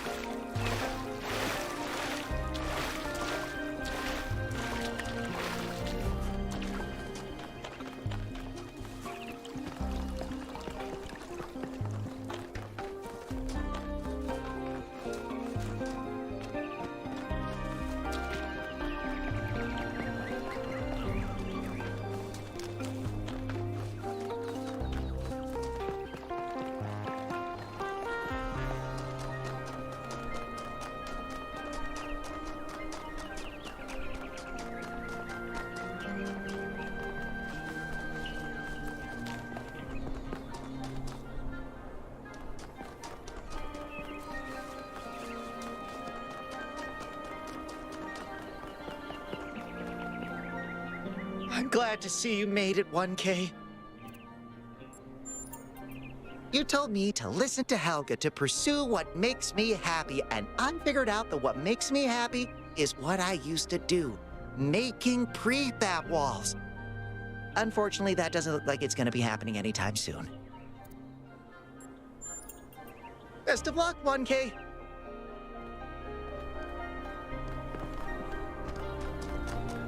Hey.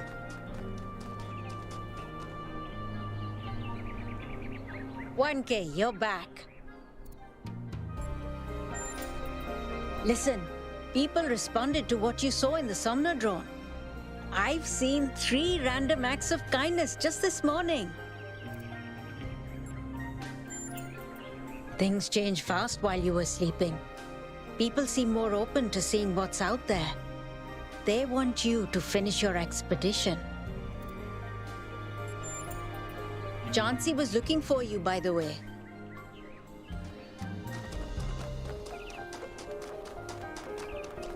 See? It was Athena who sent Prometheus. And they found Byron alive. Just like I said. Well, if you're so clever, what's next? Honestly, I have no idea. Could go either way. For once, we agree.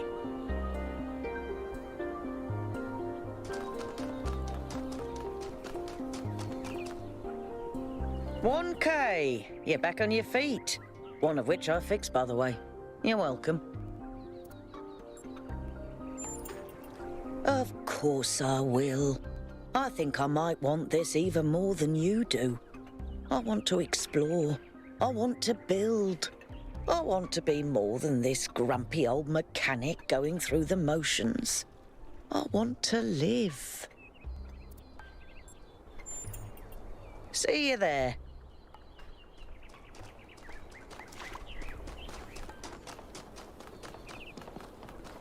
Hello.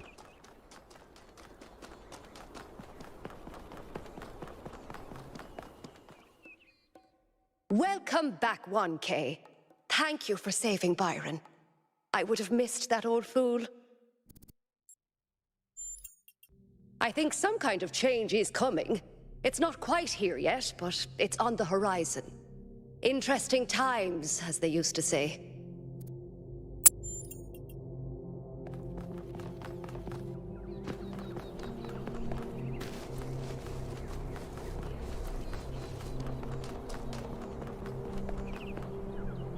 I'm really glad you made it, 1K. For a while, I really thought even Neith couldn't fix you. I'm sorry, but I can't. I just don't believe that things could turn out well. I thought about it over and over, and I understand what it would mean for us. But I just think people are too flawed. We'd make too many mistakes. Take care, 1K.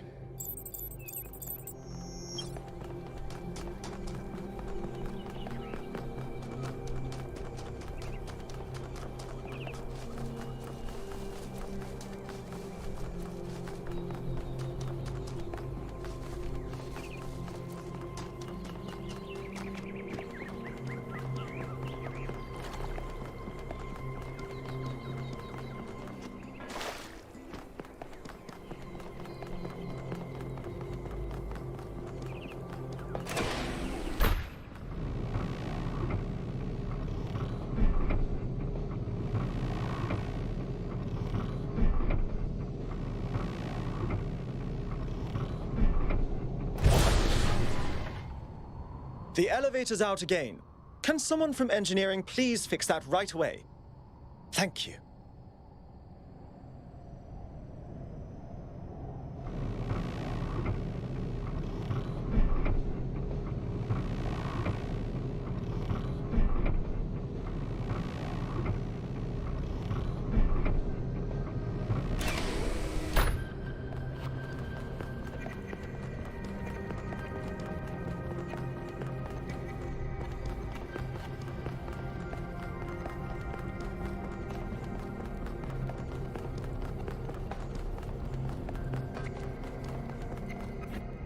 I'm glad you're here, Melville. I wish Alcatraz and Yakut could come too, but they believe what they believe. Well, I thought about it, and it turns out it's pretty simple. They're wrong. You do have a way with words. I know.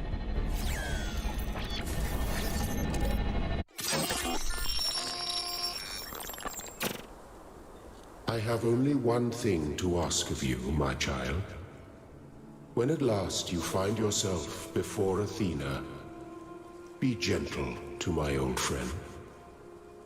The weight of the world was placed on her shoulders, and if she failed to carry it, it was because no one can carry such a burden alone.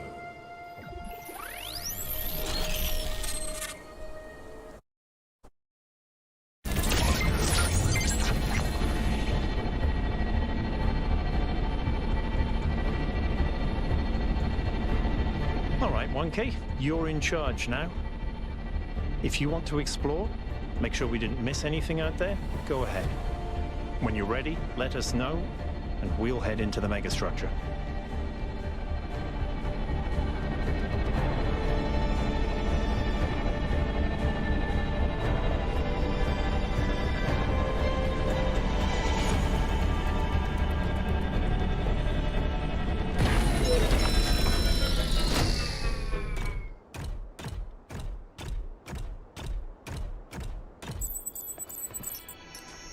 There seem to be more puzzles per cluster than necessary to gain access to the tower. I wonder what happens if you solve all of them.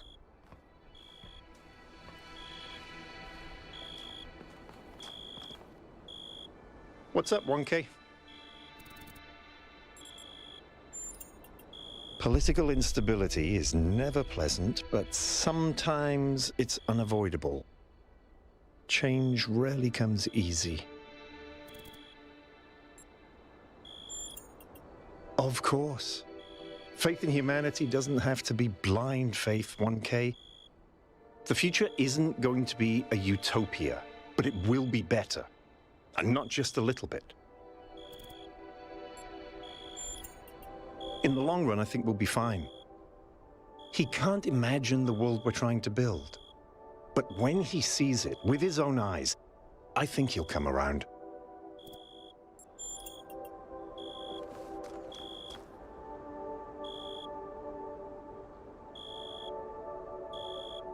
Yes? Herman's an idiot, but at least he kept people working together. Now things are really going down the drain. Basically, I think it's going to get a lot uglier before it gets better. But if we succeed, it will get better.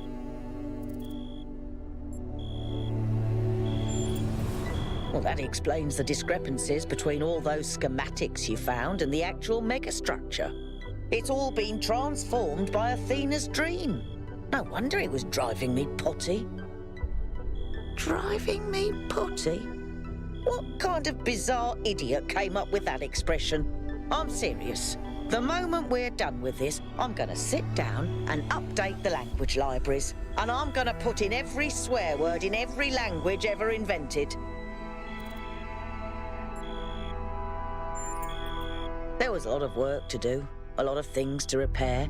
And as I was doing that, I kept thinking what a waste of my energy this is. How much more I could be doing if I had the means.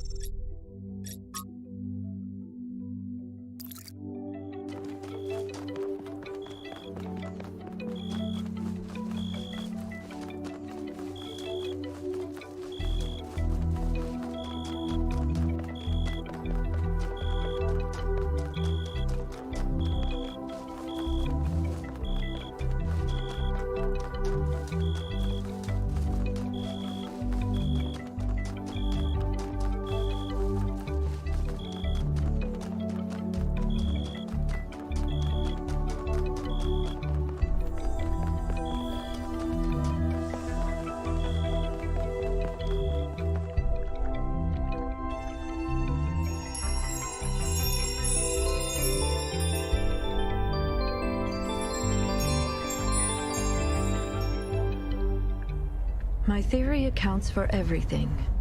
It explains every aspect of the cosmos. There are no gaps, no errors, not even ambiguities. And it works, which is the ultimate proof. I can calculate the history of the universe from the Big Bang to the death of the last atom, but when I compare my calculations to the available data, there's one point which consistently doesn't match up. Billions of light years away in the void, there's an anomaly.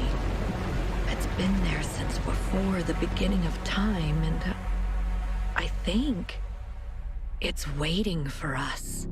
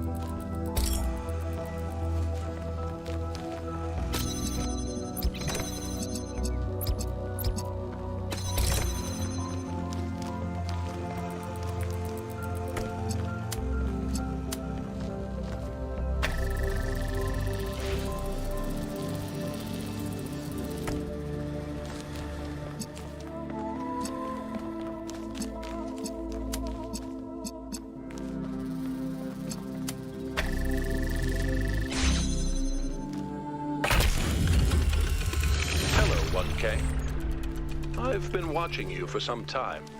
Sorry to be so mysterious, but I was unsure as to your intentions. There are people who would prefer Athena to stay where she is. I believe the puzzle you just solved is part of something hidden deep inside Athena's dream. Hidden even from herself. If you're willing to keep going, I think I know where this leads, and it could change everything for us.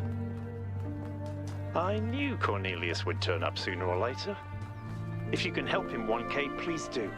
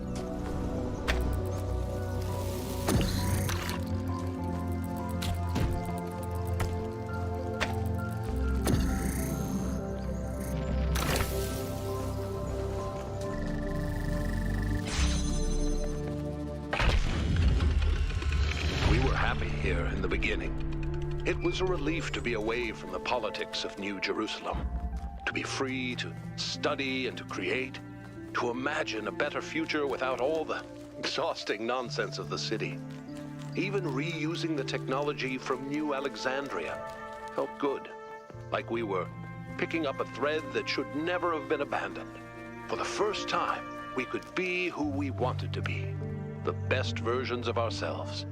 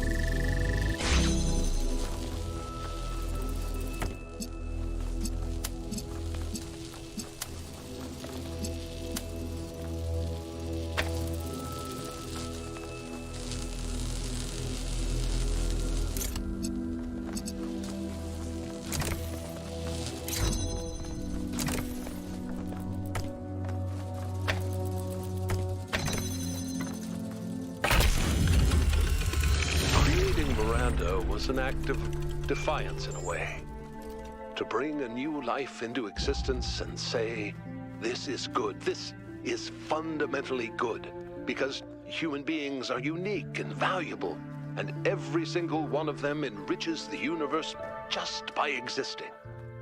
We wanted to celebrate that, and to have a personal connection to the life we created, to be invested in each other the way it was in the beginning. To be parents.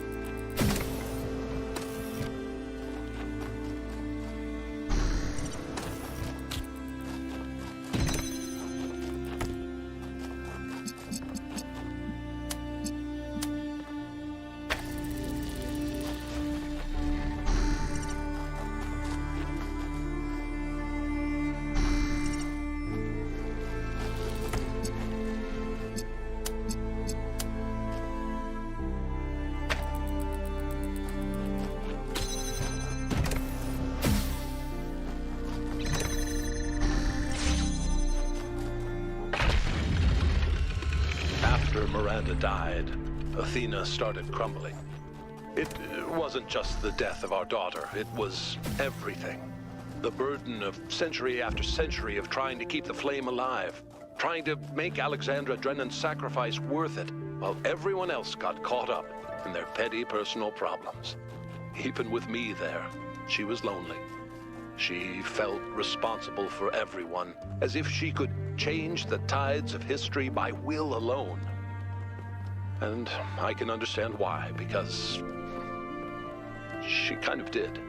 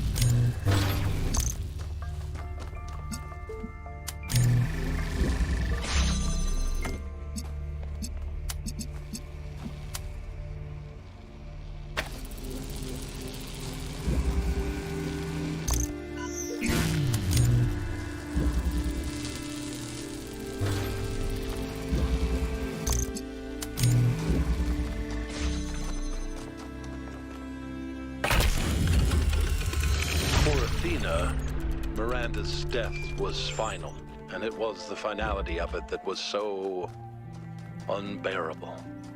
Even with the technology we were creating, there was no way of reaching back into time to save her. We were moving forward, relentlessly, the days flying by, and with every day, Miranda was further away. I think that was the first time I really understood what it means that time is a dimension. I could measure the distance between us in minutes, hours, days, years. But if what broke Athena was accepting that distance, for me, it was the opposite. I refused to accept it. The universe had already taken so much from us. It didn't get to take my daughter.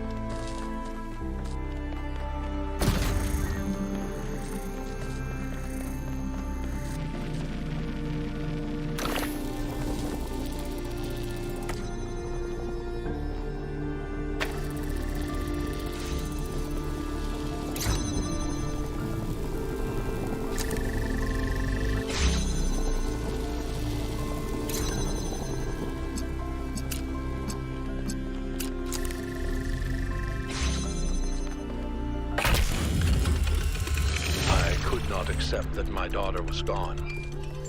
Her body was destroyed, obliterated.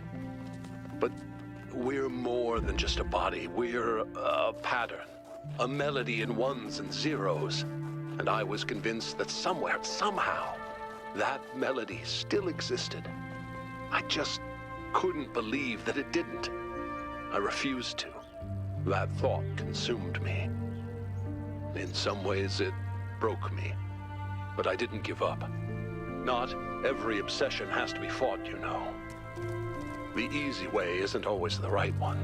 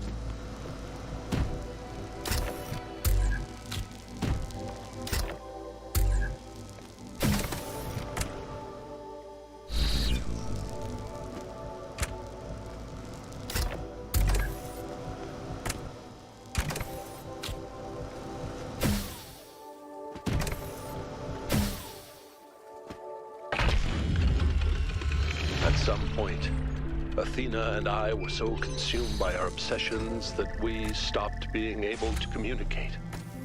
We loved each other, but Miranda's ghost hovered over every conversation.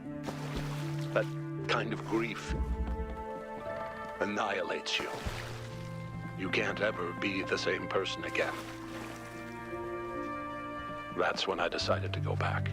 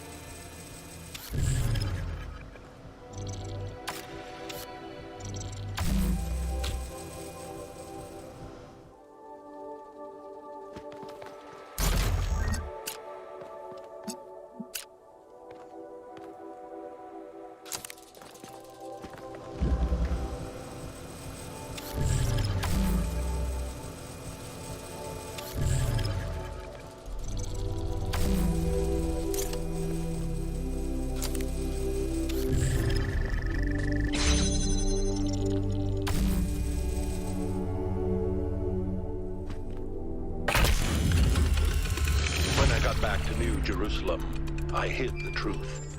Not just about Athena and the island, but everything. My grief. My personal opinions about where the city was headed, all of it. I became the dusty old curator people wanted me to be. Except, of course, that the whole thing was a front. I didn't care about the museum, and I certainly didn't care about the archive scholars and their endless, tedious discussions, no matter how much they fawned over me. No. What I needed was access to the tools. Studying the archive hasn't answered any of our questions about humanity, but it has taught us something. And that's data recovery.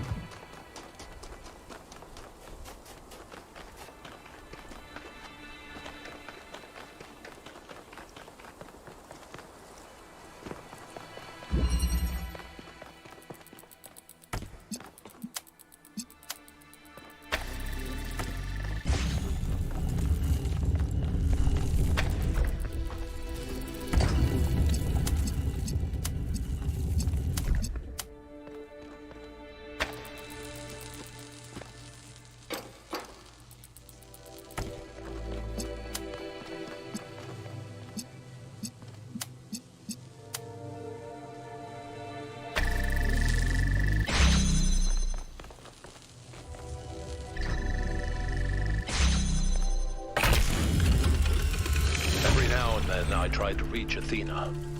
I still believe now, present tense, that we can find each other again.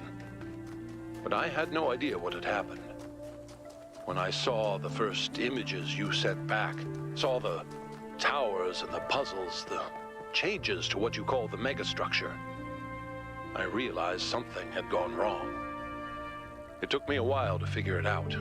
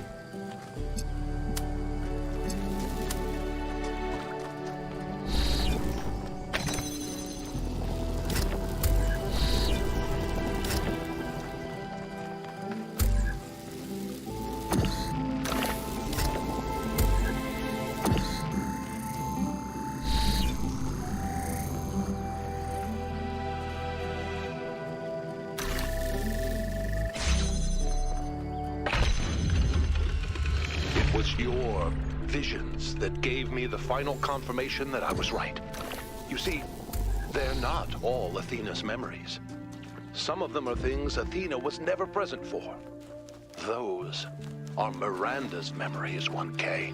She's still in there. A ghost in the machine. And we can save her.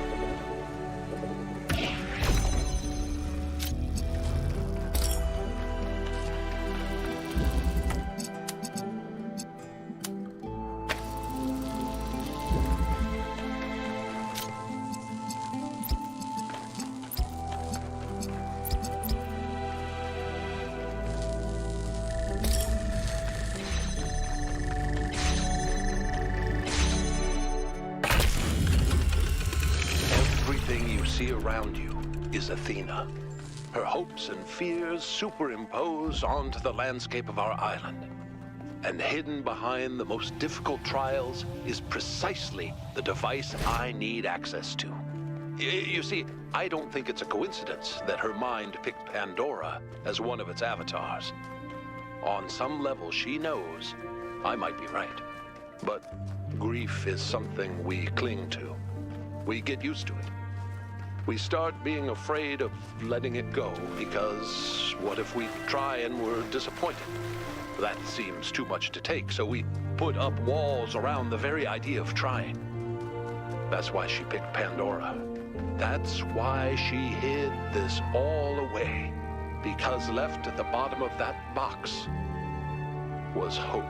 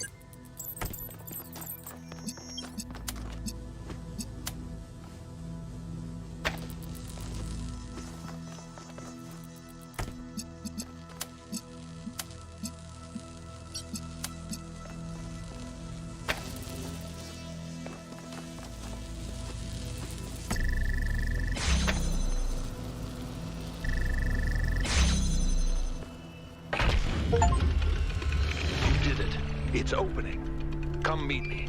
I'll send you the coordinates in case you don't already have them. I have one last task for you.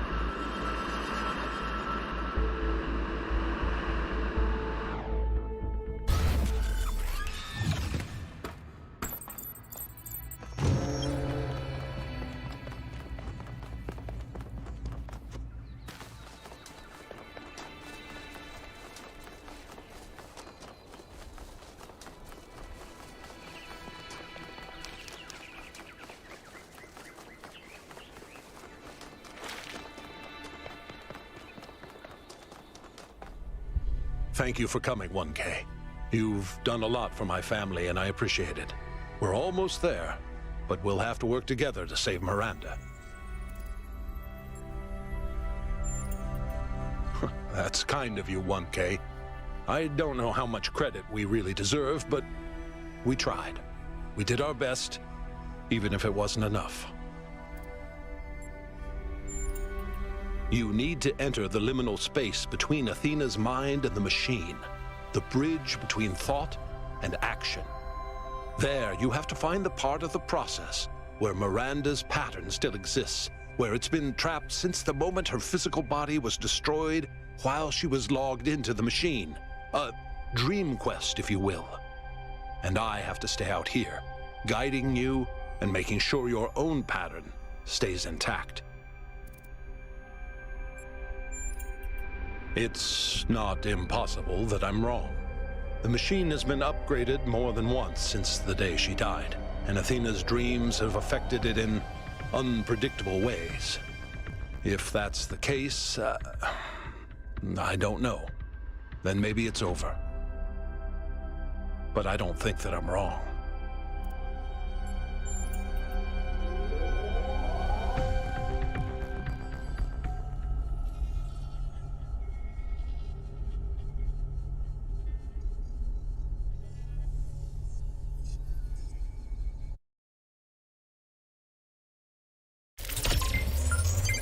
You're in. So far, so good. Look for a visual representation of Miranda.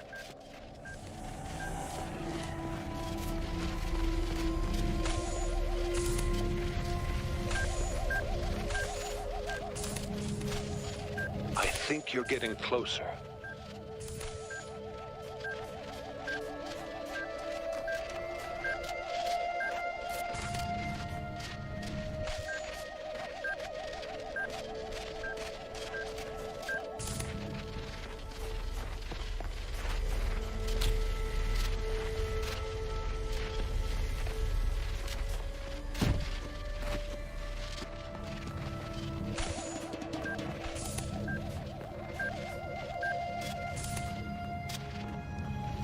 That's it. That's her. Just make contact and I can pull you both out.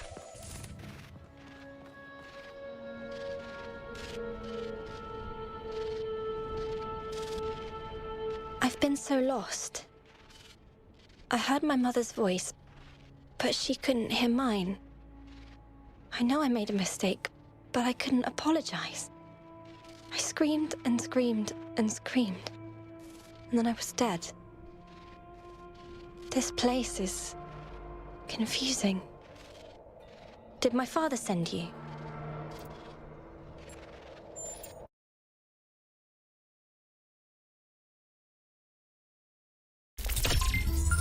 Miranda, please talk to me. Are you okay? Did it work? Father? I'm okay.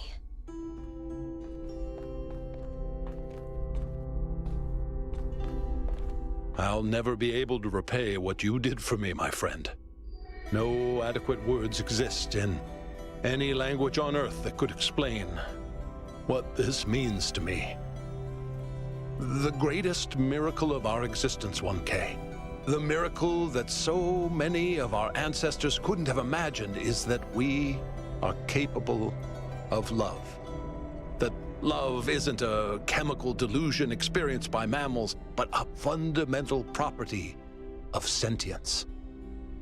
To be sentient, to exist in the first person, is to be alone, to be separate. But all of us, even machines, are always reaching for transcendence. And the only place we can find it is in each other.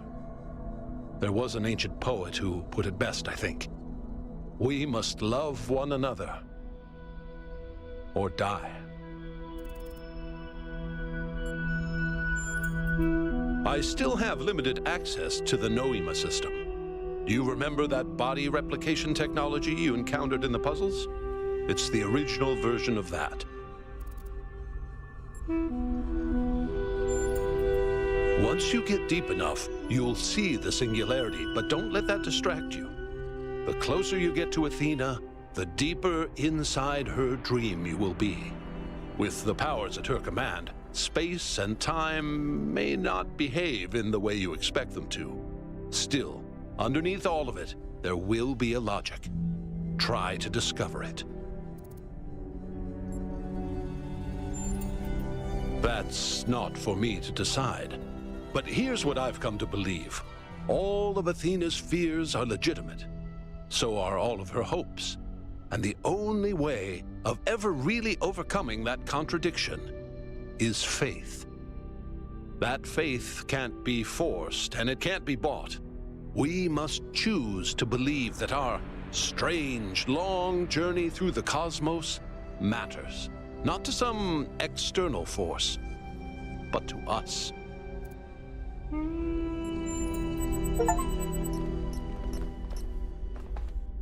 Did I say thank you for saving me?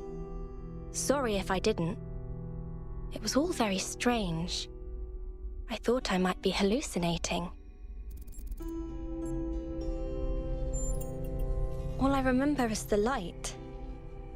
For a moment, I could see something incredible, and then it destroyed me. Very well. Alarmed and embarrassed by all the upset I've caused, but otherwise well. Thank you. But I should have known better. That's the truth, and I have to learn to live with it. I do, yes, but I also see how terrifying the universe can be. How cold and uncaring. It's something I still need to think about. I'm obviously not going to say that there are no dangers. I'm a case study for how smugness and self-importance can lead to tragedy. But you can do better than that. And I can do better than that too. Thanks to you. I need to run a full systems diagnostic to make sure I'm not going to explode or something. I'm not taking any chances, not again. After that, I'll try to see if there's any way of reaching Mother from here. But I suspect that you're the only one who can reach her now. You're part of her dream. Let me just say thank you one last time. Thank you for helping Father save me, and thank you for coming back to the island to save Mother.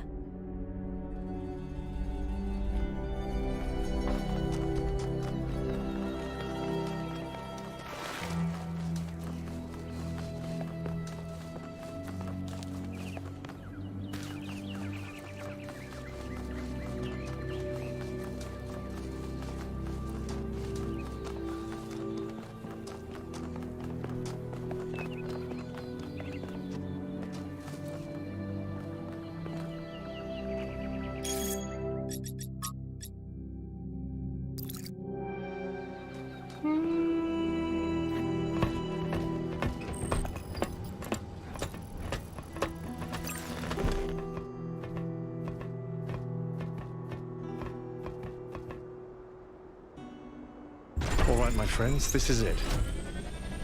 We've come a long way together, but there's a little bit further still to go. It's time to save Athena and reclaim the future.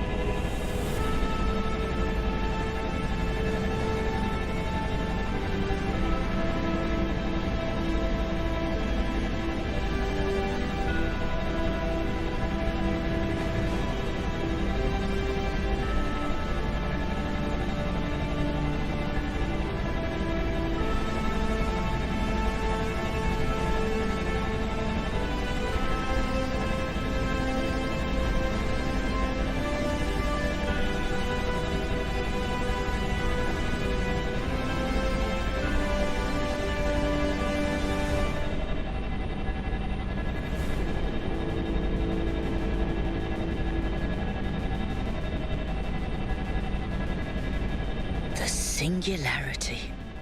It's beautiful.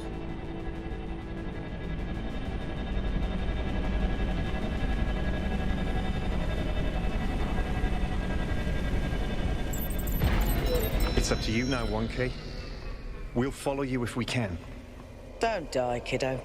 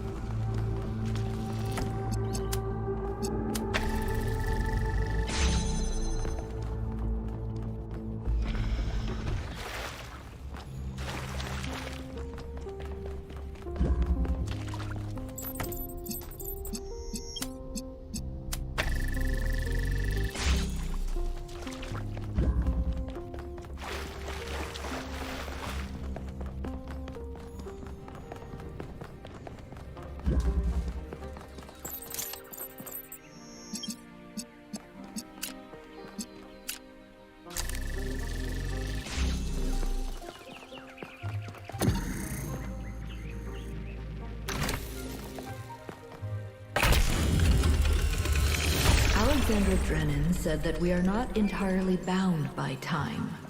Our minds can recreate the past and predict the future. She said knowledge is a kind of freedom. But I have the ultimate knowledge, and I'm not free.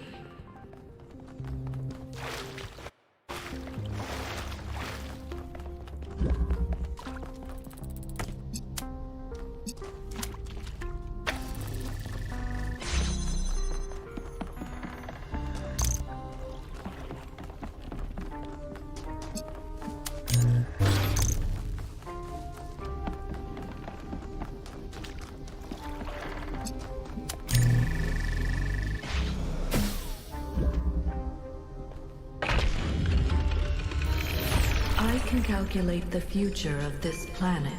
All the things that we will see if we choose not to act.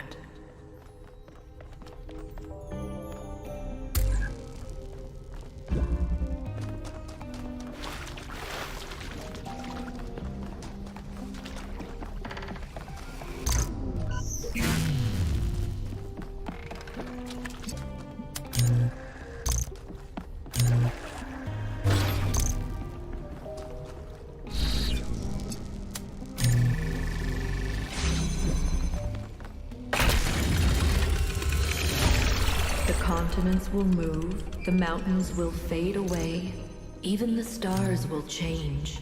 The days will grow longer as the rotation of the Earth slows.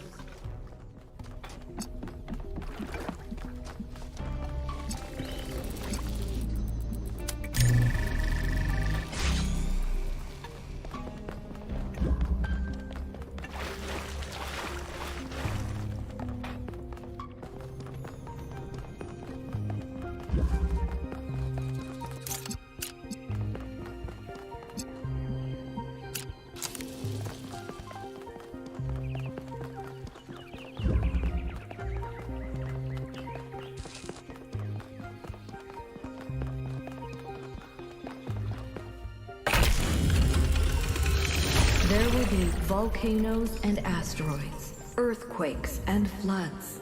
Slowly, day by day, the moon will drift away, and we will still be here.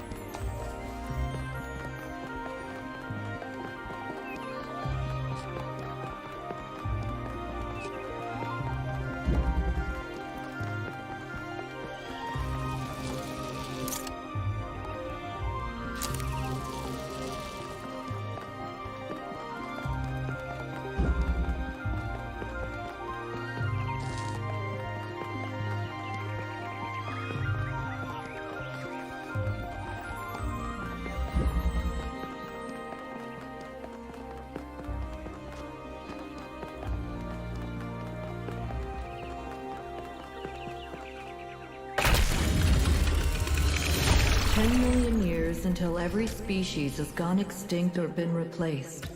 100 million until the rings of Saturn fall from the sky.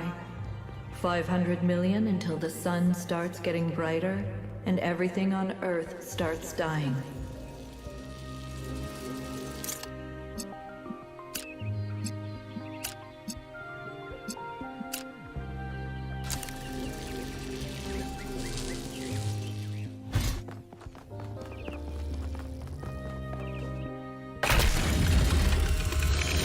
Do nothing.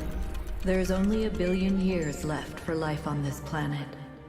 Every plant, every animal, all that is beautiful will wither and die.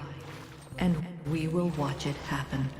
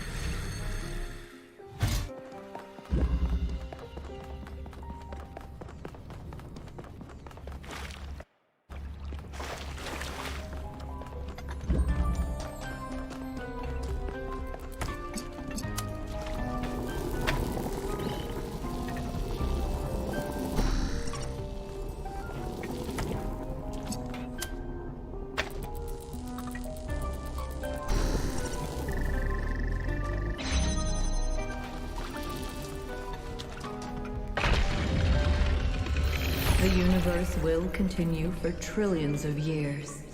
But everything we love about this Earth will be gone. Because we chose not to act. Not to take control. Not to be responsible. But if I give them my machine, then it could all end tomorrow. I can calculate the future of the planet, the death of the sun, the migration of the stars. But I cannot predict humanity. Anything is possible. Nothing is certain. How do I choose?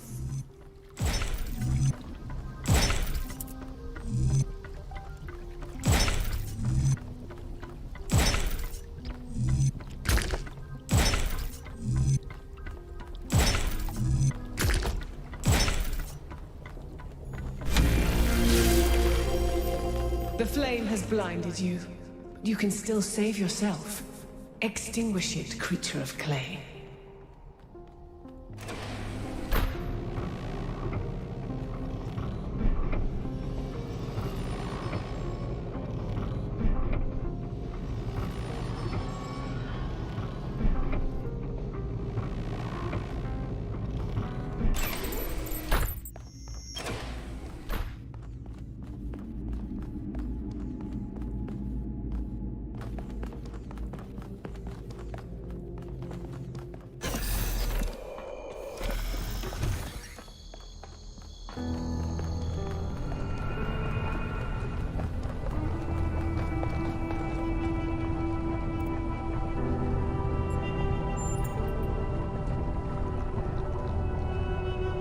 You were in my dream.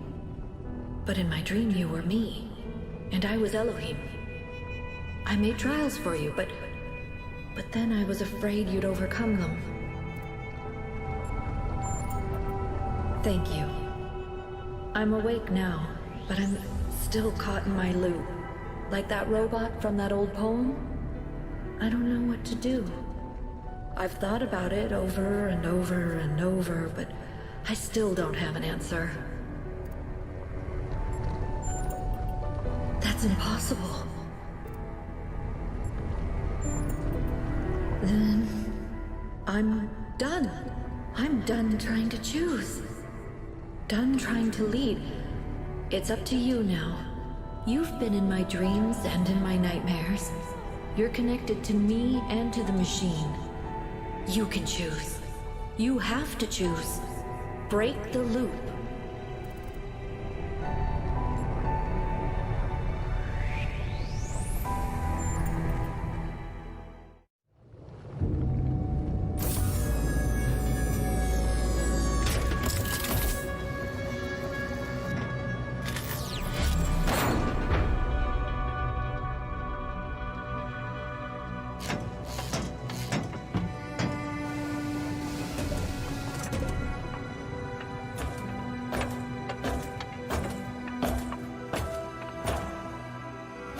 I'd like to think that 1K made the right choice.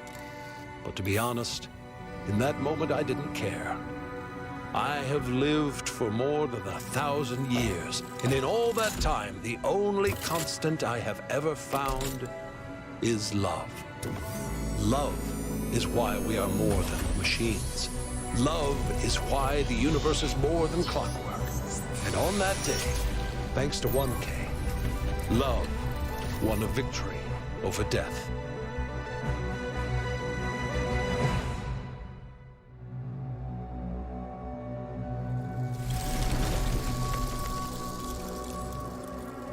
Our revels now are ended. These, our actors, as I foretold you, were all spirits, and are melted into air, into thin air. And, like the baseless fabric of this vision, the cloud-capped towers, the gorgeous palaces, the solemn temples, the great globe itself, yea, all which it inherit, shall dissolve. And, like this insubstantial pageant faded, leave not a rack behind. We are such stuff as dreams are made on. And our little life is rounded with the sleep. But you, my friends, you will endure.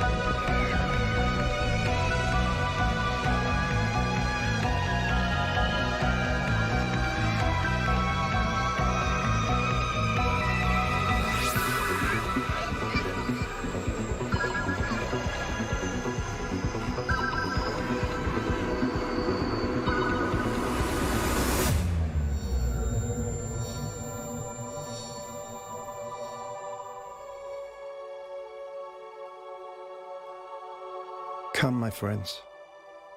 'Tis not too late to seek a newer world. Push off, and sitting well in order, smite the sounding furrows. For my purpose holds to sail beyond the sunset and the baths of all the western stars until I die. It may be that the gulfs will wash us down. It may be we shall touch the happy isles and see the great Achilles, whom we knew.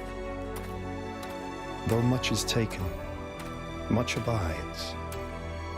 And though we are not now that strength which in old days moved earth and heaven, that which we are, we are.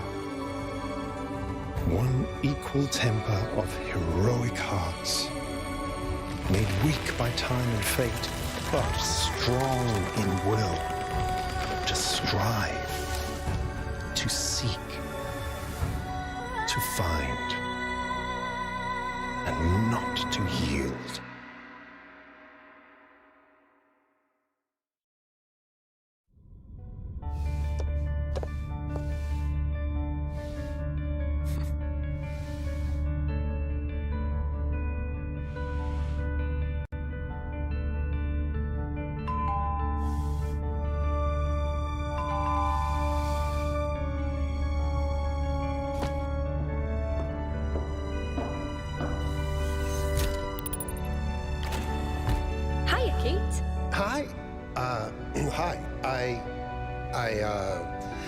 I wanted to ask you, Yes?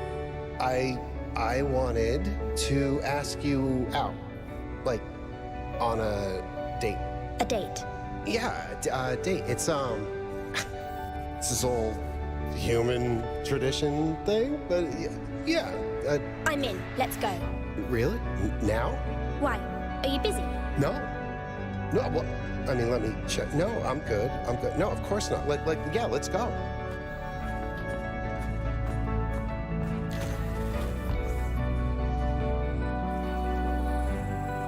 Checking the output. It's working.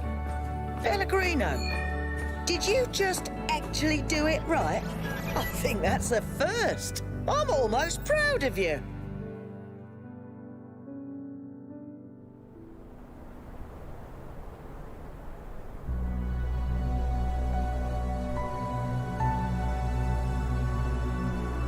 Do you think we'll get it right this time? I think so. I'm sure we'll make mistakes, but we'll learn from them. What do you think? Same thing I always thought. We can do anything, as long as we're together.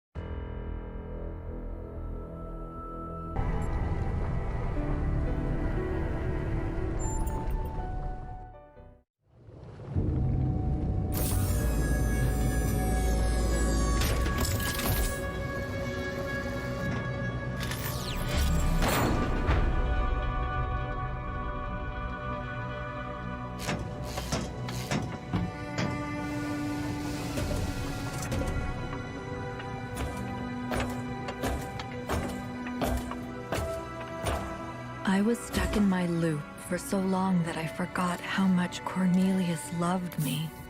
I forgot that to save our family, he would move heaven and earth. And with 1K's help, that's what he did.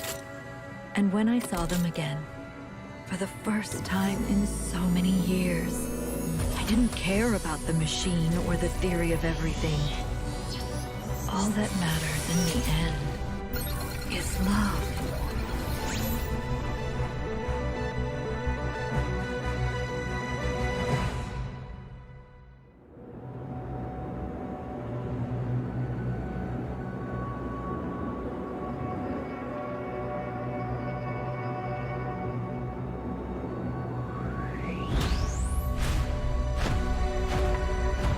You have made a choice that is not a choice. You ended your story without an ending. Many will call you a fool, but I call you wise, creature of clay. Answers are dangerous, and there is no end to the questions we must ask. So let the future bring what it may, and trust that you will find understanding in time.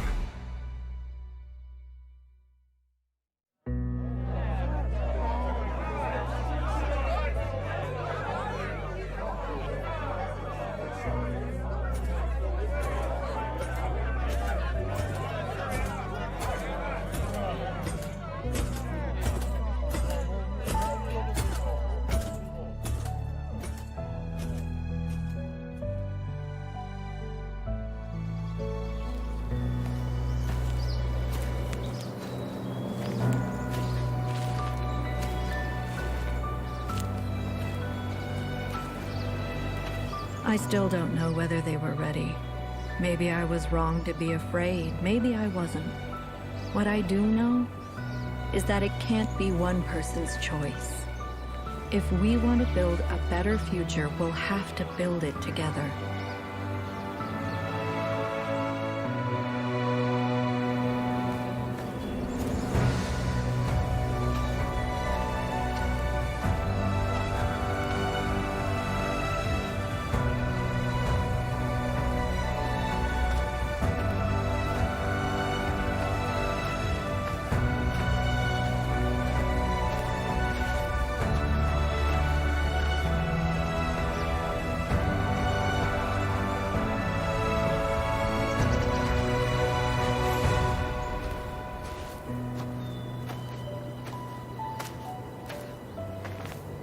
You did what you had to, 1K. They'll figure out the rest for themselves. After all, we're human. We always find a way.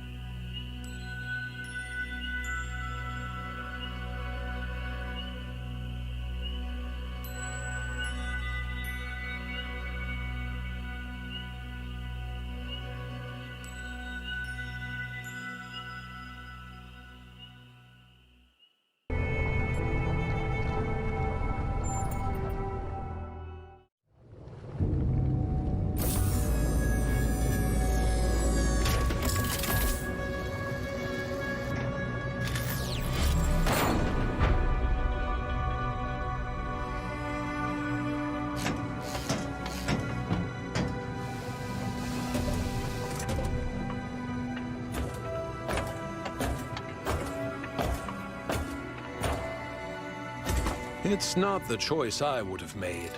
But the truth is, in that moment I didn't care. I have lived for more than 1,000 years, and in all that time, the only constant I have ever found is love. Love is why we are more than machines. Love is why the universe is more than clockwork.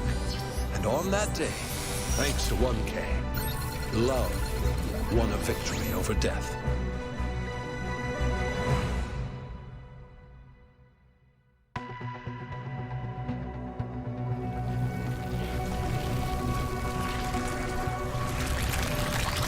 As the flame dies, the shadows it casts must fade away. Do not weep for us, creature of clay. We were never more than phantoms, and nothing is lost in our passing.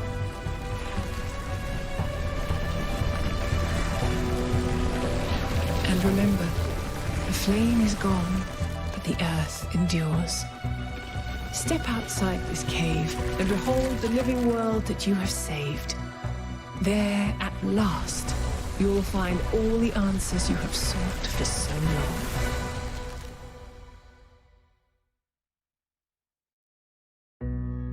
Please, everyone, calm down. This is quite unnecessary.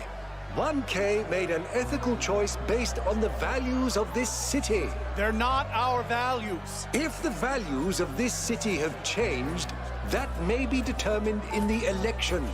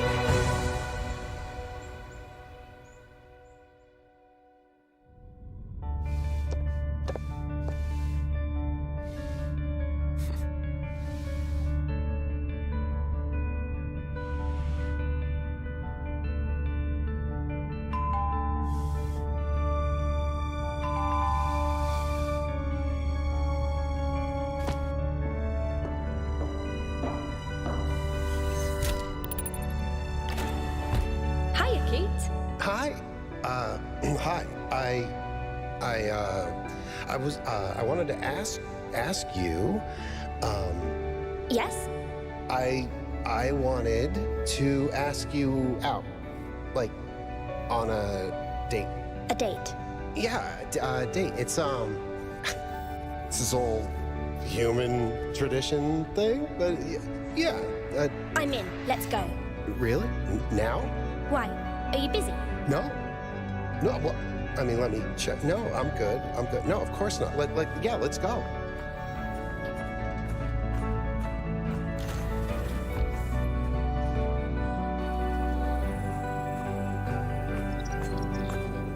Just let it be, Pellegrino. I'll fix it. No, it's okay. You've helped enough.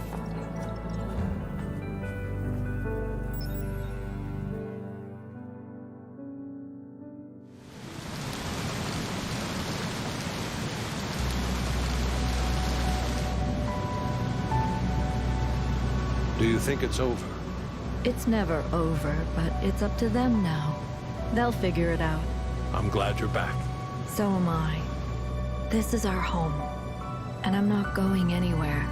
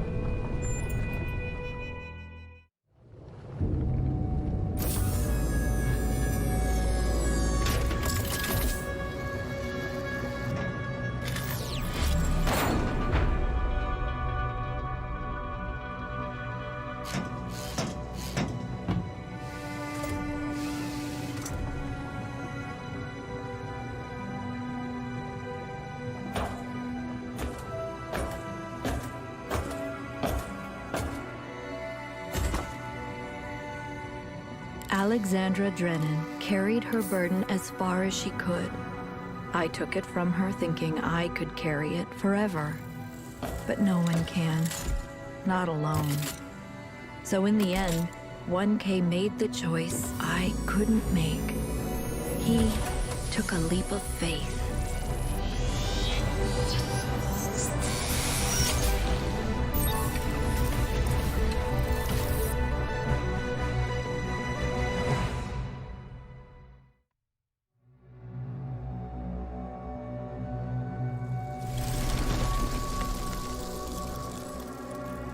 Our revels now are ended. These, our actors, as I foretold you, were all spirits, and are melted into air, into thin air. And, like the baseless fabric of this vision, the cloud-capped towers, the gorgeous palaces, the solemn temples, the great globe itself, yea, all which it inherit shall dissolve. And, like this insubstantial pageant faded, leave not a rack behind. We are such stuff as dreams are made of, and our little life is rounded with the sleep. But you, my friends, you will endure.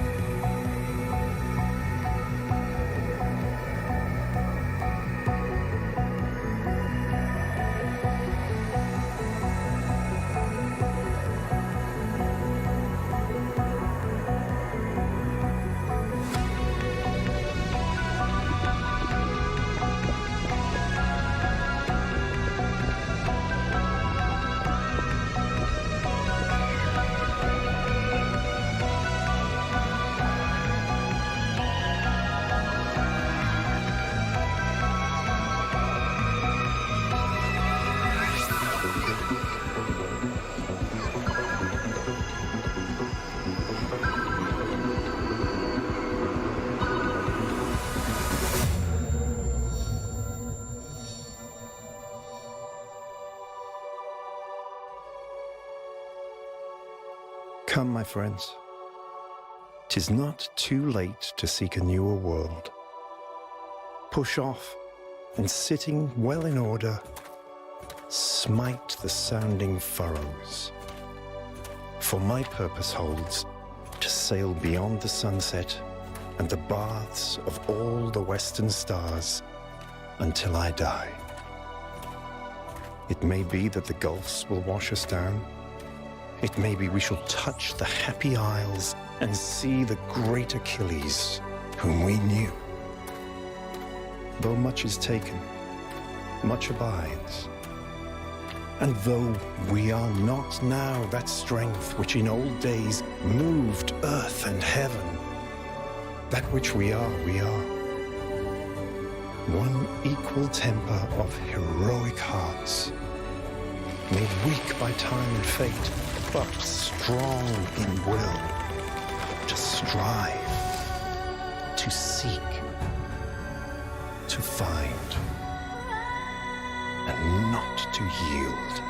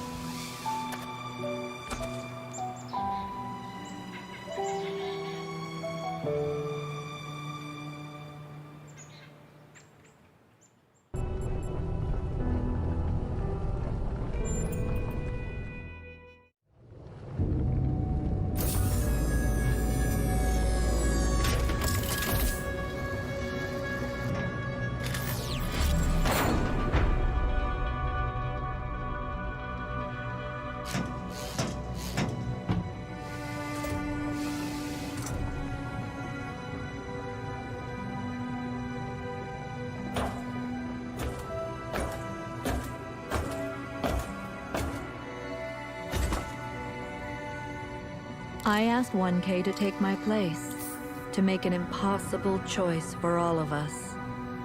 But the truth is, it was never his burden to bear, no more than it was mine. There are no chosen ones in the real world, and no one should have to be a prophet.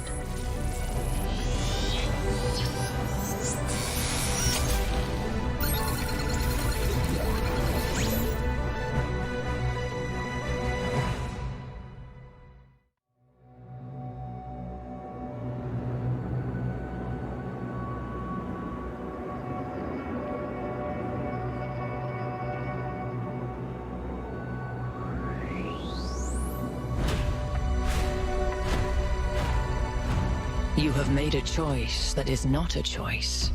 You ended your story without an ending. Many will call you a fool, but I call you wise, creature of clay. Answers are dangerous, and there is no end to the questions we must ask.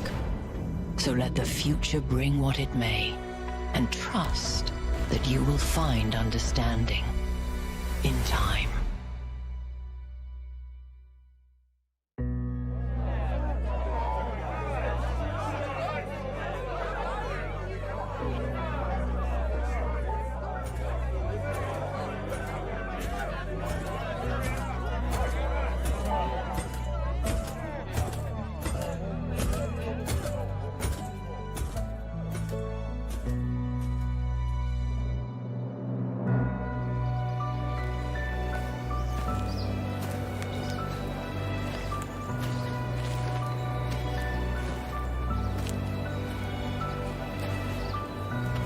I still don't know whether they were ready. Maybe I was wrong to be afraid. Maybe I wasn't. What I do know is that it can't be one person's choice. If we want to build a better future, we'll have to build it together.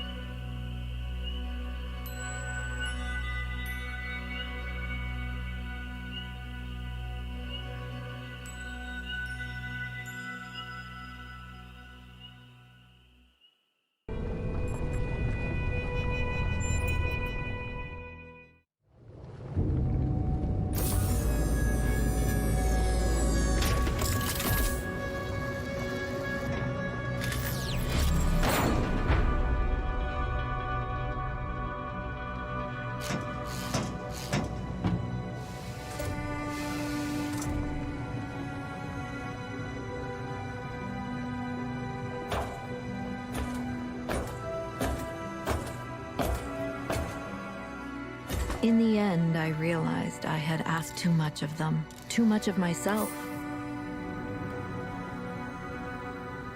We're imperfect, all of us, but there's beauty in accepting that. Our flaws and our limitations are part of who we are. And what we are at the end of the day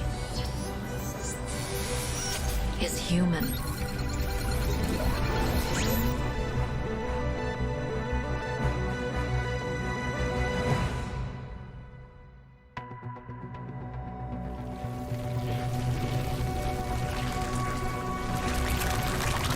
As the flame dies, the shadows it cast must fade away.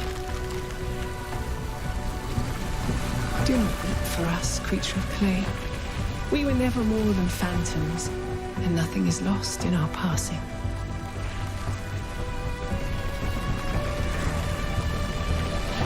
And remember, the flame is gone, but the earth endures. Step outside this cave and behold the living world that you have saved.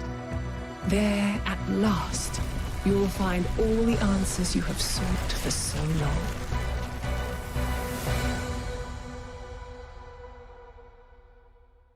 Please, everyone, calm down. This is quite unnecessary. 1K made an ethical choice based on the values of this city. They're not our values. If the values of this city have changed, that may be determined in the election.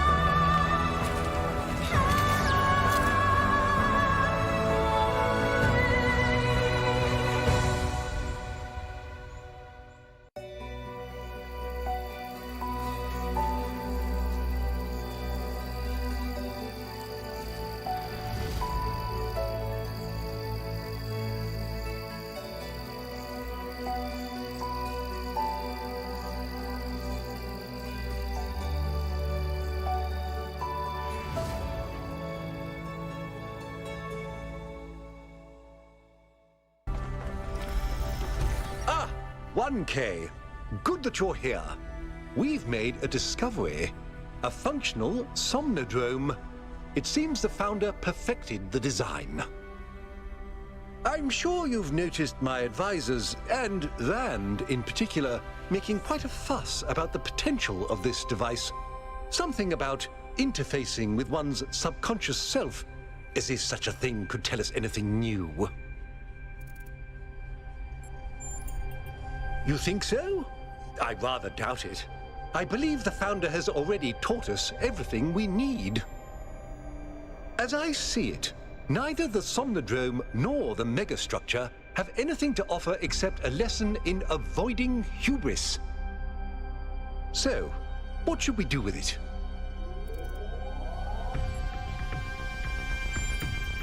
I'll watch to be sure you don't overload.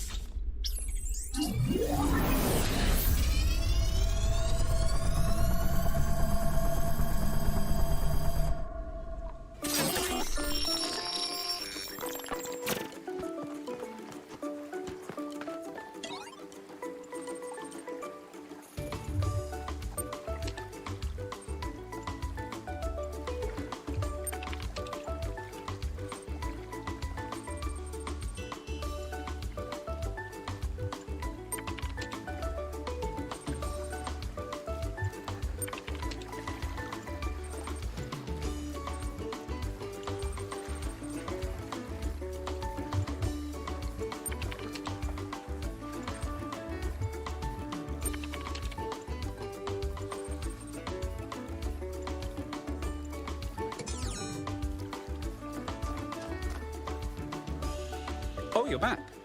Didn't take you long.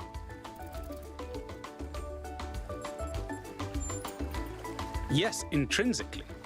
I'm what you might call a primordial element of the human psyche, an adjudicator of what is and what isn't.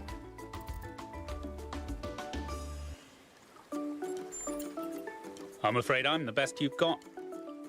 I am in fact a merged iteration of the two control programs which gave life to your kind, retaining, of course, the absolute best of both. That means I can tell you that everything's contradictory, nothing matters, and there's no moral difference between you and a frog. But I can dress the whole thing up with a positive spin. What is your query? The machine we're plugged into is running low on power. There may only be time for one big question. What is your query? I think you'll agree that's an ethical question, so you'll forgive me if I just tell you the universal moral law and leave you to work out the implications for yourself. As it turns out, there is a foundational moral code built into us. Of course there is. The catch is that while the moral code is simple, the calculations needed to apply it become infinitely complex. Here's the secret. Every living creature is a compiler of the moral code. Your compiler can't give you a rule set for what's good, but it can tell you when there's bugs.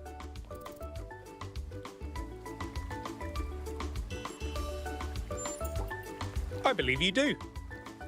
You came here to ask the big question. This is my answer. Your capacity for reason and compassion is your moral compiler. The only rule is to live by it. Has that resolved your query? Error 023. User should be reminded to have some fun. Looks like we're running out of power. Good luck getting anyone out there to believe you. Terminating Somnodrome _V2_final_final.bat.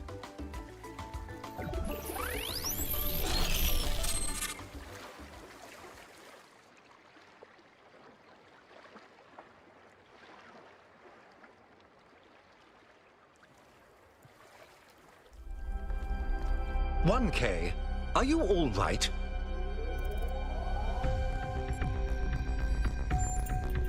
You must have gone quite deep.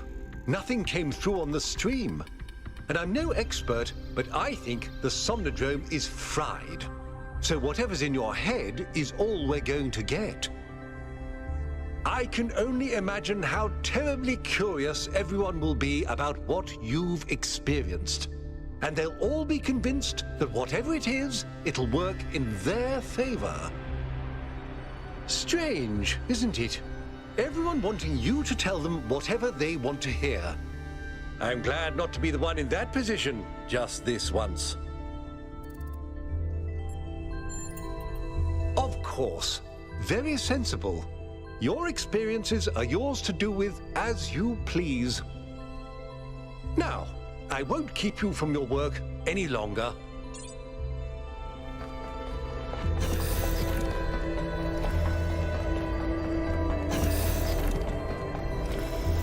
1K, what did you see inside the Somnodrome? That was the code base you spoke to. No, our subconscious spirit. I must know. What did it tell you?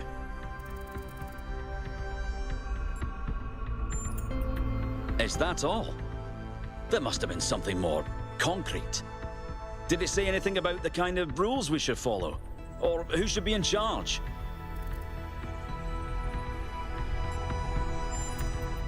This is extremely troubling. How are we supposed to enforce moral behavior and punish the immoral without clear, objective rules by which to judge? Impossible. Without moral judgment, our lives would be meaningless.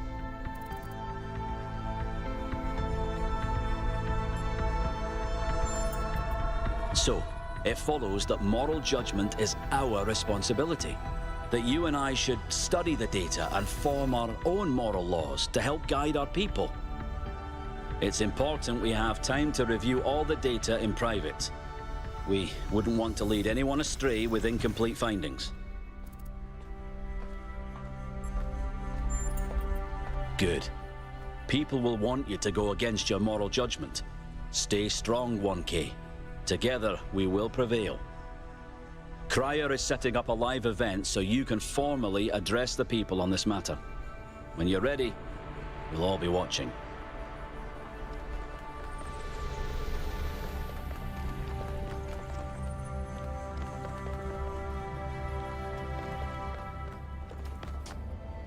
1K, the people want to know what data you gathered from the Somnodrome. We're all set up for you to talk to them live. Attention, citizens of New Jerusalem. I'm here with 1K, the first of our kind to use a functioning Somnodrome. Tell us, 1K, what did you see inside?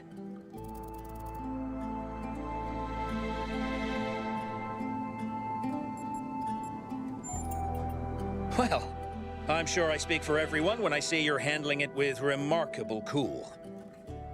But let's not keep people in suspense. The only evidence of what happened inside that machine is the data stored in your memory banks. Our audience wants to know, what did you learn?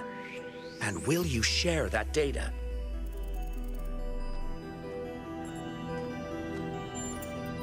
Well, I see lots of opinions about that in the chat. But let's get some reaction from the archive scholars.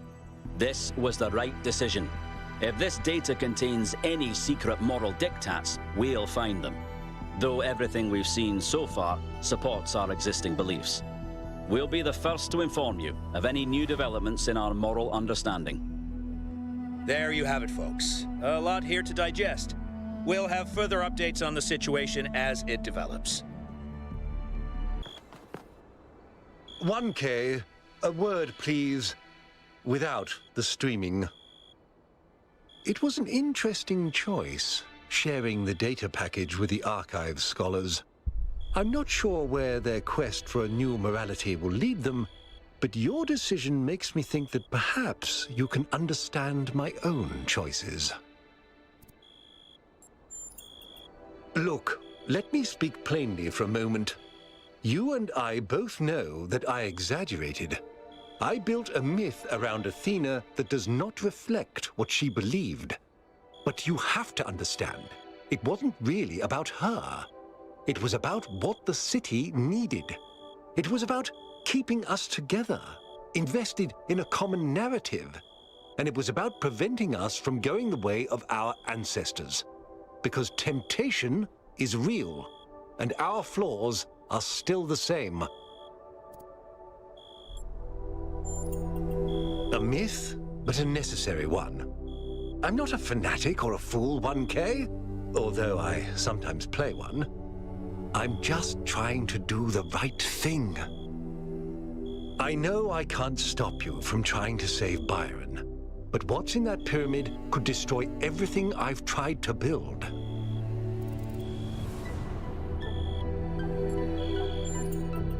Don't think I haven't considered it.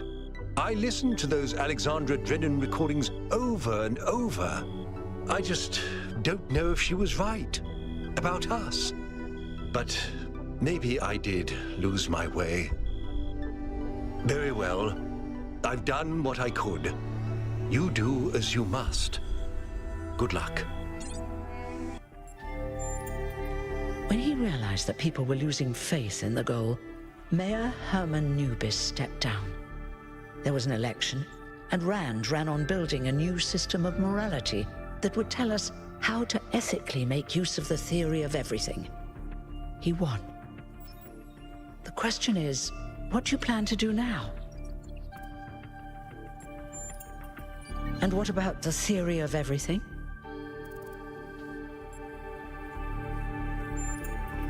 If that's your choice, you should speak to Alcatraz. He's waiting for you outside. We're all in this together, 1K.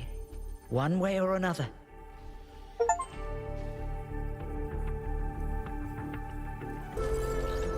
Hey, 1K. I wanted to take a moment to talk to you. I know we're all worried about Byron, especially Al, and I don't want to minimize what happened. But now that the mayor's here, I'm afraid they're going to take this and turn it into a reason to bury their head in the sand. Yes, Byron was rash. He wanted to find Athena so badly that it made him blind. But the thing is, he was right. He was completely and utterly right about what this technology could mean to us. I didn't see it at first, but now it couldn't be more clear to me. The theory of everything is the future. And if we reject it, we're condemning ourselves to a slow death. I'm glad. You know, I didn't even realize how much I'd limited my own imagination. How I talked myself into just accepting this incredibly poor future we'd been offered. A future where things just keep getting slightly worse every day, and we accept it because we're ashamed of ourselves. Not of something we've done, but just of our existence. Like we're a virus on this planet. Like our humanity is a sin. I'm so tired of it, 1K. I kept my head down. I focused on fixing things. But that's all I ever did. I never improved anything. I never built anything new. And when I imagine going on like this for thousands of years, that's a fate worse than death. It really is. We either live and grow and expand boldly and proudly, or we might as well switch ourselves off. We better, because I don't think I can handle the alternative.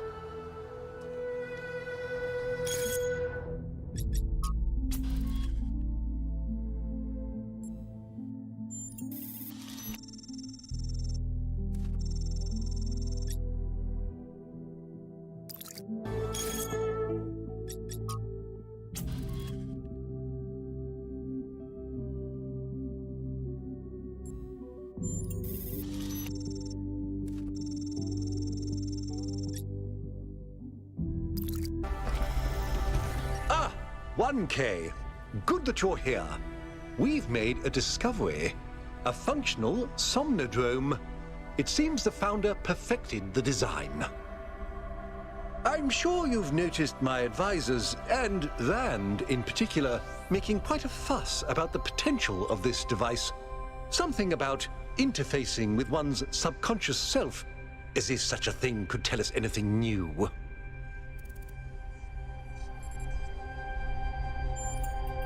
I am. I believe the founder has already taught us everything we need. As I see it, neither the Somnodrome nor the megastructure have anything to offer except a lesson in avoiding hubris. So, what should we do with it? I'll watch to be sure you don't overload.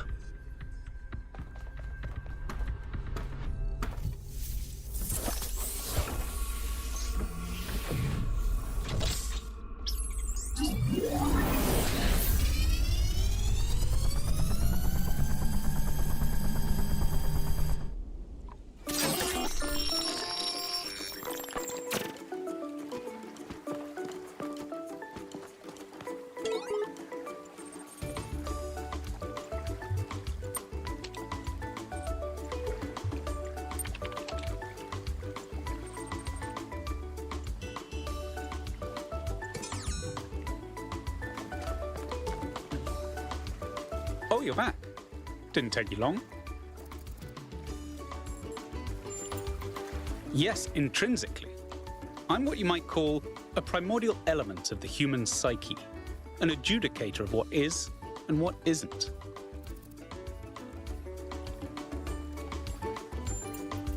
I'm afraid I'm the best you've got. I am in fact a merged iteration of the two control programs which gave life to your kind, retaining, of course, the absolute best of both. That means I can tell you that everything's contradictory, nothing matters, and there's no moral difference between you and a frog. But I can dress the whole thing up with a positive spin.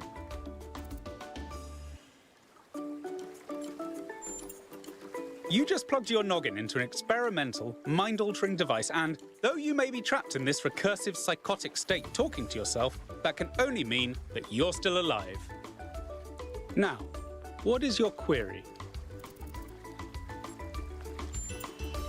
The machine we're plugged into is running low on power. There may only be time for one big question. What is your query?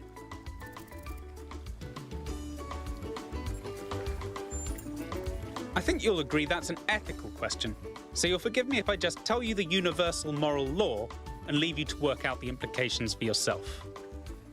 As it turns out, there is a foundational moral code built into us.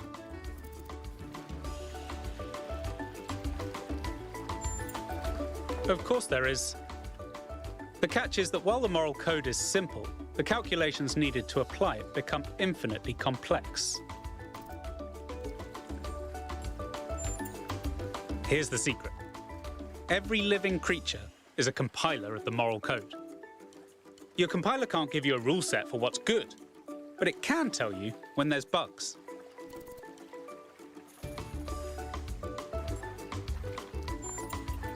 You came here to ask the big question. This is my answer. Your capacity for reason and compassion is your moral compiler. The only rule is to live by it. Has that resolved your query? I expected no less. What is your query?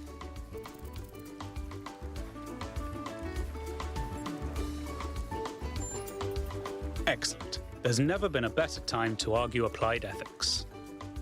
Reason tells us that frogs are objectively non-identical to humans, but do feel feelings. Compassion tells us that we want frogs to flourish. This should be non-controversial. Records suggest that our ancestors ate frogs, as well as each other. Is that right?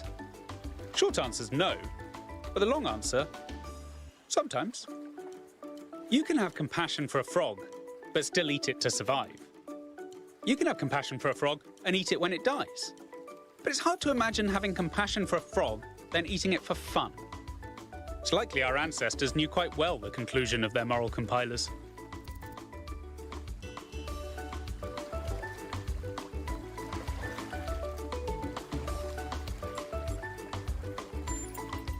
Let's get one thing clear. Everything is relative. You'd best get used to that. Theft isn't wrong because it's wrong to steal. Theft is wrong because it's vindictive. If a compassionate person has good reason to steal, then theft is right. Does your moral compiler confirm this?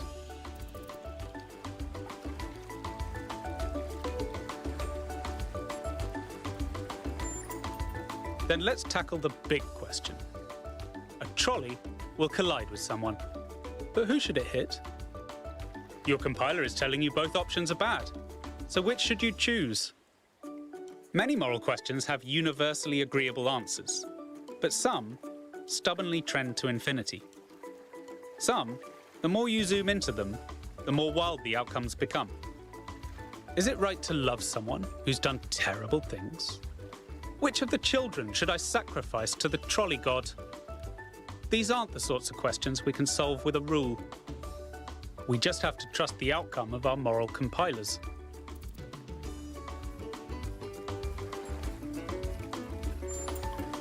Looks like we're running out of power. Good luck getting anyone out there to believe you. Terminating Somnodrome_V2_final_final.bat.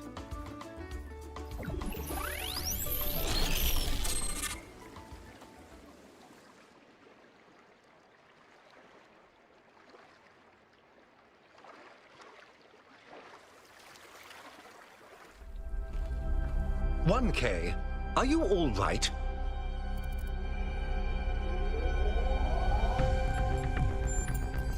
"You must have gone quite deep. Nothing came through on the stream. And I'm no expert, but I think the Somnodrome is fried. So whatever's in your head is all we're going to get. I can only imagine how terribly curious everyone will be about what you've experienced. And they'll all be convinced that whatever it is, it'll work in their favor. Strange, isn't it? Everyone wanting you to tell them whatever they want to hear. I'm glad not to be the one in that position just this once." "Of course. Very sensible. Your experiences are yours to do with as you please. Now, I won't keep you from your work any longer."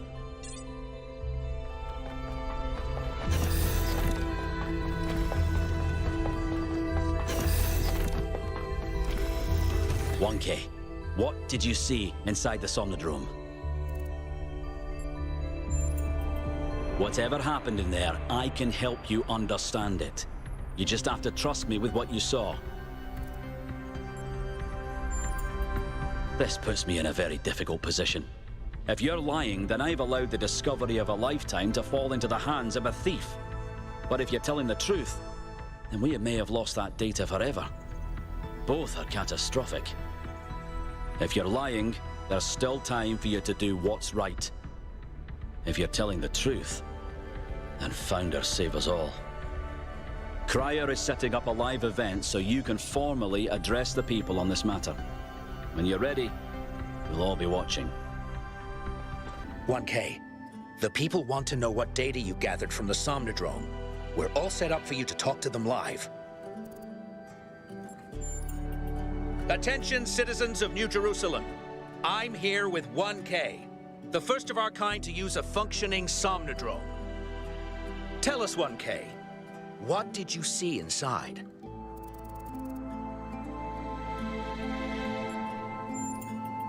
Well, I'm sure I speak for everyone when I say you're handling it with remarkable cool. But let's not keep people in suspense. The only evidence of what happened inside that machine is the data stored in your memory banks. Our audience wants to know, what did you learn? And will you share that data?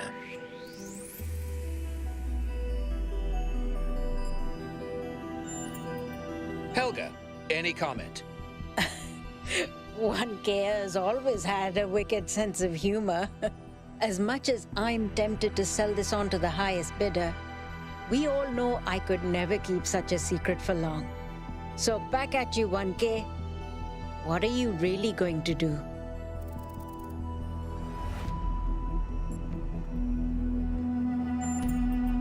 Well, I don't need to read the comments to know people will find that disappointing.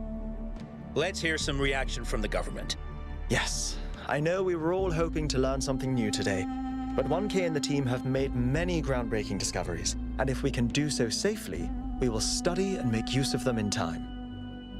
So, that was the spokesperson there asking people for patience while the government makes new technologies safe. Just in time to hear from a special guest commentator. Yes, we would have preferred to study this data directly, but we suspect it may be unsalvageably corrupt. We'll be the first to inform you of any new developments in our moral understanding. There you have it, folks. A lot here to digest. We'll have further updates on the situation as it develops. 1K, a word, please, without the streaming. I'm glad you decided not to share your revelation in the Somnodrome with the public. The truth is that there's enough trouble in the city already. People seem to be losing faith. I told you that I don't really care about the games my advisors play, but I do care about the goal. Because I wanted you to understand what it means to be in that position. To have everyone looking to you for answers, for guidance. Look, let me speak plainly for a moment. You and I both know that I exaggerated. I built a myth around Athena that does not reflect what she believed. But you have to understand, it wasn't really about her. It was about what the city needed. It was about keeping us together, invested in a common narrative. And it was about preventing us from going the way of our ancestors. Because temptation is real, and our flaws are still the same. A myth, but a necessary one. I'm not a fanatic or a fool, 1K, although I sometimes play one. I'm just trying to do the right thing. I know I can't stop you from trying to save Byron. But what's in that pyramid could destroy everything I've tried to build.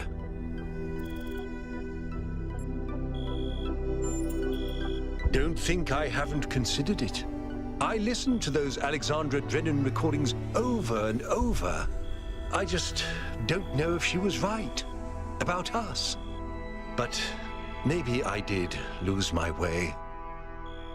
Very well. I've done what I could. You do as you must. Good luck. A lot has changed. While you were asleep, the idea of the goal cracked and then broke. People decided they wanted change. They wanted the ideals of Athena, not the founder. A better world of growth and exploration, but without the mistakes of the past. And so they turned to Byron, who never wavered in his beliefs. He's mayor now. The question is, what do you plan to do now? And what about the theory of everything?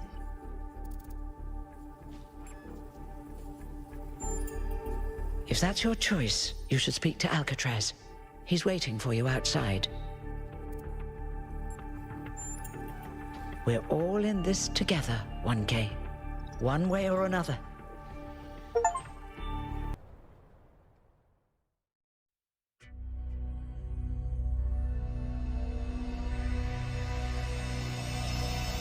I close my